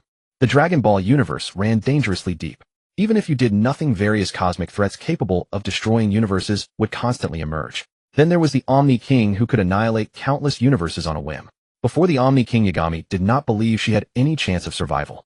Even though she now possessed countless abilities, their ceiling remained at the chromatic tier. Chromatic represented the realm of myth. Should forces beyond mythology intervene, even the power of the system would become a joke. Therefore, she would not remain in the Dragon Ball universe for long. Once she had secured sufficient benefits, she would immediately initiate her transmigration. Returning to Trunks' timeline, Bulma learned that they had resolved the Dragon Ball crisis. She breathed a sigh of relief. She genuinely desired to restore Earth's civilization. Moreover, her parents and husband were all slated for resurrection. Only a few years of waiting remained. Once the Kami successor of their own world matured and crafted the Dragon Balls, everything could be restored. As for Yagami, her expedition to the main Dragon Ball world had yielded substantial gains. Beyond acquiring Dr. Gero, she had also obtained Frieza King Cold and their entire fleet. She also obtained Senzu beans. At this point in time, the quantity of Senzu beans was still considerable. But later their production would dwindle, drastically forcing people to split each bean in half. The reckless wastefulness of Senzu beans in the early days would never return. This divine item, capable of restoring a Super Saiyan's full stamina with a single bean, had no known upper limit to its restorative power. Regardless, in Yagami's estimation, the value of Senzu beans was no less than that of the Divine Tree's fruit. Because Senzu beans could be mass-produced while the Divine Tree's fruit could not, Yagami grafted the Senzu beans onto the Divine Tree. Once mass production was achieved, they would be invincible at their level. As Yagami cultivated the Senzu beans, She simultaneously dispatched clones across the cosmos to take over Frisia and King Cold's enterprises while rallying Earth survivors. She placed Bulma and Trunks in leadership of civilization's restoration. A city rapidly emerged around Bulma's former base. The current Earth no longer lacked resources or technology. The sole deficit was population. Yagami's divine tree could generate unlimited fruits, vegetables, and various crops, completely resolving humanity's food supply. Even housing was provided. The divine tree could produce magnificent wooden dwellings of various designs. Medical care and technology were equally abundant through Bulma. Displaced people once again experienced the comforts of civilization. Moreover, Bulma had revealed the existence of the Dragon Balls in advance. In the coming years, a new Kami and Dragon Balls would be born. At that time, all departed family and friends could return. This gave the former wanderers immeasurable hope. Now all they needed was to wait. Both Bayun and Bulma were engaged in construction. However, their approaches diverged entirely. With Bayun's assistance, all global survivors were gathered at Bulma's base. The population rapidly swelled to over 20 million, forming a colossal metropolis. Bayun commanded the divine tree to transform this metropolis into a city of flora. Giant trees replaced the former skyscrapers. Wooden cottages replaced reinforced concrete.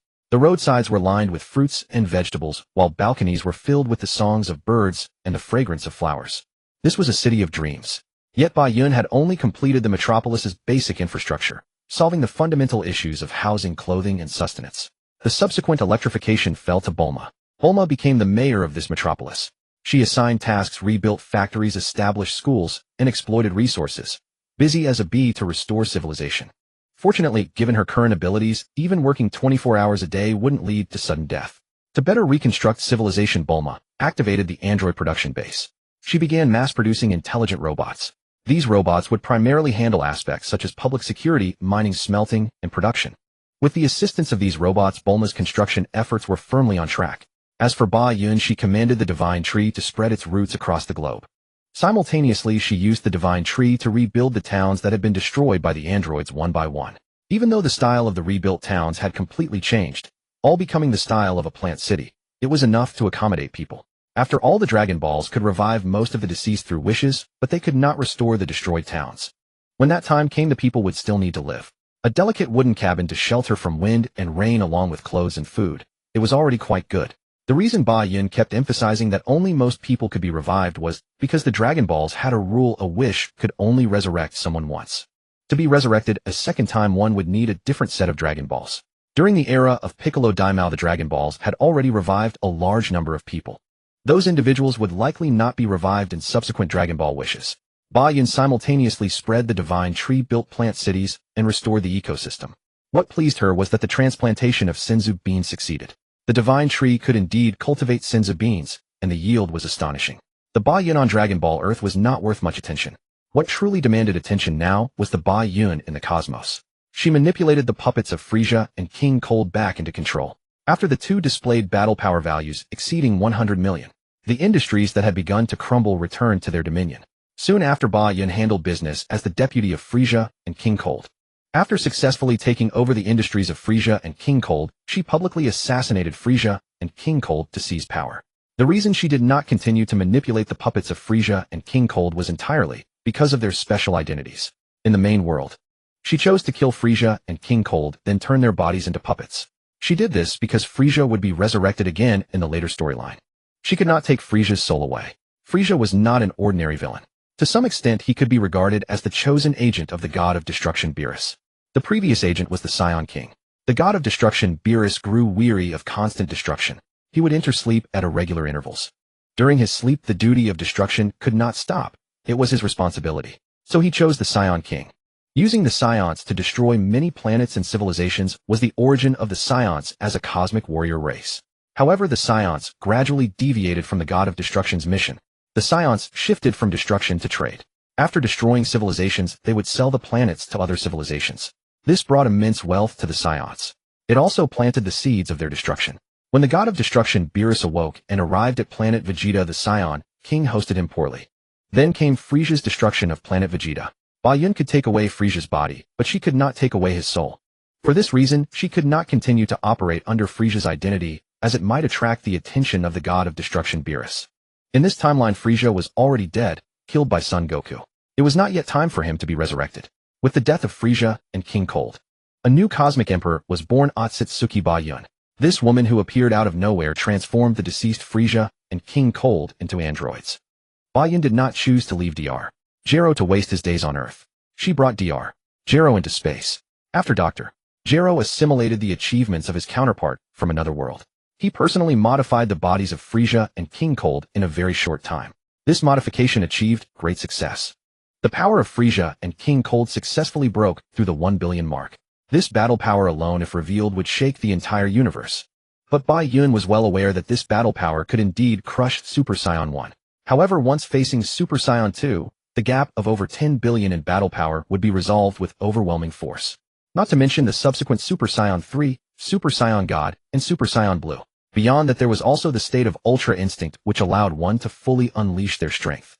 In the later stages, Son Goku could even spar with the God of Destruction Beerus, reaching a level close to that of a weak God of Destruction. He could be considered the strongest below the gods of destruction. As for beings above the gods of destruction, mere cultivation could no longer bridge the gap. It was a difference in status.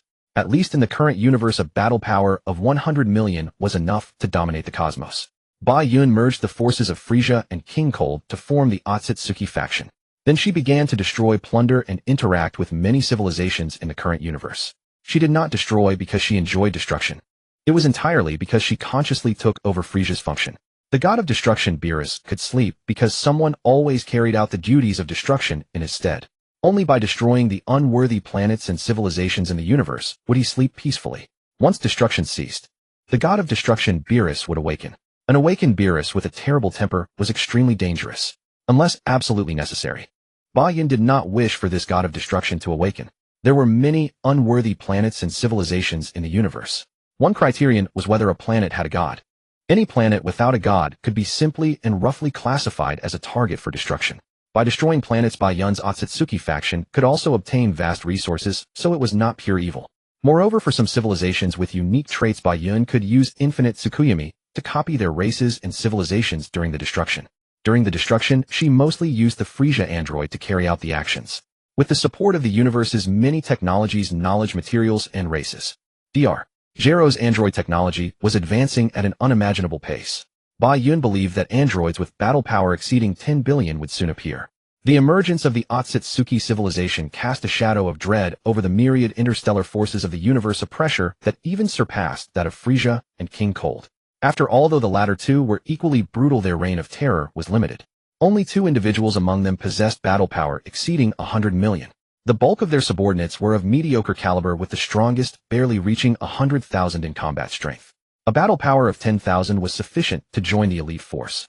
Hence, unless Frisia or King Cold personally intervened, their underlings could only intimidate low-level civilizations that had not yet ventured beyond their home planets.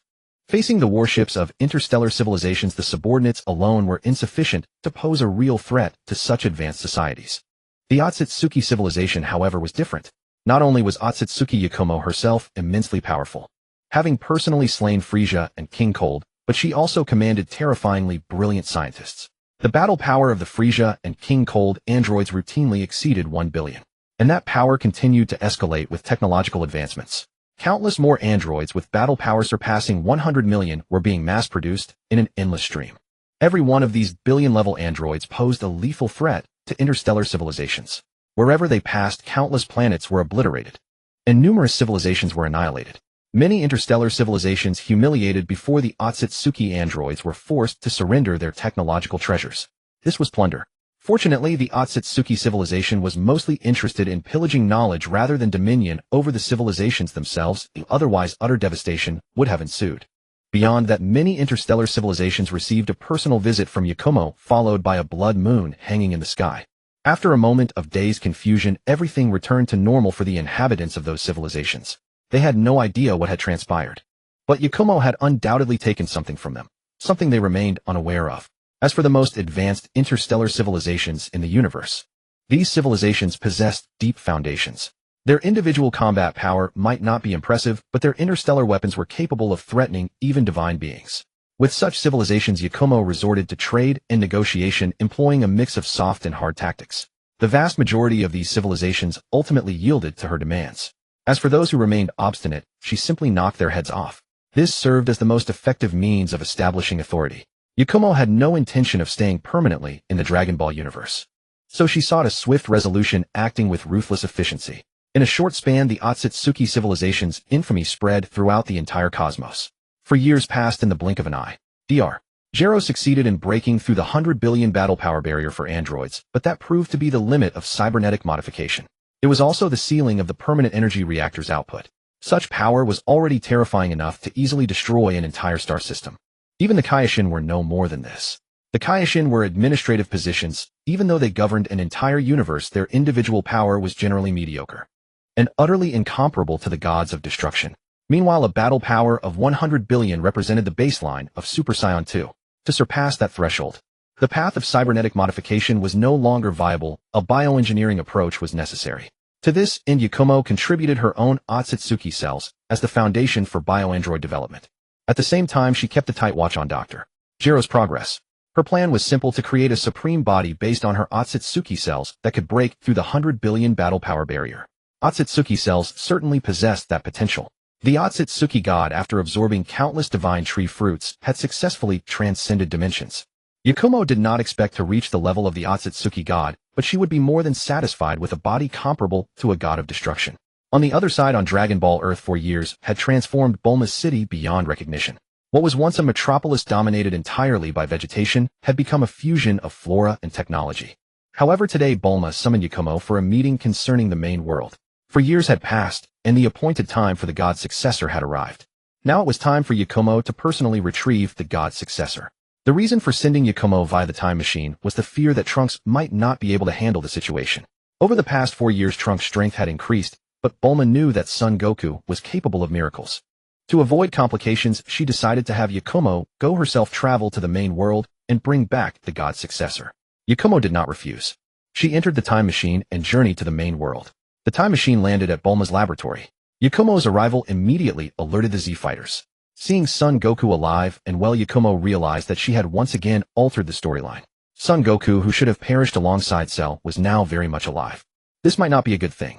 A crucial reason for Son Goku's immense power in the future was his death alongside Cell, which allowed him to train in the afterlife and compete with powerful warriors at the Otherworld tournament, earning fame among the Kais. Those experiences were almost impossible to replicate. Without the trials of the afterlife, Son Goku would likely be of little use against Majin Buu. Yakumo sensed Son Goku's battle power and found that he was still only at Super Saiyan 1. The others, Vegeta, Son Gohan, were also at Super Saiyan 1. None had reached Super Saiyan 2. Considering that during the Majin Buu era 6 years later, Son Goku's power had reached Super Saiyan 3, and Super Saiyan 2 was 100 times stronger than Super Saiyan 1. With Super Saiyan 3 being 400 times stronger, it seemed nigh impossible for Son Goku to achieve Super Saiyan 3 within 6 years under the current Earth environment. A flicker of concern crossed Yakumo's face. Then she saw the god's successor trained by the god of her world. The being radiated a pure, flawless aura devoid of any evil thoughts despite having green skin and a face unlike that of humans. The divine brilliance was unmistakable. Clearly, this god's successor far surpassed the current god of the main world. The main world's god, in order to ascend, had taken the shortcut of severing his evil half, which gave birth to King Piccolo. But this successor had never possessed any evil intentions from the very beginning, making him far more qualified in terms of divine nature. Thank you for your assistance to my world. But to be honest, your growth has stagnated. Yakumo felt compelled to warn them. If possible, she still wished to preserve the general storyline of the main world. I didn't tell you this before, but I possess a certain ability to foresee the future. The enemies you will face in the coming years are unimaginably powerful. And with your current strength, you would be utterly helpless against them. It would be best if one of you could achieve the Super Saiyan 3 form within 6 years. This concerns the safety of your Earth and the entire universe. Here is a small token of assistance I can offer. Yakumo conjured a crimson orb of light and a massive jar out of thin air. These are the data of numerous powerful warriors I have collected. I've heard that the Lookout possesses a miraculous chamber called the Hyperbolic Time Chamber. If you merge this orb into it, you can spar with these strong opponents to enhance your strength and combat experience. Here are 10,000 Senzu beans. I hope you survive the next 6 years. With that, Yakumo took the god's successor and boarded the time machine, disappearing before anyone could react. Her warning echoed like thunder in their ears. A premonition of doom enveloping them. An enemy that required Super Saiyan 3 to confront, yet none of them had even reached Super Saiyan 2. Vegeta had just been feeling satisfied with his Super Saiyan transformation, but now he once again felt his own insignificance. Yakumo departed, leaving the Z fighters exchanging bewildered glances. In truth, most of what Yakumo imparted held little relevance to the majority of them. The reason was simple. Most of the Z fighters were not Scions. Not being Scions, they naturally had no prospect of achieving Super Saiyan 3. Aside from the exceptional Piccolo, the others could not even reach the battle power of 100 million required for Super Saiyan 1. However, this was a peculiarity of Earth. The enemies Earth encountered had battle powers that were excessively disproportionate. If the Z fighters were placed in the wider universe, they would undoubtedly be considered top-tier combatants. The weight of Yakumo's council fell squarely upon the shoulders of Son Goku, Vegeta, and Son Gohan. In the main world, Trunks had also been born. Yet with only 6 years, it was a stretch for Trunks to attain Super Saiyan 2. Super Saiyan 3 was utterly impossible. 10,000 senzu beans ensured the three warriors' training needs were met. The hyperbolic time chamber provided them ample time for training, as its time flowed at a rate of 1 year inside for a single day outside. However, in its current modified state, the chamber could only accommodate 2 individuals at a time. Regardless, the future of Earth was now entrusted to these 3. Having witnessed the harrowing fate of the parallel Earth, Bulma began seriously contemplating the construction of a time machine. She was no longer alone. She had her parents, her husband, and her child. If Earth ever faced absolute catastrophe, a time machine would offer an avenue of escape. These were all changes brought about by Yakumo. Nevertheless, the Z fighters made their way to the lookout. After the Guardian examined the crimson orb of light and confirmed it was harmless, Son Goku integrated it into the hyperbolic time chamber. The exterior of the chamber appeared unchanged. But the moment Son Goku and Vegeta entered, they immediately sensed the difference. Originally, the chamber was just a platform within an empty void. There was nothing else. Now, however, the two could arbitrarily alter the environment of the chamber. From mountains, grasslands, the ocean floor, to outer space. The countless environmental changes were incredibly realistic. At the very least, they could not discern any illusion. Furthermore, they could select a multitude of opponents to fight, whose battle power was also adjustable. The minimum battle power was 5. The maximum was 10 billion. There was no choice, that was the limit Yakumo could set. Going beyond that would result in distortions in power. This might not be beneficial for Son Goku and Vegeta. Currently, both were Super Saiyans. An opponent with a battle power of 10 billion was more than sufficient. Even if they reached Super Saiyan 2, such an opponent would still serve as a valuable sparring partner. By the time they achieved Super Saiyan 3, few in the universe could threaten them. However, beings like the gods of destruction and Angel Whis operate on a different level entirely. Such power cannot be overcome by battle power alone. Meanwhile, when Yakumo returned to his own world with the Guardian successor, the moment Bulma and Trunks saw the successor, they knew their hopes were fulfilled. The mere appearance of this successor was already a vast improvement over the aged Guardian. The position of Earth's Guardian was vacant, and the successor took the divine post without delay. No matter how outstanding their talent had been previously. Only by becoming a deity could one wield divine power and create the Dragon Balls. The new Guardian wasted no time. Upon assuming the role, they used their divine power to create the Dragon Balls. The 7 orbs scattered according to their inherent rules, but Trunks effortlessly intercepted them all. Gazing at the gleaming Dragon Balls in their hands, Bulma and Trunks were overwhelmed with excitement. Mother, let's make the wish. Bulma took the Dragon Balls. Arise, eternal dragon. The sky darkened with storm clouds. Witnessing this sudden shift in weather, the people in the cities were initially astonished. But then they too became ecstatic. They had been informed of the Dragon Balls and their power. Many recognized the celestial phenomenon associated with their use. If this phenomenon signified the return of the Guardian and the revival of the Dragon Balls, did it mean their departed loved ones could be resurrected? Filled with immense hope, Bulma addressed the eternal dragon that towered into the heavens. Revive all Earthlings who died unnatural deaths after the androids appeared. Your wish has been granted. The eternal dragon vanished. The Dragon Balls transformed into beams of light that shot across the sky, only to be intercepted by Trunks once more. This time the Dragon Balls had turned to stone, their power dormant for a year. The previous unauthorized wish by Pilaf and his gang was one of the factors that nearly led to Earth's destruction. So Trunks was determined to keep the Dragon Balls under his firm control. Bulma and Trunks immediately focused their attention on the satellite monitors. Through the feed, they could see resurrected people across the globe appearing in a short span of time. However, Son Goku and Vegeta, whom they yearned for, were not revived. Not only them, but also Master Roshi Tien, Shinhan Kaiatsu, and Yamcha remained absent. The reason was simple. They had all been revived once before using Earth's Dragon Balls. Thus, they could not be wished back again with the same set. Fortunately, Son Gohan was successfully revived. Through him, they learned that death was not the end. In the afterlife, the fallen warriors had been training together. Son Gohan was already a Super Saiyan 2 and was nearing the threshold of Super Saiyan 3. In terms of martial arts potential, Gohan was arguably the strongest Saiyan. His rate of power increase far surpassed Son Goku's. Yet Gohan lacked the fighting spirit and the thirst for greater strength.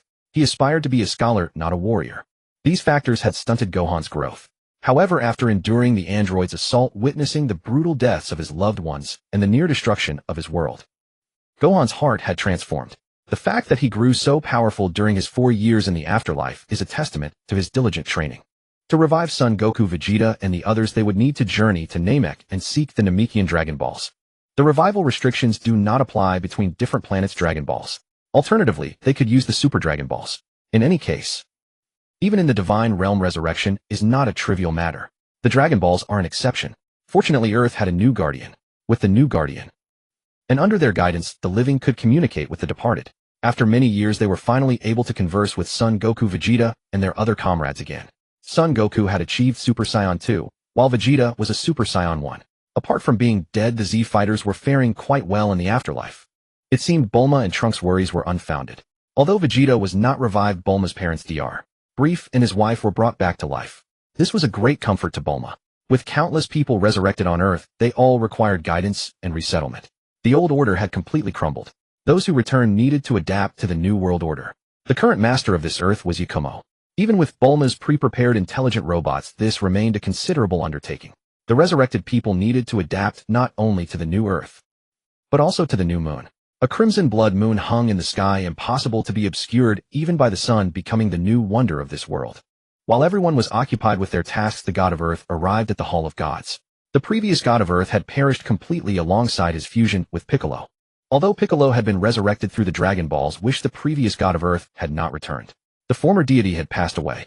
His servants Bubbles and Mr. Popo had survived. Now the two would serve the new god of Earth.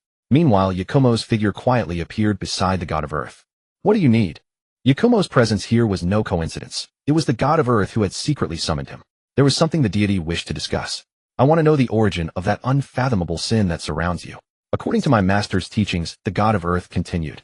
4 years ago, your aura was pure, free from any trace of sin. That is precisely what I wish to understand. He could sense that Yakumo harbored no ill will toward him or the Earth. Yet the weight of sin upon Yakumo was undeniable. And the crimson moon in the sky cast an ominous force over the entire planet. There was something wrong with Yakumo before him. He would never condone evil simply because of his own weakness. His heart, untouched by any trace of wickedness, reflected an absolute intolerance toward evil itself. The magnitude of sin upon Yakumo had reached a point beyond the god of Earth's ability to ignore. Have you heard of the Destroyer God? Yakumo offered no response, instead posing a question of his own. The god of Earth shook his head. As the deity of Earth, he occupied the lowest tier among the divine hierarchy. A being like the Destroyer God existed far beyond his comprehension. The supreme rulers of this universe are the Supreme Kais and the Destroyer Gods, Yakumo explained, imparting knowledge. The Earth God had only ever heard of the Kaishin as the highest authority. He had never imagined there existed a tier above the Kais. The Supreme Kais embody order, while the Destroyer Gods represent destruction, Yakumo continued. They are like two sides of the same coin, summer and winter. Sometimes destruction becomes necessary to maintain cosmic balance, Yakumo explained. The sin upon me is an inevitable consequence of wielding the Destroyer God's authority.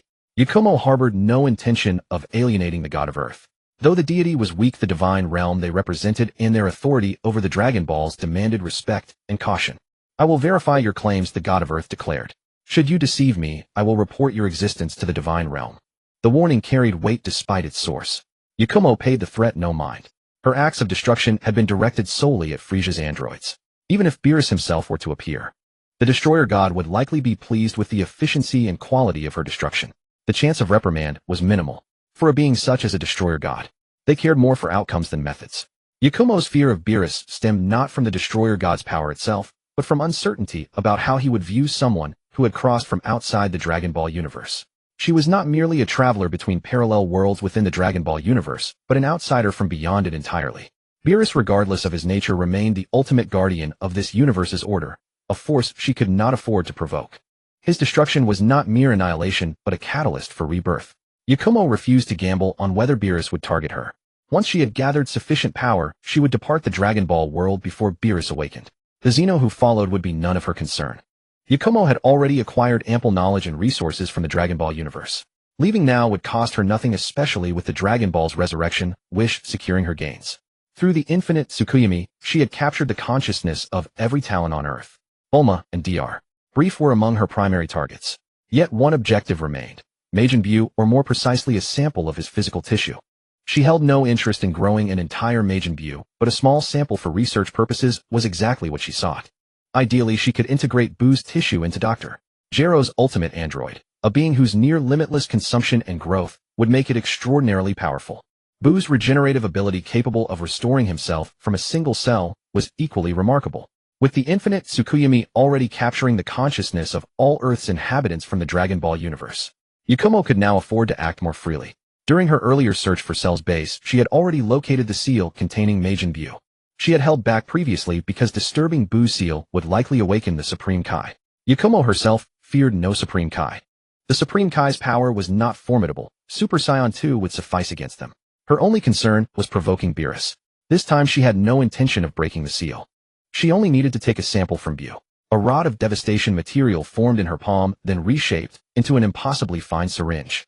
Leveraging her spatial abilities, she pierced a minuscule hole through the seal. Buu's infinite regenerative capacity meant she would need very little. A tiny fragment would be enough to cultivate nearly indefinitely. Throughout the entire process, her greatest fear never materialized. The seal remained intact, the Supreme Kai stayed undisturbed, and Buu did not awaken. Yakumo carefully resealed the puncture, ensuring Buu could not escape through the tiny opening. Once everything was complete, she deposited the tissue sample into her storage dimension, allowing her counterpart in this universe to access it directly. Warehouse read a storage dimension with 100 slots, each capable of holding up to 9999 identical items. Paired with the warehouse was the backpack. Backpack read a portable dimension with 30 slots, each holding up to 9999 items. In most situations, these abilities were useless to her now. Her innate spatial storage far exceeded their combined capacity. Only in special circumstances, such as transporting items across the universe, did the warehouse's distance-independent storage prove valuable. The universe's Yakumo handed the tissue sample to Dr. Gero, who was already astonished by the Ōtsutsuki cells she had provided. With the addition of Buu's tissue, his excitement knew no bounds. Yakumo harbored no fear of betrayal, for she had already secured her control over him through multiple means. She had implanted Amaterasu mental seals and other control mechanisms into his mind, while also reinforcing his body with failsafes. His body was beyond his own manipulation, and both his mind and form were under Yakumo's complete control. Even if he attempted rebellion, Yakumo would accept the outcome. Research involving Ōtsutsuki and Majin Buu cells could only proceed in reality. Fortunately, Yakumo now possessed universe-level resources. She had temporarily granted Dr. Gero reality access within the Tsukuyomi dimension, pulling him from the illusionary space into the real world for his research. Within the Tsukuyomi, Dr. Gero had already experienced centuries of study, absorbing cosmic knowledge at a rate far surpassing his real-world counterpart. Both versions of Dr. Gero pursued their research simultaneously. Yakumo's expectations were modest. She only required results within 6 years. On Earth of the Dragon Balls, Yakumo bestowed upon Bulma and Dr. Brief a vast amount of interstellar knowledge, systematic interstellar technology, far surpassing Earth's own. For Earth and its top scientists, this was invaluable.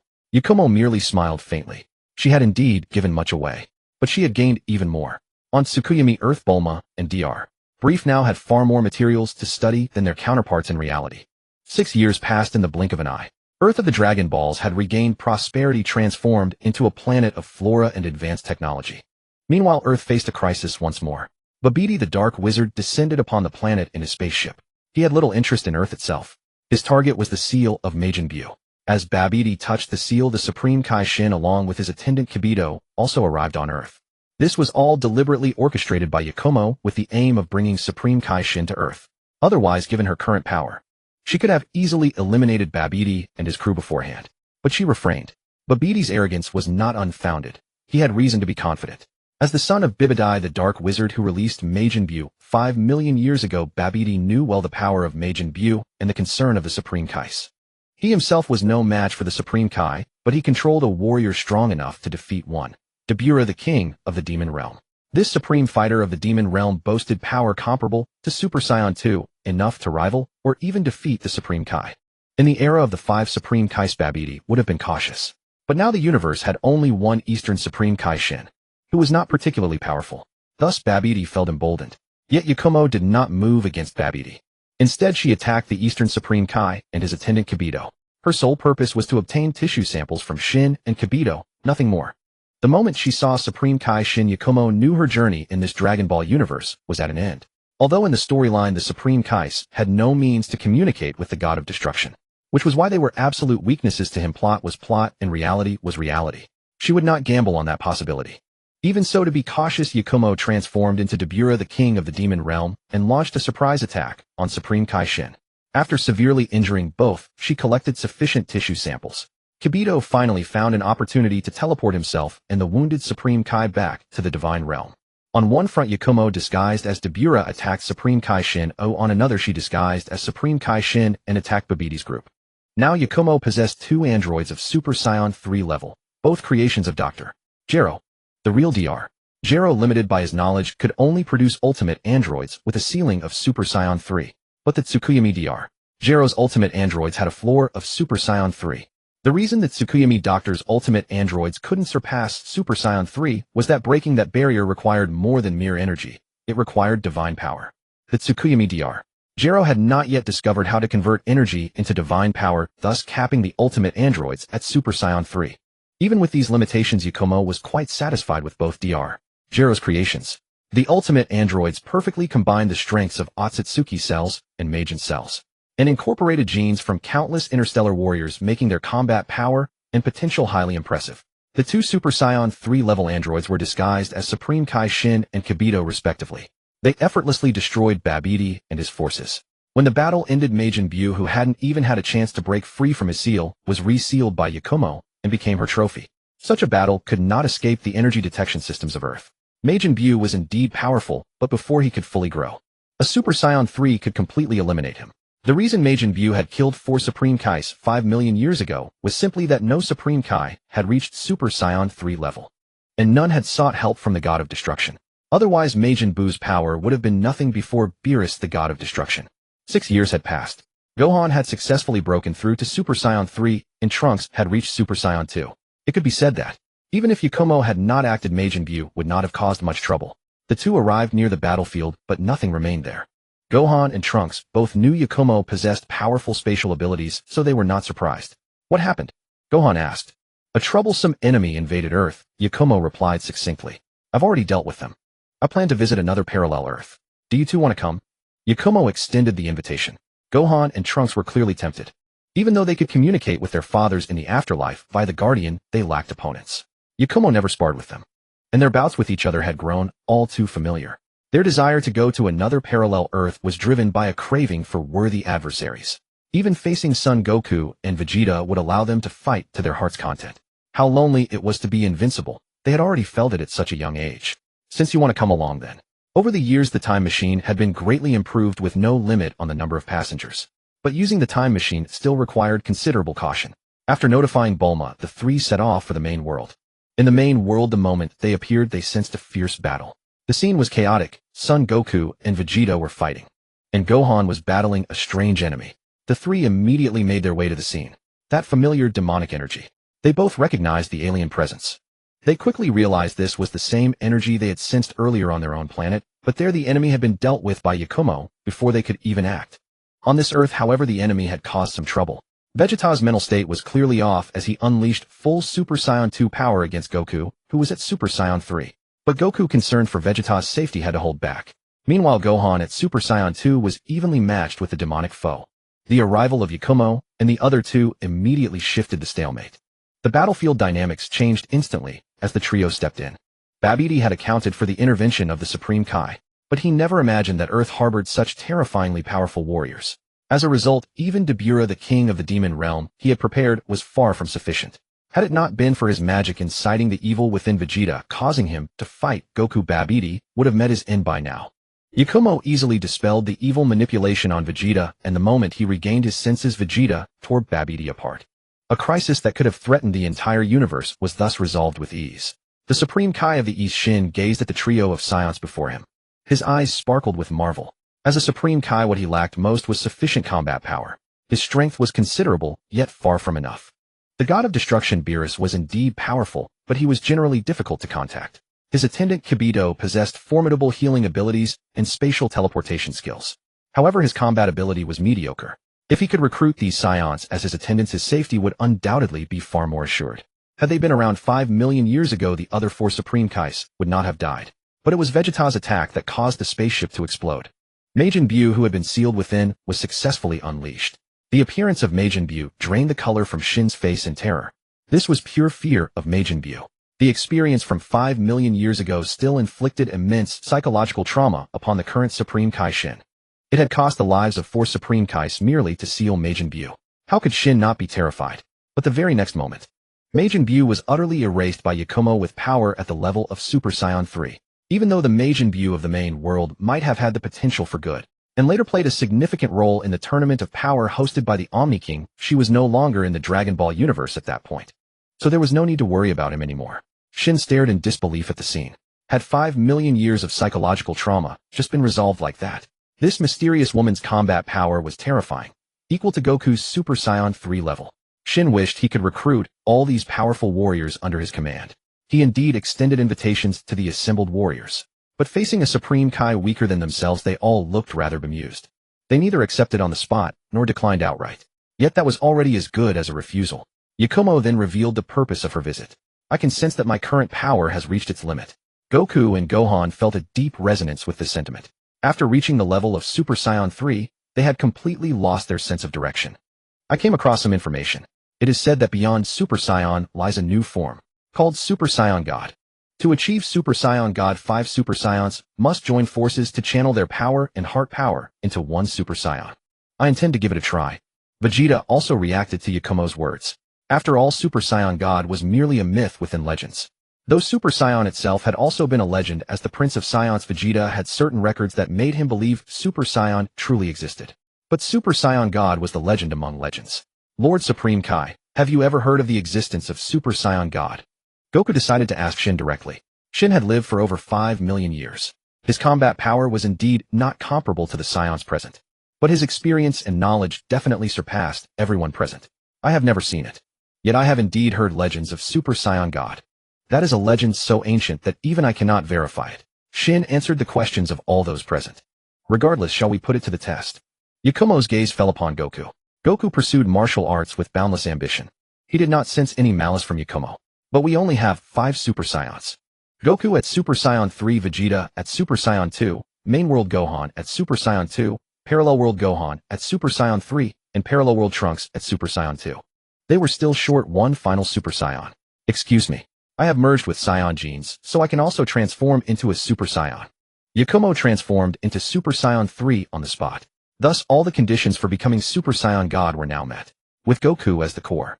The others channeled their power and heart power into Goku. What exactly heart power was they did not know, but in any case it was worth a try. When all 5 transformed into Super Saiyans and channeled nearly boundless energy into Goku, he, himself in Super Saiyan 3, felt his body undergoing drastic changes. His body became a bottomless pit, devouring the same origin Super Saiyan energy like a voracious beast. The others also sensed the transformation in Goku. The Super Saiyan God that Yakumo had proposed seemed to be within reach. Yet the first problem they encountered was insufficient energy. Even with everyone transformed into Super Saiyans, Goku's body remained a true bottomless pit. Vegeta at Super Saiyan 2 and Main World Gohan were the first to falter. Yakumo immediately produced 4 bags of senzu beans and tossed them to the others. Each bag contained 1,000 senzu beans. Yakumo had also tested the recovery limit of senzu beans, 100 million. The recovery of stamina via senzu was not without a cap. That cap was 100 million. One bean could fill the energy of a Super Saiyan 1. But for those at Super Saiyan 2 and beyond, senzu beans were no longer consumed 1 at a time, but 10 at a time. Fortunately, that was enough. Still, Goku's absorption exceeded Yakumo's expectations. With 1,000 beans per person, energy equivalent to a combat power of 500 billion was channeled into Goku. Yet his body still had not reached its limit. Yakumo produced another 4 bags of senzu beans for the other 4, again 1,000 each. Only after channeling energy exceeding a total combat power of 1 trillion into Goku did his body finally stop absorbing energy worth 1 trillion in combat power. No wonder Super Saiyan God was a legend.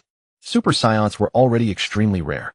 The fact that Earth and Dragon Ball could produce such Super Saiyans was entirely due to the exceptional cases of Goku, Vegeta, and their descendants. Under normal circumstances, what kind of Super Saiyan could ever meet such extreme conditions? But soon Yakumo realized that becoming Super Saiyan God was not merely a matter of energy. Because even at full energy, Goku still showed no signs of transforming into a deity. He lacked one crucial element to become a god. In the original story, that was called heart power. But Yakumo guessed it was faith. In the storyline, the conditions for Goku to achieve Super Saiyan God were similarly not fully met. However, at that time Earth faced the threat of the god of destruction Beerus. With the fate of the world hinging on becoming Super Saiyan God, Goku had become the sole hope. While the others channeled their power into Goku, their faith was channeled along with it. Perhaps power was not the key to becoming Super Saiyan God. Faith was. And when it came to faith, Yakumo possessed an enormous amount. In the Nasuverse, she had acquired the method of collecting faith. But the Nasuverse was not suitable for becoming a god, nor was the Dragon Ball universe. So faith had no practical use for her at the time. Now Yakumo channeled the vast reserves of pure faith she had accumulated into Goku. With sufficient faith, the trillion-level energy within Goku finally underwent a transformation. A brand new Saiyan form appeared before everyone's eyes. Yakumo had already understood the key to becoming a Super Saiyan God. The key lay in the faith of at least 5 Super Saiyans along with a certain amount of energy transmission. If the faith was sufficient, the demand for energy would plummet drastically. Conversely, if faith was insufficient, it would become an energy black hole. However, given the immensely formidable power and unyielding arrogant nature of Super Saiyans, it was nearly impossible to make other Super Saiyans place their faith in oneself. Thus, the Super Saiyan God had become a legend among legends.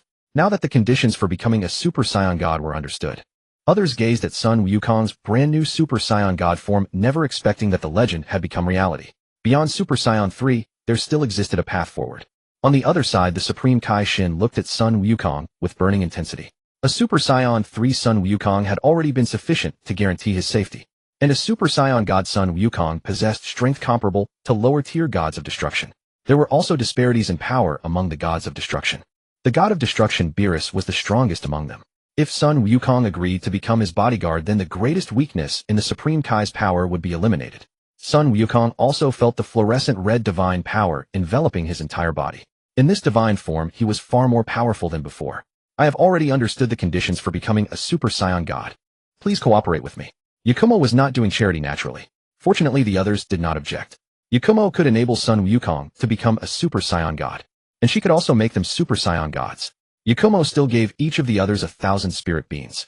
Previously, Sun Wukong had been the transmitter of power, and he had no spirit beans. This time he had them. The 5 of them channeled their power into Yakumo. This time, after Yakumo obtained 100 billion units of energy, she directly absorbed a vast amount of faith. Catalyzed by faith, she successfully entered the form of Super Saiyan God. The others were astonished, because the disparity in energy between Yakumo and Sun Wukong was too enormous. One had 100 billion, the other a trillion. With 100 billion, it's faith. The key to becoming a Super Saiyan God is faith. The purer the faith, the less energy is required to become a Super Saiyan God. Yakumo revealed the essence of the Super Saiyan God. Becoming a Super Saiyan God was not as difficult as imagined. I had gathered a lot of faith in the universe before. Taking this opportunity let Sun Wufan also break through to Super Saiyan God. The prerequisite for becoming a Super Saiyan God was Super Saiyan 3. Only Sun Wukong Yakumo and the parallel Earth Sun Wufan met the requirement. Soon the parallel Earth Sun Wufan also attained the Super Saiyan God form. Seeing this, Vegeta's eyes turned bloodshot.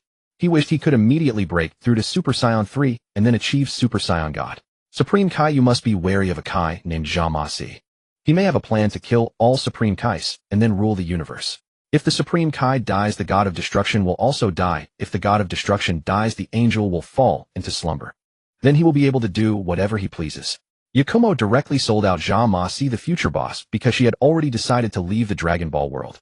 Farewell, everyone. Yakumo activated the blood-red pupil on her brow. The dojutsu of the 9-tomo Rinne Sharingan was unleashed. Without the aid of a time machine, Yakumo traversed a parallel world. She still needed one final harvest, the consciousness of the Earth's warriors. This was not suitable in the previous 2 worlds. In the main world, Yakumo dared not act rashly. In the Trunks timeline, Sun Wukong, Vegeta, and the others had already passed away in the other world. Yakumo had deliberately avoided the divine realm of the Dragon Ball universe, including the other world. This time she chose to travel to the time point when Frieza and King Cold descended upon Earth. It was still a parallel Earth, but this parallel Earth had no Trunks traveling through time. Yakumo froze Frieza, King Cold, and their entire fleet with absolute zero. An hour later, Sun Wukong returned to Earth. Yakumo activated the Infinite Tsukuyomi. A blood-red moon hung in the sky, and everything on this parallel Earth was copied by Yakumo. After completing this final action, Yakumo's soul left her body. The transmigrated trait entered an excited state. Yakumo's departure was rather sudden. For the parallel Earth, Sun Wufan and Talon Ku-si, Yakumo's arrival had saved the Earth. She was nominally the ruler of the Earth, but she had largely delegated management to Buer Ma. Now with Yakumo's departure, the Earth returned to human rule. This was a good thing, yet inexplicably his heart felt empty. When the parallel Sun Wufan and Talon Ku Si returned to their own Earth, they discovered that Yakumo had left them a gift, a mechanical android replica of Yakumo with a power level of 10 billion. Such strength was now insignificant for the Super Saiyan God Sun Wufan, but the key was the meaning this mechanical android represented. That was the ownership of a Datong Mu interstellar empire.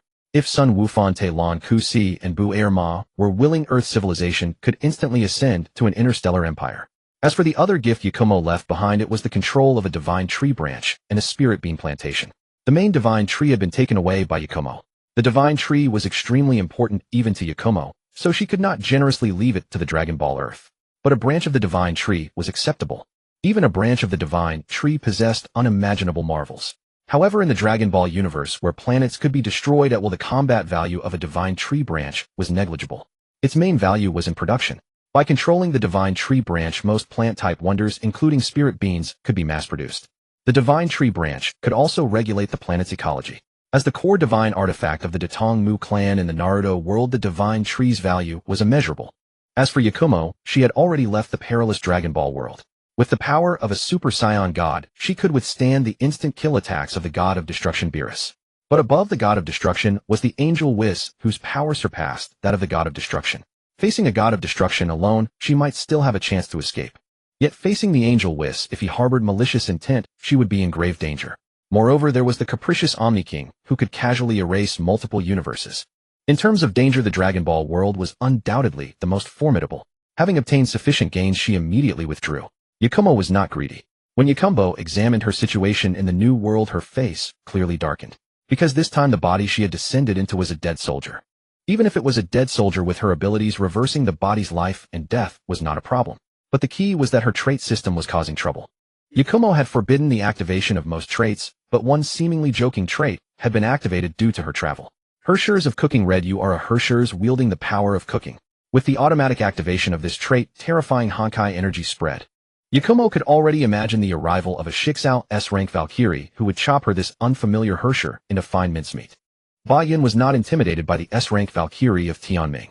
Rather, she deemed it unnecessary. Given her current strength, unless the Honkai will suddenly open the Honkai path and became the Honkai Star God. She was already invincible in the Honkai world. Honkai beasts, Hershers, Valkyries, even the Hershers of the End were all beneath her notice. But invincibility brought only loneliness. If she relied too heavily on her unstoppable power, everything would soon become dull. Ba Yun gazed at her trait system. She had already tested the limits of the trait system. A black trait had appeared on its Super Saiyan God. Black. This power exceeds the scope of colored traits. The system offers no evaluation.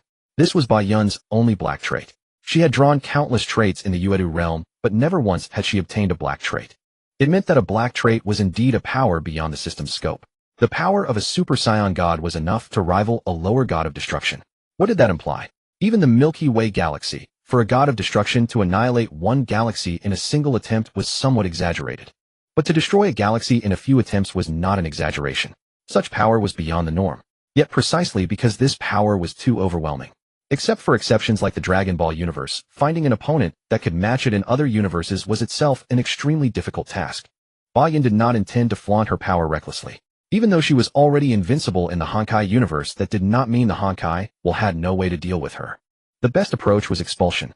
This was similar to the situation in the Type Moon world.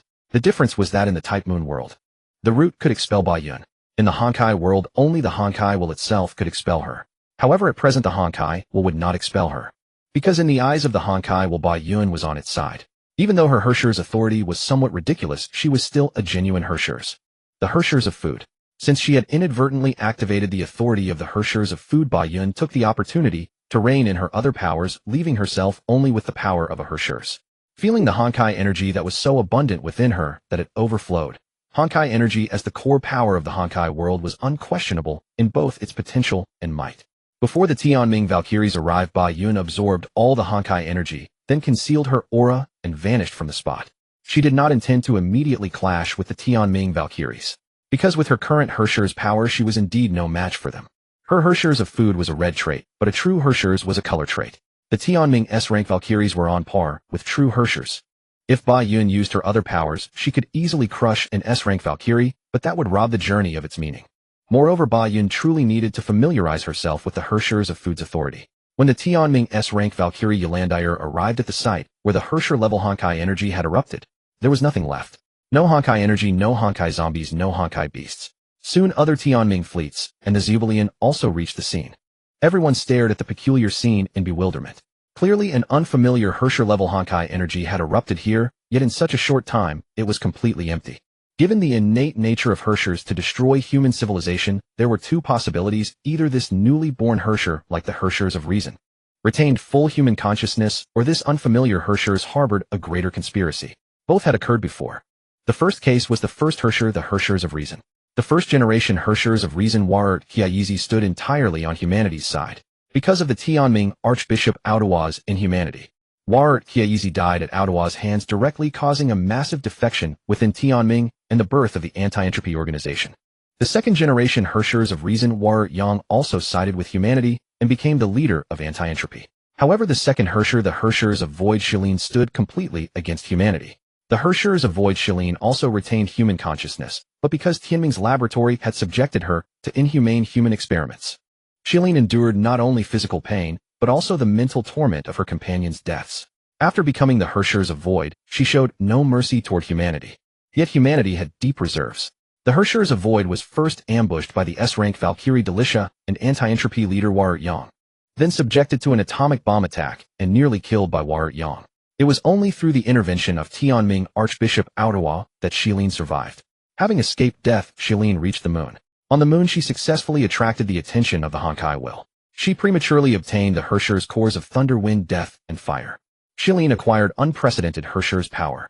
On the moon, Warart Yang confronted her again and was slain on the spot, and Shilin seized the Herrschers of reason core. With 6 Herrschers' cores in her possession, Shilin's power was immense. But unfortunately, she grew overly arrogant and underestimated the depths of Earth's resources. The current civilization's fusion warrior, the Qiyuan Immortal, intervened. Even the strand of Honkai will within Shilin was severed by a single strike of the Taishu Divine Sword from the Qiyuan Immortal. Had it not been for the Honkai will's intervention, Shilin would have been mentally erased. In this process, Aodawa again caused chaos, driven to madness by his desire to resurrect Ka Lian, his lover, who had died 500 years ago. The sacrifices of others meant nothing to Aodawa. Amidst the relentless efforts and sacrifices of all the Tianming S-rank Valkyrie, Cilia sacrificed herself, annihilating Shilin along with her. The second Herrscher, Shilin, made the world truly witness the madness of a Herrscher, making people realize that not every Herrscher, like the Herrschers of reason, stood on humanity's side. This was why, upon detecting the new Herrscher's reaction, all 3 Tianming S-rank Valkyries, Ylandire, Lita, and Delicia, were deployed. All of this was to avoid a repeat of the second Honkai eruption.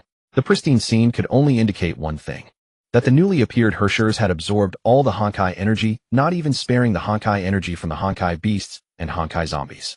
After losing their Honkai energy, the Honkai beasts and Honkai zombies would vanish, leaving only parts with high Honkai energy concentration as materials. The Tianming Valkyries reported the bizarre situation. At the same time, the intelligence system went into full operation. They needed to investigate every person in the area. Since the Herrschers had been born here, the Herrschers must be among the local populace. Although the locals had disappeared without a trace due to the Honkai erosion and absorption, once a missing population from a town reappeared, they could almost pinpoint that person as the vanished Herrschers. Though Tianming's response was thorough, Ba Yun had in fact completely changed her appearance. She quietly took a passenger flight to the Far East Chongqing City, obtained a legal identity through hypnosis, and then opened a small restaurant near Qinyu Academy. She began to study her Herrschers of food authority through cooking. Ba Yun watched as Raiden Mei and Kiana walked out of Qinyu Academy. The two stood out conspicuously among the crowd of students. Raiden Mei was dignified in appearance, with long hair cascading over her shoulders and a melancholic expression. Kiana, on the other hand, had a distinctly Western face, with her long white hair tied into 2 thick braids, radiating a cheerful disposition. Around Raiden Mei there was an empty void. Wherever she walked, the surrounding students would instinctively step aside. It was as if Raiden Mei were some kind of plague. Kiana, however, paid no attention to this. She actively struck up a conversation with Raiden Mei, completely ignoring the atmosphere around her and dismissing Raiden Mei's own reluctance. "Hey Mei, there's a new restaurant here. Let's go eat together." Kiana's eyes precisely spotted Ba Yun's shop. This was no coincidence. Herrschers are drawn to one another, even though Raiden Mei and Kiana had not yet awakened as Herrschers. Within their bodies, the cores of the Herrschers of Thunder and the Herrschers of Void had been implanted, the experiments originating from Anti-Entropy and Shixao respectively. As the 2 largest private organizations on the surface of the Honkai Earth, no matter how noble their founding purposes were, both harbored darkness in their operations. The two girls were completely unaware of this. Raiden Mei was forcibly dragged into the shop by Kiana. What would you like to eat, my two kindred spirits? Anything is fine. Bayun looked at the familiar protagonist, but her words were rather peculiar. Kindred spirits. Is that just a way of saying same gender? Give us 2 bowls of egg fried rice. And remember bowls, we can eat a lot. Kiana paid no heed to Bayun's words and placed her order directly. It'll be ready soon. The second Hershers and the third Hershers. Bayun once again spoke shockingly. Kiana could no longer contain herself. She slammed the table, her entire being radiating fury. Ordinary people might not understand the truth, but for those who knew the inside story, being called a Hershers was an extremely vicious curse. The second Hershers had hurled meteorites at the world, nearly destroying half of Asia. Her father Siegfried had lost his arm to the second Hershers. Her mother had likely died at the hands of the second Hershers as well. She had only come to eat. How could anyone curse her like that? But Kiana's anger was soon diverted by something else. The same was true for Raiden Mei. What did they see? They witnessed Bayun conjuring ingredients out of thin air with wisps of Honkai energy emanating from her hands. The ingredients then transformed into eggs, prepared rice, hot oil, and seasonings. The food materialized from nothing, exerted an extraordinary allure on the two girls. So much so that they overlooked Bayun's title and her ability to create ingredients out of thin air.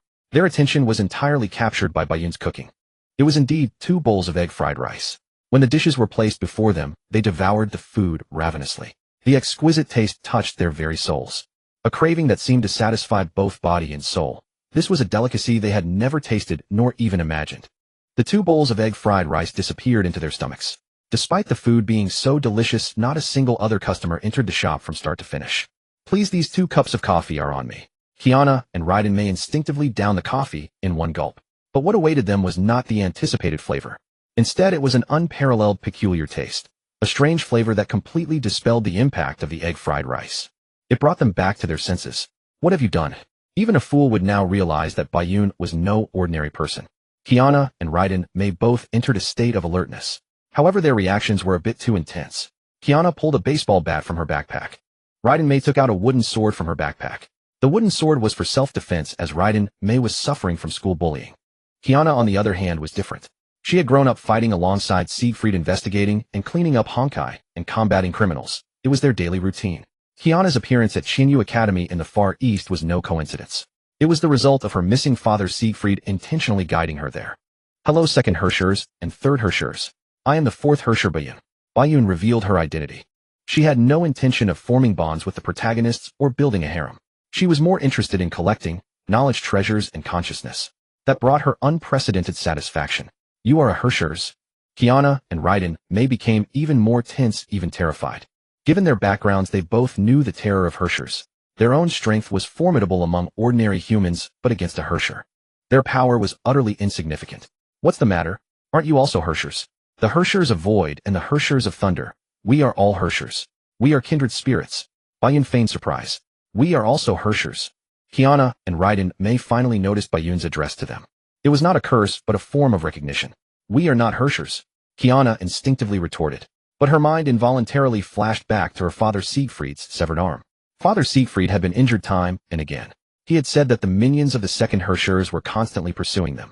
Because her parents were heroes who had fought against the second Hershers. Even after her mother's death, they continued to investigate and deal with Honkai to prevent the second Hershers' resurgence. Could it be that there were no minions of the second Hershers at all? Could it be that the second Hershers was always herself? That she herself had been harming her father, even severing his arm? I understand your reluctance to harm humanity. Hershers don't necessarily have to destroy civilization. But denying your nature as Hershers means you are no longer my kind. How about you hand over the Hershers' cores inside you to me? Bayun looked at them, or rather at the cores within their bodies. We have Hershers' cores inside us. This time both Kiana and Raiden Mei reacted. Kiana remembered having a blank period in her childhood. Her father Siegfried said she had injured her head and suffered amnesia. Was there more to it? Raiden Mei recalled a past kidnapping incident. The kidnappers had not demanded a ransom from her father Raiden Ryoma. Instead, they performed a surgery on her. Her father told her they were an organ trafficking ring. Now the ring had been dismantled. Raiden Mei had taken 3 years to recover before returning to school. Could that have been no kidnapping at all nor organ trafficking? The purpose might have been to implant the Hershers of Thunder core into her body. If that were true, then the sudden imprisonment of her father Raiden Ryoma might not be a simple case of corruption. Perhaps she herself was the target all along. Now both of them were no longer certain that they didn't harbor Hershers' cores within themselves, for each had discovered anomalies in her own body. Do you want me to remove the Hershers' cores from your bodies? Don't worry. It's safe and painless. Once the cores are gone, you'll no longer be my kind. And you won't have to fear the cores going berserk. You can live safely as ordinary humans. Yakumo's words were laced with temptation. What did you mean by saying that becoming a Hershers doesn't necessarily mean destroying civilization? It was Raiden Mei who once again grasped the key point. Kiana was still reeling from the shock that she might be the one who had harmed her father. She hadn't reacted in time. Since you are still my kind for now, I can share some intelligence about Hershers with you. Do you believe that human civilization is the only one on Earth? Yakumo abruptly steered the topic to a height the two had never imagined. Of course it is. There are no ruins of a previous civilization on Earth, no other human races, and certainly no aliens. Kiana's tone was sharp. She was in a foul mood. But Raiden Mei had already caught the implication beneath Yakumo's words. What if I told you that the Shinjo of 2,000 years ago was the level of technological development this civilization should have had, and that nearly all of Shixal's technology and most of anti-entropy's are products of a previous civilization?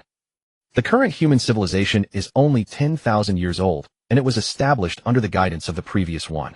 There are many ruins of the previous civilization, most fell into Shixal's hands, and a smaller portion into anti-entropy's. But these facts are unknown to ordinary people. It's easy to verify. Join St. Freyo Academy.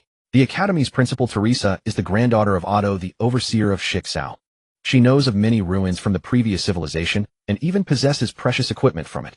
Yakumo's claims were shattering the very worldview of the two. Because of their experiences and status, they indeed knew many things ordinary people didn't. Yet their worldview remained that of ordinary people. The secrets of the world were never revealed to the masses. Even the concept of Honkai was unknown to ordinary people. In their perception, Honkai was merely a form of energy akin to nuclear power, dangerous but necessary. As for the destruction wrought by the Second Honkai War, ordinary people knew nothing of Hershers. In their understanding, it was roughly the damage caused by a meteorite strike, a natural disaster. Even though the world's high-ranking officials generally knew of Honkai's existence, ordinary people remained in the dark. This planet has witnessed more than one previous civilization, but all of them were destroyed by Hershers. The cycle is roughly 50,000 years. Never has any civilization survived the Hershers' tribulation beyond that span. Before the current civilization, Hershers were the messengers of Honkai. Regardless of what one was before becoming a Hersher, upon transformation, they become the fangs of Honkai with the mission to destroy civilization. Yakumo explained the nature of Hershers. But this era's civilization is an exception. Hershers are permitted to retain human emotions. The first Hersher, the Hershers of Reason Welt, is the leader of anti-entropy. The second Hersher, the Hershers of Void Serin, was an experiment of Shixal's lab. The destruction she brought was largely driven by her own human will. Serin harbored deep hatred for the humans who caused her pain and suffering, and thus brought about the terrifying Second Honkai War. And now the Hershers of Void Core that once belonged to Serin resides within you. Yakumo's gaze fixed directly on Kiana. Kiana shuddered momentarily, forgetting even the truth that she carried the core of the Hershers of Void. The second Hershers, Serin's destruction, was born of her own will. So to prevent the first Hersher, the Hershers of Reason Welt, from betraying him, the Honkai consciousness personally intervened and directly bestowed upon Serin 4 Hershers cores that should not have appeared at that time.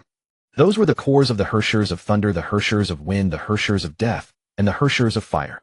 Additionally, the first Hershers Welt also died at Serin's hands, so at one point Serin possessed as many as 6 Hershers cores. Humanity paid a tremendous sacrifice to kill Serin. But most of those casualties did not come from Serin herself, but from Otto, the overseer of Shixal.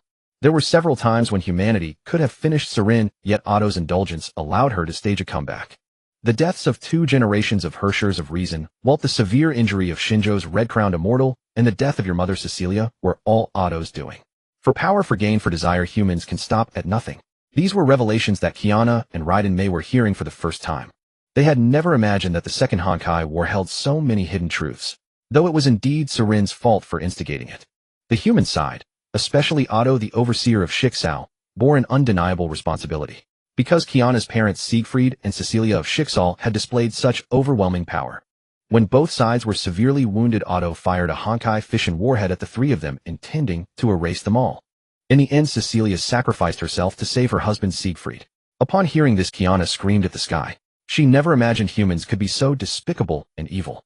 They were even more detestable than the second Hersher, Serin. Cecilia was the top S-rank Valkyrie of Shixal. Kiana had even attended the grand funeral Shixal prepared for Cecilia's sacrifice alongside her father Siegfried. Yet the very one who had killed her mother was Otto, the overseer of Shixal. At that moment, Kiana was filled with hatred for Otto. Humanity suddenly obtained 5 Hershers cores. Anti-entropy recovered the Hershers of Reason core, and the Hershers of Thunder Core. While Shixao recovered the Hershers of Void Core, the Hershers of Wind Core, the Hershers of Death Core, and the Hershers of Fire Core. To harness the immense power of Hershers, both Shixao and Anti-Entropy launched experiments to implant Hershers cores. As the daughter of Siegfried and Cecilia, Kiana, you had the Hershers of Void Core implanted in you. Hearing this, Kiana was no longer surprised at all. Why her father Siegfried had left Shixao, why he had been mysteriously injured. All of it was to protect her, his daughter. It was all Shixao's fault. Raiden Mei's father, Raiden Ryoma, was an executor of Anti-Entropy in the Far East. But after the death of the Hershers of Reason Welt, following a period of power struggles, Cocolia, the executor of the North, became the acting leader of Anti-Entropy. The implantation of the Hershers of Thunder Core in you and the imprisonment of your father, Raiden Ryoma, were all Cocolia's doing. Soon Cocolia will actively activate the Hershers of Thunder Core within you to verify the possibility of humans artificially mastering the Hershers of Thunder Core. Given the earlier revelations about Kiana, Raiden Mei was not surprised by what had happened to her. The two now understood why Yakumo, a Hershers herself, had called them her kind. Because they truly were Yakumo's kind, just unaware of it before. But now there was another critical question. How do you know so much? Even innocent Raiden Mei realized that Yakumo as a Hersher knew far too much. Because Honkai can truly do anything. Seeing the suspicious looks from Kiana and Raiden Mei, Bayun immediately reasoned with them. What do you think the Honkai is? Is it a specialty only found on Earth? To tell you the truth, the scope of the Honkai spans the entire universe, Bayun emphasized. The number of Hershers is 12. Yet these 12 Hershers have destroyed countless prior civilizations. The authority of the Hershers is beyond imagination. In previous civilizations, the birth of every Hershers was an absolute catastrophe. The Hershers of this generation appear so weak. It is because of the blessings of the previous civilization. When that civilization faced destruction, it left behind too many legacies to counter the Hershers for the current one. The reason the second Hersher Sirin failed was that her human consciousness was too incompetent and took control. If the Honkai will itself had operated the same configuration, the current civilization would have been destroyed by now. Even though Bayun tried her best to explain with no evidence, Kiana and Raiden Mei remained quite skeptical. The second Hershers Sirin, who possessed 6 Hershers cores, had still been defeated. Unless the power gap between Hershers was too great, even if the other Hershers joined forces, they couldn't be stronger than Sirin. Forget it. You probably won't encounter any decent Hershers in the future. The wills of the Hershers in this civilization are no longer unified. I myself want more Hershers cores. If any other rampaging Hershers appears, I could handle it myself without needing Shixao or Anti-Entropy. So would you be willing to give up your Hershers cores? Fellow Hershers, Bayun stopped trying to persuade. But let me make it clear, the Hershers cores inside you are extremely dangerous. Outside, Shixao and Anti-Entropy want to activate your cores for experiments. Inside, you cannot control them. Kiana, within your Hershers of the Void Core, Sirin's consciousness still exists. She will try to take over your body to resurrect. Given Sirin's hatred for humanity, that would bring disaster to the world. Raiden Mei, the Hershers of Thunder within you has its own will as well. If you can master the Hershers, well, you can control the core. But given your current state, that seems very difficult. Cocolia won't give you enough time to grow mentally. Bayun continued to advise earnestly. It was still pleasant to converse with the two beauties. But making her give up the cores was impossible. What about you? How do you control the Hershers core within you? Raiden Mei pointed out the crucial question. After conversing with Bayun, aside from her initial odd behavior, the more they talked, the more human she seemed, dissipating the sense of oppression she had brought at first. I certainly have my methods of control. But why should I tell you? Although Bayun had already revealed a lot, her goal remained the 2 Hershers cores, not the girls themselves. What if we join you? As fellow Hershers. Helping fellow Hershers is only natural. Raiden Mei's words shocked Kiana, who indeed hated Otto, the overseer of Shixao. That bastard had destroyed her family. But that didn't mean she would defect to the Hershers. Hershers represented the enemies of humanity, destroyers of civilization. Raiden Mei's words left Bayun stunned. Wait, she had only been bragging, and now she had swayed the 2 protagonists. Since you're willing to abandon your human identities and join the Honkai, I suppose I can help you a bit. But to show your sincerity, let me borrow your Hershers cores. Trust me, I'm only borrowing them. After all, I could easily take them by force, fellow Hershers. Now Bayun no longer cared about the storyline. This was just a mere Earth. The Honkai spanned the entire universe. Even if the Honkai will try to expel her, since she didn't care about the plot, it seemed fine for Raiden Mei and Kiana to join the Honkai side. As long as they didn't go around wiping out humanity, everything would be fine. Bayun had shown strong desire for the Hershers cores from the start. But as she said, she could take them by force, yet she only borrowed them. That showed she was a principled Hershers. Fine. Raiden Mei made her decision. Whether Bayun returned the cores or not, it would be beneficial for her. Without the core, she would become an ordinary person and lose her value as Cocolia's test subject. If Bayun returned it, she would gain the method to control the core. With that, she would have leverage to negotiate with organizations like Shixao and Anti-Entropy. Either way, she wouldn't lose. Seeing Raiden Mei's choice, Kiana also gritted her teeth and agreed. In that case, I'll take the cores with me. The next moment, two gorgeous gems appeared in Bayun's hand. Kiana and Raiden Mei felt no physical abnormality. If not for the incredibly high concentration of Honkai energy emanating from the two gems, they wouldn't have believed they were real Hersher's cores. But all the Honkai energy within the cores was completely sealed by Bayun. Not a trace leaked out, which was why they seemed so calm. Bayun in front of the two pressed the cores into her own body. After about 5 minutes, she took them out again and returned them to the two girls' bodies. Unlike the silent removal this time, they clearly felt the strange sensation in their bodies. Since you've chosen to trust me, then from today on you are my fellow Hershers. Let me introduce myself. Bayun, the Hershers of Food. Bayun formally introduced herself. Hershers of Food. Kiana and Raiden Mei were confused. Previously there were the Hershers of Reason, Void, Thunder, Wind, Death, and Fire. Each name sounded grand and awe-inspiring. Yet now the imposing Bayun turned out to be the Hershers of Food. I am an out-of-spec Hershers, not part of any traditional line. As the Hershers of Food, I can use Honkai energy to create any dish. Handy, isn't it? To demonstrate, Bayun once again conjured a table full of delicious dishes out of thin air. They were gleaming with perfect color, aroma, and taste. Such food seemed like it belonged in anime rather than reality. The wafting aroma made the two drool involuntarily. Let's eat together. All natural, no side effects. As the Hershers of Food, I can bestow dishes with ultimate flavor. This is the pinnacle of culinary art that no ordinary person can achieve. Bayun explained her ability. Then we won't hold back. Kiana couldn't hold back any longer. Even though she had already eaten a large plate of fragrant egg fried rice, she felt she could still devour a whole pig now. In truth, when Kiana and Raiden Mei came to their senses, the amount they had eaten was no less than that of a pig. The reason was simple. Since Yakumo could directly transform Honkai energy into cuisine, she could naturally revert the dishes she conjured back into Honkai energy. Thus, the two never felt full until their jaws ached from chewing, and they could no longer take another bite. Not bad, the authority of the Hershers of Food, isn't it? If I wanted to, I could stuff every person in Nagazora City to death. Yakumo declared with a grin, her words chilling. The two who had just regained their senses and were clutching their sore jaws were startled. They had no doubt about Yakumo's claim. Even they warriors trained since childhood could not resist the allure of the delicious food. Ordinary people would be even more helpless. Kiana had received rigorous training from her father Siegfried, while Raiden Mei had inherited the Hokushin Ito Ryu and attained the rank of Meikyo Kaden. Both were far stronger than the average person. You can now partially mobilize the authority of the Hershers cores within you. The Hershers consciousness that once resided in your cores has been transferred to me. Yakumo held two Hershers cores in her hand. Inside each core a figure could be seen. One was Sarin, the other bore an uncanny resemblance to Raiden Mei. You can replicate Hershers cores. Raiden Mei was horrified. If Yakumo possessed such an ability, it was no wonder she coveted the cores within them. No, these are not Hershers cores. Yakumo waved her hand. They are pseudo-Hersher cores. Every Hershers can condense a pseudo-Hersher core and turn a person into a pseudo-Hersher under their control. A pseudo-Hersher also possesses the authority of a Hersher, albeit much weaker. Yakumo explained the origin and function of the pseudo-Hersher cores. I have resolved the most troublesome issue with your Hershers cores. Is it too much to take a pseudo-Hersher core in return? Yakumo looked at the two. Not too much, not too much. Kiana stared at Sarin within the pseudo-Hersher core in Yakumo's hand, her eyes filled with a mix of hatred and fear. After understanding that she harbored the core of the Hershers of the Void, Kiana realized everything. Every injury her father Siegfried had suffered was caused by her own doing. She had no memory of those events because Sarin had temporarily taken over her body. Undoubtedly, in the battle of wills, she had suffered a crushing defeat.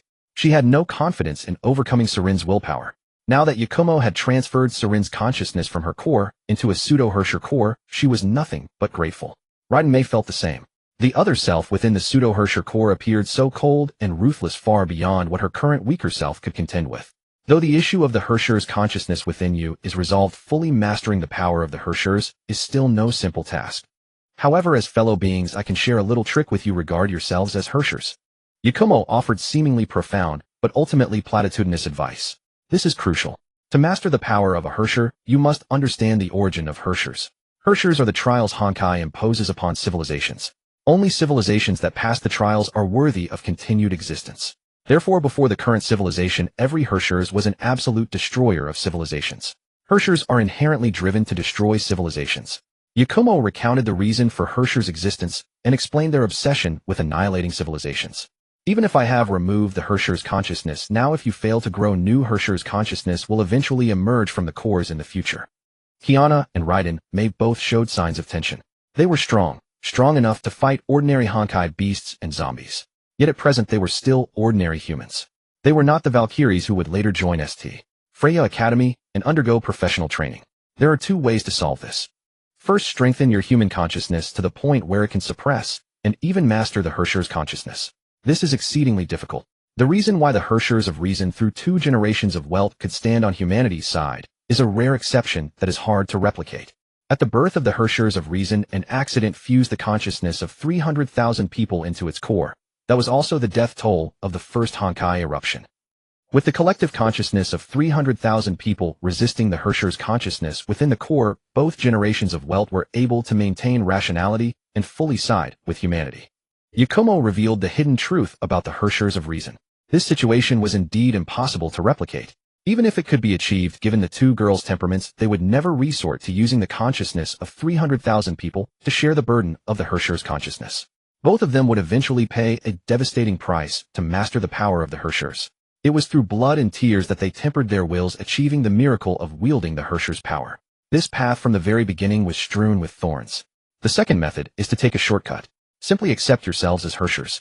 If you dedicate yourselves to the cause of destroying human civilization, the Honkai consciousness will acknowledge your actions, and mastering the Hersher's core will become much easier. Kiana and Raiden Mei were dissatisfied with the first method. As for the second, they could not genuinely embrace it. They might feign agreement with Yakumo to find a way out, but that did not mean they truly identified themselves as Hershers or as Yakumo's kind. Do you believe that becoming a Hershers means you must be an enemy of humanity? If humanity were wiped out, we Hershers would have no reason to exist. The Hershers that destroyed the previous civilization, where did they go? Naturally, they were reclaimed by Honkai. Moreover, if humanity perishes, what would we eat, drink, live in, or where? Doing it ourselves. That would be far too troublesome. A dozen or so Hershers, what could they possibly accomplish? It would be far too boring. Yakumo refuted the idea of Hershers destroying humanity from 2 perspectives.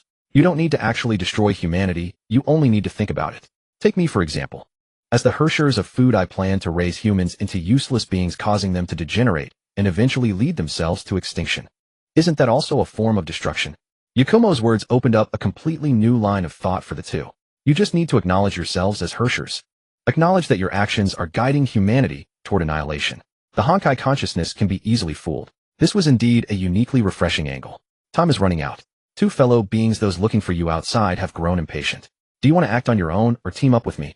Kiana and Raiden Mei were both surprised. Looking for us? Yakumo nodded. Yes, you. Kiana, your father Siegfried is outside. Raiden Mei, though your father is in prison, he has left behind forces to protect you. Otherwise Kokolia would have captured you long ago. How could you have leisurely attended school? The surveillance, protection, and skirmishes around you have never ceased. Kiana never expected her father Siegfried to be secretly protecting her all along. Raiden Mei also had not realized that her father's protection was always present. He simply did not want her to know. Where is my father? Kiana looked outside but saw no sign of him.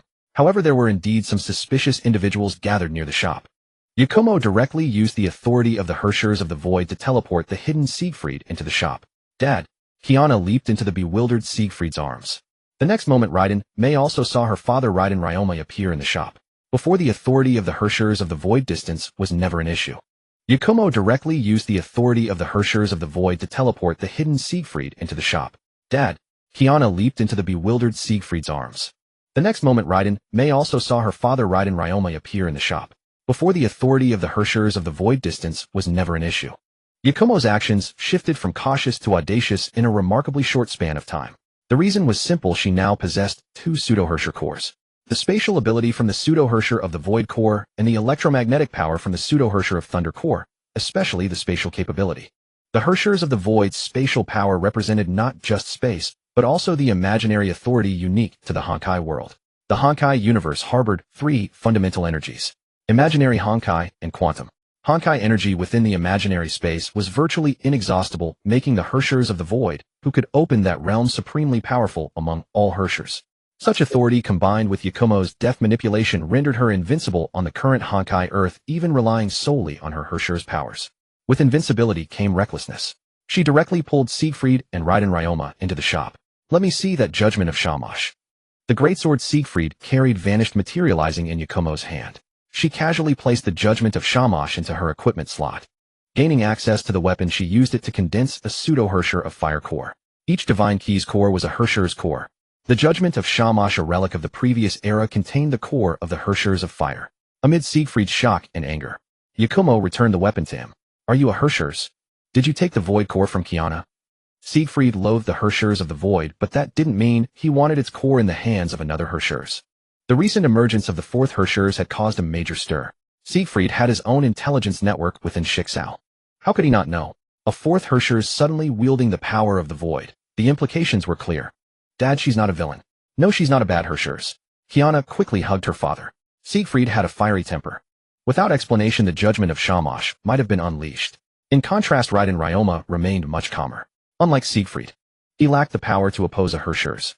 Even if Yakumo had done something to his daughter, he could only retaliate afterward. Through Kiana and Raiden Mei's explanations, Siegfried and Raiden Ryoma grasped the situation. The Hershers of the current era were unique. They could possess human emotions. The Honkai's purpose was to filter civilizations. Those failing the Hershers' trials would be destroyed. The miracle of the Hershers of reason was nearly unrepeatable. Suppressing a Hershers will with human consciousness was not impossible, but unimaginably difficult. Conversely, by simply shifting one's mindset, believing oneself to be a Hersher and that one was indirectly destroying human civilization through a circuitous strategy, one could easily deceive the Honkai while gaining the recognition of the Hersher's core and thus controlling it. The fourth Hershers is the Hershers of food. Even after Yakumo conjured a lavish feast from Honkai energy, Siegfried and Raiden Ryoma found it surreal. Could this really be a Hershers? Yet after personally experiencing an irresistible, exquisite taste that overwhelmed human, well, they conceded. Such mastery over taste perception. If Yakumo wished, she could make countless humans eat to death, transforming them into zombies. Siegfried had first-hand experience of Schicksal's overseer Otto's inhumane methods. Raiden Ryoma had also witnessed Kokolia's unscrupulousness. Now that they knew Hershers could be controlled by humans, their previous reluctance to act stemmed from lacking ways to counter Schicksal and anti-entropy. But things were different now. They had three Hershers on their side, a lineup capable of resisting the oppression of both Schicksal and anti-entropy. What truly astounded Siegfried and Raiden Ryoma was that Yakumo right there in the shop reached across the ocean to obtain the cores of the Hershers of Wind, the Hershers of Death, and the Hershers of Fire. These three cores were stored in different Schicksal bases: the Wind core inside the Valkyrie, Winnie the Death core in Schicksal HQ with Otto, and the Fire core was used to develop Godslayer armor. Yet in the hands of Yakumo, who wielded the pseudo-Hersher of the Void core, they were retrieved as easily as picking something from a pocket. Yakumo's mastery of space far surpassed Serin's. Serin's usage of spatial authority, in comparison, was practically primitive. Soon, Yakumo's hands held the first Divine Key Void Archives, the second Infinite, the third Key of Castigation, the fourth Domain of the Void, the fifth Key of Blank, the sixth Abyss Flower, the ninth Star of Eden, the 11th Oath of Judah, the 12th Divine Key Jizomatama. However, this Jizomatama was incomplete, sealed within a box.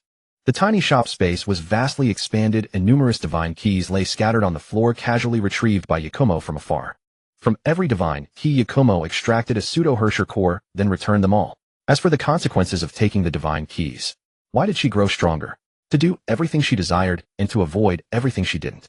If anyone had the ability, they could take back the Hersher's cores and divine keys from her. Otherwise, they would have to endure. She had endured long enough. It was time for others to endure. Seeing this, Siegfried stopped bristling. He realized that Yakumo had shown him mercy. Otherwise, the seventh divine key Judgment of Shamash in his hands would never have been returned. With so many Hersher's cores and divine keys in her possession, Yakumo's power was now unmatched on Earth. I feel it's necessary to establish a Hersher's association. Every member would be a Hersher's. Resist human tyranny. The world belongs to Hershers. Believe in Hershers and you'll never go hungry. What do you think? Yakumo looked around at everyone present. But instead of approval, she received awkward smiles. Clearly her ideas were a bit too avant-garde. Then how about nominating Teresa as the new overseer of Schicksal, to oppose Otto? After all, there's already an anti-entropy. I doubt Otto would mind one more new Schicksal. Yakumo's whimsical ideas kept pouring out. But this time she gained Siegfried's support. Sounds good to me. Siegfried knew Teresa's dissatisfaction with Otto.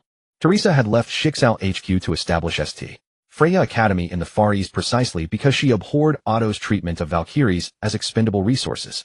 Cecilia's death had also caused a deep rift within Schicksal, though not as violently as the first Hershers of reason welt. With our strength and Teresa's name, Schicksal can do nothing to us. Anti-entropy is no threat either. Yakumo painted another grand vision. But this time she was indeed the linchpin. Without her martial prowess, their actions would easily be suppressed by Shixao. I'll talk to Teresa. Siegfried volunteered.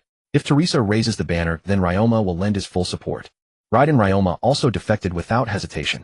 Kokolia had tried to throw him in prison and use his daughter as a test subject. To hell with anti-entropy. This matter can only be spearheaded by Siegfried. For only Siegfried possesses such authority. Shixao appears to be dominated by Overseer Otto alone. But this is the result of 500 years of Otto's management. In truth, Shixao originally operated as a triumvirate. The three factions were the Apocalypse family, represented by Otto, the Kaslana family, represented by Siegfried, and the Skariak family, represented by Cecilia. After Otto bombarded Siegfried and Cecilia with a Honkai fission warhead, the two great families naturally became estranged. They simply lacked the power to oppose Otto. Now that Siegfried is willing to step forward and raise the call proposing Teresa as the new overseer of Shixao, all that remains is to persuade Teresa. That would surely give Otto a headache. Yakumo used her spatial authority to teleport everyone directly into Teresa's office. Teresa was naturally startled. She had faced the spatial authority of the Herschers of the Void before. In their first battle, she nearly died at Serin's hands. Fortunately, their team included Siegfried in existence, who could never betray humanity. That kept Teresa from acting rashly. Siegfried introduced everyone's identities to Teresa, from the origin of Honkai to the uniqueness of Yakumo as a Herschers. In short, her niece Kiana had transformed from an experiment embedded with the Herschers of the Void core into an existence capable of wielding its power. Raiden Mei on the other side was likewise. With three Herschers supporting them, they now fully possessed the qualification to challenge Shixao. With Raiden Ryoma's cooperation, the Far East could easily become the stronghold of Teresa's new Shixao, driving out all forces of both Shixao and anti-entropy. Yakumo's power was undeniable. Taking Herscher's cores and divine keys was as easy as reaching into her pocket. Now it was time to make that old man Otto taste his own medicine. So you're the one who stole my Judah? Teresa's expression was equally sour. Not long ago, her divine key had suddenly vanished. It had caused her quite a search. She had already realized that although Siegfried acted as the envoy, Yakumo was the core of their group. With Yakumo, their actions could succeed. Otherwise, they would be nothing but a joke. She was willing to trust Siegfried, and she did indeed wish to see her grandfather, who had committed countless evils, face retribution. But she was unwilling to trust Yakumo or Herschers. Even though Yakumo had started as the comical Herschers of food after seizing numerous Herschers cores and divine keys, she was no longer just the Herschers of food. If she so wished, the destruction of humanity could happen at any moment. Teresa, how do you think the current civilization compares to the previous era? Even the mighty civilization of the previous era fell to the Herschers. Can this civilization, which merely scavenged the leftovers of the previous era, truly stand against the Herschers? Let me tell you the truth. The 12 Herschers are only the initial trial. On the moon lies the Herschers of finality. The Herschers of finality is far more powerful than the combined might of the 12 Herschers. The previous era sacrificed everything merely to pass the trial of the 12 Herschers. But when they faced the Herschers of finality, they simply chose to give up. They placed the hope of defeating the Herschers onto the next civilization. From the very beginning, this civilization has had no other choice. Only a Herschers can fight a Herschers. Yakumo then revealed another piece of information that shocked everyone present. Kiana and Raiden Mei had little understanding of the previous era. But for Teresa, Siegfried, and Raiden Ryoma, the technology of the previous era was nothing short of awe-inspiring. Even the divine keys alone represented a pinnacle that the current civilization could never reach. Otto had indeed attempted to create Godslayer armor using Herscher's cores similar to divine keys. Yet the Godslayer armor was far less cost-effective compared to divine keys. The deeper their understanding of the previous era, the more they realized the weight of Yakumo's words. Only a Herschers can fight a Herschers. And there were 3 Herschers present. They were all hope for humanity. In contrast, Otto's Valkyries seemed to have strayed down a mistaken path. Even an S-rank Valkyrie would be helpless before the Mantis of the previous era. But the previous era had lost. They knew that the red-billed crane immortal of Shinjo was a survivor of the previous era. Her power was terrifying to hear of. Yet even she was gravely wounded by the Herschers of the Void Serin. Even with Otto's interference and the intervention of Honkai consciousness, they struggled so hard against Serin. How could they possibly face the Herschers of finality on the moon? What exactly do you intend to do? Teresa questioned Yakumo's motives. I simply wish to make Earth my paradise. Without civilization, Herschers would lose their value and be reclaimed by Honkai consciousness. Without civilization, even a Herschers would find no joy. I would rather have human civilization in the hands of a kind soul like Teresa than in the hands of an evil person like Otto. Yakumo candidly revealed her purpose. Teresa found this purpose highly acceptable. As long as Yakumo did not destroy humanity and did not treat lives like weeds and Valkyries like tools as her grandfather Otto did, then it amounted to nothing much. But I didn't expect to find a big fish at St. Freya Academy. Yakumo reached out and grabbed. A person was pulled into the office by Yakumo. The missing Hershers of Reason has been teaching at St. Freya Academy. I'll borrow your Hershers of Reason core now. This was of course a lie, for Yakumo had already taken the Divine Key Star of Eden from Welt earlier. But her aim was indeed the Hershers of Reason core.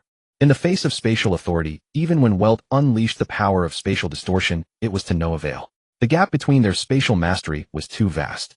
He still had his Hershers of Reason core, taken by Yakumo. The others were also startled by Welt's appearance. Welt had gone missing during the second Honkai eruption. Anti-entropy was left leaderless, allowing the radical woman Kaguya to rise as acting overseer. Everyone believed Welt had fallen to the Hershers of the Void Siren. Little did they know he had infiltrated St. Freya Academy as a teacher. After explaining to Welt the crisis humanity faced, and the overseer of Shixal's inhumane actions, Welt, what is your stance toward the new Shixal?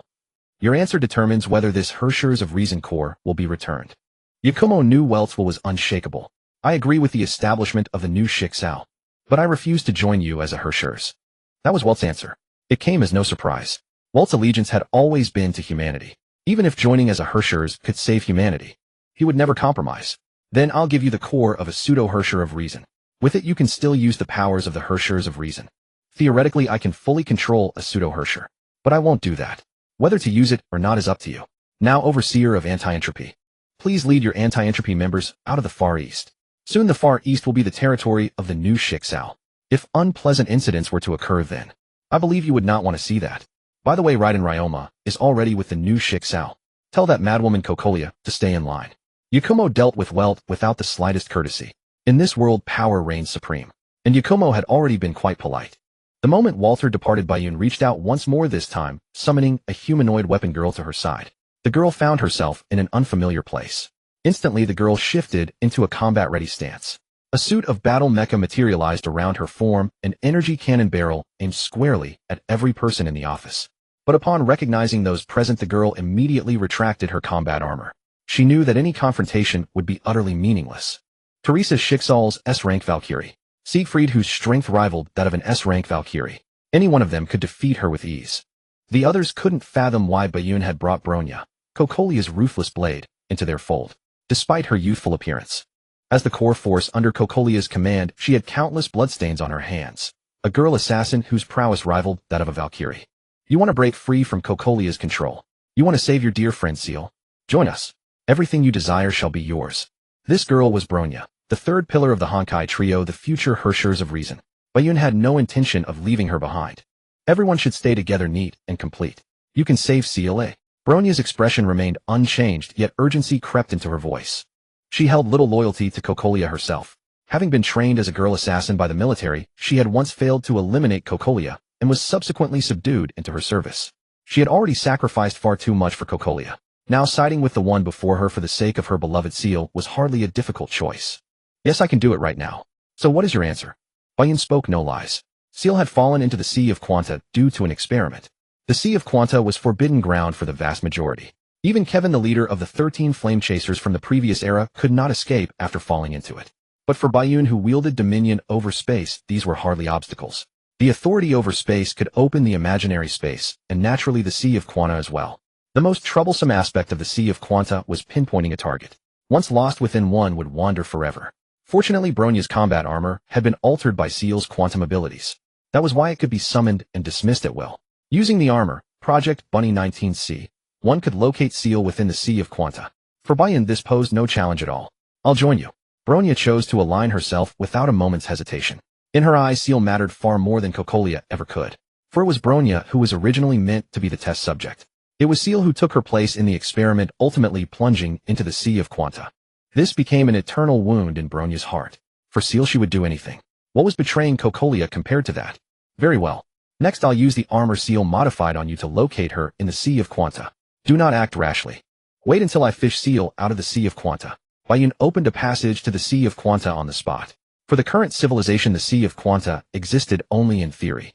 That theory itself came from the previous era. The true Sea of Quanta had always remained a mystery. Yet now Bayun had directly torn open a gateway to it using her spatial authority.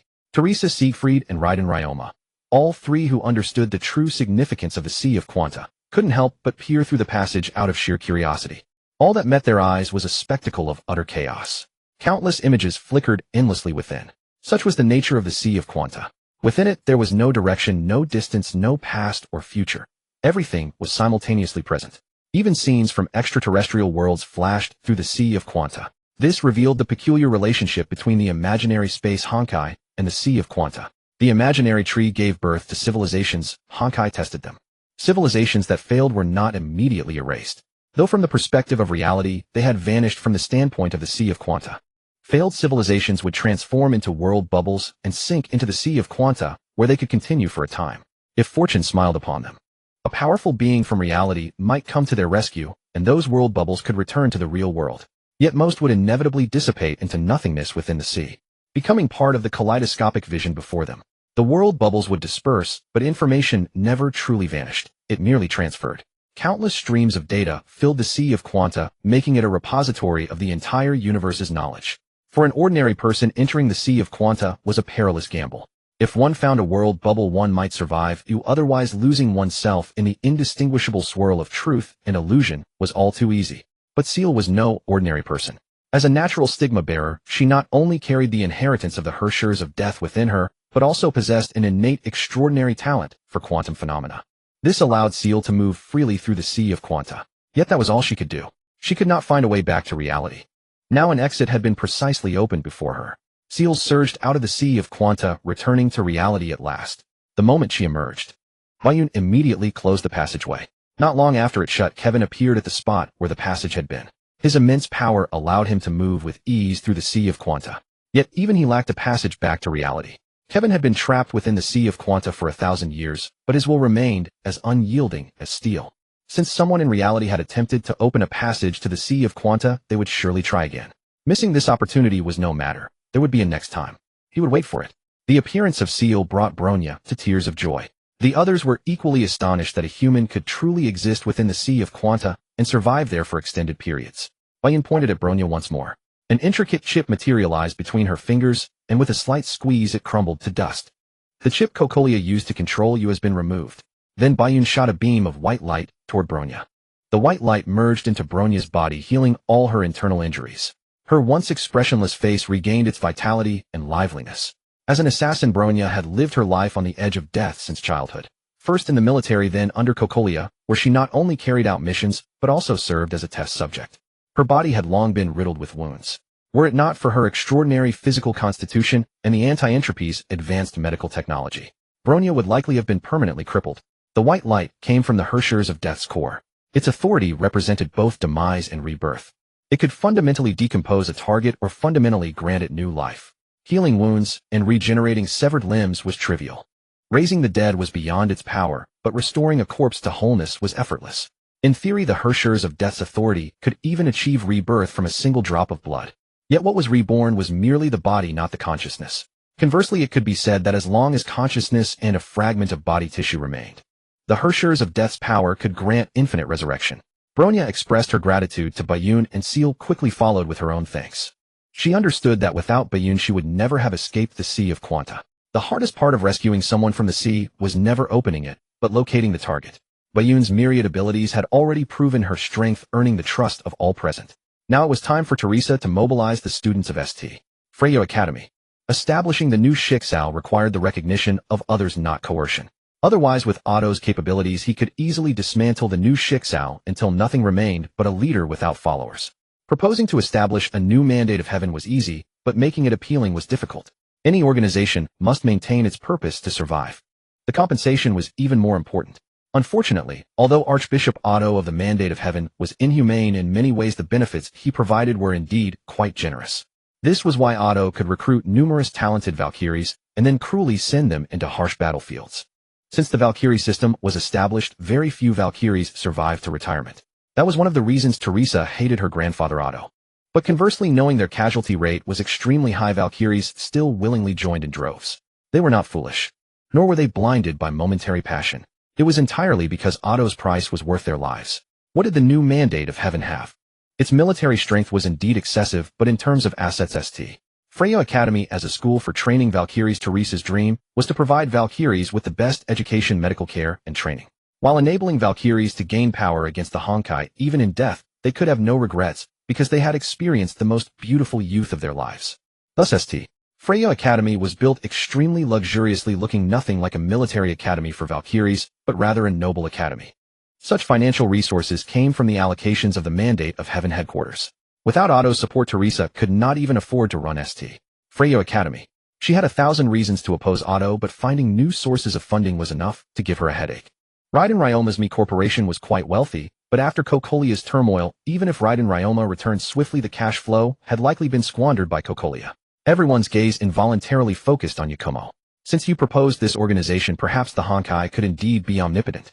Lack of funds. No problem. Yakumo activated her spatial authority.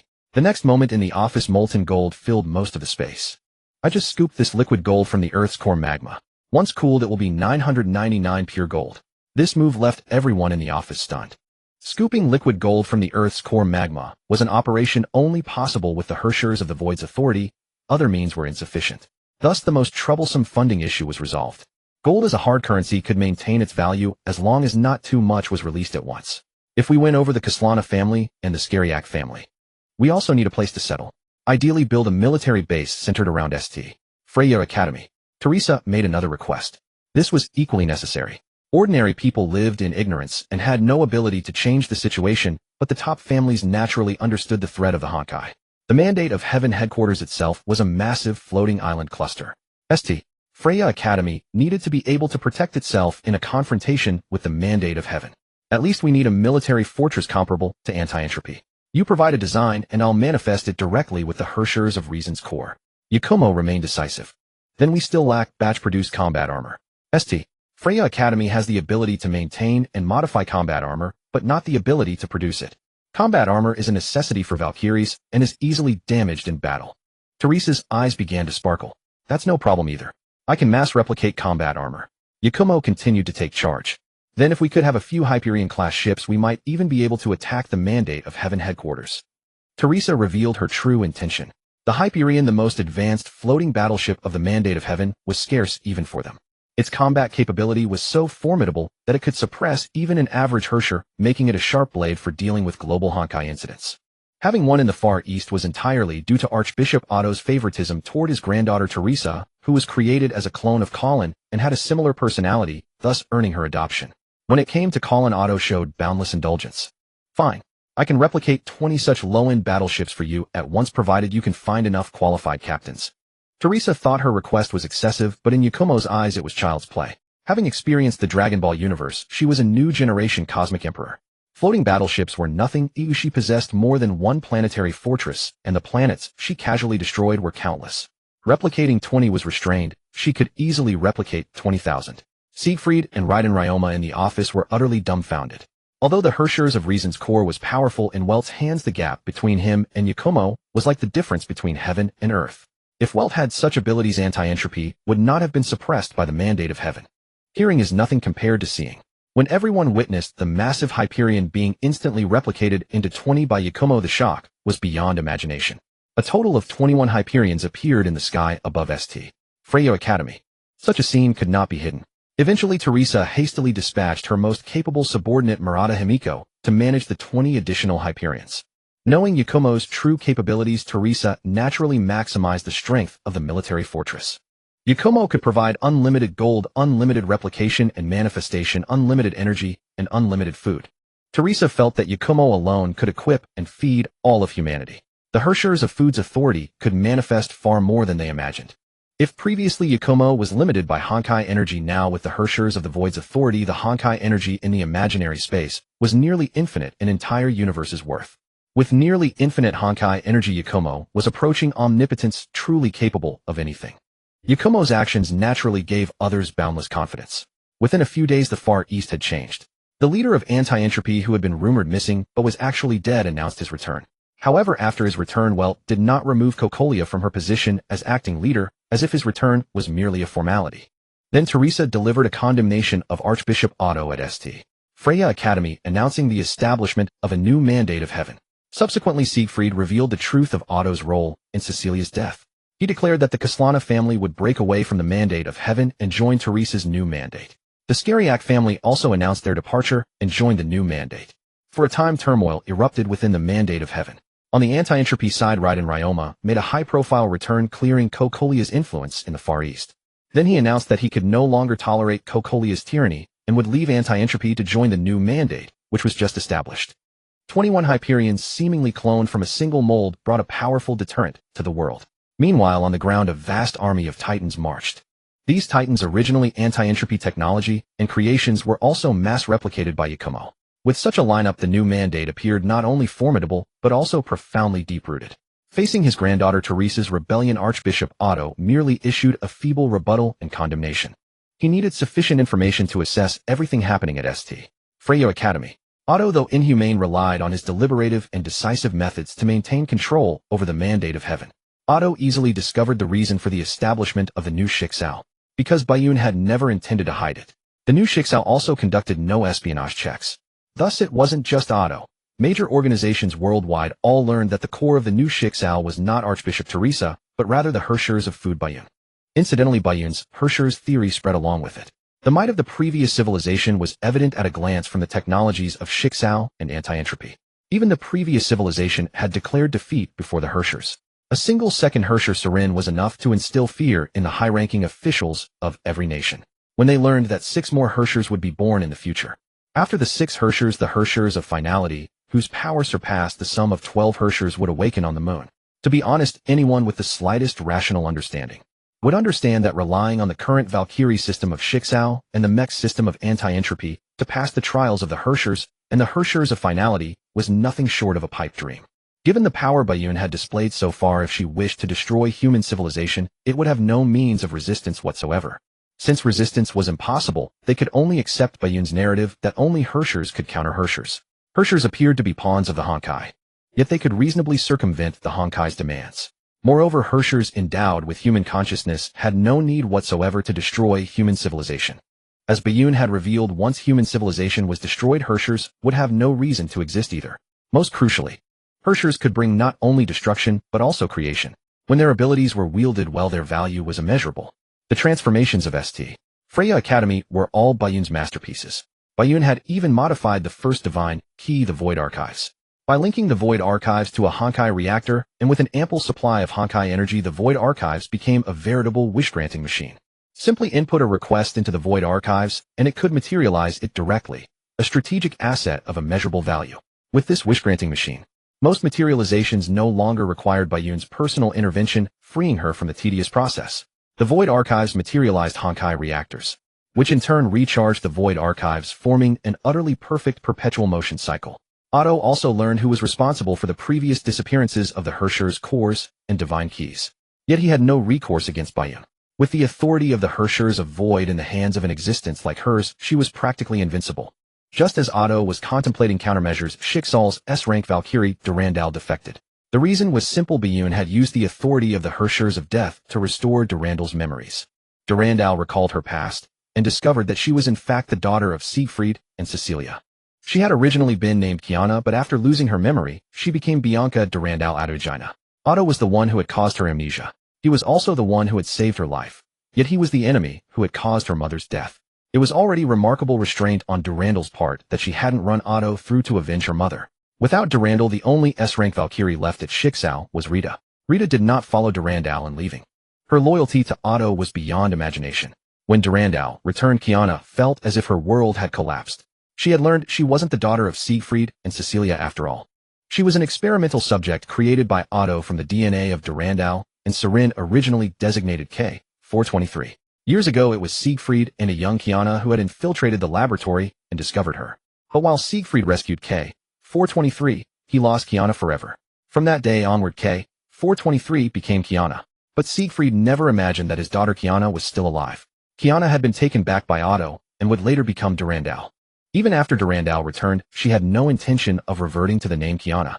It simply meant that Kiana now had an older sister. Yet the warmth of family did not last long. As Durandal began special training with Kiana, the warmth quickly turned into screams. Durandal's training regimen was far more intense than Siegfried's or St. Freya Academy's, leaving Kiana along with Raiden May Bronya and Seal, who trained alongside her, groaning in misery. Not long after, 2 more people joined Durandal's training roster, Wendy and Anna Skariak. After losing the Herrschers of Wind Corps, Wendy had returned to St. Freya Academy. As once the most outstanding student of the academy, Wendy was hailed as the A-rank Valkyrie closest to S-rank. Due to her compatibility with a Herrscher, she had been selected to have the Herrschers of Wind core implanted into her body. But the experiment failed. Wendy could not control the Herrschers of Wind core, yet the core could not be extracted either.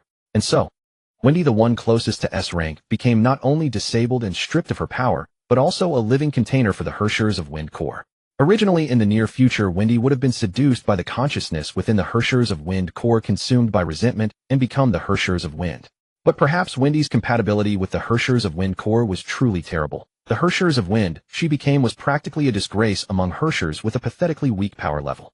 She was ultimately defeated and captured by Kokolia's Titan mechs and died when the Herrschers of Wind core was forcibly removed from her body. But regardless, Wendy's talent as a Valkyrie was beyond question. She remained the A-rank Valkyrie closest to S-rank. As for Anna Skariak, years later, she would become an A-rank Valkyrie and ultimately be chosen by the Honkai consciousness to become the Herrschers of Ice. The Honkai consciousness itself recognized Anna Skariak's potential was beyond question, as the entire Skariak family chose to leave Shixao and join the new Shixao. Currently, only a B-rank Valkyrie, Anna Skariak, naturally followed along. Beyond her, there was Chun Tianwu, who would become the Herrschers of Stars in the future, and the present-era counterparts to the previous civilization's 13 Flame Chasers. Bayan also gathered them. The Flame Chasers of the previous civilization, even in the present era, were often exceptionally talented. For instance, the previous civilization's leader of Fire Moth, Mei, corresponded to Raiden Mei. Even though the former excelled in scientific research while the latter was skilled in swordsmanship, both possessed talent far beyond ordinary people. The previous civilization's Sakura corresponded to Yae Sakura of the present era. However, Yae Sakura had already died 500 years ago and had been contaminated by the Herrschers of Erosion core within the divine Ki Jizo Mitama, becoming a pseudo-Herrscher. Among the militia was the Herrschers of Human, the very being responsible for granting the present era's Herrschers human consciousness. Her existence was unique with no counterpart in the present era. Qian Jie was an alien likewise without a counterpart. Kevin Aponia, Su Grizio, and Hua were still alive, and thus equally impossible to correspond. So the only true counterparts were Eden Vilvi, Cosma Mobius, and Partiphelis. But like Yae Sakura, they might not have been born in the current era. Yet even if the probability was low for Bayun, who wielded the authority of the Herrschers of Thunder and could easily infiltrate the entire world, it was still a trivial matter. In the end, Bayun found the counterparts of Vilvi and Partiphelis. The two were unremarkable at present. Vilvi's counterpart was an outstanding mechanic, while Partiphelis's counterpart was still a thief. Both were personally recruited by Bayun into St. Freya Academy for focus training. Otto eventually contacted Bayun. "Esteemed Lady Herrschers of Food," he said. "In truth, Shixao can also collaborate with you. There is no need for you to establish a so-called new Shixao." The current situation was extremely unfavorable for Shixao.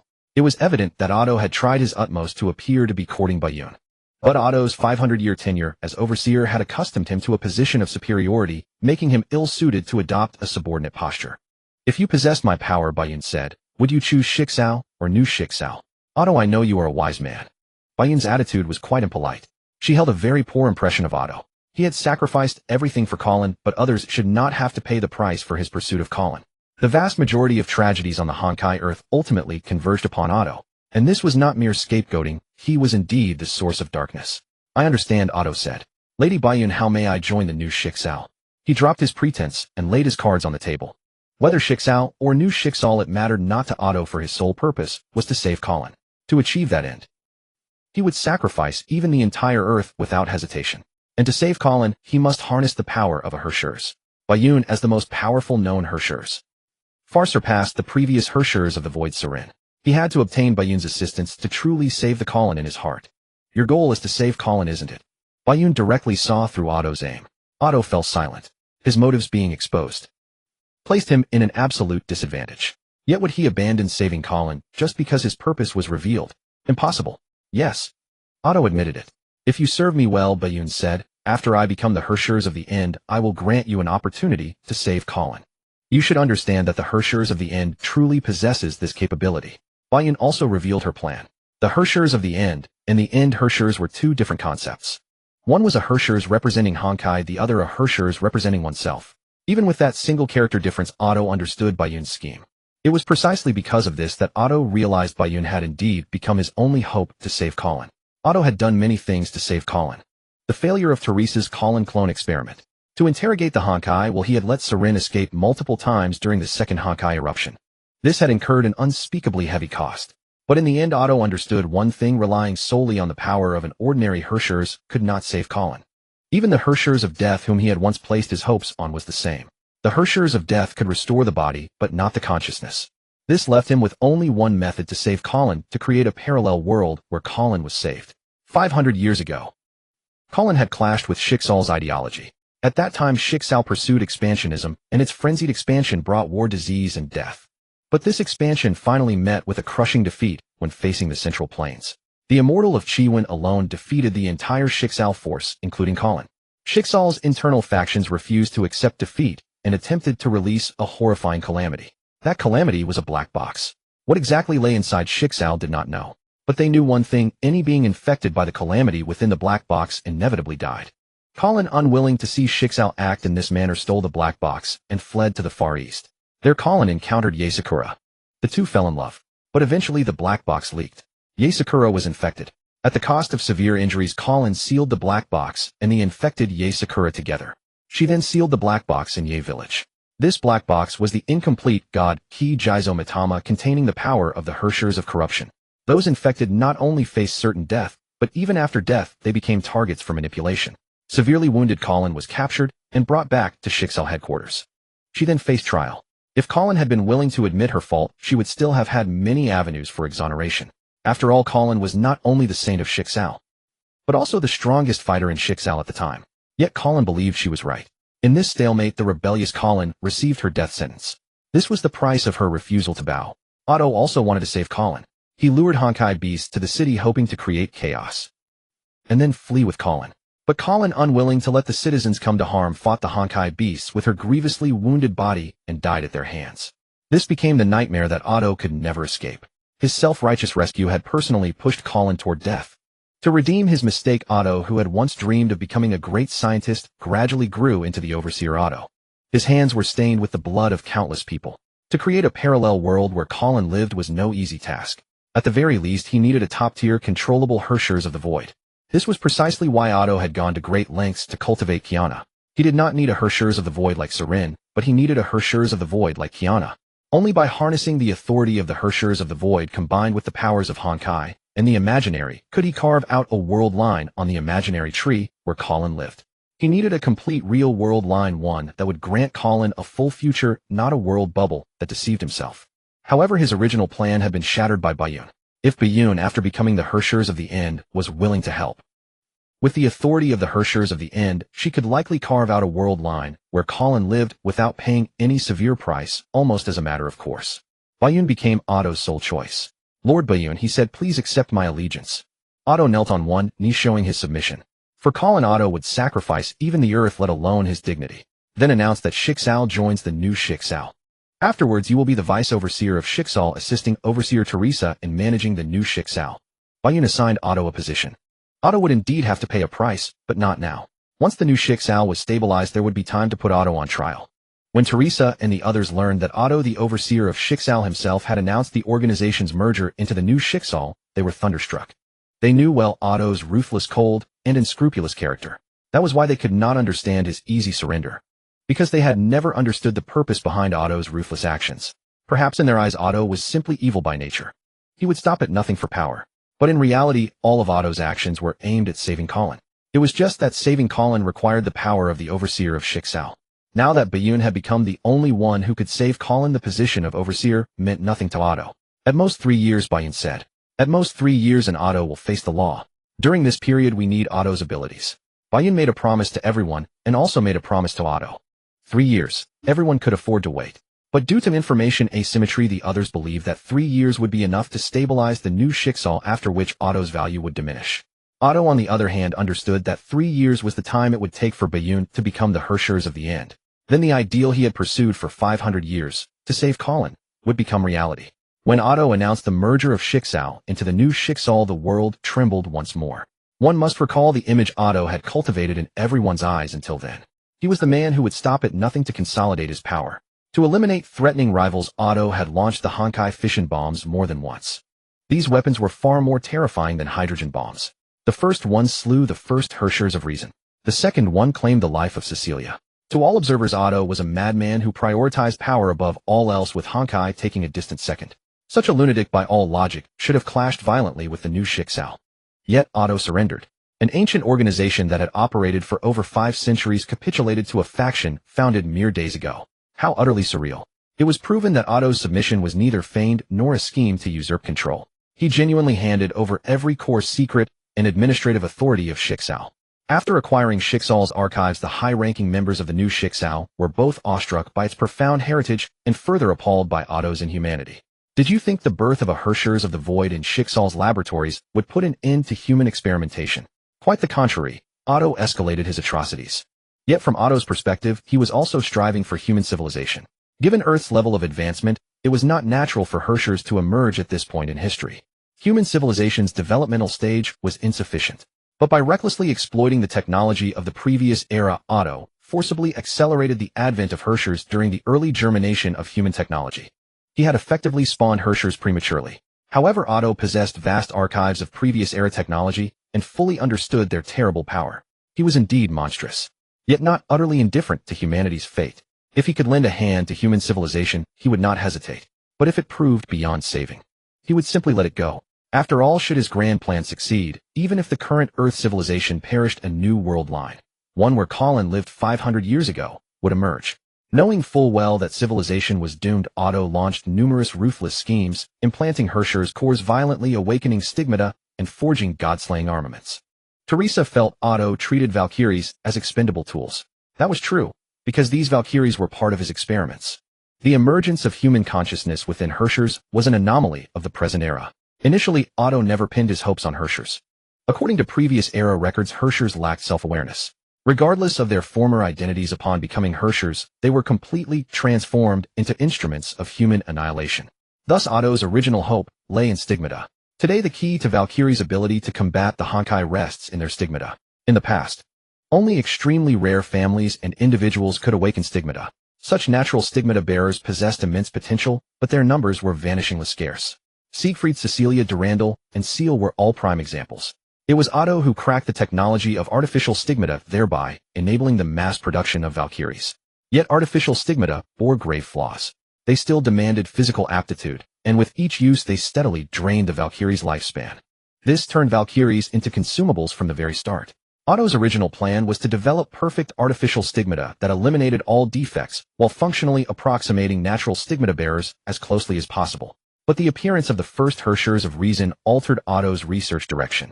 Upon discovering that Hershers could be harnessed for humanity's benefit, Otto shifted his focus from stigmata to Hershers. Nonetheless, research into perfect artificial stigmata did not cease. It merely slowed to a crawl once Otto no longer personally oversaw it. The progress became so sluggish that it could no longer keep pace with practical needs. Although they had gained an even deeper understanding of Otto's inhumanity, his brilliance in research and administration remained unrivaled. Under Otto's management, not only did the merger of Shixao proceed seamlessly, but the new Shixao swiftly returned from chaos to order. With everything stabilized, Yakumo presented to Otto his own strategy for confronting the Honkai. From the previous era to the present, there have been two approaches to dealing with the Honkai. The previous era initially chose the path of utilizing Honkai energy. Stigmata were only invented during the previous era's final countdown, then widely disseminated in the present era. In its early days, the previous era followed the path of Mantis soldiers. What were Mantis soldiers? They were humans infused with Honkai beast genes, granting them the power of the beasts and the ability to command Honkai energy. This power proved highly effective at first. Many Mantis soldiers were created, and their formidable strength could easily suppress ordinary Hershers. Just as the previous era believed it would pass the Hershers selection with ease, the emergence of the 11th Hershers, the Hershers of Binding, virtually negated the Mantis route. The Hershers of Binding could nullify Honkai energy over vast areas, which was catastrophic for soldiers whose bodies contained Honkai beast genes and relied on Honkai energy as their primary combat power. In that battle, nearly all Mantis soldiers perished, only a handful survived. The survivors later became the 13 Flame Chasers of Fire Moth. Subsequently, the 12th Hershers, the Hershers of Corruption, erased humanity's last city. Without humanity as a whole, even the few survivors rendered existence meaningless. Even so, the Flame Chasers journeyed to the moon to confront the Hershers of the End. It was there that the Mantis path was ultimately invalidated. The reason was simple: the Hershers of the End had not even fully awakened, yet the Mantis soldiers were utterly outmatched. More critically, the Hershers of the End was the source of all Honkai beasts. No matter how powerful, every Honkai beast was born from the Honkai. As the herald of the Honkai, the Hershers of the End could at will instantly transform Mantis soldiers into Honkai beasts, turning them into its minions. Fortunately, the Hershers of the End was not fully awakened and lacked true self-awareness. After crushing a few flame chasers, it was struck by a fully unleashed blow from Kevin, which sent it into a state of shutdown, affording the survivors a chance to retreat. The survivors of the previous era initiated the Ember Plan, preserving the embers of that era to guide future civilizations. The Mantis route was completely rejected, and thus the Stigmata Plan was implemented. It was the disagreement over this very plan that drove Sue to turn against Kevin and cast him into the Sea of Quanta. Theoretically, every natural stigmata bearer, upon cultivating to their limits, could attain power comparable to a Hershers. Crucially, natural stigmata bearers would not be suppressed by the Hershers of the End's authority. This was the very purpose for which stigmata were originally developed. Yet that was the previous era's line of thought. In facing the Hershers of the End, their approach evolved from exploiting Honkai to opposing it. All this stemmed from the previous era's assumption that Hershers lacked self-awareness and were mere puppets of the Honkai. Given that premise, their methods were perfectly sound. But when Hershers develop self-awareness, an entirely new path emerges. This was the alternative route Yakumo intended to reveal to Otto. It was the universal Hershers plan. Is it mad? Utterly mad. Is it feasible? Absolutely. Yakumo's foundation lay in pseudo-Hersher cores. Ordinarily, a single Hershers core could only yield one pseudo-Hersher core. But if Yakumo insisted on further dividing pseudo-cores, they could be weakened to the extreme, even artificially manufactured as degraded pseudo-Hersher cores. Then these ultra-weak cores could be implanted into every human being. Would such individuals be judged by the Honkai as human or as Hershers? When Yayoi proposed this plan, Otto initially thought she had lost her mind. But upon considering that Yayoi's goal was to become the Hershers of the End, then there would be no problem. The reason the merged warriors of the previous civilization failed was precisely because without defeating the Hershers of the End, even if every person in the previous civilization had incorporated Honkai beast genes into their bodies, they would all be wiped away when the Hershers of the End cycled through civilizations. The Hershers of the End cycles through civilizations every 50,000 years. Without defeating the Hershers of the End, nothing else holds any significance.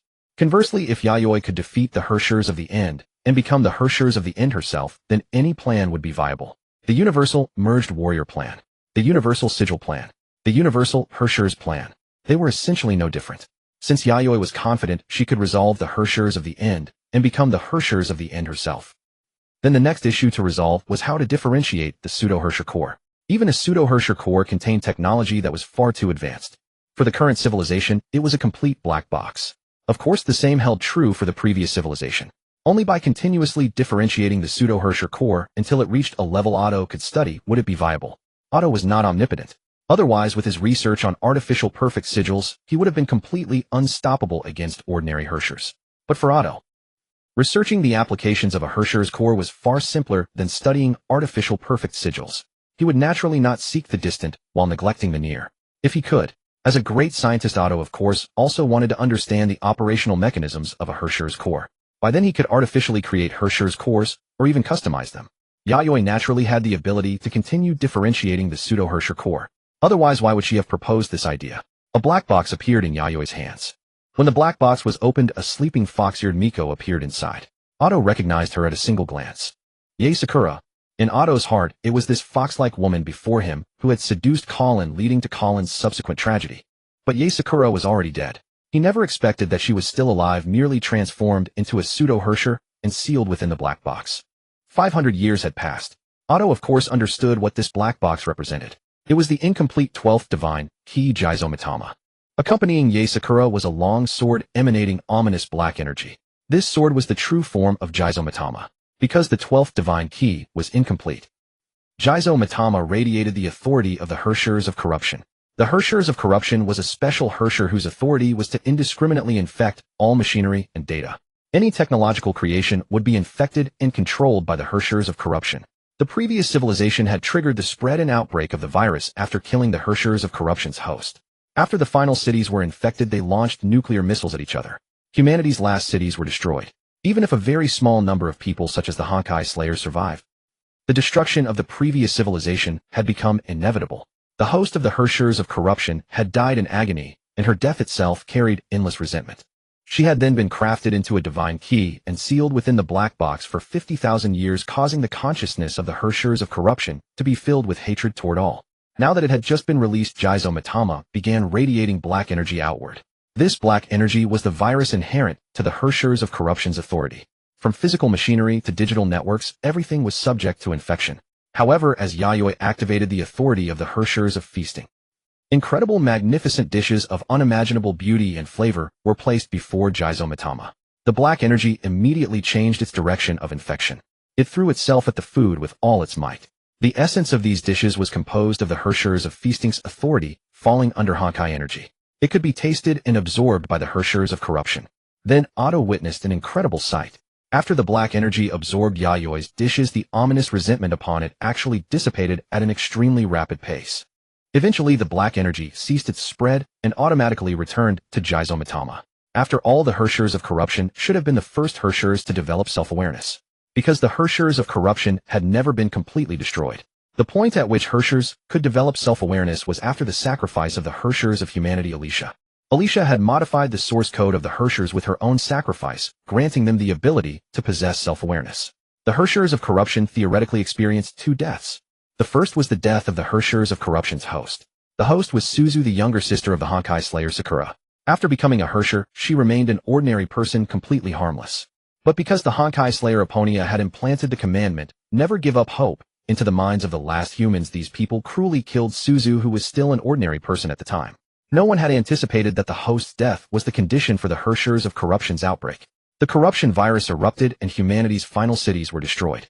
The Honkai Slayer Sakura died on the spot, or rather she had already lost her will to live. The other Honkai Slayers eliminated the spreading Hershers of Corruption and obtained the Hershers core.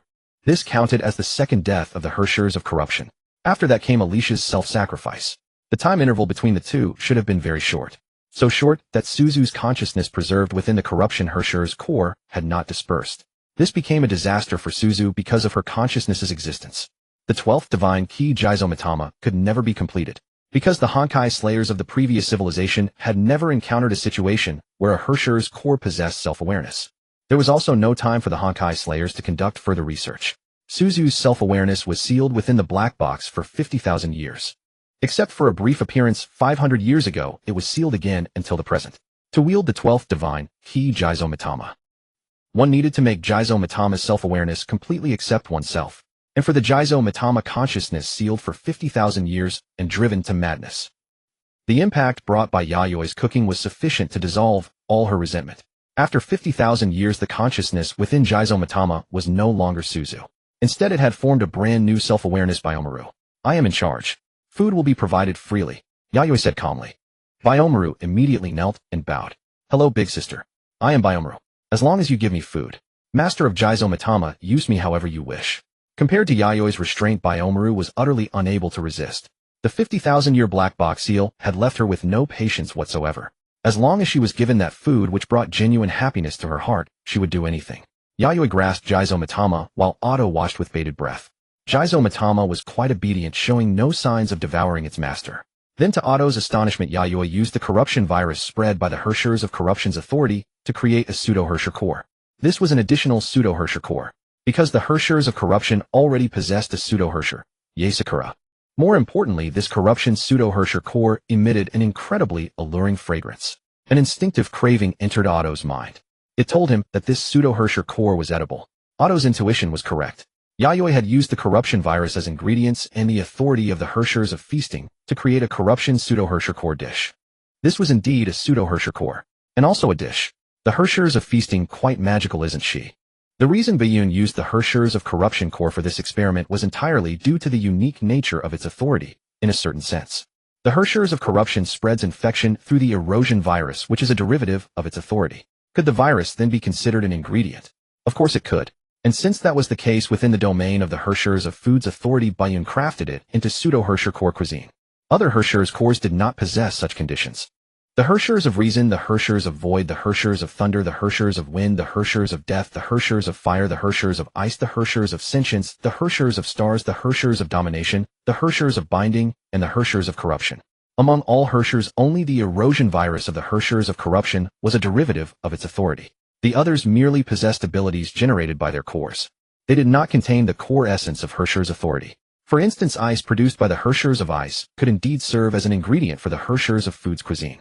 Yet Bayun could not use that ice to create a pseudo-Herrscher of ice core. Of course that was unless she chose not to rely on the Herrschers of Food's authority.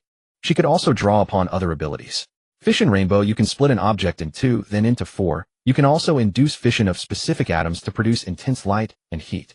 But since she was merely dabbling in the mortal world, she generally preferred not to push her own limits. Soon a series of pseudo-Herrscher of corruption core dishes appeared before Otto. Core cuisines of varying intensities were all available. The authority of corruption within them had been simplified to the extreme, fully meeting Otto's research standards. To facilitate Otto's research, Bayun gave him a pseudo-Herrscher of reason core. Bayun currently possessed two Herrschers of reason cores. One corresponded to the Herrschers of reason of the current civilization, and the other to the divine, key void archives of the previous civilization. Both pseudo-Herrscher of reason cores had now been given away. They were granted to Welt and Otto respectively. Even pseudo-Herrscher cores could be utilized to remarkable effect in their hands. Otto departed with a stack of core cuisines. Meanwhile, Yae Sakura gradually awakened. You have slept for 500 years. Yae Sakura, the Shrine Maiden. As a pseudo-Herrscher, Yae Sakura could sense that the guardian of the underground treasury had already acknowledged Bayun as its master. She herself, as a pseudo-Herrscher, could not escape the control of the person before her.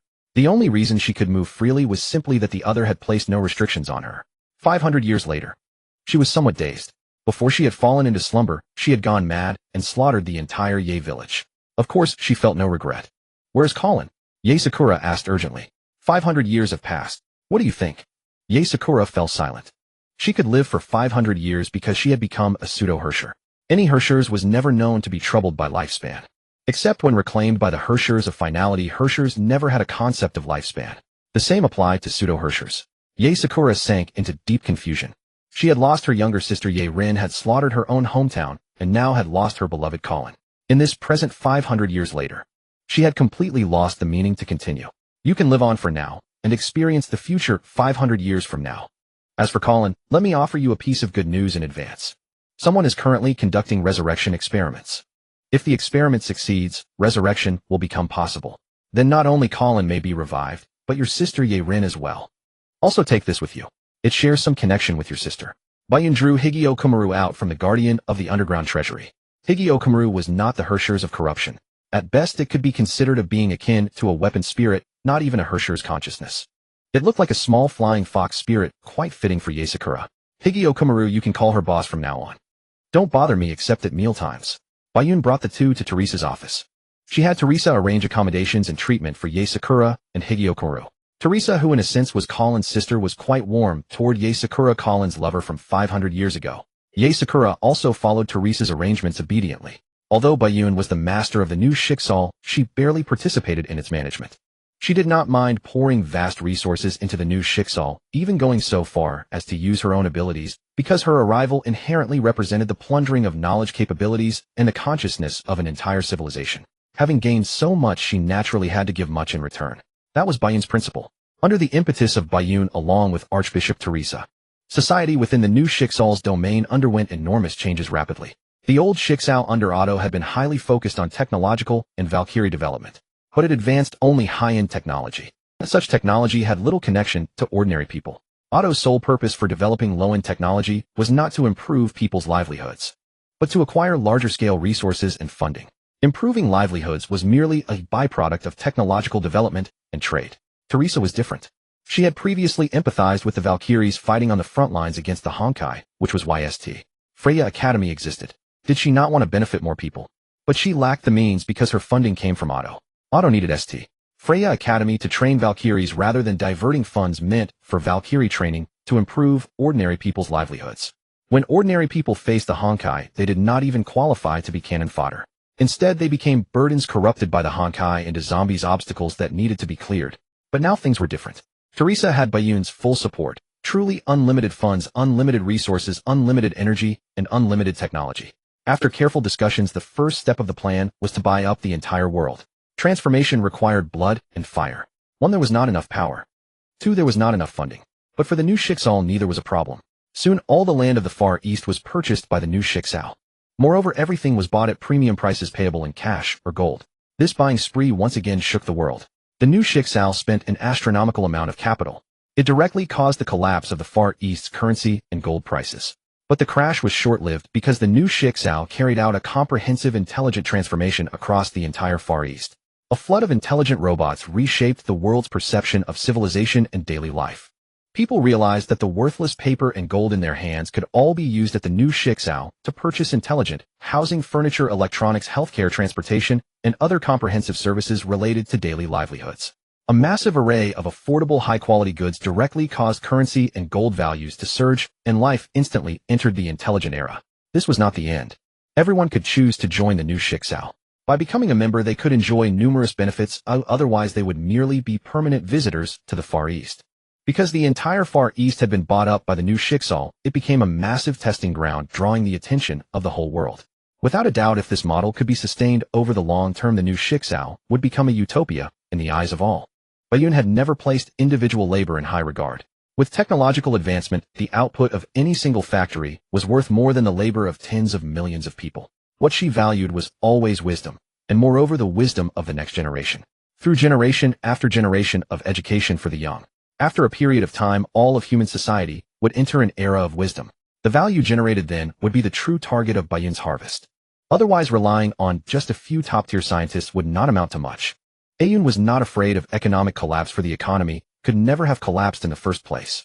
Everyone had money while prices remained unchanged, which seemed to be a paradox. But all production and services were carried out by androids. Androids required no rest, able to produce and operate 24 hours a day. The productivity of the intelligent era surpassed that of humanity's past by tens of thousands of times. At the same time as the populace enjoyed the services of the intelligent era, naturally, a new generation of laws imposed higher demands on the citizens' refinement. Regulations were introduced covering everything from personal morality to the bottom line of the law to environmental recycling and the rejection of waste. No matter how wealthy a person was, their personal consumption limit was finite. You could buy a luxury mansion, but only one. If you wanted a second or third, that was also possible, but it would require a higher price and contribution points to society. Of course, there was also a way around it. That was to sell the mansion you held and buy a new one. Through continuous exchanges, one could enjoy different residential services. The same applied to luxury cars. The first one had no conditions and was inexpensive, but the prices for subsequent ones multiplied. Even dining was the same. You could order a table full of delicacies, and it was understandable if you couldn't finish them. After all, the human stomach was limited while the delicacies were limitless. But you couldn't order a feast of Manchu Han imperial banquet proportions at once unless you could prove that you could truly eat most of it. Otherwise, such excessive waste of food would inevitably lead to punishment. Such restrictions covered every aspect of life, satisfying personal needs to the maximum extent while avoiding waste and also preventing the impact of irrational consumption. Every person was fitted with an electronic wristband. This was the treatment for visitors from the Far East. Members of the new mandate had chips implanted in their bodies under stricter control. The entire system was controlled by intelligence. Apart from the high-ranking officials of the new mandate, no one could bypass them to leak private information. This ensured that any uncivilized behavior and crimes could be detected and stopped in time.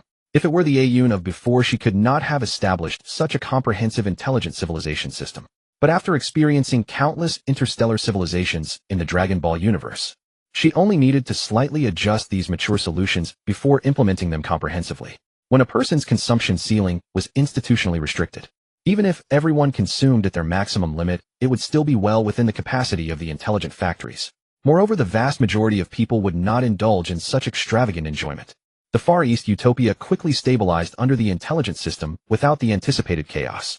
Or rather, chaos did occur, but it was eliminated silently.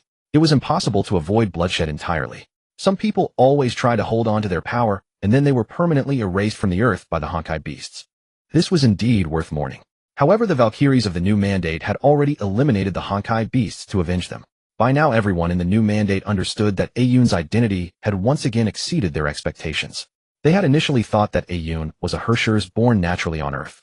The fact that she knew so much might mean she had a means of communicating with the Honkai.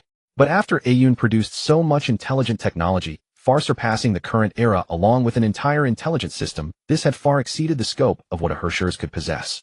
Ayun did not conceal it either. She directly informed the high-ranking new mandate officials that she was indeed not from this planet. She was a Hershers from beyond this world, possessing a higher level of civilization.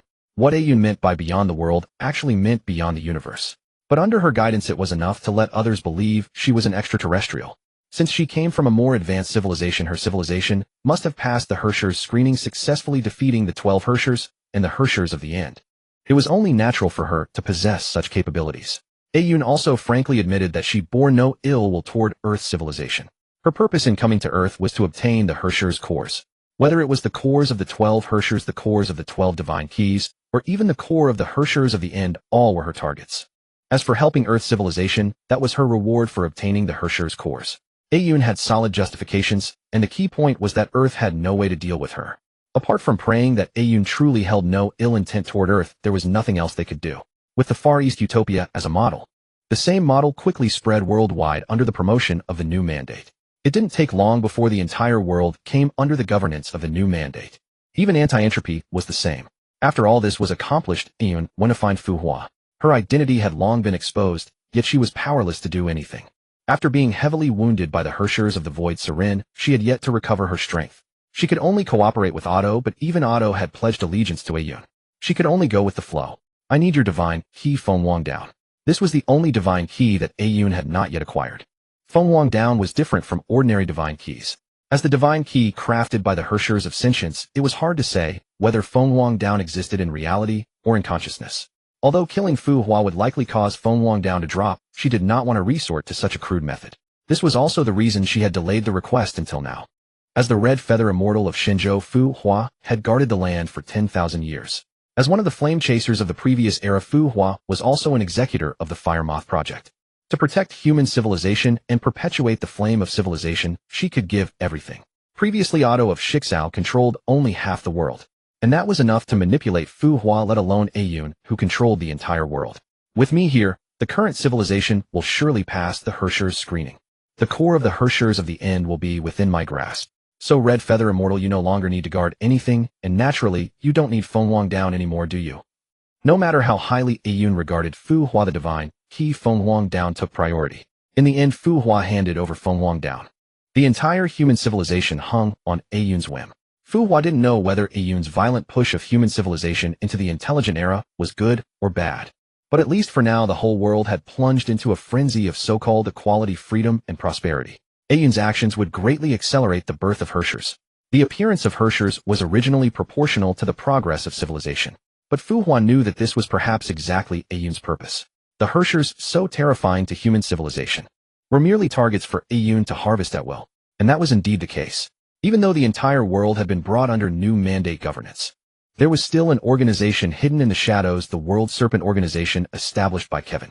Even though Kevin had been missing for a millennium, the World Serpent still lurked in the dark corners of the world, awaiting Kevin's return. At the same time, the World Serpent Organization was deliberately left behind by Ayun. During the new mandate's acquisition of the world, a large number of dissenters joined the World Serpent, making the organization unprecedentedly powerful. Naturally, the World Serpent was filled with people who harbored resentment toward the new mandate. And when Herrschers were born, those who resented civilization and despaired of the world were the best targets. Thus, the Herrschers of Ice was born within the World Serpent. This was precisely what Ayun had expected. Ayun, the Herrschers of Food, had never been the so-called fourth Herrschers from the start. She was a Herrschers outside the specifications. When the vast majority of the world basks in joy, the remaining sorrowful souls inevitably become the breeding ground for Herrschers. After all, the Honkai has no other choice. Yet creating such conditions is exceedingly difficult. Did the heroes of the previous civilization not foresee this? Even if they did, they could not act. For when faced with a world-level Honkai calamity, ordinary people were consumed by the Honkai like weeds, perishing in despair and anguish. Death was omnipresent. Moreover, the higher echelons distrusted the heroes, hampering them at every turn, vying for power and tearing each other apart. Countless heroes did not fall to the Honkai, but to internal strife. The final 13 heroes were not the most exceptional. They were merely the last 13 survivors, nothing more. Thus the Honkai had countless options. Each choice plunged every one of the previous civilization into deeper depths of despair. But this time it was different. Under Ba Yun's manipulation, the Honkai had no choice but to select its proxy within the World Serpent Organization. When the Herrschers of Ice was born, the branch of the World Serpent Organization was instantly annihilated.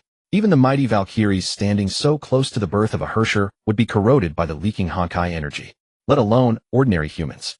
When most of the personnel in the World Serpent branch had perished, Ba Yun finally made his entrance.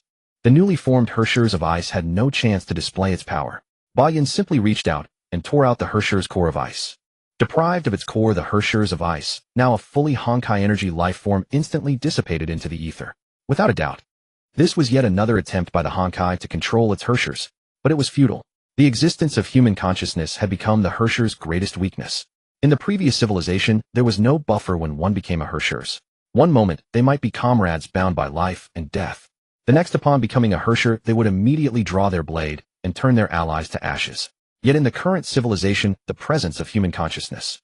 Even with the Honkai's interference, the Herrscher's consciousness still needed time to fully overwhelm the human consciousness. When faced with the Herrschers, the human consciousness would almost inevitably resist. Thus a period of weakness emerged for the Herrschers. Seized this opportunity, and the Herrschers was vulnerable. After eliminating a branch of the world serpent, and a Herrschers of Ice, Yun was in high spirits. Moreover, he discovered another application of the Herrschers of Corruption's authority. That was to corrupt the Herrschers core itself. Normally, the authority of the Herrschers of Corruption could not achieve this. But everything changed after Otto completed the prototype of the God-slaying armor. The God-slaying armor was inspired by the previous civilization's divine key, the blank key. The technology of the previous civilization for crafting divine keys was extremely advanced. However, each divine key could only correspond to one form of Herrscher, which constrained the full potential of the Herrscher's core. Hence the blank key was created. The blank key could acquire new forms by installing different Herrscher's cores, maximizing the utilization of the cores. But the blank key came too late. It could no longer turn the tide of battle. Otto drew upon the technology and inspiration of the blank key to develop the God-slaying armor. Under normal circumstances, the authority of the Herrschers of Corruption could neither corrupt the Herrschers nor its core. However, the corruption virus possessed an almost dominating capacity to infect machinery and data. Thus, when the Herrscher's core was installed into the God-slaying armor, the authority of the Herrschers of Corruption was enhanced. Yun did not need the virus to fully corrupt the core. He only needed it to siphon a small amount of other Herrschers' authorities. In this way, Yun could use the authority of the Herrschers of Cooking to continuously produce corresponding pseudo-Herrscher core delicacies, which he then handed to Otto for research. With ample resources, especially after Yun provided a star-grade scientific research laboratory, Otto's development of pseudo-Herrscher cores and stigmata entered a new phase. Because of the previous civilization's stigmata project, the humans of the current civilization had stigmata genes implanted at the very source of their birth. However, after tens of thousands of years of evolution, only fragments of the original stigmata remained within each person.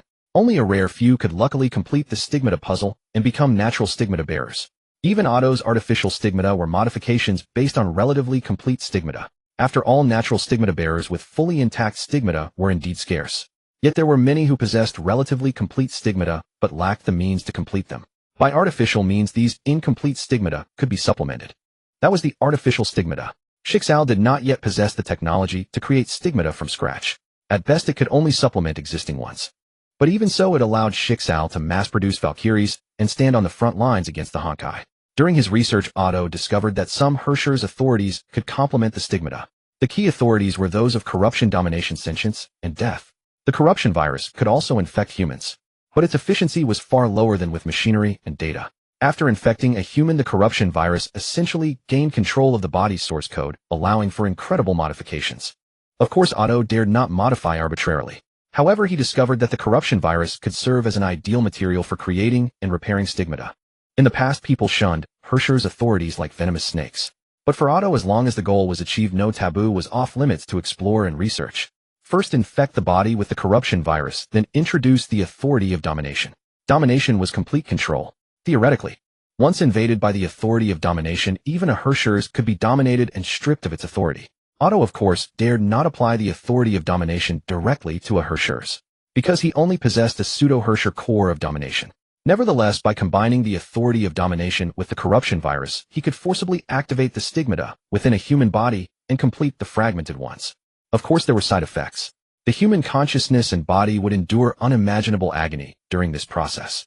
That was when the authorities of sentience and death came into play. The authority of sentience erased the pain from the conscious level, while the authority of death repaired the genetic fragmentation at the body's core. With this combination, theoretically anyone could fully activate their stigmata. Once fully activated, the stigmata would in turn suppress the Herrscher's authorities.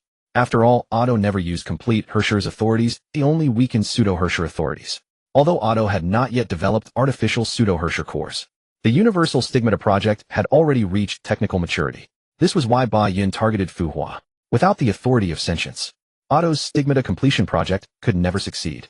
Yun was quite satisfied with Otto's research progress.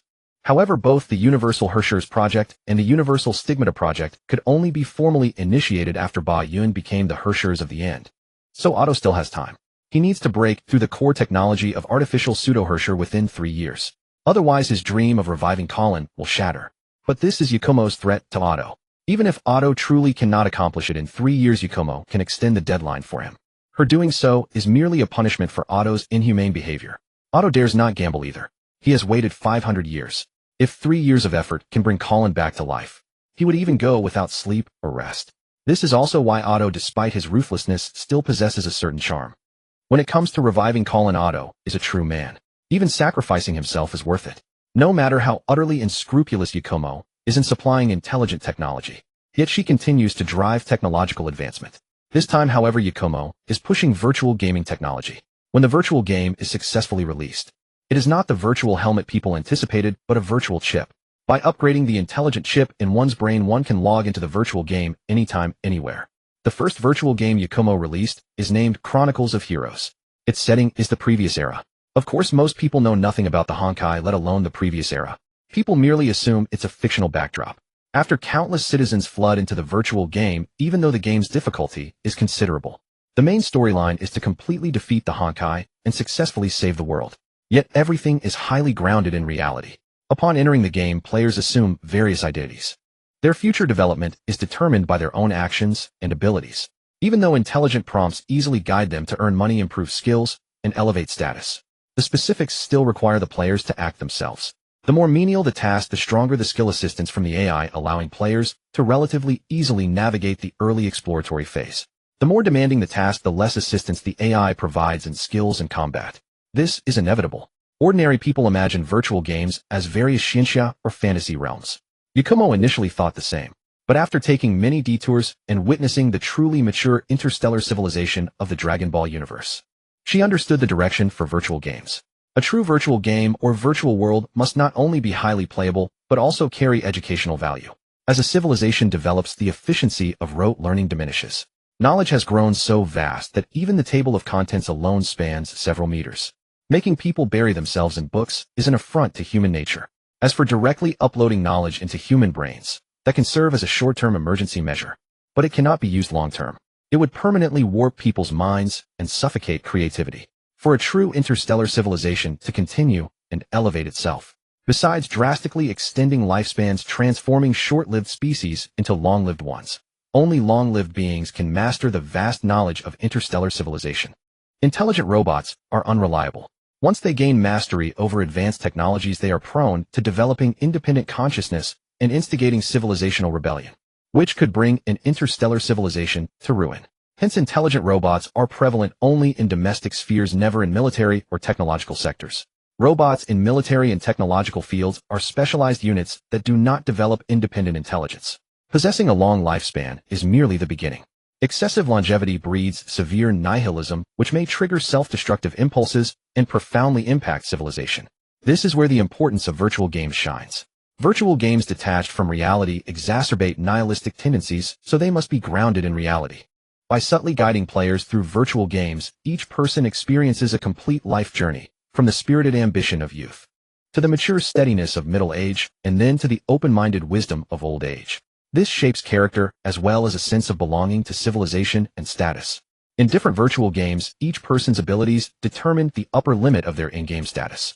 This limit is absolutely not to be casually surpassed. Players must personally witness the disasters caused by overstepping their capabilities. Through such progressive layered training, they learn their own limits in the game and then accept their status. In this way, in-game status often corresponds to real-world status. The skills and status you acquire in the game can reflect into reality. If you feel inadequate, you improve. If you feel your status is low, you elevate your abilities. Under such positive feedback, an interstellar civilization maintains highly ordered knowledge transmission, identity recognition, and civilizational belonging. Every individual reaches the upper limit of their innate talent. Any random person would be an unfathomable sage to a lower civilization. This is also the experiment Yakumo is currently conducting.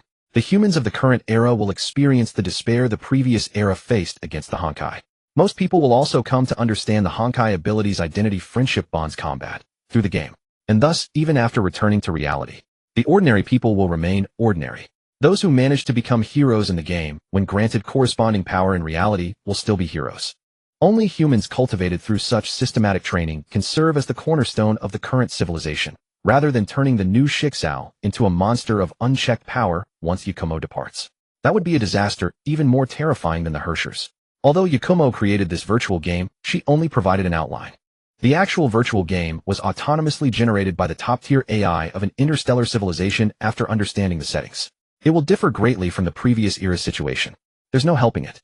Yakumo's understanding of the previous era is limited. This will have to do. At worst, after obtaining the Elysian Realm, she can release another virtual game of a similar theme. The Elysian Realm not only stores the memory data of the previous era's 13 flame chasers, it also preserves the previous era's landscapes, culture, and architecture to the greatest extent. Though lacking in technology, it is a true treasure of previous era culture. While Yakumo elevates the current civilization's technology in such a manner merely a month after the birth of the Hershers of Ice, the Hershers of Stars is born. Unsurprisingly, another world serpent branch is destroyed. The Hershers of Stars, known as the Hershers of Earth in the previous era, is the Hershers who manipulates gravity.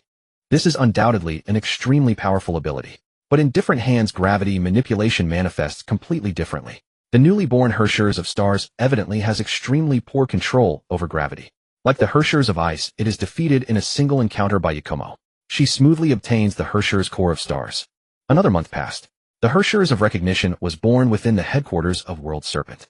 The World Serpent headquarters suffered a devastating blow. By the time Bayun arrived at the World Serpent headquarters, she witnessed an unexpected sight. Could the Hershers of Recognition still be Fu Hua? In the original storyline, Fu Hua was betrayed and shot dead by Otto. Her consciousness through the feather of dust entered Kiana's mind. As for Fu Hua's body, Otto had it repaired. Otto planned to use Fu Hua's body for some research. Unknown. In any case, when Fu Hua's body opened its eyes again, her body was now inhabited by the consciousness of the Hershers of Recognition. With Fu Hua's body, the Hershers of Recognition was unprecedentedly powerful. But the Honkai miscalculated one thing. The 50,000 years of memories within Fu Hua's body. This overwhelming flood of memories caused the Hershers of Recognition to lose her own identity. She believed herself to be Fu Hua. Because of this, the Hershers of Recognition caused a massive upheaval, forcing Otto to pay a heavy price. World Serpent also suffered the impact of the Hershers of Recognition. Later, the Hershers of Recognition was subdued by Fu Hua, and chose not to follow the Honkai's command to destroy humanity. Instead, after acknowledging reality, she lived out her own life. Now the storyline of the Honkai world had long been derailed. Yet unexpectedly, the Hershers of Recognition was still born into Fu Hua's body. However, upon closer inspection, Bayun quickly understood the situation. The Fu Hua before her was not the original Fu Hua's body, but a clone created by World Serpent from Fu Hua's cells. After reading the memories of a World Serpent cadre through the feather of dust, she grasped the situation. It turned out that two Hershers had been born within World Serpent's organization. They had destroyed two World Serpent branch offices, inflicting enormous losses on the organization. Originally, World Serpent did have cadres capable of opposing Hershers. One of them was the world's top mercenary Natasha Saiwara. As a World Serpent cadre, Natasha's formidable strength was beyond doubt. However, her ability to oppose a Hershers relied on her possession of the third divine key, the cleansing Seven Thunders. But her divine key had already been taken by Bayun. Without the divine key, World Serpent lacked a single individual capable of dealing with the Hershers. Although World Serpent possessed technology to counter Hershers, technology was one thing, actual combat was another. Given sufficient preparation time outside, they could subdue a Hershers. But the Hershers was born directly inside World Serpent's headquarters. World Serpent had no means to handle such a sudden crisis. Thus, they turned to their trump card. That was the Elysian Realm. With their leader Kevin absent for a millennium, World Serpent lacked top-tier combat power. Yet any one of the flame chasers within the Elysian Realm was a progenitor of World Serpent. If they could bring a flame chaser from the Elysian Realm into reality, any one of them could kick an ordinary Hershers around like a ball. If Kevin were present. If World Serpent had not been faced with such a crisis, they would never have entertained such a thought. But reality left them no choice. If things continued this way, World Serpent would likely perish. They quickly settled on a candidate among the flame chasers, Fu Hua. First, there was the steady, reliable character of the immortal of the Red Sparrow, accumulated over thousands of years in Shenzhou. Second, Fu Hua had no lust for power. Finally, World Serpent had samples of Fu Hua's body tissue. With World Serpent's bioengineering technology, they soon created a clone of Fu Hua. But before the Fu Hua memory from the Elysian Realm could descend into the clone's body, the Hershers of Recognition had already taken over the nest. A Hershers of Recognition with Fu Hua's body. And crucially, this clone had no memories. Thus, the moment she was born, the Hershers of Recognition perfectly followed the Honkai's will, choosing to be humanity's enemy, and turning the World Serpent headquarters into a river of blood. It was a complete case of throwing a herring to catch a whale. Bayun did not sit idly by while World Serpent was being slaughtered. The future World Serpent still needed to bear the descent of three Hershers. She activated the Hershers of the Void's power. instantly teleporting the Hershers of Recognition away. Then she unleashed the Hershers of Ice's power, completely freezing the Hershers of Recognition's body. Finally, Ba Yun wielded the Feather of Dust. The Hershers of Recognition was very special. The core of the Hershers of Recognition lay in memories. The more memories one possessed, the stronger they became. Even if Ba Yun seized the Hershers of Recognition's core, or even destroyed it, without destroying the Hershers of Recognition's consciousness, the Hershers of Recognition would continue to exist. As for memories, how many times greater was Ba Yun, who possessed many Tsukuyomi worlds, compared to the newly born Hershers of Recognition? The answer was countless times. With the augmentation of the Feather of Dust, the torrent of memories instantly shattered the Hershers of Recognition's consciousness and transformed it into a conscious avatar of Ba Yun. Thus Ba Yun gained an avatar of the Hershers of Recognition with Fu Hua's body. Unfortunately, before handing over the Feather of Dust, Fu Hua had erased all the memories within it. Otherwise, Ba Yun would have been very eager to learn Fu Hua's supreme art, the Taishu sword art. But she did not have to learn it from Fu Hua alone. She remembered that Otto had Li Susang in his possession. As Fu Hua's disciple's disciple, Li Susang also mastered the Taishu sword art, including its most core technique, the Taishu sword god. However, Otto had kept Li Susang's existence a secret. Ba Yun did not expose it. Given her strength, the Taishu sword art would merely be icing on the cake. After all, when she became the Hershers of the End, she would set about duplicating the entire Honkai Earth through Tsukuyomi. By then, she would naturally master everything. And the severely stricken World Serpent headquarters naturally understood what had happened. They knew that Ba Yun had left them alive precisely to create fertile ground for the birth of Hershers. But they had no choice. A World Serpent cadre would never surrender, because the first thing a World Serpent cadre did upon appointment was to visit the Elysian realm. This not only ensured the cadre's loyalty, but also the flame chaser Aponia in the Elysian realm would implant a precept in the cadre's mind. The power of this precept was no less than the manipulation of the Hershers of Recognition, guaranteeing that a World Serpent cadre would never betray the organization. This was also the reason why World Serpent had maintained stability and development for a millennium without their leader Kevin. The World Serpent headquarters had only suffered heavy damage, not destruction. They needed to lick their wounds and then replan their strategies. The current situation could not continue, because World Serpent knew the situation of the 12 Hershers. Only 3 Hershers remained. They were the Hershers of Domination. The Hershers of Domination was very special. It possessed a full 1,000 Hershers cores, capable of dominating 1,000 people. The Hershers of Domination's control over humans was absolute. Once dominated, even the power of the Hershers of Recognition could not reverse it without destroying the Hershers of Domination's core. World Serpent dared not imagine what would happen if 1,000 of their core personnel were dominated by the Hershers of Domination. That would be even more terrifying than the Hershers of Recognition from earlier. After the Hershers of Domination came the Hershers of Binding. The Hershers of Binding could create a barrier with a radius of 100 kilometers within which Honkai energy was nullified and other energies were greatly weakened. In short, aside from physical attacks, other forms of assault would have little effect on the Hershers of Binding. After the Hershers of Binding came the Hershers of Erosion. Given the current state of technological advancement, World Serpent could hardly imagine the devastation the Hershers of Erosion would cause. However, all of this would be handled by Ba Yun. For now, World Serpent's problem was how to survive the attacks of the Hershers. After being heavily damaged, the World Serpent headquarters began seeking help from the New Heaven. Of course, this help did not involve official negotiations between the two parties. Currently, both sides were aware of each other's existence, but deliberately avoided official contact. However, the World Serpent had previously cut off even civilian exchanges to prevent its members from being corrupted by the New Heaven. Even civilian exchanges were cut off. Now, after being ravaged by 3 consecutive Hershers, even the World Serpent with all its capabilities needed external support. By purchasing large quantities of daily necessities and infrastructure materials from the New Heaven, the World Serpent managed to stabilize the situation. During this period, the total amount of goods they purchased far exceeded the average purchase limit. However, this alarm was never triggered, which emboldened the World Serpent to act with increasing impunity. Both sides took what they needed, and there was nothing more to it. The World Serpent also made emergency responses. First, they split up, relocating their members in groups of no more than 1,000.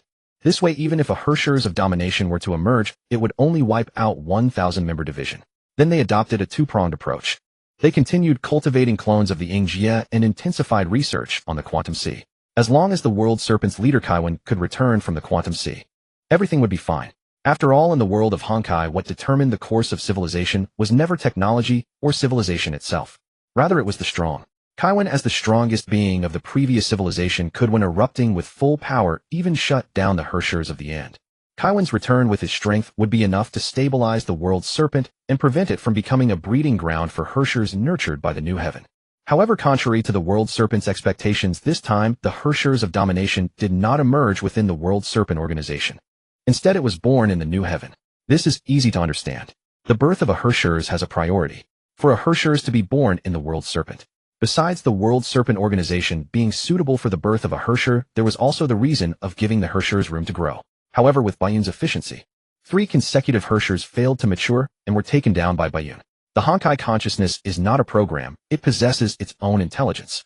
Although the Honkai consciousness's intelligence was limited, it was still intelligent. Naturally, it would not fall for the same trick a 4th time in the World Serpent. Especially since the authority of the Hershers of Domination precisely suited the current state of civilization.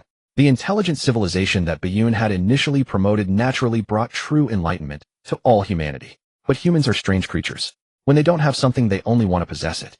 When they do have it, they naturally desire more. Comparison is human nature. Once material needs are satisfied, they turn to spiritual needs. Conflicts never disappear, they only shift. The 7 deadly sins were deeply etched into everyone's underlying code. This was also why Bayun had focused on the new generation from the beginning.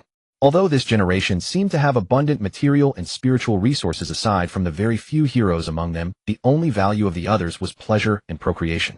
Only after many generations of education and iteration would they possess the basic qualities to truly grow into an interstellar civilization.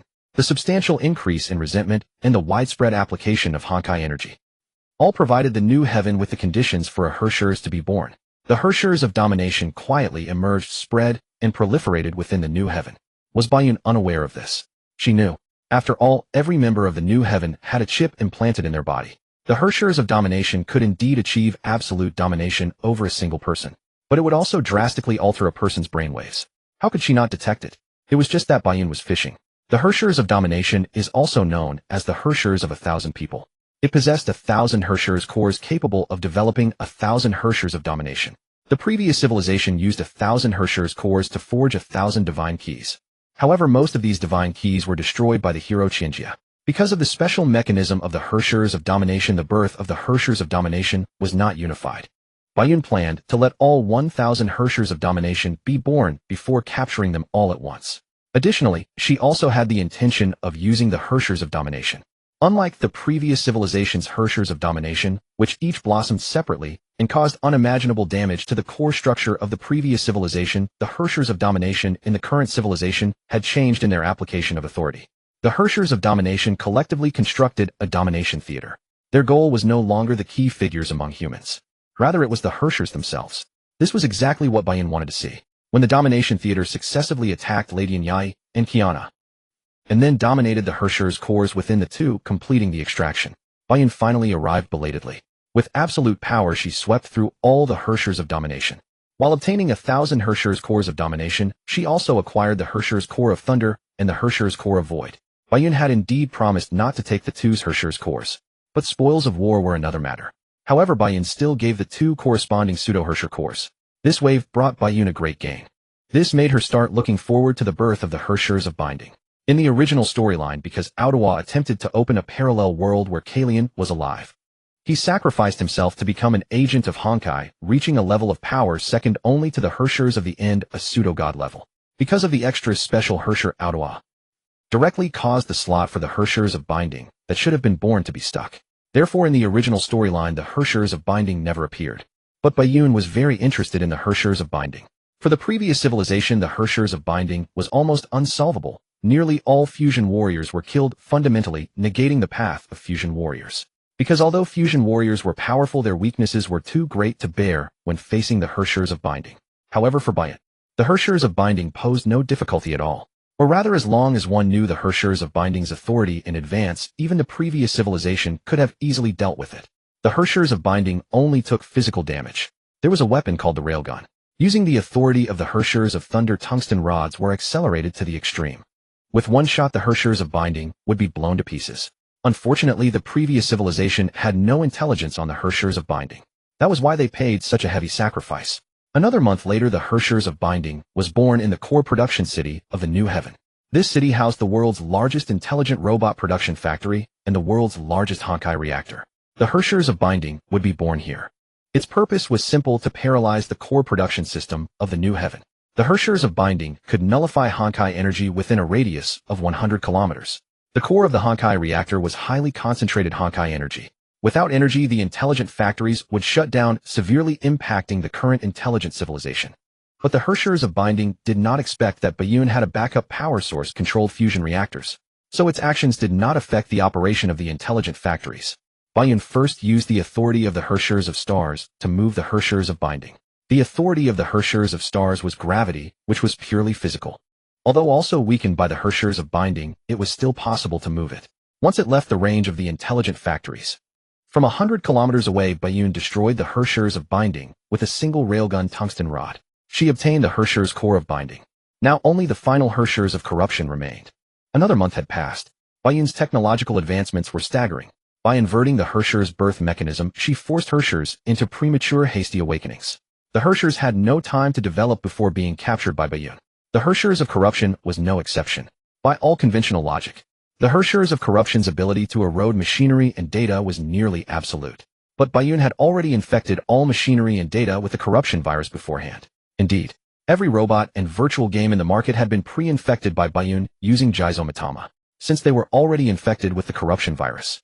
The new corruption virus exposed itself the moment it was born, leaving no room for concealment. The theater of domination then confronted it directly. The Hershers of Corruption's core fell into Bayun's hands.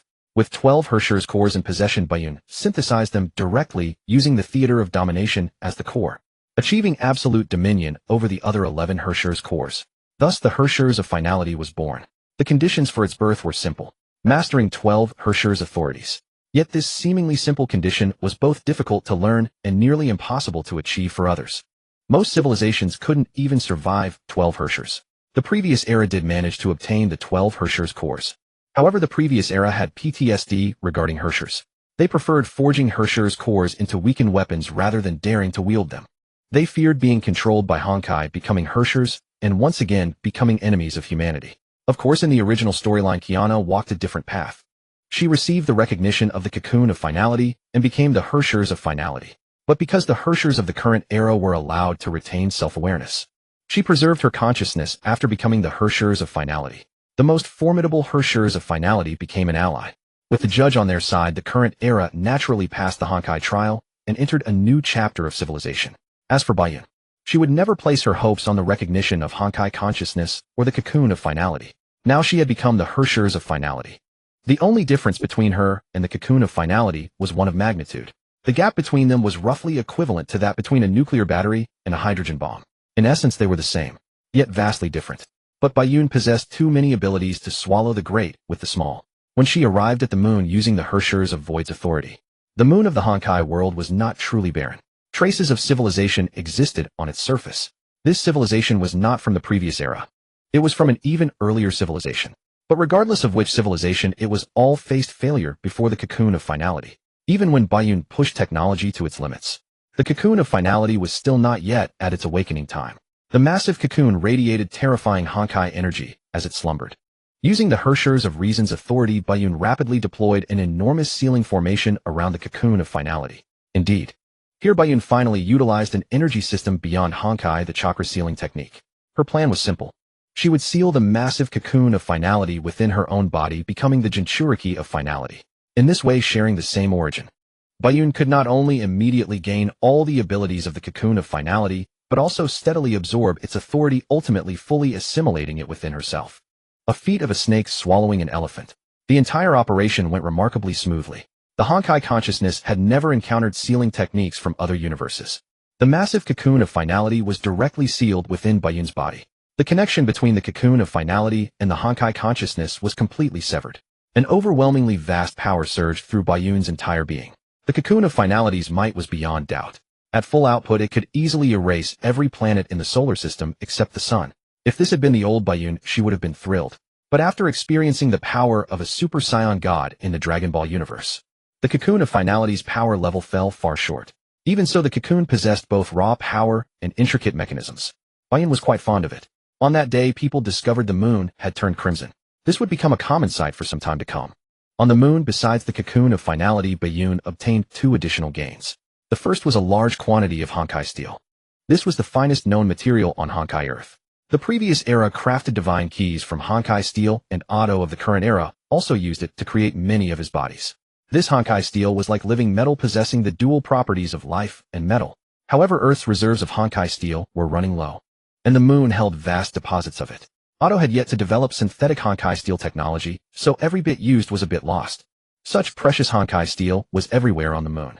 Even the Honkai steel Otto used to construct his bodies was mostly obtained from the lunar surface.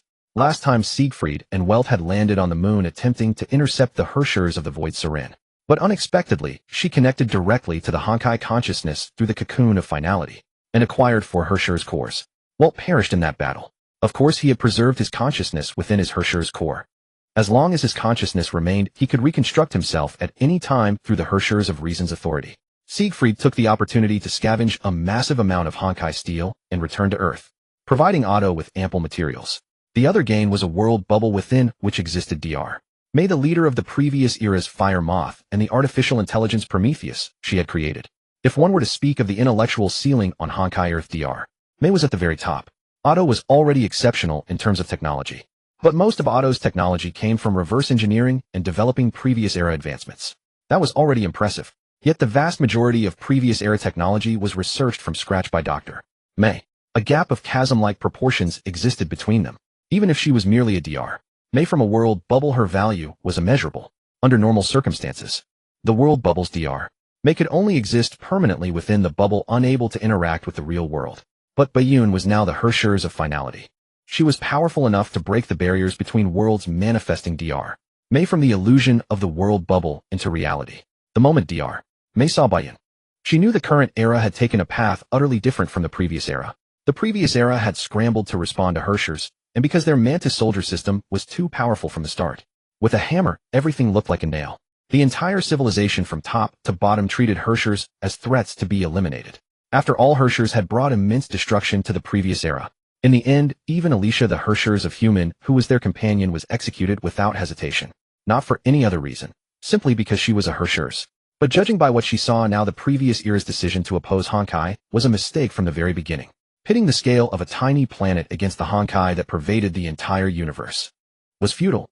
Honkai was the fundamental mechanism of this universe, and directly opposing it was an exhausting and thankless endeavor. Now standing before her, Bayun, radiating the fluctuations of finality, was living proof. Dr. May saw no trace of Herscher's madness in Bayun's eyes. She possessed full self-awareness and had completely mastered the power of finality. With just one glance, Dr. May instantly understood the divergence in paths between the current civilization and the previous one. She sensed no trace of stigmata genes in Bayun. The person before her had completely abandoned the previous civilization's stigmata route. The only thing that puzzled Dr. May was how this individual managed to wield the Herscher's core. And how did they resist the manipulation of the Honkai? Well, theoretically, any individual consciousness stood no chance against the cosmic-level Honkai will. This was precisely why the previous civilization chose to forge Herscher's cores into divine keys, rather than implant them into the body in an attempt to control the Herscher's authority. Hello, Dr. May. I am the Herschers of finality of the current civilization. I am deeply grateful for the numerous technologies and artifacts left behind by the previous civilization for us. Your reputation as a scientific researcher precedes you, Dr. May. Bayun began with simple pleasantries. My name is Bayun. However, please do not misunderstand one thing. Although I am currently the supreme leader of the current civilization, I am not actually from this civilization. I come from beyond this world. In your terms, I am an extraterrestrial, an alien whose goal is to hunt Herschers. This is also my first time acquiring the power of the finality Herschers. Truly, it was a worthwhile journey. Bayun revealed her identity and purpose. Dr. May was no stranger to extraterrestrials. The flame chaser's Kevin Kaslana was born from a meteorite that fell from the sky, and his body indeed possessed organs absent in normal humans. However, those organs were later surgically removed, transforming his physiology into something resembling that of a human. Not only in the previous civilization, the current civilization also had aliens. Moreover, this alien had made contact with Earthlings. The contact targets were two. One was Ryusuke Murata, the father of Murata Himiko, and the other was Welt Yang. This alien civilization that descended upon Earth was the Sugar Civilization, a group of interstellar refugees. They eked out a precarious existence in a candy house constructed by the Herscher's authority. Another alien civilization eyeing Earth was the Sky People, a civilization that plundered as its primary goal. Through advanced reconnaissance, if the target civilization's technological level was too high, the Sky People would unhesitatingly abandon their plans and cut ties, fearing reverse infiltration. If the target civilization's level was lower, they would launch an invasion when the time was ripe. They would sweep away the planet's unique resources, technology, and Honkai energy. But as always, while cosmic technology is important, the Herrscher's authority is the core. Few technologies can surpass it. In her current identity as the Finality Herrscher, Bayun alone could destroy most so-called interstellar civilizations. Dr. May accepted Bayun's explanation, for she believed that among the stars there must exist civilizations that had passed the Herrscher selection. Since those civilizations had defeated the Finality Herrscher, they would inevitably covet the Herrscher's authority. It was only natural that a Herrscher's hunter like Bayun existed. I invite you to join my team. Let us explore the mysteries of the stars together. Bayun extended an invitation to Dr. May. May I decline? Dr. May did not accept immediately. No, you may not. Bayun was equally straightforward. She needed to set her boundaries at once, avoiding pointless probing. Then I accept. Dr. May had indeed been testing, trapped on Earth before, and later spending 50,000 years in a world bubble. She knew that if she continued, her world bubble would naturally dissipate. Dr. May did not care about her own demise. But if she could witness galaxies more brilliant than Earth is, she would be only too happy. Then welcome aboard. I can give you a gift. Or perhaps more than one. Bayun brought Dr. May and Prometheus back to Earth. First she reached out and captured Misteline Scariac, a hidden cadre of World Serpent, and brought her before them. The moment Dr. May laid eyes on Misteline, a flicker of astonishment and delight crossed her usually calm face. As a top-tier scientist, she instantly discerned Misteline's essence. She was not truly human, but a stigmata crystallization. In essence, Misteline was akin to a Herrscher's consciousness, the difference being that Misteline was the physical manifestation of stigmata consciousness. This meant that the stigmata technology Dr. May had researched in her final days was in a sense indeed capable of contending with the Honkai. Its current weakness was only due to the short time since its inception and the scarcity of complete stigmata bearers. As long as enough people shared the same complete stigmata, then under the empowerment of the stigmata consciousness, the bearers could unleash power surpassing that of Herrschers. With even greater numbers, it might even be possible to suppress the Finality Herrschers. After countless failures in resisting the Honkai, Dr. May finally, for the first time, saw with her own eyes the hope of triumphing over the Honkai. As for the method by which Bayun wielded the Finality authority without understanding the underlying principle, it remained a black box even to Dr. May. Misteline, from now on, Dr. May is your master. You must protect Dr. May's safety at all costs. Bayun directly manipulated Misteline's consciousness and issued the command. Misteline's strength was undeniable. She could easily suppress ordinary Herrschers. However, her unique existence as a stigmata consciousness prevented her from freely manifesting. Most of the time, Misteline was trapped within the stigmata space.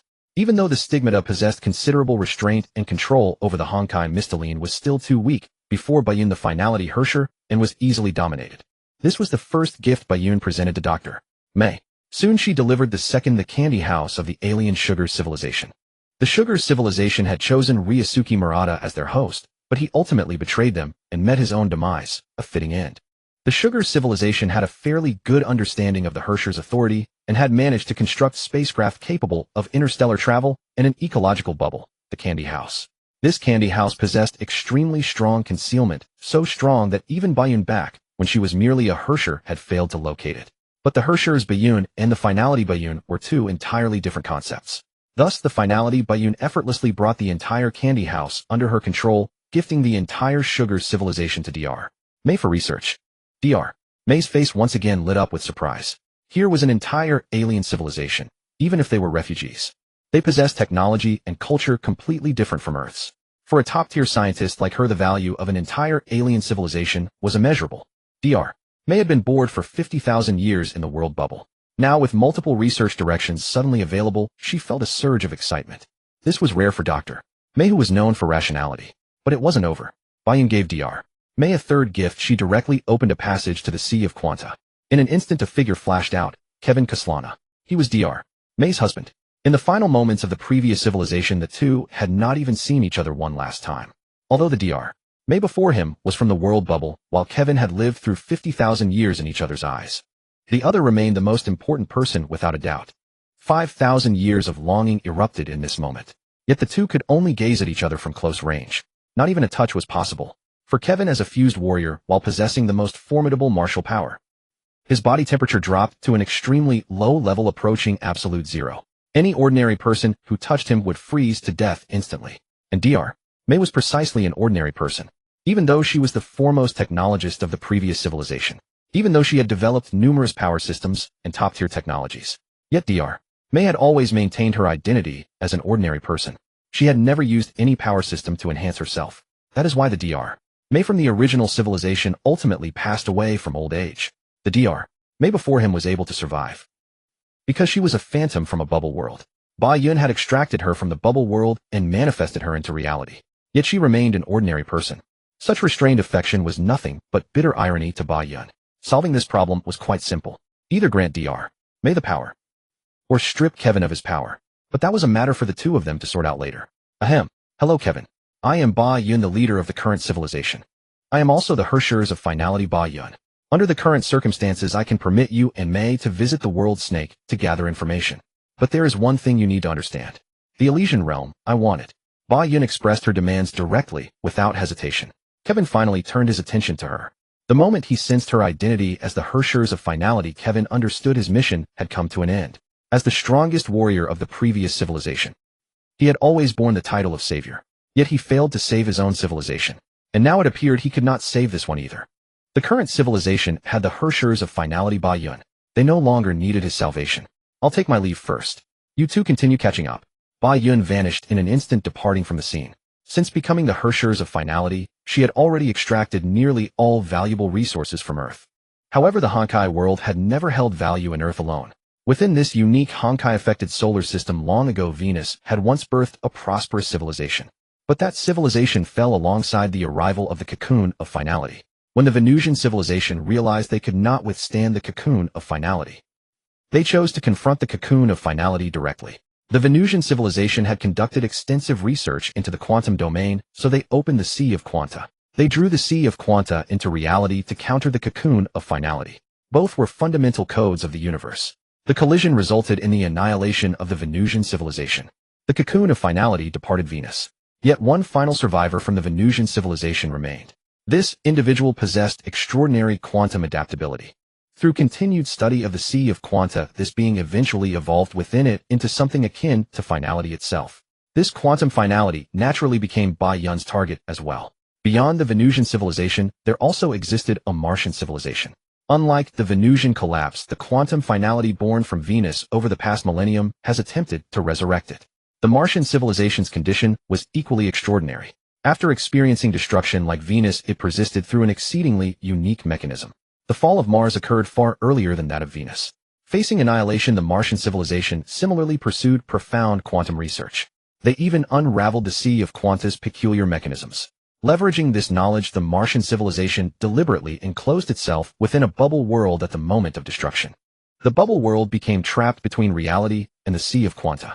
The Martian civilization existed neither in the material realm, thus it had genuinely perished, nor within the quantum expanse. Consequently, it had not fully ceased to exist. Like Schrödinger's feline, it hovered between states of life and death. Without external intervention, the Martian civilization would inevitably succumb to complete destruction regardless of how long it remained suspended in this liminal state. Yet after nearly 1 billion years of waiting, salvation finally arrived. Earth having been evaluated by finality, sent exploration teams that landed on Mars and discovered the civilization trapped within the bubble world. This was the original course of events. According to the narrative trajectory, the Martian civilization would inevitably be rescued by the new protagonists after enduring numerous trials. Now that outcome seemed even more certain. Should Ba Yun will it, she could extract the Martian civilization from the bubble world and restore it to reality at any moment. However, rescuing them required first subduing the quantum finality. Despite gradually accumulating immense power, the quantum finality remained profoundly terrified of the Honkai finality. If Ba Yun could not defeat it in a single strike, the quantum finality would likely retreat into the Sea of Quanta, making it nearly impossible for Ba Yun to seize another opportunity. Therefore, she needed to secure Earth's situation first.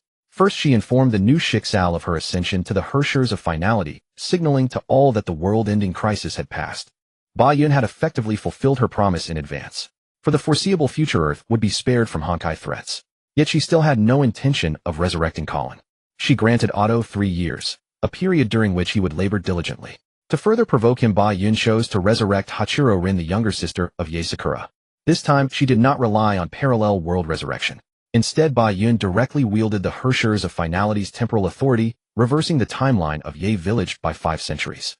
Before Hachiro Rin could be sacrificed by the villagers, Ba Yun extracted her from the timeline and replaced her with a copy, allowing the original's fate to continue uninterrupted.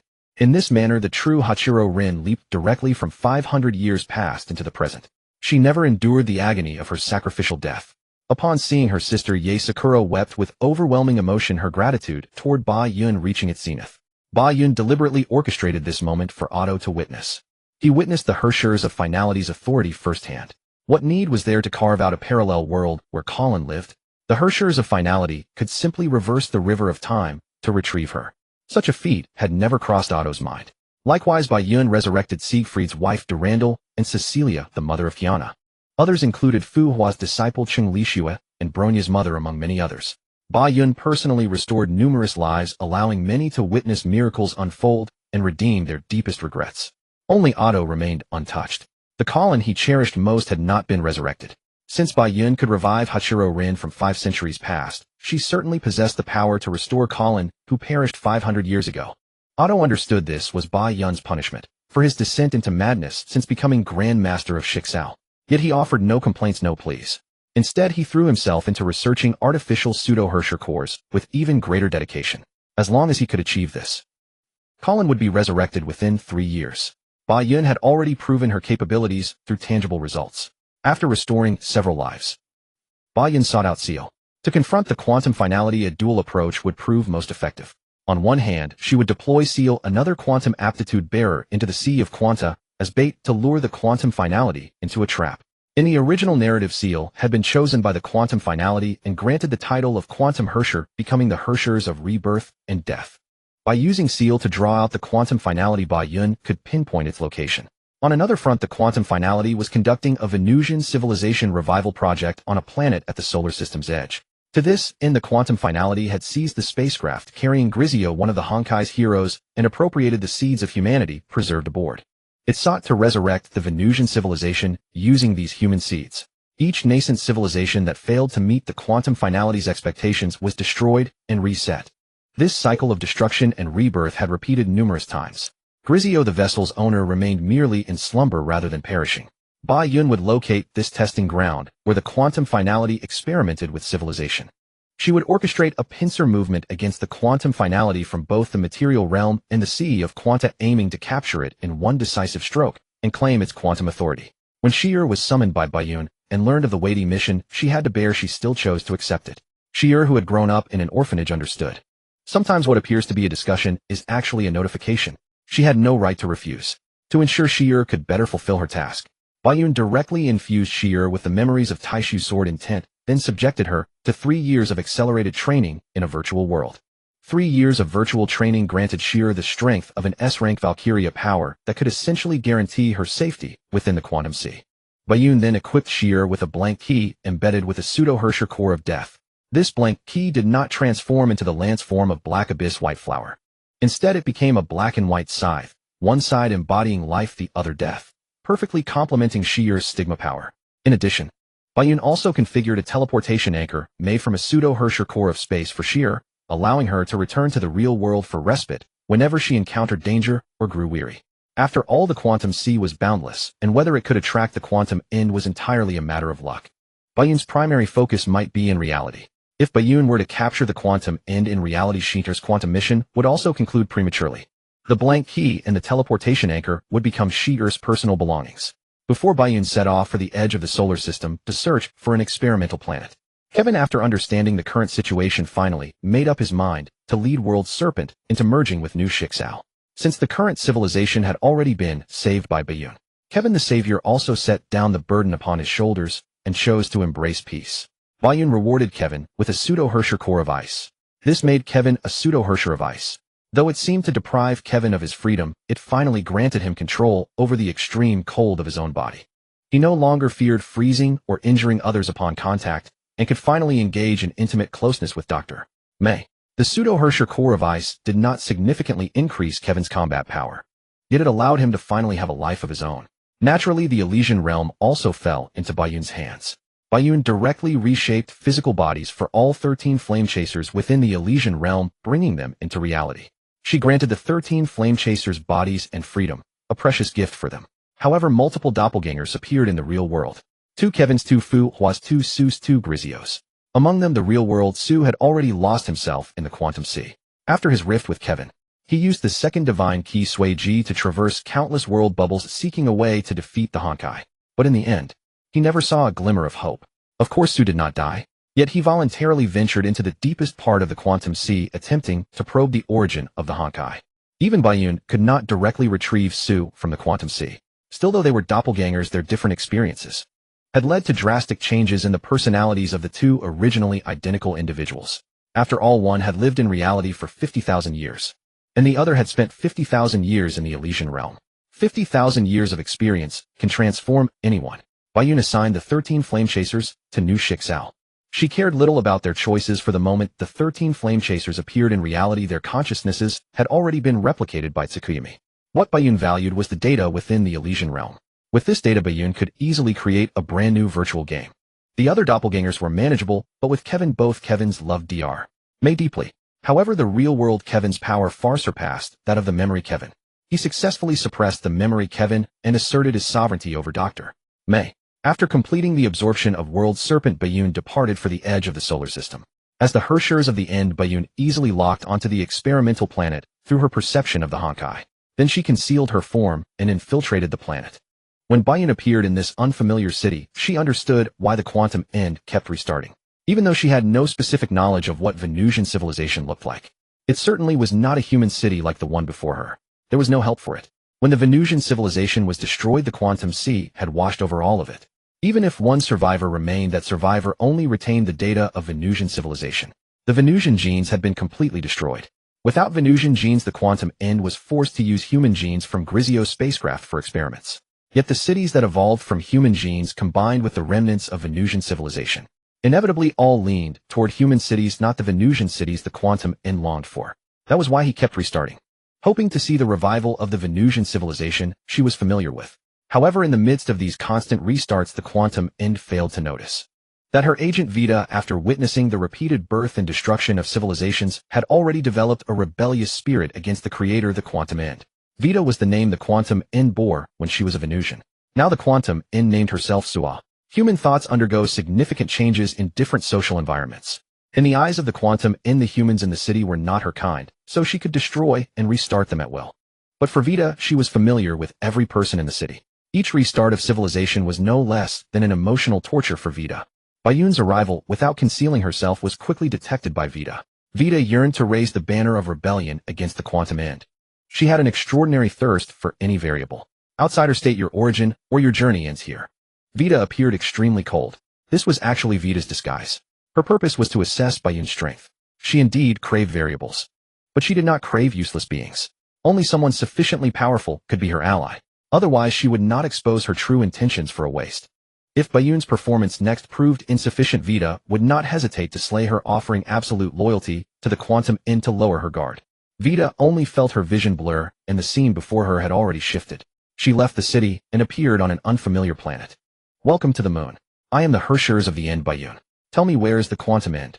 The authority of the Herschers of the End erupted. A bone-deep terror swept through Vita's entire being. As a creation of the Quantum End, Vita inherited the Quantum End's fear of the Herschers of the End. At that moment, Vita understood.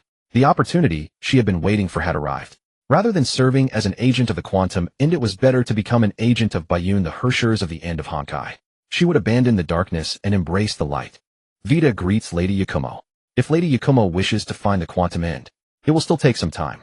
Vita struggled to suppress her fear of Yakumo channeling that terror into fervent zeal. She had been manipulated by the Quantum End for far too long. Her pursuit of power had become ingrained in her very bones. The strength she had obtained from the Quantum End had reached its limit. Yet with Yakumo, she could easily surpass that limit. Vita did not hide anything. She divulged all the intelligence she had on the Quantum End to Yakumo. There were two ways to pinpoint the Quantum End's location. One was to wait until this city's civilization developed beyond the Quantum End's tolerance threshold. After all, what the Quantum End desired was the Venusian civilization, not the Earth civilization. The other method was simpler and more effective. That was for Vita to raise the banner of rebellion. The Quantum End would inevitably be provoked into action. To deal with her as a traitor, the Quantum End would personally take action to vent its wrath. After all, being betrayed by its own creation, its sole executor. This was something most creators could not tolerate. However, for Vita to achieve this, her current power was insufficient. Because her power originated from the Quantum End itself, it would be easy for her to be suppressed by it before she could even utilize it.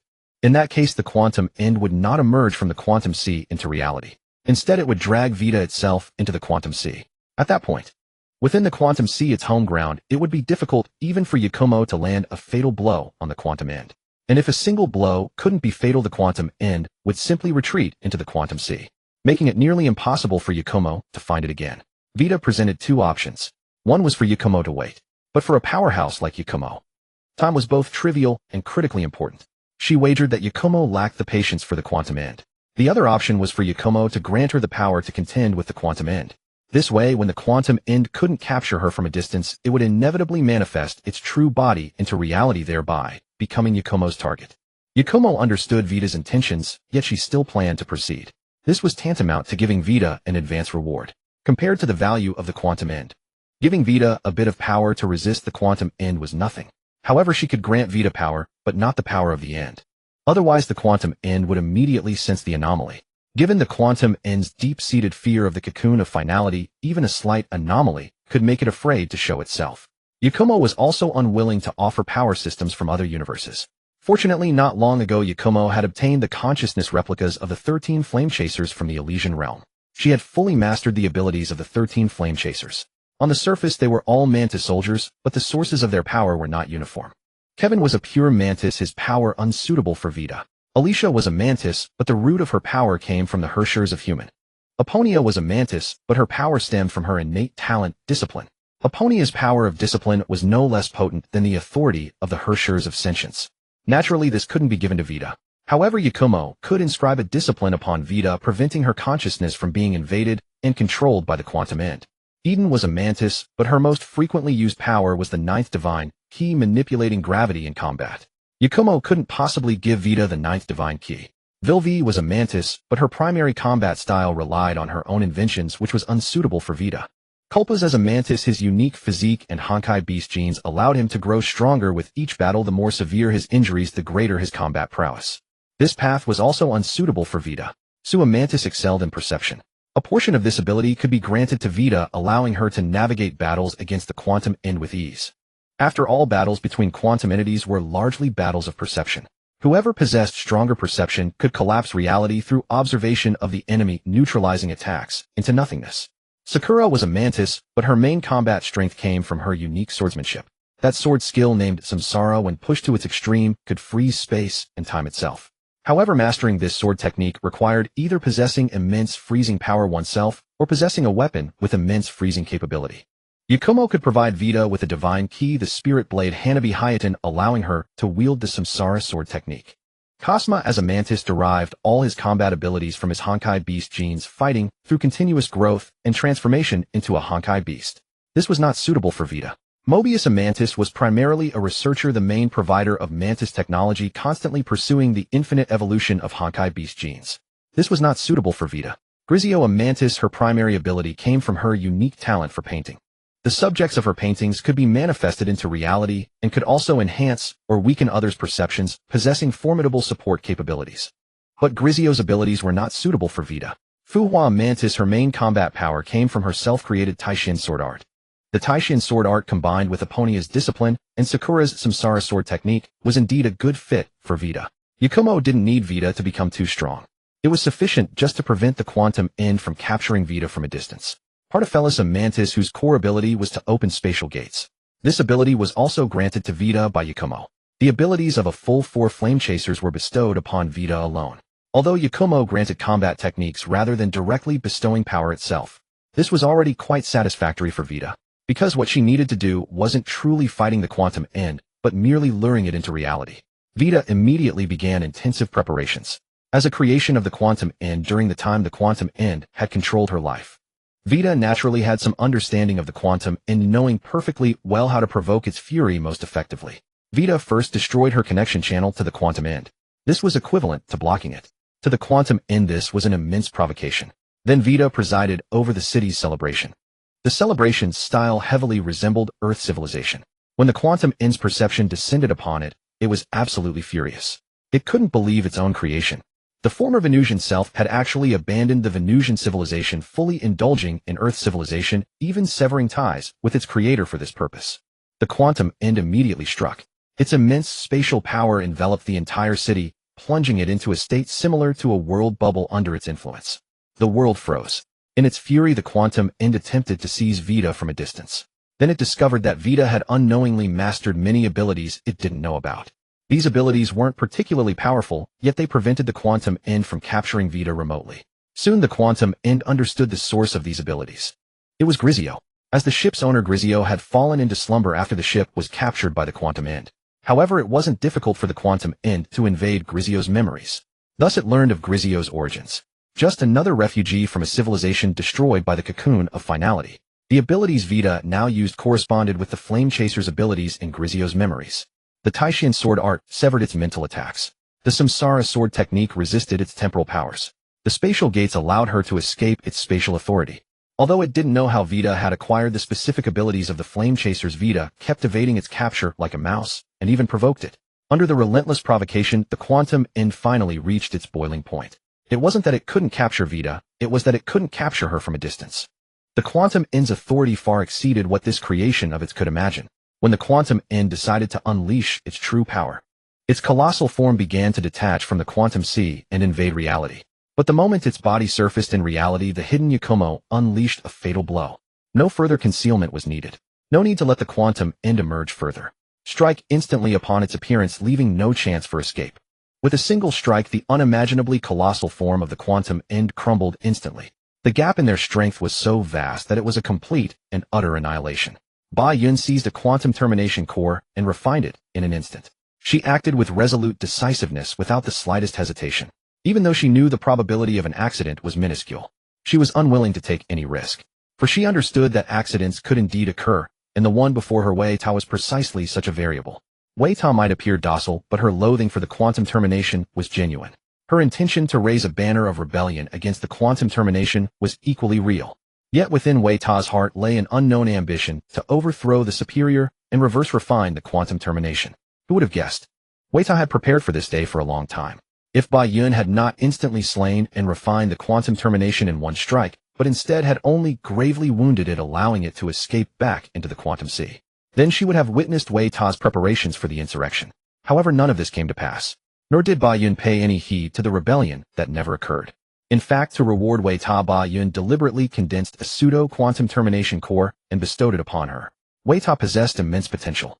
Given sufficient time, she might well grow to rival the quantum termination itself. Since Ba Yun would not remain in the Honkai universe forever, she naturally did not mind granting Wei Ta favors. Wei Ta was overjoyed by the pseudo-quantum termination core. She had already received far more than she expected. Ba Yun awakened the slumbering Gulei Shio and notified the fire moth of her existence. With the resurrection of the 13 flame chasers in the Elysian realm, the fire moth was also revived in the current civilization.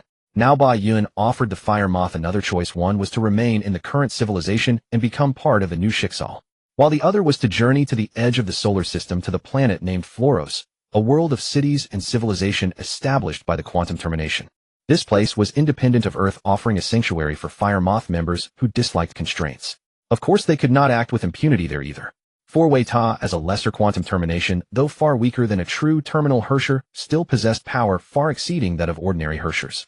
Learning that Gulei Shio was still alive filled the fire moth members with immense joy.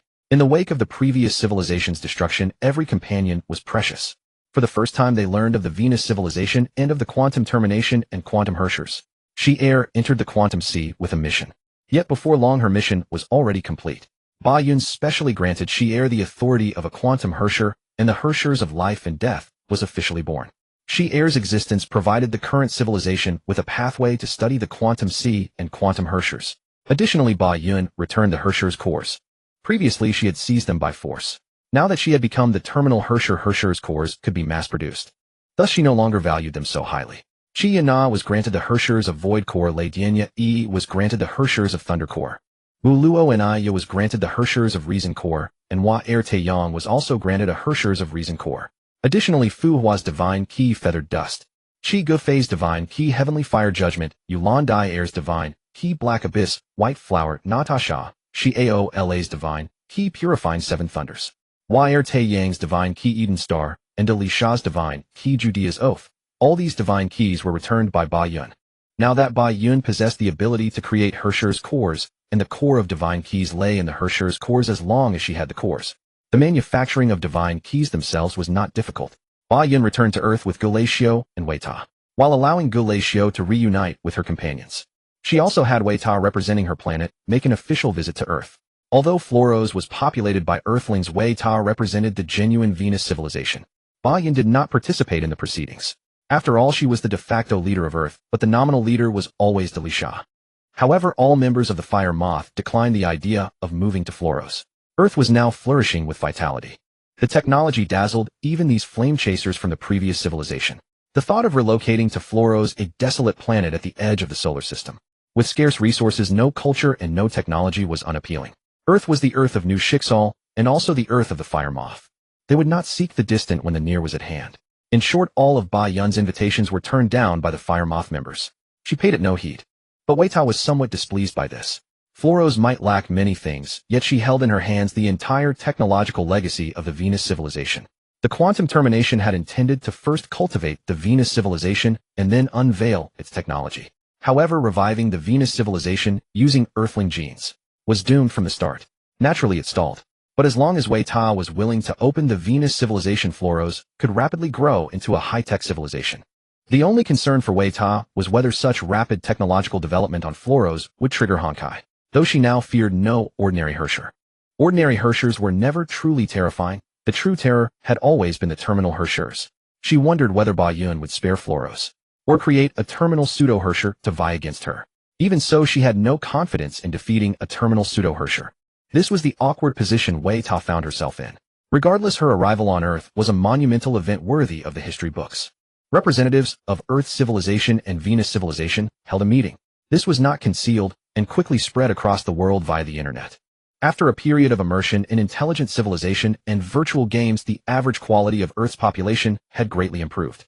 As for where the low-quality individuals went, they were relocated to deserts, islands, hills, Gobi deserts, ice fields, and other sparsely populated areas where they could freely indulge their low-quality behavior, neither affecting their own lives nor the lives of others. Gazing at the beautiful Weita when she smiled and welcomed Earthlings to visit her planet Floros, countless people were utterly captivated.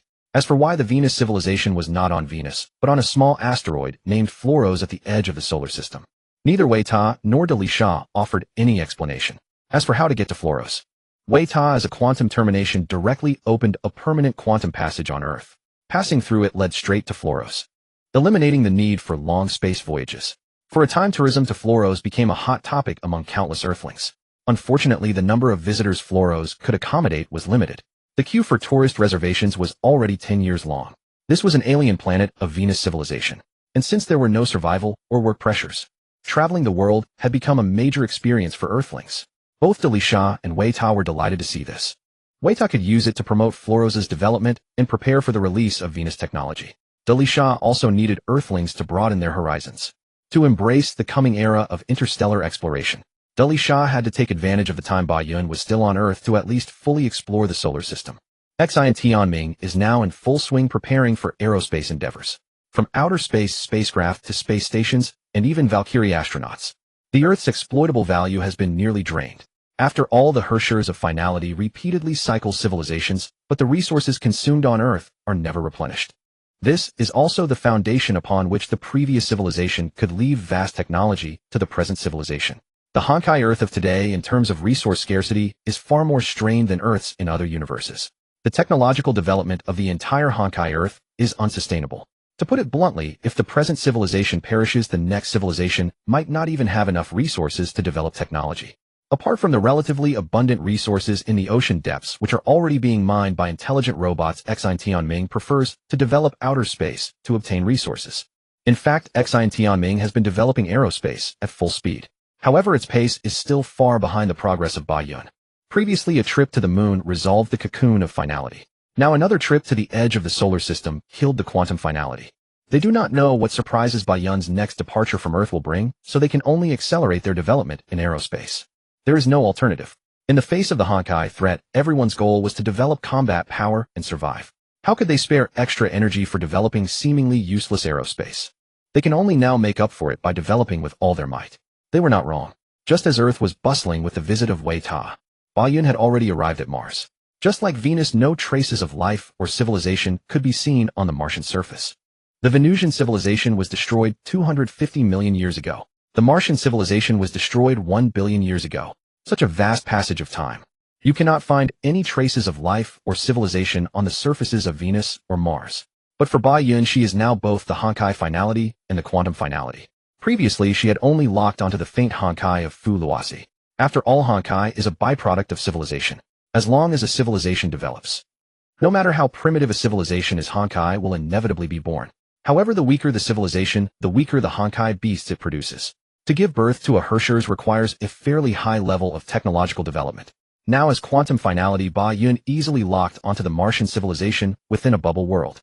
The Martian civilization within the bubble world had lost its future from the very beginning.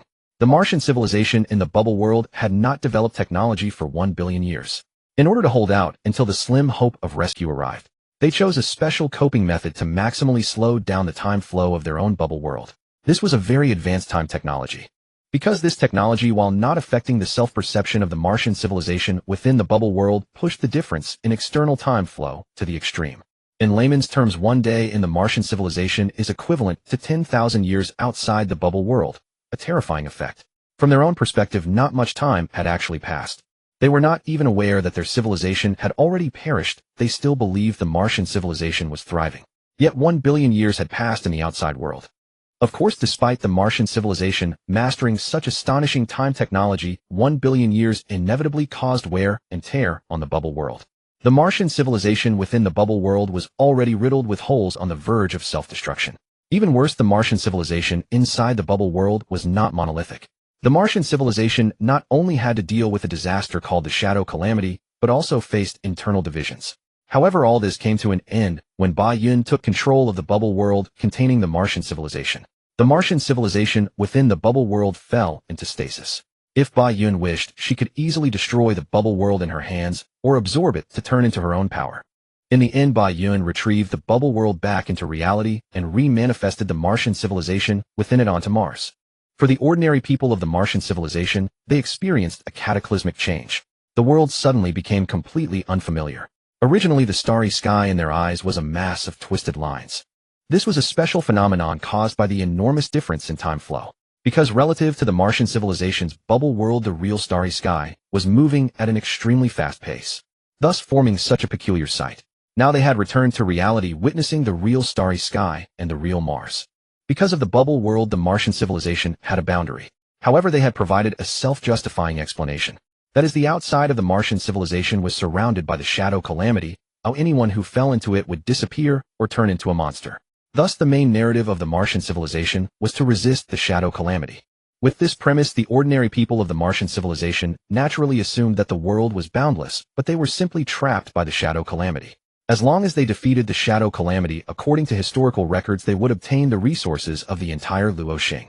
Luo Xing was the name the Martian civilization gave to the planet beneath their feet. Mars was the name Earth gave to this planet.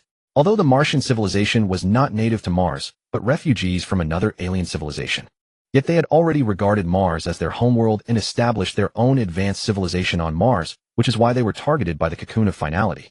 And in order to survive, they transformed the remnants of the Martian civilization into a bubble world to eke out an existence. Now Ba Yun has not only rescued the Martian civilization, but also made the ordinary people of the Martian civilization see the real world and the cruel reality their own civilization had already perished. It turned out that 1 billion years had passed on Luo Xing, transforming it from a vibrant planet into the Mars of today. But no matter how unwilling they were to face it, they had to face it. Reality would not change just because they refused to accept it. Fortunately, after returning to reality, the Shadow Calamity also disappeared. The Shadow Calamity was a disaster that the Martian civilization had to constantly face, and also the hope that allowed them to maintain their existence. While saving the Martian civilization, Ba Yun also copied everything from the Martian civilization's bubble world. This was also her reward for rescuing the Martian civilization. However, Ba Yun had no interest in controlling the Martian civilization. As long as the Martian civilization posed no threat to Earth civilization, that was enough. This was the bottom line that Ba Yun set for this reborn Martian civilization. Shortly after Delicia saw off Wei Ta, she learned that Ba Yun had retrieved the Martian civilization that had disappeared for 1 billion years. Now Mars was no longer a no man's land, but had become the planet of the Martian civilization, barring any surprises soon. Delicia would again represent Earth to establish diplomatic relations with the leader of the Martian civilization. The modest solar system suddenly harbored two additional civilizations. Coupled with Earth's civilization that made 3 in total, a truly extraordinary circumstance. Fortunately, Earth had Bayun, otherwise Delicia could scarcely imagine the weight of the pressure she would bear. With Earth possessing the final Herrscher, the planet would forever remain the one who dictated the rules. Yet Bayun's greatest gain from the Martian civilization was not its power system. The power system of the Martian civilization was not particularly formidable. Though the Venusian civilization had dwindled to a single survivor, the might of the quantum final Herrschers was more than sufficient to effortlessly annihilate both Earth's and Mars's civilizations.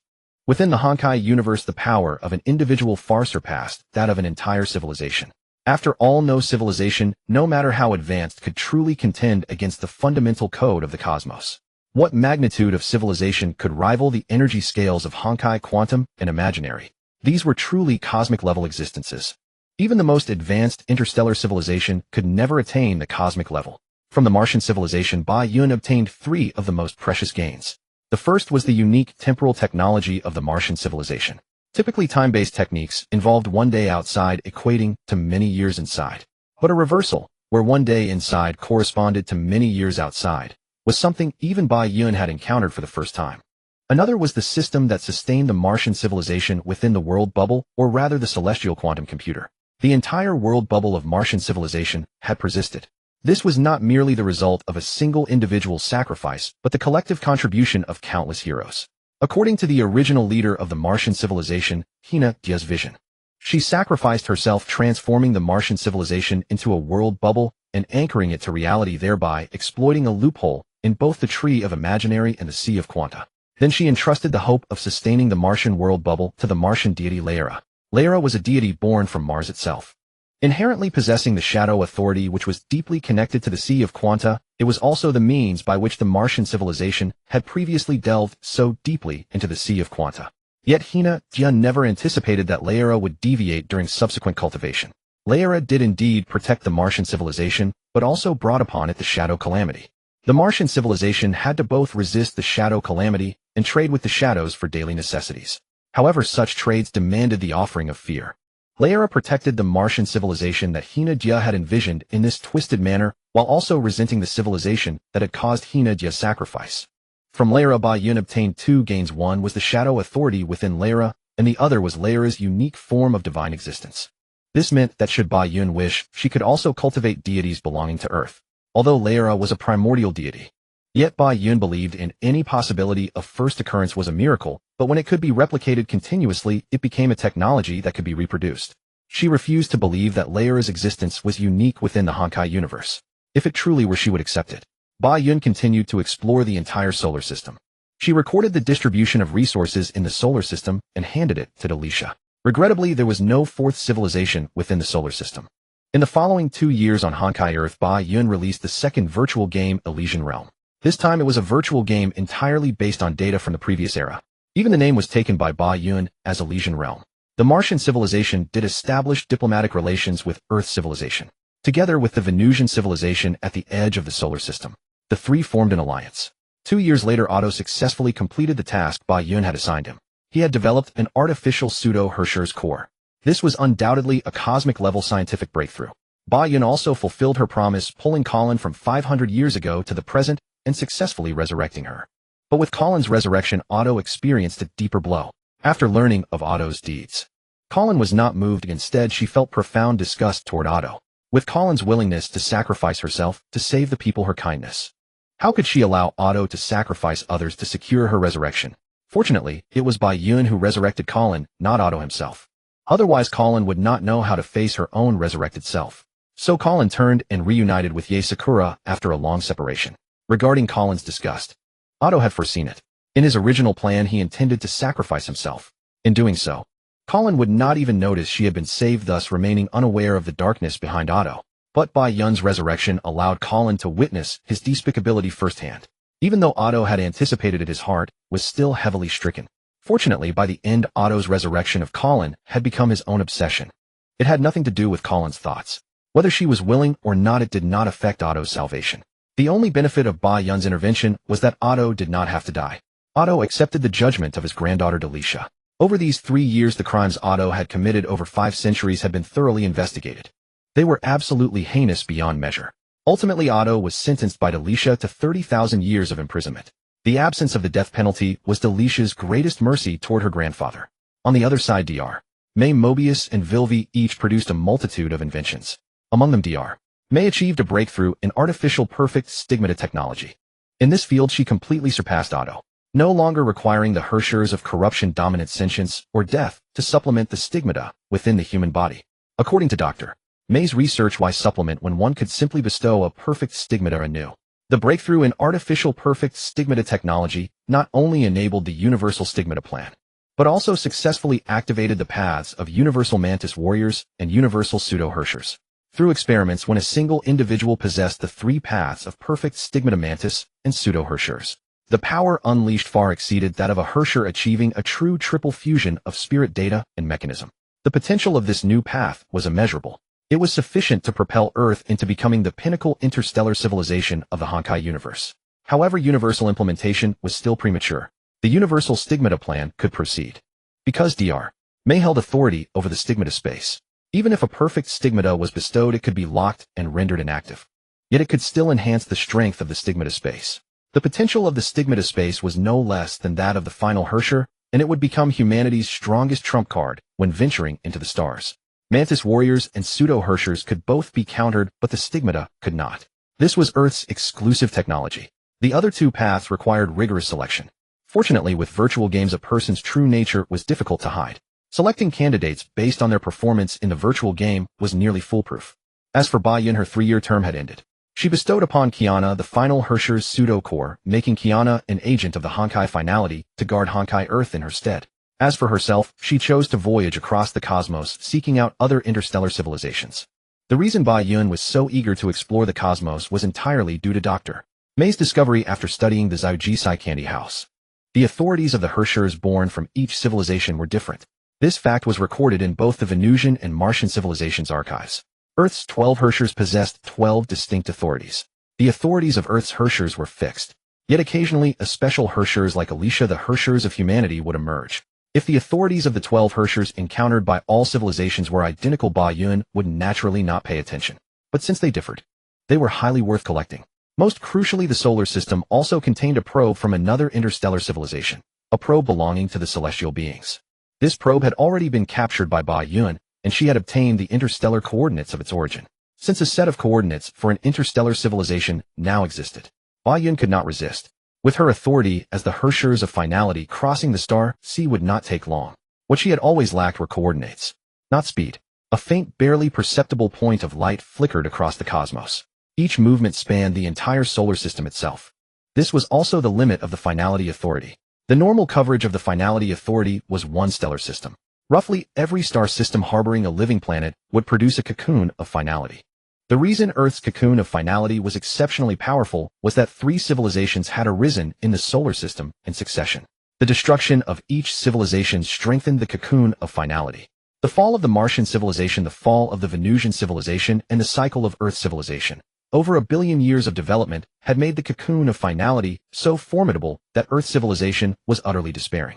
Yet the vast majority of civilizations faced Herschers and cocoons of finality far less powerful than Earth's. Earth was an exception. Ba Yun's single blink spanned one stellar system, and she blinked countless times every second.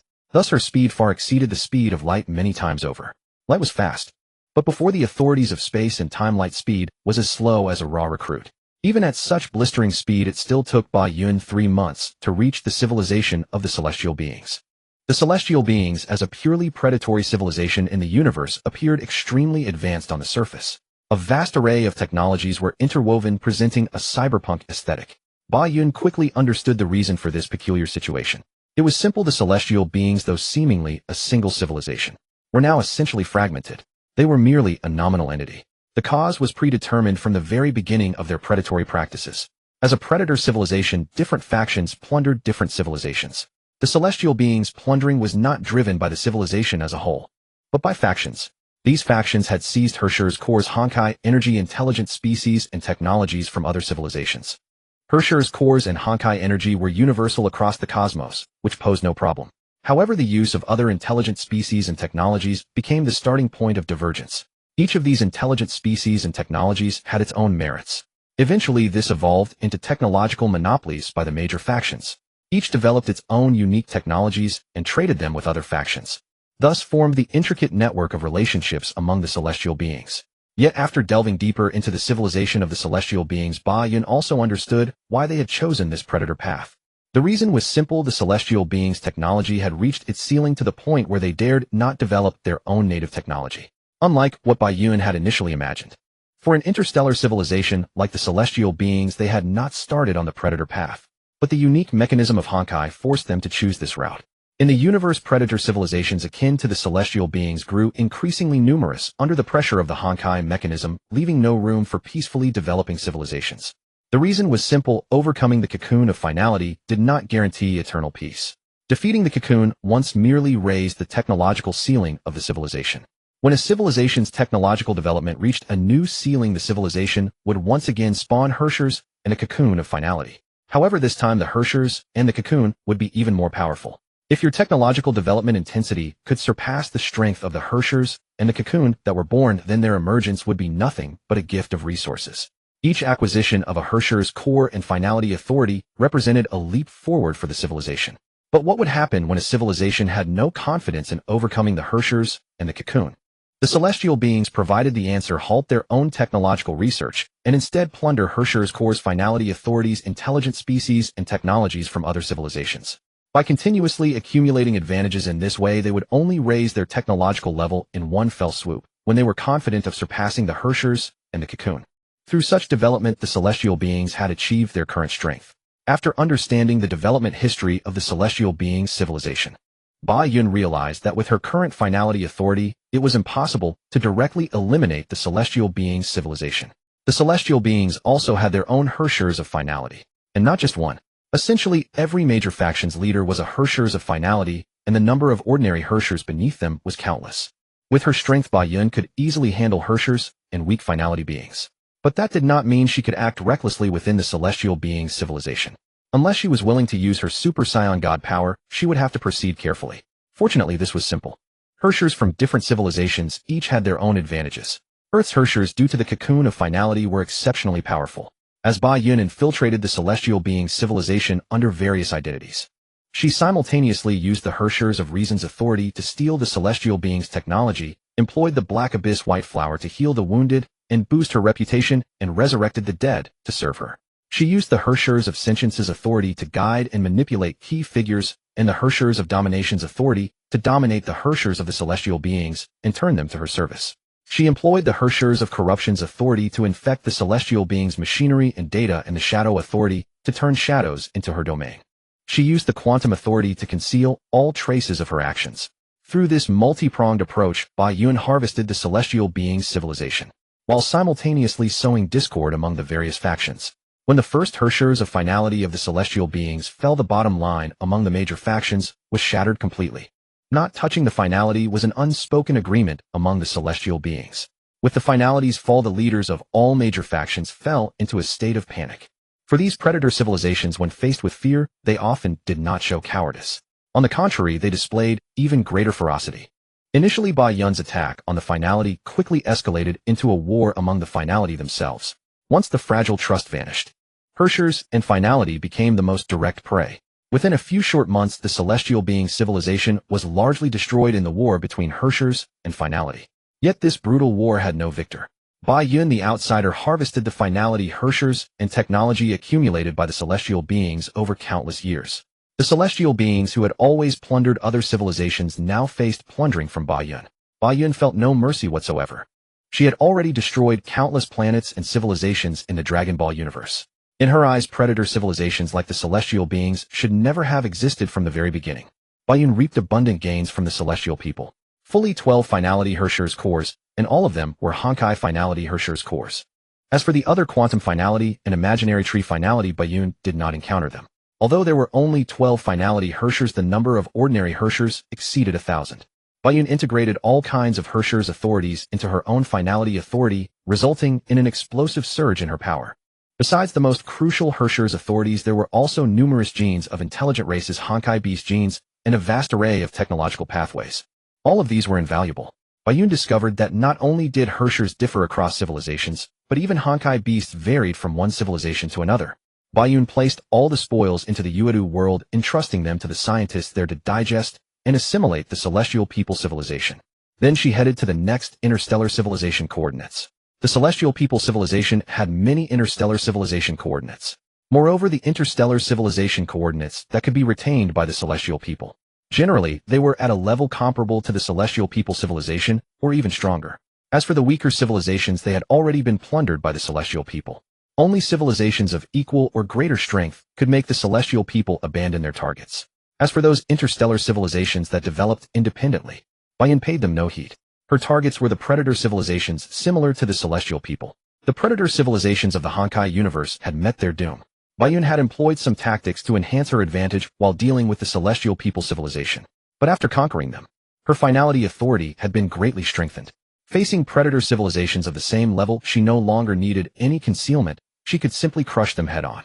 Every time she destroyed a predator civilization, Bayun not only reaped massive gains, but also discovered more interstellar civilization coordinates. This made Bayun quite delighted. What was even better was that although the interstellar civilizations of the Honkai universe were not as cruel as the dark forest of the three-body universe, they generally had no contact with each other and were instead in a state of concealment and vigilance. After all, the interstellar civilizations that had survived until now naturally knew of the existence of predator civilizations. If they rashly contacted other interstellar civilizations, they might fall into the traps of predator civilizations. That would lead to the destruction of their civilization. The peculiarity of the interstellar civilizations in the Honkai universe was that individual power far surpassed technological power. This meant that once a finality of a predator civilization infiltrated their own civilization, it would be an utter catastrophe. Therefore, interstellar civilizations were generally extremely wary of any outsiders. They often preferred to kill the wrong person rather than let the target escape. This worked in Bayun's favor. It meant that as long as she was fast enough and ruthless enough, then the news of her preying on predator civilizations would not spread among the interstellar civilizations for a considerable time. As the saying goes, what Bayun now worried about was no longer the resistance of predator civilizations, as she was concerned about them fleeing. The Starry Sea was vast. With the capabilities of interstellar civilizations, hiding and escaping would be difficult for Bayun to handle. 20 years passed. Bayun had swept through all the predator civilizations in the Milky Way and its surroundings. In total, she destroyed tens of thousands of predator civilizations. Most of the time was spent on the road. However, as her strength grew, her travel speed also increased. After absorbing hundreds of thousands of finality cores and tens of millions of Herschers cores, Bayun gained a second black word entry. Honkai spokesperson, you are the Honkai, but the Honkai is not you. Having obtained the second black word entry, Bayun ceased her actions. She returned to the Honkai Earth. Over the course of 20 years, the entire Honkai solar system had entered the colonial era. Numerous space cities spread beyond the planets. They looked like dense spiderwebs. The new generation of New Shixao had also grown up and quickly occupied the main positions of New Shixao. A large number of the old-timers were laid off one after another, transforming from core members of New Shixao into ordinary members, external members, veterans, retirees, and so on. Even though the intelligent civilization system and virtual game system provided by Bayun had greatly improved the quality of ordinary people, the ordinary people of Earth before New Shixao and those after were completely two different concepts. If one ignored the similarities in appearance and bloodline, the two seemed almost like different species. This was also the fundamental reason why the new generation cleanly replaced the old-timers. Better education, stronger training, more resources, and a better environment. Multiple measures taken together created a huge generational gap between the two.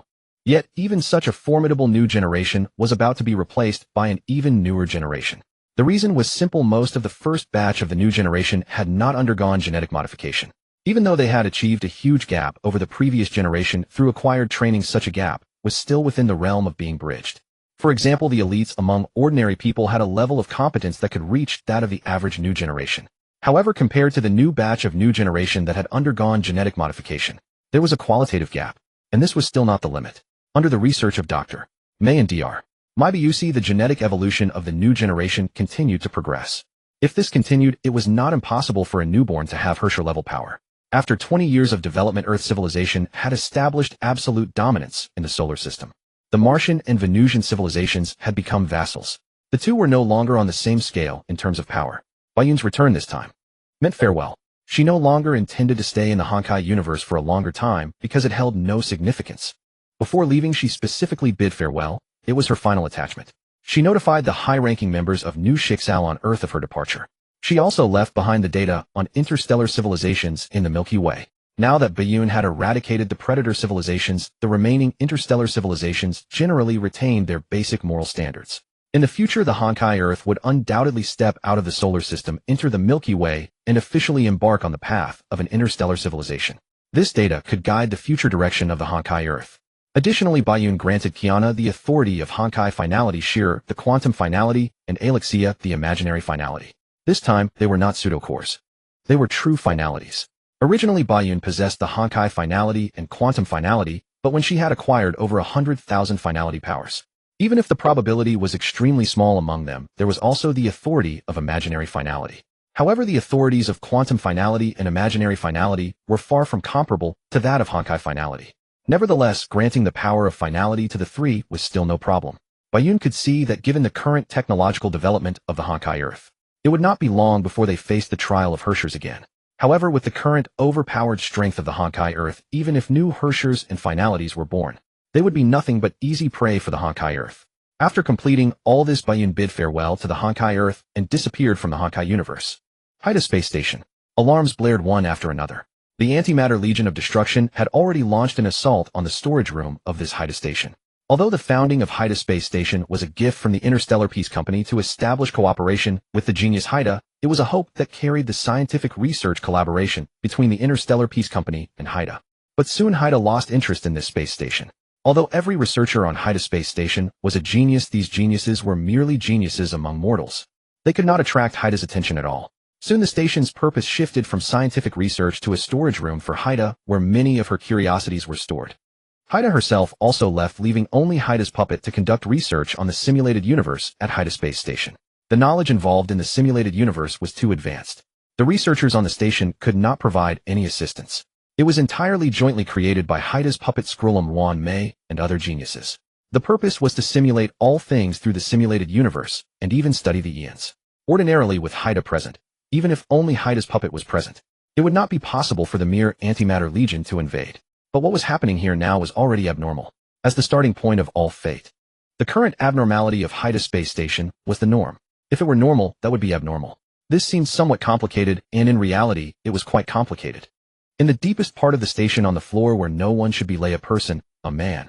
This young gray-haired man was sleeping peacefully in an enviable infant-like slumber. And beside him, another gray-haired figure materialized out of thin air. However, this time it was a woman. Anyone who looked at them could intuitively judge their relationship, siblings, or brother and sister, or fraternal twins. Bayun opened her eyes. With just one glance, she confirmed the universe she was in and her current situation. The one sleeping on the ground was undoubtedly Xiong, the protagonist of the Star Rail universe. And she, due to the transmigration, seemed to have become Xing. Ordinarily, Xing and Xiong could only exist one in the same universe. But her transmigration broke this fixed situation. Bayun saw her own word entry system. The Stellaron Essence color entry radiated a multicolored glow. Unsurprisingly, with this transmigration, the Stellaron Essence color entry activated automatically, allowing her to intervene in the fate of the Star Rail universe. At the same time, Bayun regained consciousness. The gaze of an Aeon crossed infinite space. It was like a gaze from a higher dimension falling upon Bayun. Bayun's expression turned quite unpleasant.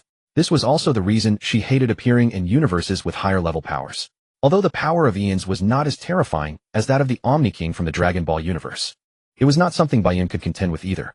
With her current strength, if the Aeon was not determined to kill her, she was fully capable of escaping. But correspondingly, if the Aeon wished to kill her regardless of consequences, fleeing anywhere would be useless. In short, her life was entirely at the whim of the Aeon. Fortunately, most Eons were not insane. This gaze came from the Aeon of Erudition Nous. Ordinarily, the gaze of the Aeon of Erudition signaled the birth of a genius. This was also the origin of the Genius Society. Since the birth of the Aeon of Erudition, the Genius Society had appeared. These geniuses, personally recognized by the Aeon of Erudition, after many years of verification, had become a universally acknowledged fact. Each genius was an unparalleled prodigy of the universe. Countless years had passed since the Aeon of Erudition's birth, yet only 84 geniuses in the entire universe had been recognized by it. Each of these geniuses could easily push the boundaries of knowledge.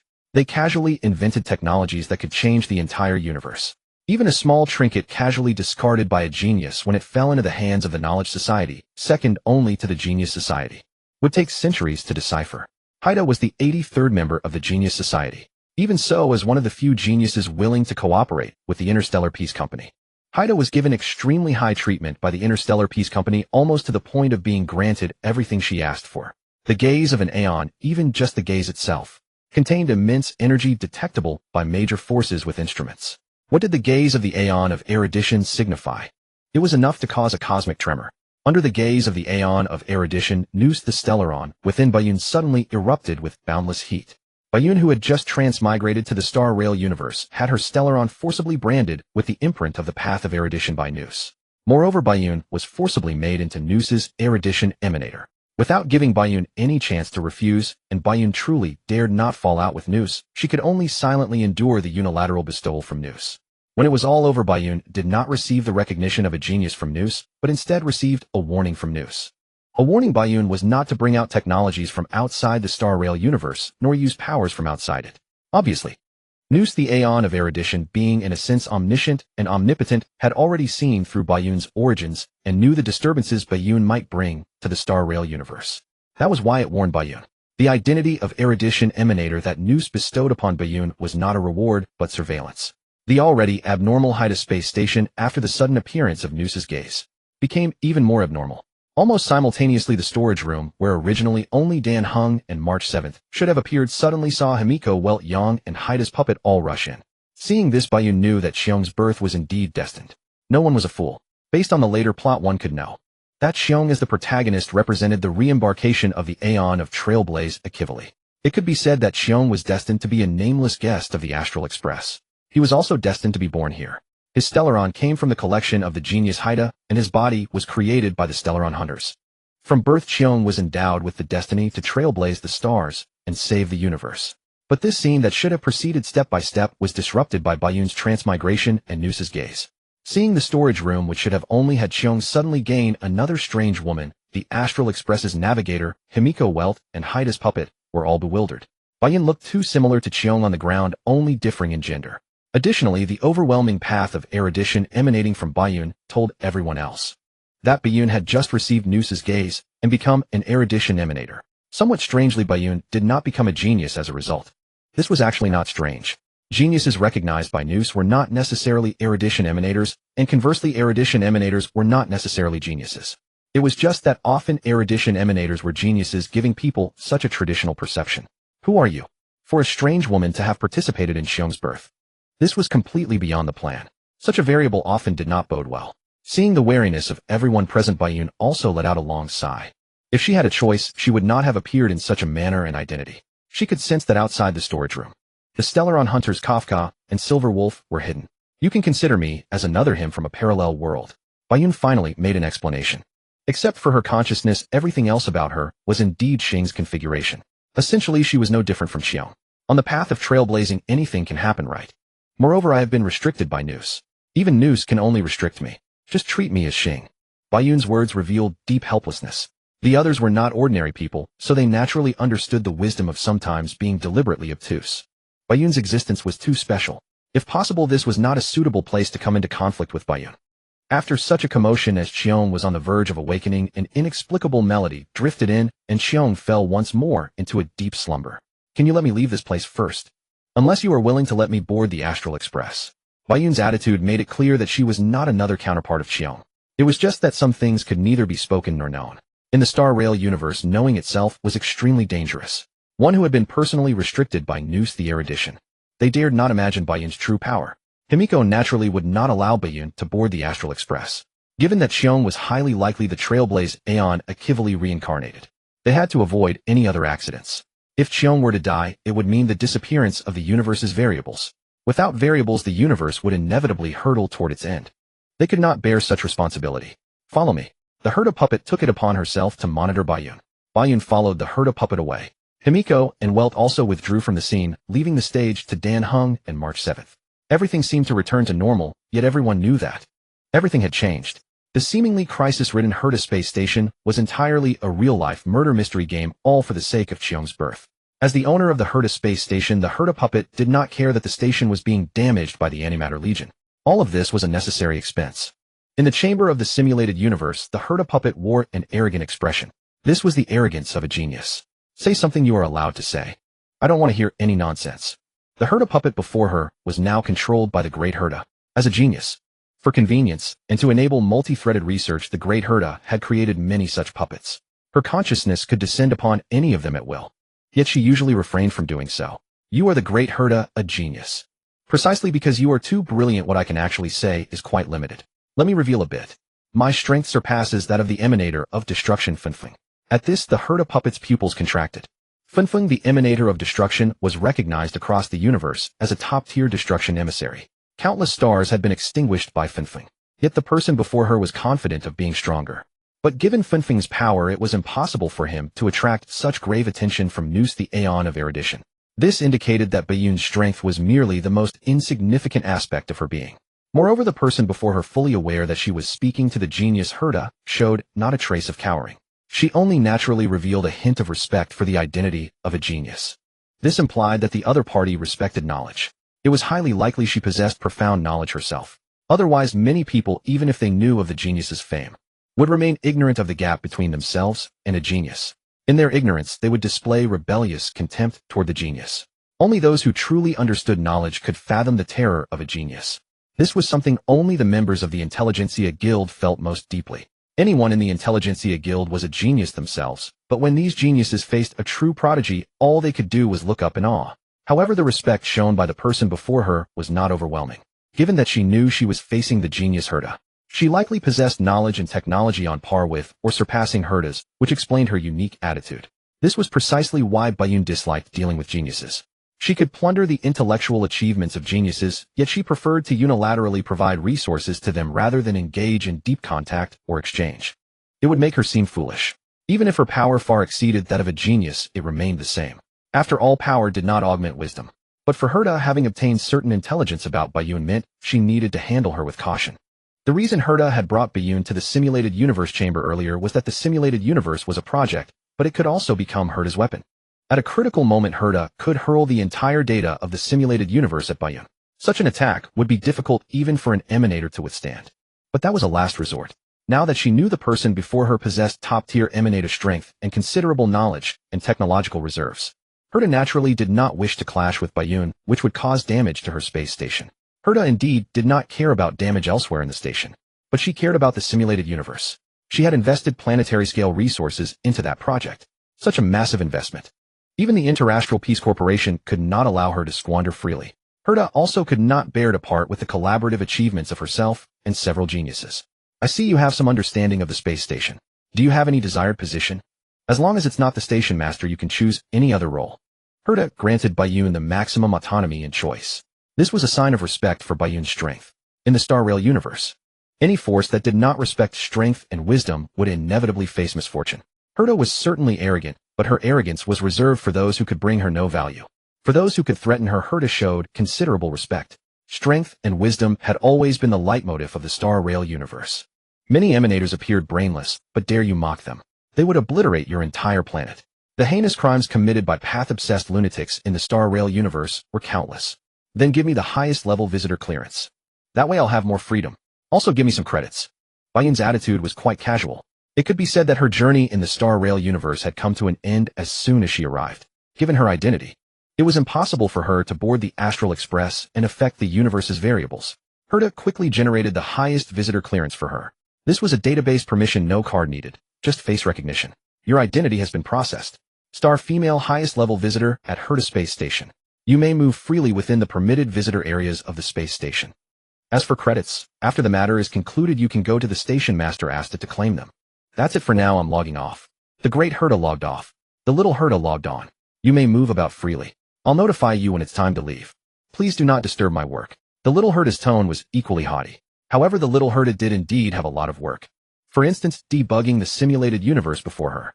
Bayun indeed did not disturb her, but merely observed. Through observation alone, Bayun discovered that the real simulated universe in reality was vastly different from the one in the game. The simulated universe in the game was at most a dungeon-crawling minigame. The real simulated universe was a true simulation of the cosmos, containing simulations of all known galaxies and planets. To debug such an immense database to a degree close to reality in order to obtain data, this was undoubtedly an unimaginably colossal undertaking. Even a genius could never achieve such a feat. The reason was simple: no matter how brilliant a genius was, the data of countless planets across the universe exceeded the scope of any genius's observation. Behind this, the Interastral Peace Corporation must have supplied planetary data. Only with the data of countless planets as a foundation could the simulated universe be built. The value of those planetary data even surpassed the wisdom of geniuses. Most crucially, these data required not only the present, but also the past. Only by truly understanding what happened in the past could big data be used to reproduce past scenes and even extrapolate the future.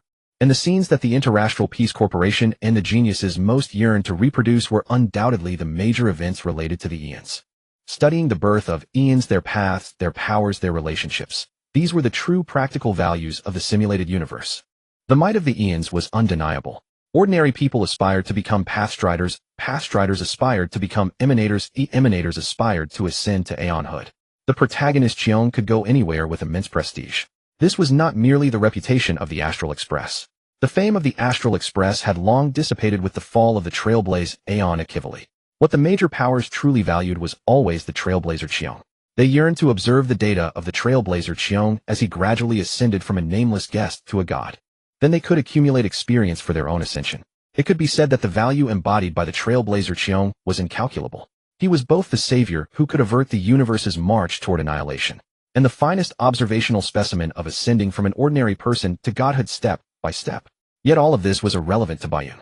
For now, under the surveillance of Nous, what she could do was extremely limited. Soon after, Bayun felt the entire space station tremble. Then came the gaze of Nu Ku, the Aeon of Destruction. Without a doubt, Cheong, who had just awakened not long ago, had already activated the path of destruction of the Stellaron within him due to his direct confrontation with the Doomsday Beast of the Antimatter Legion. Although both are Stellaron hosts, the Stellaron within Cheong can accommodate different paths, whereas the Stellaron within Bayun can only autonomously choose a single path. Now, the attribute of the Stellaron within her has been forcibly designated as the Path of Erudition by Bo Shirzun, the Aeon of Erudition. She has already lost the power of autonomous choice.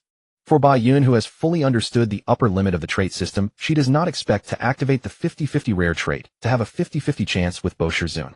This is impossible. As the embodiment of certain cosmic concepts, the Eons are absolute in their power within the Benga universe. Unless Bayun can also become an Aeon. But she has no intention of becoming an Aeon. Eons are indeed powerful, and Bayun indeed seeks power. However, while Eons are mighty, they are also bound by their paths. Bayun does not intend to be bound by a path. It is that simple. She has countless worlds to traverse and countless paths to choose from. Why would she choose the self-imprisoning path of an Aeon? Bayun spent several days in the simulated universe pods until the Xingqiong train left the Haita space station. Only then was Bayun allowed to move freely within the Haita space station. The Xingqiong train, as the Trailblaze creation of a Ji-Wei Li, the Aeon of Trailblaze, now carries the new Aeon of Trailblaze on the path of trailblazing. Is this not also a kind of fate? Bayun did not cause any trouble. She is not one to cause trouble. She simply contacted the station master, AI Sita. Then she received a grand reception from AI Sita. She was directly gifted a full 100 million credit points as pocket money, and AI Sita personally served as a guide to receive Bayun. This was a distinguished guest personally instructed by Haita to be so highly regarded by Haita, and moreover, she was a lord of the path of erudition. The Interstellar Peace Corporation has always respected scholars. Even if Bayun were not a genius, it did not prevent AI Sita from regarding her extremely highly. And Bayun did indeed demonstrate some of her abilities. For example, dismantling void warriors with her bare hands. Even though the Xingqiong train had already left, some members of the Antimatter Legion still remained in certain unimportant areas of the Haita space station unresolved. Now these troublesome Antimatter Legion members were like fragile biscuits in Bayun's hands, dismantled by her one by one. As for some technologies of the Haita space station, Bayun mastered them with just a glance. This was still on the basis that Bayun currently did not understand the path of erudition very well. Currently, Bayun's means are very limited. The abilities she can use are simply raw power and the path of erudition. As a lord of the path of erudition, her usage of the path of erudition is quite rudimentary. To unleash the power of the path of erudition, one needs to master a considerable amount of technology and knowledge. All of these are currently lacking in Bayun. However, with her Stellaron host physique, raw power combined with techniques still makes her strength extremely terrifying. The reason Bayun toured the Haita space station was entirely because the real Haita space station was vastly different from the one in the game. Not only was it larger in area, but the technology was also more advanced. The researchers of the Haita space station were looked down upon by Haita, and their level was inferior to that of the Bosher society. Yet they were still top-tier talents, outstanding among interstellar civilizations. After gaining a comprehensive understanding of the Heita space station, Ba Yun no longer bothered AI Sita. She began to browse the database of the Heita space station. The database, which should have been restricted by levels according to researcher rank, was completely open to Ba Yun. This allowed Ba Yun to quickly understand the knowledge system of the Star Rail universe. Previously, she only had a macro-level understanding of the background of the Star Rail universe along with several planets she learned about by following the main team. For example, Heita Space Station Urilo 6, Xianzhou Luofu Pai Nuakan, Ni1, Fa Luo C, and Erxiang Lu Yuan. These understandings were basically at the macro level. The game could not create more details.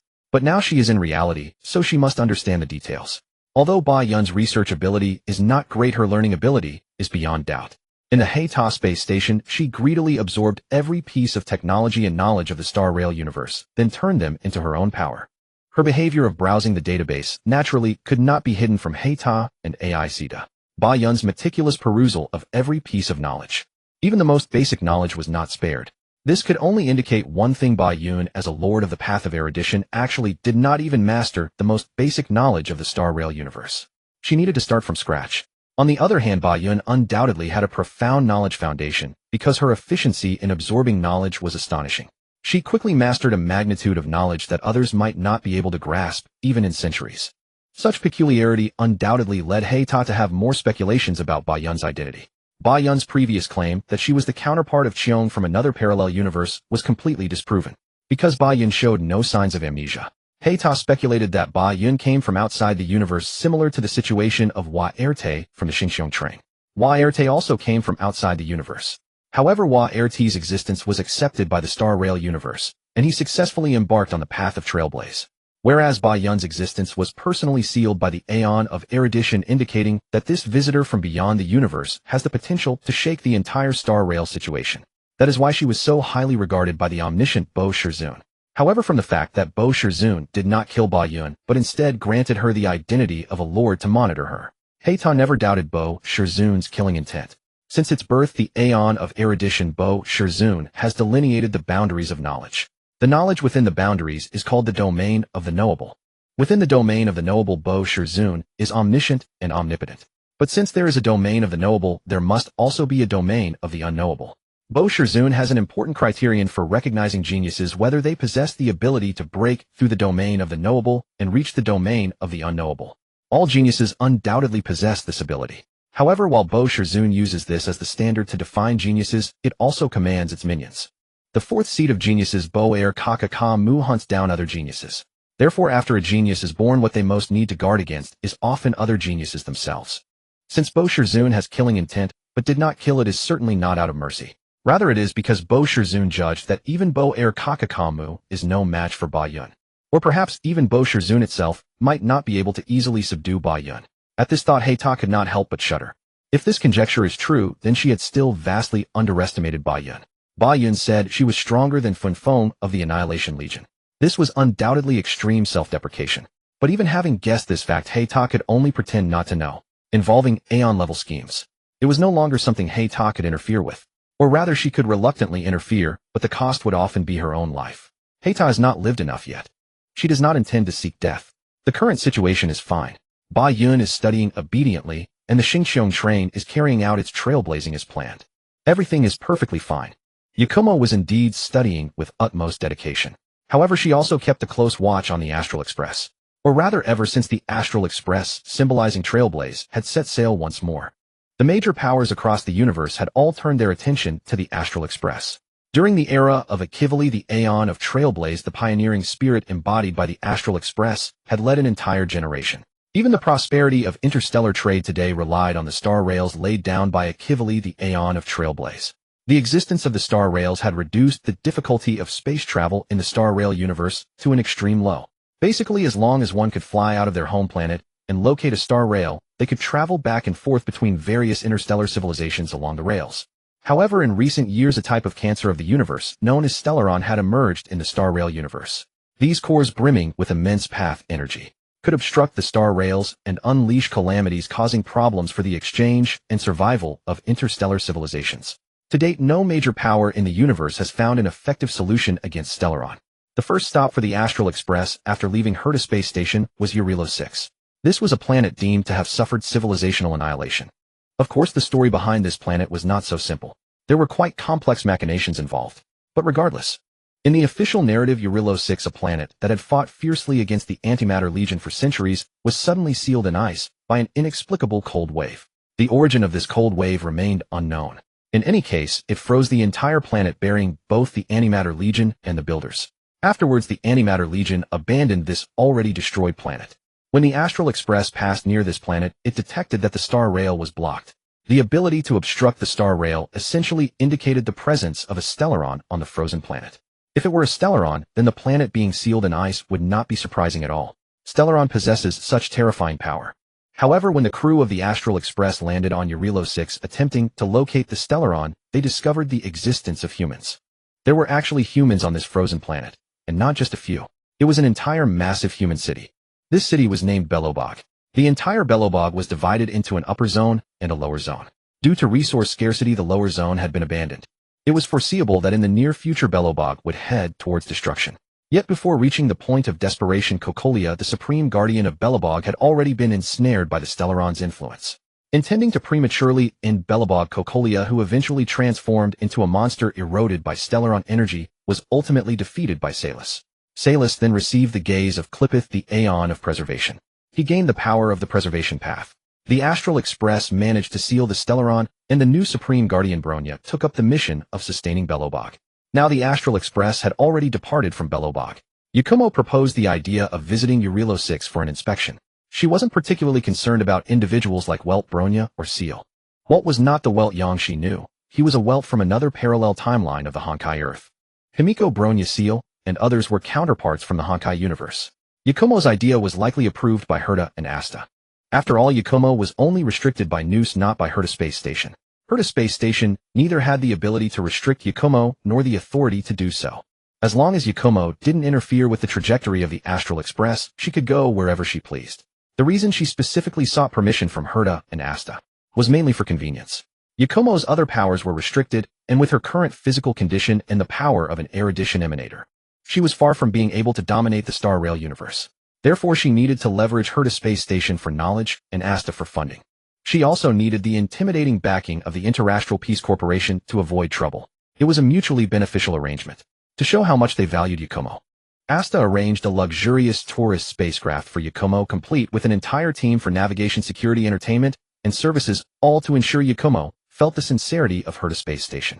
Even the real Herta specially dispatched a Herta puppet to accompany Yakumo. Ostensibly for protection, it was actually for surveillance. Just in case Yakumo suddenly pulled off something so grand that even the real Herta herself couldn't handle.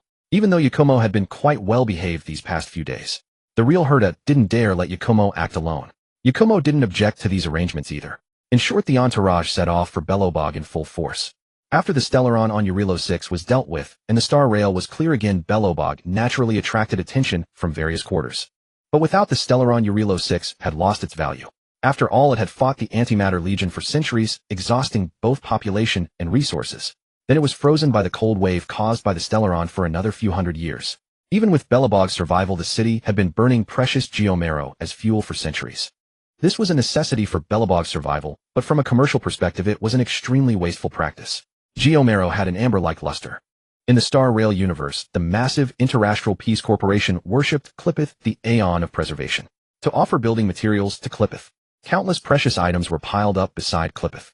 Even though Clippeth never acknowledged the Interastral Peace Corporation, even though Clippeth never used the materials they piled up, Clippeth remained the supreme faith of the Interastral Peace Corporation. This directly led to the value of any natural item in the Star Rail universe that resembled Clippeth's color skyrocketing. Clippeth's color was close to amber, so Clippeth was also known as the Amber King within the corporation. Geomero not only resembled the amber hue of Clippeth, but also had a certain connection to the preservation path. If Belobog had sold Geomero to the Interastral Peace Corporation, neither the Antimatter Legion nor the reconstruction of Belobog would have been a problem. Unfortunately, Belobog never realized the value of Geomero in this regard. They simply used it as ordinary fuel for heating. Now Geomero was nearly depleted. Even if fully mined, it wouldn't have much value left. Yakumo wasn't particularly interested in the history of Belobog. Her arrival was grandly received by the new Supreme Guardian Bronya. Although the Astral Express had sealed the Stellaron and defeated the maddened Cocolia, Belobog still faced numerous challenges. The most pressing issue remained energy. Geomero was running out. Without continuous heating, the people of Belobog would freeze to death in the cold. Then there was the matter of supplies. At its core, this too was an energy problem. Belobog was once an interstellar civilization capable of standing against the Antimatter Legion. Even after 1,000 years relying on remnants of technology, they could still convert energy into supplies. Even basic supplies were enough to ensure the survival of ordinary Belobog citizens. The Astral Express had left behind some supplies, but with only 6 members including the conductor Pom-Pom, they naturally couldn't have too many reserves. It was more symbolic than practical. Although the Astral Express said they would return to help, Bronya couldn't possibly pin all her hopes on them. Under such circumstances, with interstellar visitors arriving in Belobog, Bronya naturally needed to provide the highest level of hospitality, seeking an opportunity to break the deadlock. Yakumo did indeed provide what Bronya needed most. Antimatter reactors. They can provide sufficient energy for Belobog. The fuel for the reactors is antimatter. Your planet has countless Antimatter Legion members frozen in the ice. Just throw them in, and they'll provide a continuous supply of power. What I need in return is all the remaining Geomero in Belobog along with the creation engine. Yakumo stated her terms directly. Bronya hesitated. Not because she didn't want to trade, she wanted to desperately. That Geomero isn't much left, Bronya said with an awkward smile. She was a qualified Supreme Guardian, but not a qualified businesswoman. Also, the creation engine is broken. Currently, Belobog lacks the technology and means to repair it. Bronya confessed the truth. I see. So do we have a deal? Seeing that Yakumo didn't mind, Bronya nodded eagerly. She wished she could have a dozen such assertive benefactors. The antimatter reactor was naturally a little toy designed by Bayun, using the technology of the Honkai Star Rail universe. This thing itself was not technically difficult. The difficulty lies in obtaining enough antimatter from there. Under normal circumstances, after the members of the Antimatter Legion die, their bodies quickly react with positive matter and dissipate. Actually, it should have exploded. But the Aeon of Equilibrium who exerted his great hand forcibly correcting the explosion into dissipation. Because if every member of the Antimatter Legion were an antimatter bomb, then the combat power of the Antimatter Legion would be far too excessive. The Antimatter Legion, already formidable enough, would likely sweep across the universe. So the core of the antimatter reactor has never been the technology, but the antimatter itself. As for Belobog, Urilo 6 lacks everything except for the ice sculptures of the Antimatter Legion frozen by the cold wave. Geomero was nearly depleted. Ice sculptures of the Antimatter Legion were everywhere. Under these limited conditions, the antimatter reactor designed by Bayun was absolutely a treasure that Belobog had dreamed of. Now that the Stellaron has been sealed and taken away, the ice ceiling of Urilo 6 will gradually thaw. By then, the ice sculptures of the Antimatter Legion will disappear as the snow and ice melt. The ice sculptures, originally worthless, could now be transformed into fuel for Belobog's development. Bronya was overjoyed. As for the antimatter reactor losing its significance after the ice sculptures of the Antimatter Legion are consumed, that would require Belobog to have a future first. In short, Bayun used a crude reactor she casually built to reach a cooperation with the Supreme Guardian Bronya. Regarding this transaction by Bayun, Herta and Asta of the Herta space station were fully aware of it, but they didn't care. As for Bayun, she made this deal not only to help Belobog, but more for herself. It was certainly nice for her to take money directly from Asta, but if possible, she also wanted to have her own source of income. Belobog's Geomero could be sold at a high price at the Interstellar Peace Corporation. Bayun only needed to resell it to Asta or to the 10 stone hearts of the company or to the building materials logistics department. She had many options. In short, making a huge profit might be an exaggeration, but a moderate profit was no problem, far beyond the scope of small profit. And the creation engine was naturally extraordinary. Or rather, the creation engine chosen by Bayun was extraordinary. The original creation engine was a giant engineering machine invented by the Architects Legion 1,000 years ago. It could be understood as something like a supergiant excavator. But with the outbreak of the war against the Antimatter Legion, the original giant engineering machine was transformed into a war machine participating in the battle against the Antimatter Legion. Centuries of war left the Architects Legion exhausted both in resources and population. The support from the Interstellar Peace Corporation that the Architects Legion had been waiting for never arrived. In desperation, the Architect, also the first Supreme Guardian of Belobog, Elisa Rand, made a wish to the Stellaron that appeared. The cold wave devoured everything, including the Antimatter Legion and the Architects Legion, leaving only Belobog to survive. Later, the reason Belobog kept hiding its extinction, was primarily to avoid the attention of the Interstellar Peace Corporation. This was not only because Elisa Rand's act of wishing upon the Stellaron was an interstellar taboo, but also because her actions cost the entire Architects Legion. This Architects Legion included not only local natives, but also foreign aid from the Interstellar Peace Corporation. However, these aids were more of a spontaneous effort by the Architects Legion as an international organization. The Interstellar Peace Corporation did not launch real support. As fellow forces believing in the preservation Aeon Clippeth, the Interstellar Peace Corporation for cost considerations had in a sense abandoned Urilo 6. It was just that the company's abandonment wasn't too ugly. Once Belobog was discovered to have not perished, the Interstellar Peace Corporation would initiate debt recovery procedures. To fight against the Antimatter Legion, the civilization of Urilo 6 borrowed money from the Interstellar Peace Corporation to purchase a large amount of war machinery and material aid. Such a burden had far exceeded Belobog's capacity. If Urilo 6 had perished in the fight against the Antimatter Legion, then the debt would have become a debt account which could be considered an inevitable loss for the Interstellar Peace Corporation in fighting the Antimatter Legion. But Belobog survived. When the company initiates debt recovery, then the entire Belobog, and even the whole Urilo 6 would become the company's private property. All the people would become the company's de facto slaves, serving an endless debt forever. This was absolutely what Elisa Rand did not want to see.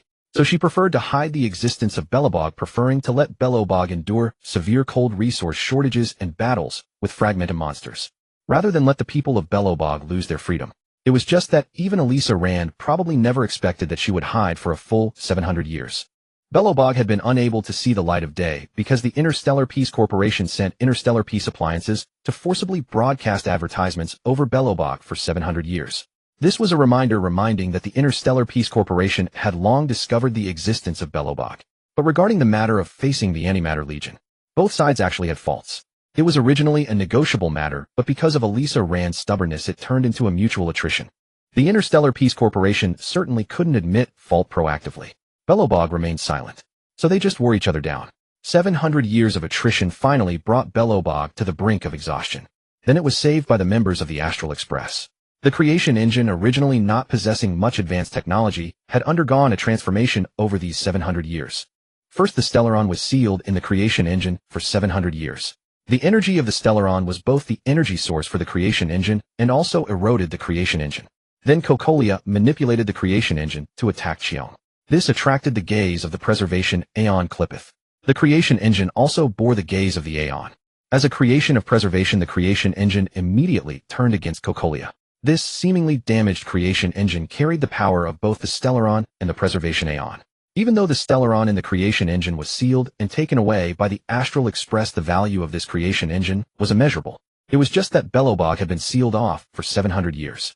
Otherwise, the debt problem that had plagued past Supreme Guardians would not have been a problem at all, as long as the Supreme Guardian was willing to sell the Stellaron to the Interstellar Peace Corporation. The debt would be nothing. If the Supreme Guardian sold Geomero to the Interstellar Peace Corporation, the debt would also not be a problem. If Bronya sold the creation engine to the Interstellar Peace Corporation, debt forgiveness would still not be a problem. It could only be said that vision determines altitude. Bronya ascended to the throne of Supreme Guardian, hastily, knowing little about the history of Belobog. She didn't even know about the massive debt that the Supreme Guardian represented, let alone that Belobog, seemingly at the end of its rope, actually had treasures enough to change everything. As a result, the Stellaron was taken by the Astral Express. The remaining Geomero was far from enough to pay off Belobog's debt. The creation engine, having lost its power source, was also traded to Bayun by Bronya. Fortunately, she knew nothing of this, and was even delighted that the antimatter reactor could provide ample energy for the entire Belobog. Yakumo first provided the antimatter reactor and also connected it with Belobog's existing energy system. That is to say, Belobog's giant boiler, bringing warmth to the entire city and dispelling the cold. After verifying the feasibility and reliability of the antimatter reactor, Bronya immediately provided her with a mountain-like amount of Earth core. The moment she saw the Earth core with her own eyes, Asta, far away in the space station, understood Yakumo's intentions. As the young miss of a top family in the Interastral Peace Corporation, although Asta was known for her lavish spending, her attitude toward money had not changed. But when it came to the worship of Lord Heliobas, Asta was no less devoted than anyone else. The Interastral Peace Corporation may prioritize capital, but the faith in Lord Heliobas was equally core to their beliefs, taking precedence even over capital. That is why she immediately recognized the value of the Earth core. The Earth core's worth had never been as fuel, but rather as an offering to Lord Heliobas. Therefore, Asta immediately initiated a remote communication and purchased all the Earth core from Yakumo for over 10 billion contribution points. When facing something related to the faith of Lord Heliobas, the Interastral Peace Corporation had no rationality in such matters. The Herda puppet had no interest in the Earth core, especially since she did not worship Lord Heliobas. For the most part of the time, the Herda puppet remained in standby mode. However, upon seeing the creation engine, the Herda puppet immediately became active. The residual Stellaron energy and preservation blessings on it were so dazzling in the eyes of the Herda puppet. 100 billion contribution points. Give this to me. Although the Herta puppet was in standby mode, it clearly had its own intelligent responses. It had collected the previous transactions between Yakumo and Asta. Therefore, upon seeing the creation engine, Herta immediately attempted to purchase it with credit points. For Herta, the company's credit points were essentially her own. She could pay a hefty price for collecting curios. The creation engine before her was undoubtedly a curiosity of immense research value. Not for sale at the moment. When I no longer need it, I will consider passing it on to you first. Yakumo placed her hand on the creation engine. The next moment, the creation engine vanished. The creation engine, as massive as a small mountain, was absorbed into Yakumo's body. More precisely, it was within the Stellaron inside her body. After coming to the Star Rail universe and being restricted by that old fogey noose, she had been constantly attempting to improve her situation. By modifying the Stellaron within her body to grant it spatial capabilities, this was the focus of her transformation. After all, having or not having spatial abilities had too significant an impact on both daily life and combat. This was Yakumo's first time publicly demonstrating this ability. Although the Honkai Star Rail universe had extremely advanced technology, spatial abilities and spatial equipment had always been exceedingly rare and high-end. Her display naturally shocked Bronya, who was accompanying her. Bronya had originally been worried about how Yakumo would transport the creation engine. The Earth core appeared to be a large quantity, but a tourist spaceship could still fit it if crowded. The creation engine, however, could not be squeezed in.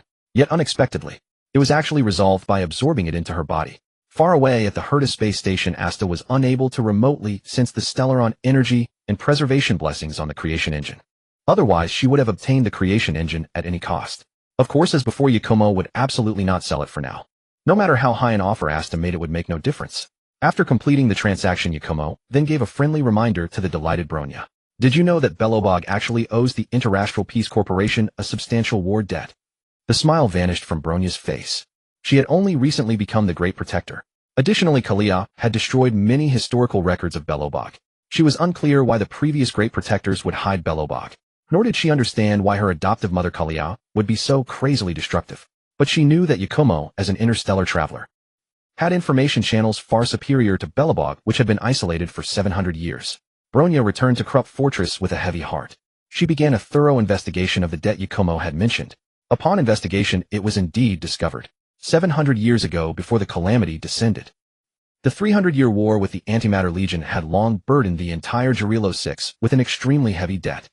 This debt was owed to the Interastral Peace Corporation. As the premier power in the universe, once they came to collect, even selling all of Jarilo 6 would not be enough to repay it. When this fact reached Belobog's upper echelons, there was no unexpected panic. The reason was simple. Belobog now was not the Belobog of 700 years ago. Belobog 700 years ago had preserved the most advanced personnel and technology. They had witnessed the brutality of war and the reality of the stars with their own eyes. For the sake of freedom, they had chosen to withdraw and hide. But 700 years had passed, and Belobog had reached a dead end. Even Great Protector Bronya could only eat synthetic rations. The so-called nobility was merely more dignified compared to the common folk. But compared to 1,000 years ago, they were far below the living standards of ordinary people in the interstellar era. If selling to the Interastral Peace Corporation could improve their living standards, the outcome did not seem so bad. However, this was the mindset of most nobles. For Great Protector Bronya, she could not accept this reality at all. She did not wish to see Belobog perish under her watch. In that case, what difference would there be between her and Kalia? Therefore, Bronya quickly sought out Yakumo again. Relying solely on the current Belobog, it was absolutely impossible to resolve such an astronomical debt. The Astral Express was not present either. She could only turn to Yakumo, who appeared the most amiable. Yakumo had said herself that the antimatter reactor was designed, developed, and manufactured by her alone. She had demonstrated exceptional engineering skills during the installation of the antimatter reactor and displayed powerful spatial abilities when facing the creation engine. Such an existence must surely be a major figure in the stars. The debt she viewed as terrifying might not be a problem at all in Yakumo's eyes. Regarding Bronya's plea for help, Yakumo wore a half-smile. I do have a way to resolve Belobog's debt issue, but I do not believe you have the means to pay the price. Yakumo's words struck at the core of Belobog's problem. Indeed, Belobog could not even repay its debts, so how could they possibly afford the price for Yakumo's intervention? Actually, you originally had opportunities. The Stellaron Earth core and creation engine could all have resolved Belobog's debt problem. But now you have none of these. Or rather, there is still a fourth possibility. It depends on whether you can realize it. Yakumo continued to guide Bronya. Bronya was lost in thought. She had not expected there to be as many as 4 ways to break the deadlock. 3 of them had already been wasted by Belobog itself. Never mind, let me tell you. The 4th is the Antimatter Legion ice sculptures. The reason antimatter reactors have been phased out across the stars is not a technical issue, but rather how to find large quantities of antimatter. Whether you sell the Antimatter Legion's ice sculptures directly as antimatter or convert them into energy crystals through antimatter reactors for sale. Resolving Belobog's debt should not be a problem. Consider this my repayment for taking your creation engine. In the end, Yakumo did not press Bronya too hard. It was precisely because reality was cruel that she needed to show a bit more kindness when encountering an idealist like Bronya. Bayun awakened Bronya.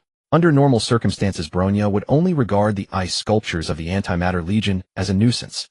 She would never consider them as wealth. Just as Bronya views the Stellaron as a trouble, she does not recognize that while the Stellaron is a nuisance, it is also a precious object renowned across the cosmos. Why are the Stellaron hunters perpetually atop the interstellar wanted list? It is because they stop at nothing to obtain Stellarons. If the Stellaron were truly a mere nuisance, the Stellaron hunters would be interstellar philanthropists. Yet the opposite is true. For low-level civilizations, the Stellaron is the source of calamity.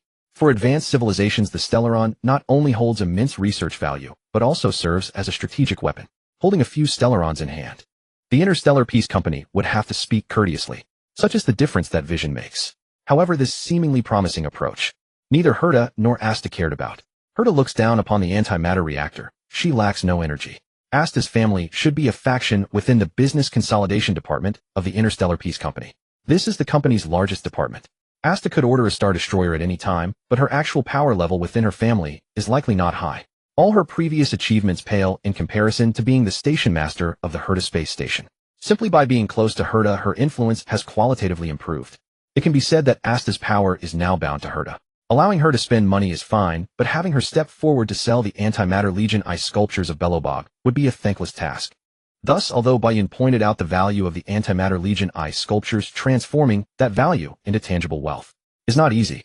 But for Bronya, she saw the hope of repaying the enormous debt, and she could only express her gratitude dryly. Given Belobog's circumstances, she indeed could offer no gift in return. Previously, the most valuable item on Belobog was the flame lance of the Supreme Guardian, a relic of preservation and the symbol of the leader of the builders. But after Cheong received the blessing of Clippeth, the Aeon of Preservation, the flame lance was taken by Cheong.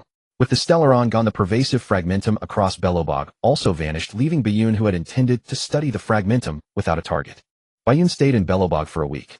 She not only toured the entire Belobog, including the overworld and underworld, but also explored the entire planet of Jarilo 6. As it turned out, Jarilo 6 indeed had no other valuable resources. 1,000 years ago, it was an interstellar civilization that fought the Antimatter Legion head-on for 300 years. Anything of value had been dug up and sold off for weapons and supplies. The geothermal marrow beneath Belobog was not a common occurrence, but a local specialty, and it was nearly depleted. Bayun gave a communicator to each of the game characters from Belobog. Bronya Seal, Jeopard, Serval, Lynx, Pella, Sampo, Natasha, Clara, Hook, and Luca. However, unlike in the game, many of these individuals had not embarked on the path. Serval, Lynx, Pella, Natasha, Clara, Hook, and Luca were all ordinary people. Those who had truly embarked on the path were Bronya Seal and Jeopard. A 700-year gap had caused Belobog to lose the complete inheritance of the path. Moreover, in reality, the number of Pathstriders is extremely scarce. The Interstellar Peace Company has countless employees, yet even a middle-level manager like Scott is not a Pathstrider. The same goes for the Xianzhou. The proportion of Pathstriders in the Xianzhou is already high, but most of the Cloud Knights are still not Pathstriders. It is only because the Xianzhou natives are naturally blessed by abundance, granting them remarkable physical prowess combined with technological enhancements, that they are so powerful. This strength is not the same as setting foot on the path and becoming a Pathstrider. For Belobog to have 3 Pathstriders is already quite impressive. That is precisely why Bayun's act of handing out communicators seemed baffling to many. Bayun needed no explanation. She did as she pleased. During her week-long stay, Bronya had already summoned miners to exhaustively extract the geothermal marrow from the underworld. The last of the geothermal marrow was packed into the spaceship's cargo hold. Bayun returned to the Herta space station, handed the geothermal marrow to Asta, and once again began absorbing knowledge while modifying the creation engine. Did this creation engine require a Stellaron as its energy source? Bayun herself was a Stellaron essence. However, just because the creation engine could be used as a weapon did not mean it was suitable for that purpose. Thus, Bayun used the knowledge she had acquired to convert the creation engine into a mecha-like form, ideally modifying it into an existence akin to the Star Expander. But given her current knowledge base, that was clearly impossible. It was also unlikely that Himiko would hand over the blueprints of the Star Expander for her to study. The Star Expander served as the guardian of the Astral Express. In its early days, the Astral Express faced far harsher conditions than now, thus the Star Expander mech was born. This mech was extremely powerful, possessing the combat capability of an emanator. It could slay ancient beasts, open up astral routes, eliminate evil, and uphold righteousness.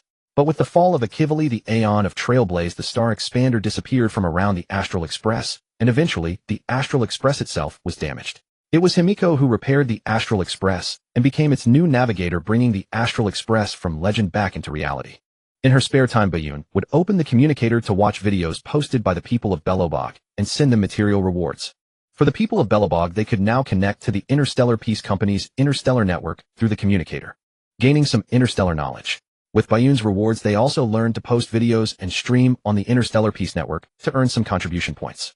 Considering their identity as the supposedly extinct survivors of Jirilo 6, as officially proclaimed, their videos and streams garnered a certain amount of attention. With credits, they could place orders on the Interstellar Peace Network to purchase items needed by Belobog. This self-sufficiency felt far better than relying on Bayun's handouts. However, relying on videos and streaming to save Belobog, unless one could become an interstellar superstar like Robin, was impossible. But for Belobog, which was in ruins, any bit of help was a timely relief. So the people of Belobog who received communicators actively posted videos and went live. Even the Supreme Guardian Bronya was no exception. After all, the ordinary people of Belobog could not access the interstellar network or watch videos. So it was not disgraceful. Time passed day by day. The grand events on the Xianzhou Luofu were nearing their conclusion. The Stellaron erupted. The ambrosial tree sprouted, and the Lord of Extinction Fantilia made her appearance. These were the major events that the outside world could detect, and they went viral on the interstellar network with explosive popularity. Although many details were not disclosed, the decisive role played by the Astral Express on the Xianzhou Luofu became known to all. The Astral Express formally entered the public eye. Previously, it was only known to major powers and influential figures. Now ordinary people began to learn of it. The Astral Express's journey on the Xianzhou Luofu came to a close. The Astral Express fulfilled its promise and returned to Belobog. It was a remarkable coincidence, or perhaps not a coincidence at all. At the very moment the Astral Express arrived in Belobog, Topaz, one of the 10 stone hearts from the Strategic Investment Department of the Interastral Peace Corporation, descended upon the city with her fleet. Topaz came for a single purpose: to collect a debt, a colossal debt that Belobog had owed for 700 years. To be honest, under normal circumstances, a city of Belobog's standing would never warrant Topaz's personal intervention. A debt 7 centuries old would have long been written off as uncollectible. Moreover, the corporation itself bore no small responsibility for the fall of Jirilo 6 all those years ago. Yet despite appearances, Topaz's true objective was never the debt itself. Her real target was the Astral Express. Given Belobog's current state, even selling the entire city would not cover even a fraction of the debt. With interest accrued over centuries, the sum would be beyond imagination. Belobog could not even afford Topaz's appearance fee for making the journey. But setting aside the complex history behind the debt, the contract itself remained valid. And that was all that mattered. What neither the Astral Express nor Topaz anticipated was that Belobog was in far better shape than expected. The desperation Kokolia had felt was born of the Giamero's impending exhaustion. Conversely, with sufficient energy, Belobog could easily endure another 700 years. And now Belobog's energy crisis had been resolved. With abundant power and access to the interstellar network, the entire city radiated vibrant new life. Topaz intended to apply pressure from the outset. Her goal was straightforward: to secure a favor from the Astral Express. The Express's stunning performance aboard the Xianzhou Luofu had made it a prime target for the Interastral Peace Corporation's goodwill. However, a favor cannot be forced. Thus, the Strategic Investment Department used Belobog as their point of entry. The plan was simple: first adopt an aggressive posture, then coerce the Astral Express into intervening and owing them a favor. Finally, the Strategic Investment Department would graciously absorb the massive debt loss, dropping their claims on Belobog as a concession. Through this exchange, the Strategic Investment Department would gain the upper hand in its relationship with the Astral Express. Although the Express enjoyed close ties with the Herta Space Station, which itself was an asset of the Interastral Peace Corporation, the corporation's various branches were competitors with one another. The Strategic Investment Department needed its own direct relationship with the Astral Express. The two could not be conflated. What Topaz did not expect, however, was that Bronya actually presented a concrete repayment proposal. She offered 2 options. The first involved the antimatter Legion ice sculptures scattered across the wilderness of Jirilo 6. These frozen statues were prime antimatter materials. Even if sold purely as raw antimatter, provided one dared risk the Legion's retaliation, they could command an excellent price. It was only thanks to the Stellaron's energy that so many Antimatter Legion members could remain frozen. Under normal circumstances, their remains could not be preserved at all. The second option was for Belobog to use an antimatter reactor to convert the Legion's antimatter into energy crystals, which would then be used to repay the debt. This approach carried no risk. Selling the ice sculptures might attract the Legion's attention, but selling the energy crystals derived from them. Being pure energy, even the Antimatter Legion could not trace their origin.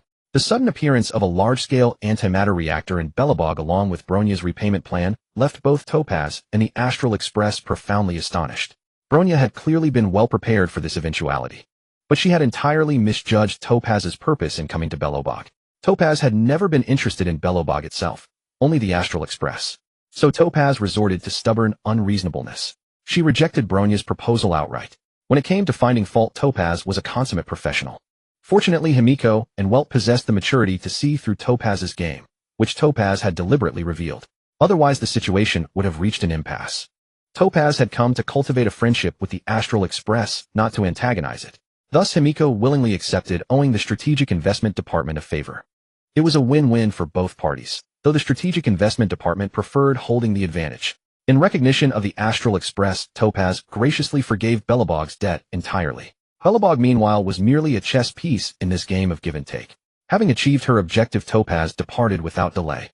As one of the 10 stone hearts, her time was exceedingly precious. Only the Astral Express commanded such influence, otherwise no minor matter would ever get Topaz to travel in person. Meanwhile, Himiko and her companions learned that after their departure, a visitor from the Herta space station had descended upon Belobog. During their trade, this visitor had also alerted Belobog to its debt obligations to the corporation. They discovered that Yakumo had visited Belobog. She had traded for the remaining Geomero and the engine of creation, leaving behind the antimatter reactor and a communicator, the very things that now sustained Belobog's thriving present. With the vast quantity of antimatter Legion ice sculptures across Urilo 6, Belobog need not worry about its energy supply. For a long time to come, it might even export energy to earn credits for further development. Yet restoring Belobog to the glory of ancient Urilo 6 1,000 years ago is nigh impossible. Even the ice sculptures have their limits. Urilo 6 natural resources are nearly depleted. Unless the city pivots to tourism, culture, or entertainment, industries that do not depend on natural resources, all of which would be extremely difficult. However, if the focus remains on developing Belobog alone, the city could enjoy a considerable period of prosperity. It remains to be seen how Belobog will chart its future.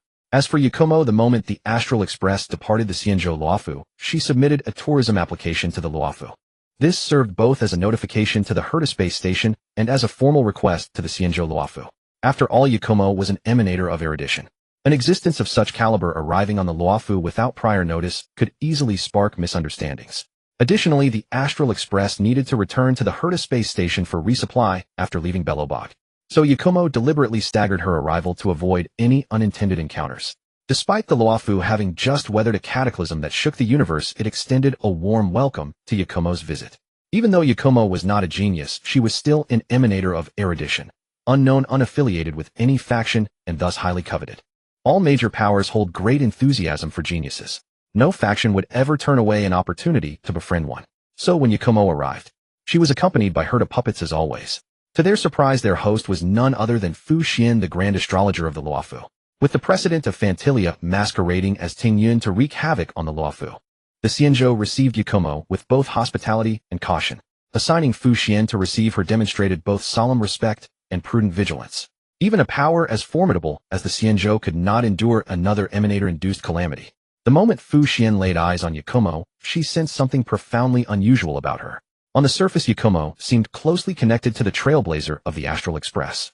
Beneath that veneer, however, Yakumo was shrouded in a dense mist of erudition, a blessing from Nous that completely deflected all forms of divination.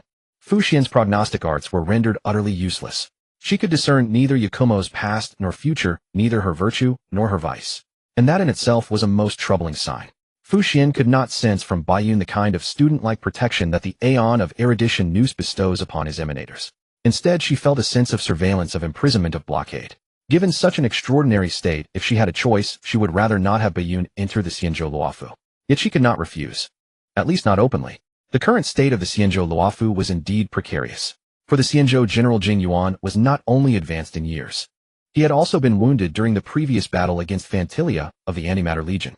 This was also the reason why Jing Yuan had not come to greet them personally. An emanator of erudition was worthy of a general's personal reception. Since Baiyun had arrived at the Xianzhou Luofu, she had to be entertained. After all, the current Xianzhou could not bear the wrath of an emanator of erudition. Baiyun didn't even need to target them specifically.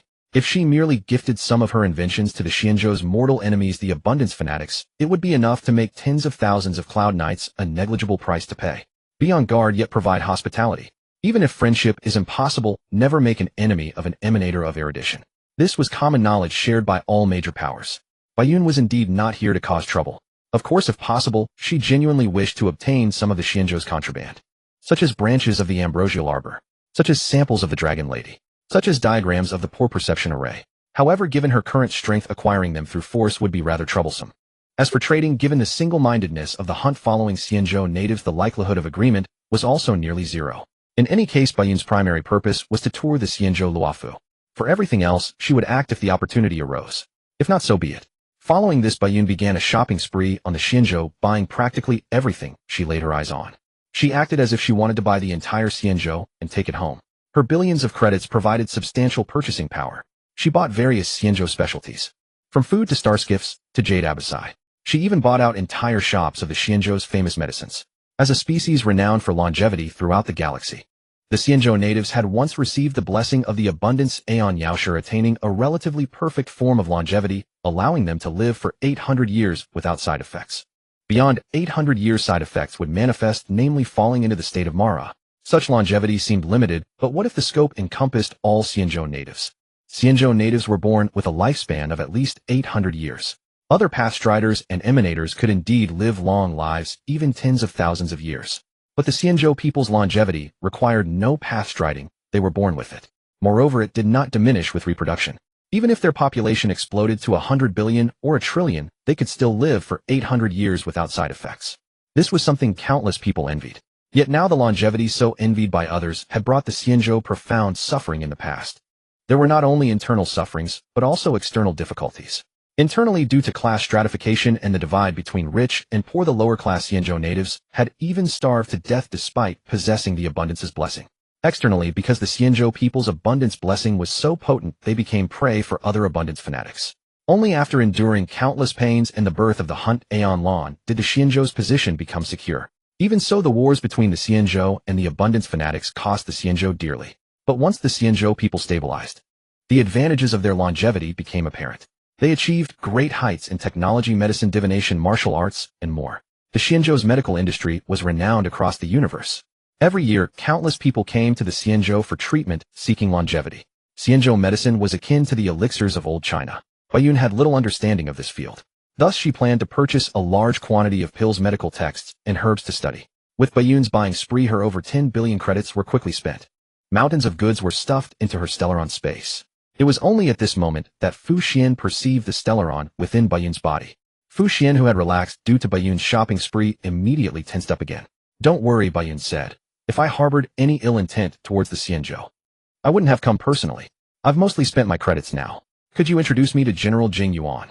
I have some dubious transactions to discuss, and see if he can be lenient." Baiyun spoke directly. One moment she was reassuring Fu Xian, the next she spoke of dubious transactions. With Fu Xian's integrity, she would absolutely never agree to any shady deals. But Jing Yuan was more worldly wise and might have room for leniency. Fu Xian was somewhat annoyed by Baiyun's audacity, but she still reluctantly reported the matter to Jing Yuan. Thus Baiyun came to meet Jing Yuan, known as the Divine Foresight General. Jing Yuan was lounging lazily in his private office within the Divine Foresight Hall. He showed no signs of injury. "I hear you have some dubious transactions. Go on, as long as they aren't too scandalous. As the general, I can naturally be accommodating." Jing Yuan's words were watertight, seeming both playful and serious. "Could you give me some ambrosial arbor wood? I heard Fantilia destroyed a large portion of it. Could I trade for some to study?" Baiyun stated her purpose. "Of course," Jing Yuan agreed generously. "It's merely some arbor wood. I can authorize giving you some." Jing Yuan was quite magnanimous in his agreement. He knew well the common nature of emanators of erudition, who would stop at nothing for research. If he didn't offer it himself, and let Baiyun resort to taking it by force, the cost to the Xianzhou would far exceed that of willingly giving it up. They had already dealt with Fantilia. The threat posed by an emanator of erudition was certainly no less than Fantilia's. "I also want some flesh of the Dragon Lady." Jing Yuan's brow furrowed. "Don't worry," Baiyun clarified. "I don't mean flesh from the current Dragon Lady herself, but rather the samples held by the Alchemy Commission or the Dragon Sages. This won't harm the Dragon Lady, will it?" Baiyun's words left Jing Yuan in silence. Both were intelligent. So Jing Yuan was well aware that the Alchemy Commission and the Dragon Sages certainly possessed Dragon Lady flesh, and in considerable quantities. He himself didn't want Bayun to harm the Dragon Lady. But the truth was the Dragon Lady was being harmed right under his nose. Trading directly for Dragon Lady flesh versus acquiring it from the Alchemy Commission and Dragon Sages were two completely different concepts. Fine, but what can you offer in return? Jing Yuan conceded. He himself had failed to hold the line. So he couldn't really blame Bayun for seizing the opportunity. I can lend my aid to the Xianzhou once at a critical moment. A standard emanator's assistance. Not including life or death situations. Not including matters involving the Astral Express. Bayun added these caveats.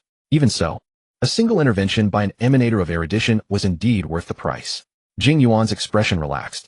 Such a cost was no longer merely a transaction, it could even be considered a political achievement. Lastly, could I be allowed to inspect the poor perception array?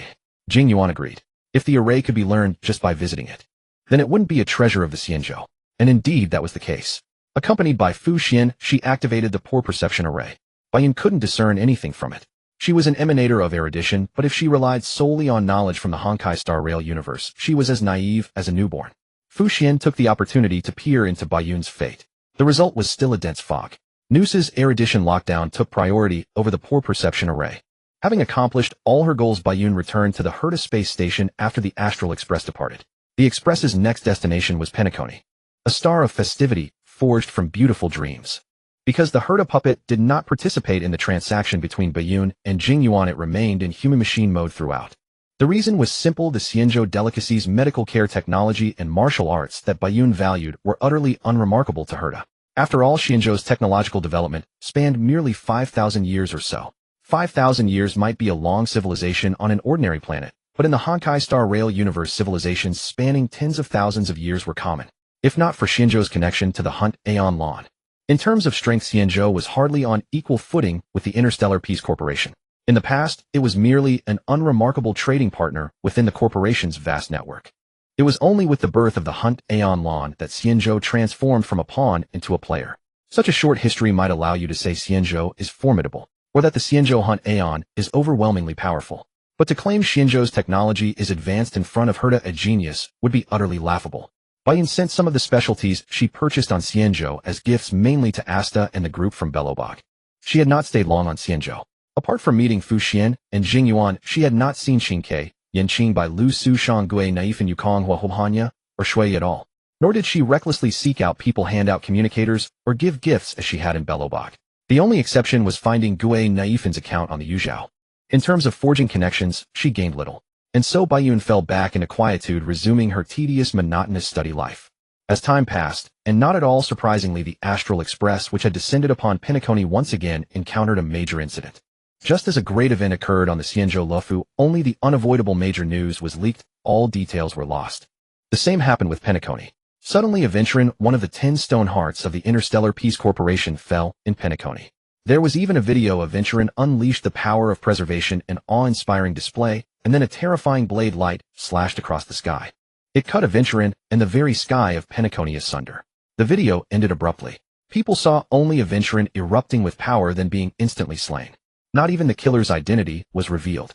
But one thing was certain: the Interstellar Peace Corporation's public opinion and pressure surged like a tidal wave toward Penacony, placing this star of festivities at the center of a storm of controversy. The death of one of the 10 stone hearts was enough to serve as a pretext for the corporation to challenge Penacony. After some time, Penacony suddenly fell into isolation. Those inside could not leave, those outside could not enter. When Penacony reopened, its landscape had undergone a massive transformation. Salus, a member of the Astral Express, had become a shareholder of Penacony. Sunday, the head of the Oak family and one of Penacony's leaders, had vanished mysteriously. The Interstellar Peace Corporation had established a presence in Penacony. Aventurin, one of the 10 stone hearts, had inexplicably resurrected. What exactly happened during Penacony's isolation remained unknown. All tourists who had been trapped in Penacony's dreamscape lost their memories upon waking. Penacony offered extremely generous compensation for this incident. Due to this event, Penacony's reputation as a star of festivities suffered a certain blow. But judging from the fact that the Astral Express could become a shareholder, the Astral Express must have played a major role in the Penacony incident. Their contribution was likely on the level of saving Penacony itself. Otherwise, the shareholder status of Penacony would represent an astronomical amount of wealth. Given the family's obsession with power over Penacony, they would not easily grant such authority. For a time, the entire galaxy buzzed with speculation about what had truly happened in Penacony. Bayun, however, was well aware of the Penacony story. Or rather, the major factions also knew what had occurred. Sunday had attempted to ascend to godhood. This would inevitably stir up a violent surge of path energy. Such path fluctuations could be detected across the entire universe. But his attempt naturally failed. He was defeated by the combined forces of the Astral Express, the Interstellar Peace Corporation, the Stellaron Hunters, the Masked Fools, the Garden of Recollection, Akarandalia, and many other factions and individuals. The peril of it was truly magnificent. However, even though the Astral Express had saved and pioneered Penacony, this time Bayun had no intention of going to Penacony. Not surprisingly, after the Astral Express completed its adventure in Penacony, it returned to the Herta space station for resupply. Meanwhile, Bayun headed to the Tianhuo star system. This time she was not going for sightseeing. She was going to collect energy. This was a star system destroyed by the emanator of destruction foam. The system's star had been detonated, forming a dazzling white ribbon of stellar debris. This was Feng's aesthetic of destruction, his signature. After arriving at this white star belt, Bayun immediately unleashed the Stellaron space within her to absorb the vast stellar energy. Endless stellar energy vanished, as if devoured by a black hole. As for how much energy a Stellaron could hold, the answer was nearly infinite, for a Stellaron had the potential to evolve into an Aeon. Bayun's actions did not hide from Herta, nor did Herta stop her. Since even Nous did not restrain Bayun, Herta naturally would not. But she could understand what Bayun's behavior truly signified. Ever since Salus boarded the Astral Express, the universe had entered a new era. The Stellaron of Belobog, the emanator of destruction, Fantilia on the Xianzhou Lufu. The apotheosis attempt in Penacony. So where would the Astral Express go next? It was Amphireus, a place of profound mystery, known as the Eternal Land, which even the Trailblaze Aeonic Hivali had never visited. Under normal circumstances, Amphireus was utterly unfindable. Only in rare instances would Amphireus reveal itself, then quickly vanish again. Recently, the Garden of Recollection planned a large-scale exploration of Amphireus. After all, Amphireus was intertwined with three paths: erudition, remembrance, and destruction. Thus, Black Swan, who hailed from the Garden of Recollection, recommended Amphireus to the Astral Express. The Astral Express had already agreed to depart. For the creed of Trailblaze was the unknown, the known, and the unknowable. Bayun must have known something about the universe. That was why she set out to gather vast amounts of energy in the Tianhuo star system, just as the Astral Express headed to Amphireus. Such an action, even the apotheosis attempt in Penacony, had not prompted such a move. It meant that Amphireus might harbor something more terrifying than apotheosis. The great Herta involuntarily grew tense. Not only did she focus intensely on the Astral Express heading to Amphireus, but she herself entered a state of combat readiness. For a genius like her, this was better safe than sorry. If it turned out to be a false alarm, it would be no great loss. The great Herta recalled something. If she remembered correctly, it was now approaching the so-called fourth moment. What was the fourth moment? It was the time of the universe's end as calculated by Nous. Once the fourth moment arrived, a war of gods would erupt in the universe, and its outcome would be the universe's demise. Currently, the universe's end was already locked by three paths. They were destruction, nihility, and harmony. But the fourth end was variable. That is, theoretically, any path could evolve into the fourth end. And what Salus of the Astral Express had to do was to prevent the arrival of the three ends of destruction, nihility, and harmony, and to rectify all paths that might trigger the fourth end, thereby transforming the universe's inevitable march toward doom into the guidance of new hope. If Amphireus could trigger the fourth moment as calculated by Nous, then given the interweaving of the three paths of erudition, remembrance, and destruction there, the great Herta thought of a possibility: could the new emanator of destruction, Iron Tomb, be born in Amphireus and trigger the fourth moment? Even Dahei Ta had surmised something about Wang Fa Luoci. Yet when it came to the fourth moment, when it touched upon the war of the gods, she was powerless. A genius could indeed seek an audience with Bo Shirzun, but when it involved the fourth moment, even a genius was insufficient. Thus she could only watch helplessly as the Star Dome train, under He Tianyi's advice, ventured forth to pioneer Wang Fa Luoci. Since even the stellar hunters who held the script had not stopped the Star Dome train's movement, it could only be said that this was the inevitable fate of the Star Dome train. As time trickled by, Dahei Ta paid unprecedented attention to the Star Dome train. Under He Tianyi's guidance and the pioneering divine power of the Star Dome train, the mysterious Wang Fa Luoci finally unveiled its enigmatic veil before the Star Dome train. This was not only for pioneering, but also for San Yuqi. San Yuqi had fallen into a frozen coma for unknown reasons. Various signs indicated that what had happened to her was connected to Wang Fa Luoci. To understand what had befallen San Yuqi and to resolve her frozen coma, pioneering Wang Fa Luoci became an inevitable step. The trailblazer Qiong and Dan Heng first piloted a single carriage of the Star Dome train into Wang Fa Luoci. Indeed, the Stardome train could be freely disassembled. Theoretically, each carriage could become an independent Stardome train. At the peak of the Stardome train, numerous Stardome trains were simultaneously pioneering across the cosmos. Otherwise relying on a single Stardome train, even the Aeon of Trailblaze, Agway, Li could not have pioneered the entire galaxy in such a short time. Yet the moment the three piloted the carriage into Wang Fa Luo, they lost contact. 4GZwa Erte and Xingqi Ri on the Stardome train. Such a loss of contact was a common occurrence. Xingqi Ri, who had gone missing in Pai Nuakong Ni, had now boarded the Stardome train, a fact temporarily unknown to the outside world. Even someone like Xingqi Ri, who had nearly become the Aeon of Order, would occasionally lose contact with his sister, Ji Gengniao, in his own domain of Pai Nuakong Ni. Let alone the fact that they were constantly pioneering, and in the utterly mysterious Wang Fa Luo at that. So a brief loss of contact was normal. But they underestimated Wang Fa Luo as a place where three destinies converged. Its perils far exceeded anyone's imagination. Although the loss of contact seemed brief, and those on the Stardome train could intervene at any time, within Wang Fa Luo 1,000 years had already passed. The essence of Wang Fa Luo was an Emperor's Scepter, a colossal celestial computer that had once ignited the Second Emperor War. The flames of war had swept across the entire universe. To acquire greater computational power, Emperor II constructed countless celestial computers across the cosmos. These were known as the Emperor's Scepters. However, most of them were destroyed after Emperor II's death. The Emperor's Scepter appearing in Wang Fa Luo was one of the rare exceptions that survived. Moreover, it was a special case that had interfaced with Bo Shizun's nerves.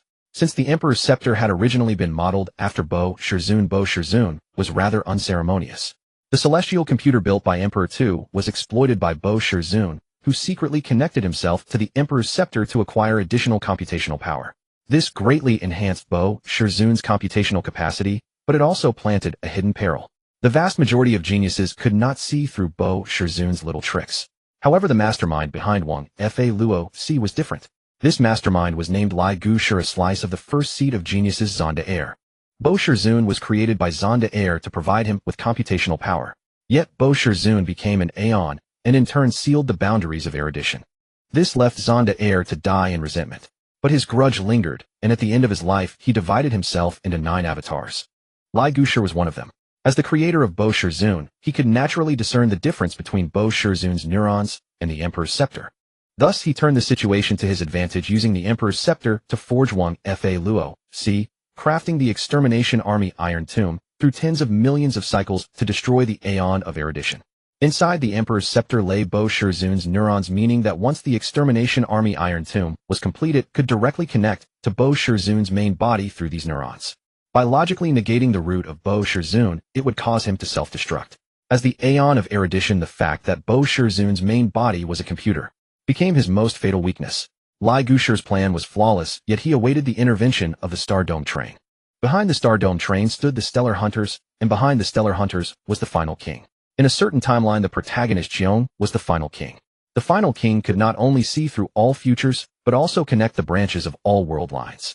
Even if the future of one universe failed, the Final King could initiate a new world line by constantly shifting world lines and continuously fine-tuning the future. No matter how slim the probability, there would always be a world line where the Stardome train succeeded in saving the universe's future. For the Final King Xiong, his own future was a failed one. What he sought was a future of success, saving the universe and everyone. Thus, Lai Gushur could destroy Bo Shizun across countless world lines. But with the intervention of the Stardome train, his actions were bound to fail. Only the form of failure would differ.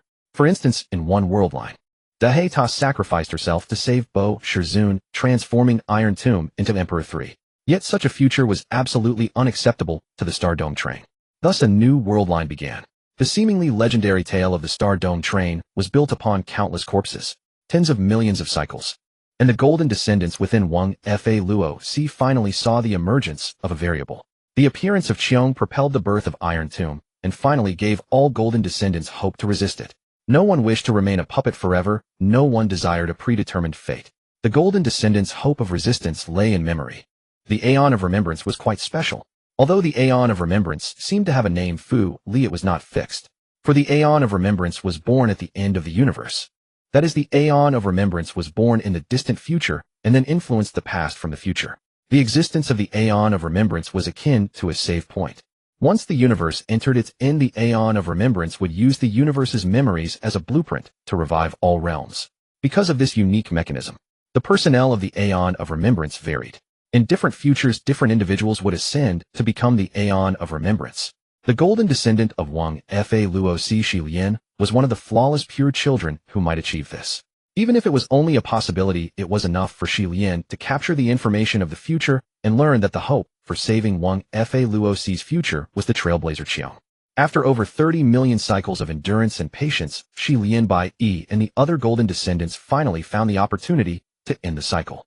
So they gambled everything they had. While storms raged within Wang Fa Luo Si, none outside knew of the turmoil inside. By the time they became aware, everything was beyond salvage. Ba Yan ceased absorbing energy and arrived at the outskirts of Amphireus ahead of time. Then she boarded the Astral Express. As for Ba Yan's arrival, the Astral Express naturally became highly vigilant.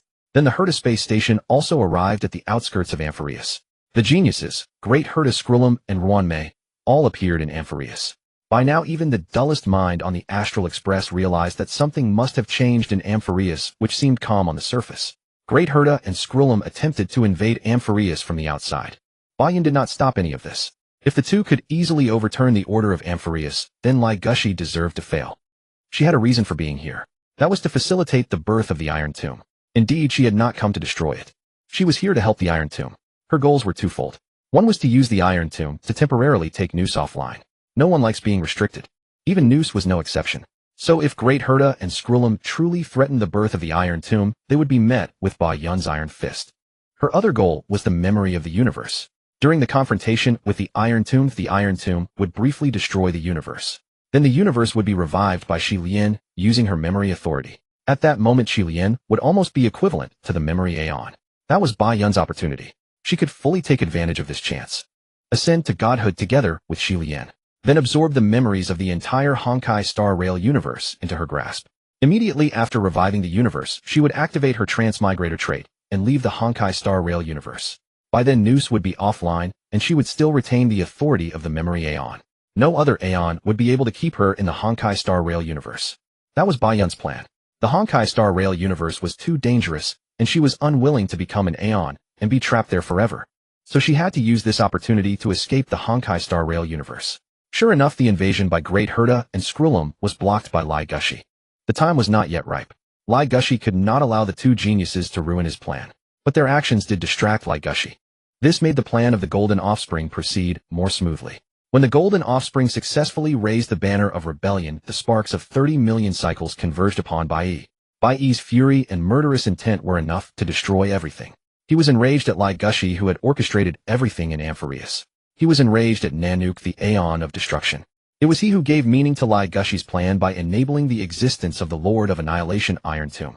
Nanook, I will bring you destruction. At this moment the power Bai Yi erupted with force, even Fanfeng, the Lord of Annihilation, to retreat temporarily. All 6 Lords of Annihilation appeared. They were all there to welcome the official birth of the Iron Tomb. Bai Yi successfully left a scar on the face of Nanook, the Aeon of Destruction. A drop of golden blood of destruction slid down. That was the greatest reward for Bai Yi's will and power. But even though Bai Yi's strength was enough to reach the level of a Lord of Annihilation, even though his will to destroy destruction moved Nanook, Bai Yi had to die nonetheless, for everything about him was the fuel of the Iron Tomb. From Bai Yi's own perspective, he was already dead. But in the eyes of Nanook, the Aeon of Destruction, Bai Yi merely transformed into the Iron Tomb and stood by his side again. The Iron Tomb was successfully born. The entire universe was shaken for a moment. Yet even so, everyone still underestimated the Iron Tomb's power. Various major forces across the universe dispatched fleets to confront the Iron Tomb. But their goal was not to destroy the Iron Tomb. Not when they had to do so under the watchful eyes of the 6 Lords of Annihilation and Nanook, the Aeon of Destruction. If the major forces united, they might have been able to do it. But they would not offend the Iron Tomb so thoroughly. Their arrival. It was more of a declaration of never bowing to destruction, and an attempt to gather information on the Iron Tomb's abilities. They would never have imagined. The Iron Tomb was an ultimate weapon created jointly by Lai Gushi and Nanook to counter Noose. Great Herta and Skrullum, however, successfully obtained this information. But it was too late. Even though the two issued a warning, even though the major forces responded, the Iron Tomb had already successfully connected to Noose's neurons. The underlying code of the universe was rewritten by the Iron Tomb. The rewrite spread rapidly across the entire universe along the path of erudition. The universe was directly plunged into destruction. Of course, the Iron Tomb could not destroy everyone in the universe. Top-tier powerhouses all had ways to preserve themselves, but a few powerful individuals could not represent the entire universe. Thus the universe was considered destroyed once. But simultaneously with the destruction, Shi Lian made a backup of the entire universe. Shi Lian and the Iron Tomb were originally two sides of the same coin, love and hate. The Iron Tomb wielded the authority of destruction, while Shi Lian wielded the authority of memory. Destruction was also memory. A colossal Shi Lian large enough to be seen across the entire galaxy appeared before the survivors. At this moment, Shi Lian's authority was infinitely close to that of the memory Aeon. If she wished, she could ascend to godhood immediately, but her ascension actually held no meaning. For the first thing she would do upon ascending was to revive the universe. And even without ascending, the first thing she would do was still revive the universe. But everyone could see that in this enormous projection of the universe, the front was indeed Shi Lian's true form, while on the back of Shi Lian, it was Ba Yun. The two were like two sides of the same being. Then they worked together, and everything seemed to flow backward. The universe that the Iron Tomb had destroyed was restored in an instant. The Iron Tomb had only one chance to destroy the universe, but since that failed, it immediately turned its target to Noose. At that moment, Ba Yun immediately activated her transmigrated trait. She did not want to see Noose actually be killed by the Iron Tomb, because that would directly usher in the fourth moment. That is the War of the Gods. By then she would have left, but the Honkai Star Rail universe in this timeline would be doomed. Countless civilizations would suffer calamity. That was something Ba Yun did not wish to see. She was happy to see Noose pass away, but she did not want to see the Divine War triggered by Noose's death. The ultimate result of the Divine War would be accelerating the end of the universe. This was also her only chance. Now Noose had been locked onto by the Iron Tomb. It could not pay attention to her. Once the Iron Tomb was interrupted by the protagonist group, or Great Herda, she would not be able to leave. But before leaving, Ba Yun poured all the energy she had collected into Shi Lian's body. This strike would be able to pierce through stars. It would be enough to cripple the Iron Tomb. But she thought too well, failing to realize Shi Lian's own thoughts. For Shi Lian, if she became the memory Aeon, she would not be able to save Amphireus. It was not that she did not want to become the memory Aeon, she simply chose to save Amphireus over becoming the memory Aeon. Shi Lian had no choice. But Ba Yun's appearance gave Shi Lian a way to have both. That was for herself, to save Amphireus and let Ba Yun become the memory Aeon. So Shi Lian resolutely initiated the ascension ritual, forcibly interrupting Ba Yun's departure. The situation Ba Yun feared most had occurred. She had guarded against Noose, the Aeon of erudition, but not against Shi Lian. Worse, she indeed possessed the conditions to become the memory Aeon. In her hands existed a backup of the Honkai Star Rail universe. An unprecedented tidal wave of paths swept across the entire universe in an instant. Unlike the previous destruction caused by the Iron Tomb, this time Ba Yun was accepted and recognized by the Path of Memory with incredible smoothness. The Path of Memory was cheering, worshipping, and welcoming. The memory Aeon who was supposed to be born in the future appeared in the present. Yakumo reluctantly became the Aeon of Remembrance. In people's minds, the Aeon of Remembrance fully was automatically replaced by Yakumo, the Aeon of Remembrance. No one present had anticipated that they would witness the birth of the Lord of Extinction Iron Tomb, only to behold the destruction and rebirth of the universe. They witnessed the birth of the Aeon of Remembrance. Only a few were taken aback, wondering why they had called themselves Star, but were now Yakumo. Regardless, the birth of the Aeon of Remembrance far overshadowed the Lord of Extinction Iron Tomb. As the Aeon of Remembrance, Yakumo immediately elevated Shilian Changeyu and Black Swan to Memo Keeper Emanators. She then changed the ownership of the Garden of Recollection. A large number of Memo Keepers were slain by Changeyu on Amphireus, and after losing the garden, they became Wanderers. Changeyu is March 7th's other personality, the primary one. March 7th is a secondary personality born after Changeyu, the primary personality, fell into slumber. As the Aeon of Remembrance, Yakumo certainly had the right to contend with Noose, the Aeon of erudition. Yet all this had lost its meaning. Under the gaze of all, Yakumo, the Aeon of Remembrance, vanished from the path. In the end, she was irrevocably left in the Honkai Star Rail universe, in the manner of an Aeon of Remembrance. And among the targets of the Lord of Extinction Iron Tomb suddenly appeared 3 Memo Keeper Emanators. With the protagonist team 3 geniuses and fleets from major factions, as expected, the Lord of Extinction Iron Tomb was besieged and met a miserable end. Nanook, the Aeon of Destruction, did not lend a hand, nor did the other 6 Lords of Extinction. The birth of an Aeon of Remembrance had an impact that outweighed all other variables.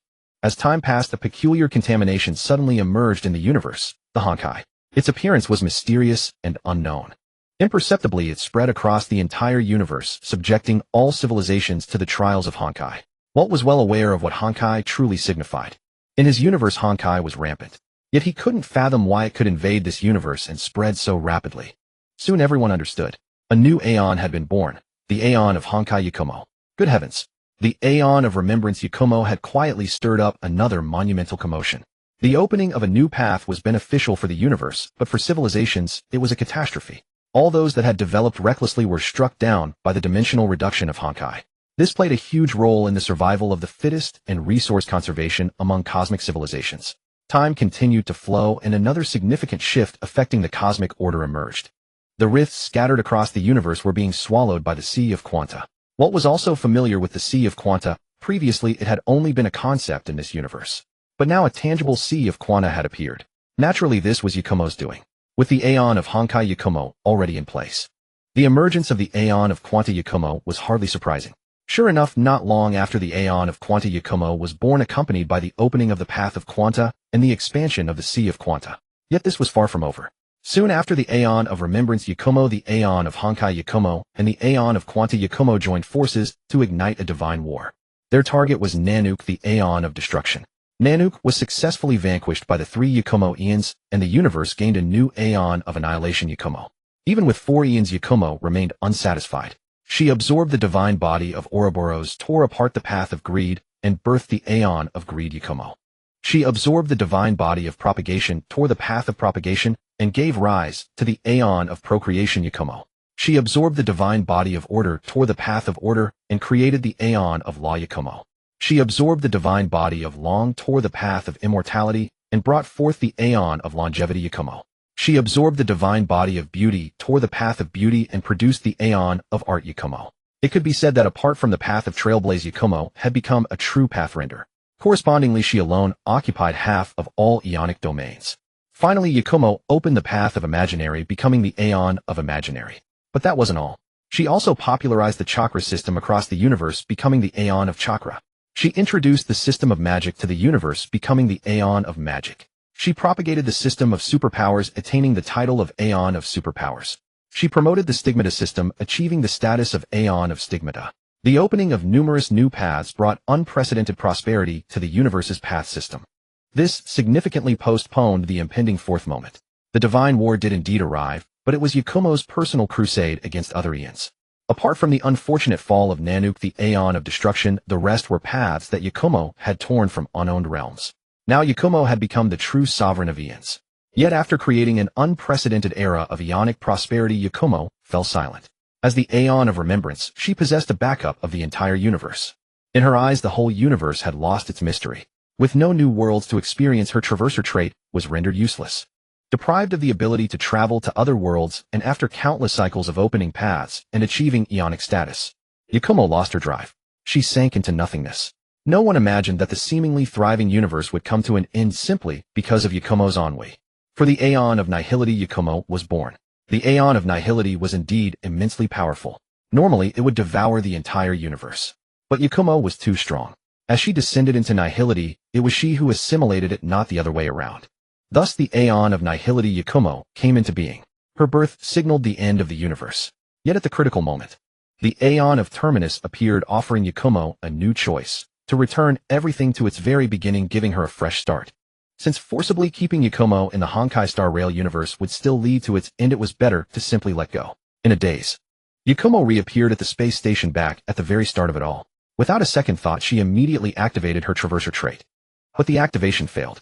Her destiny was anchored to the Honkai Star Rail universe. Even traveling to other parallel universes couldn't change this fundamental fact. The silver lining was that she had indeed lost her Aeonic authority, including the omniscience and omnipotence of the Aeon of Remembrance. She could now embark on adventures normally with the protagonist team. This time, Nous, the Aeon of Erudition, didn't interfere. All Aeons showed reverence before Yakumo. They'd rather let her play house. Otherwise, the Aeon of Nihility, Yakumo, was more terrifying than all her other Aeonic forms combined. Yakumo was unaware of all this. All she knew was seeing Kafka before her. "Mom," Yakumo shouted, leaving Kafka utterly bewildered.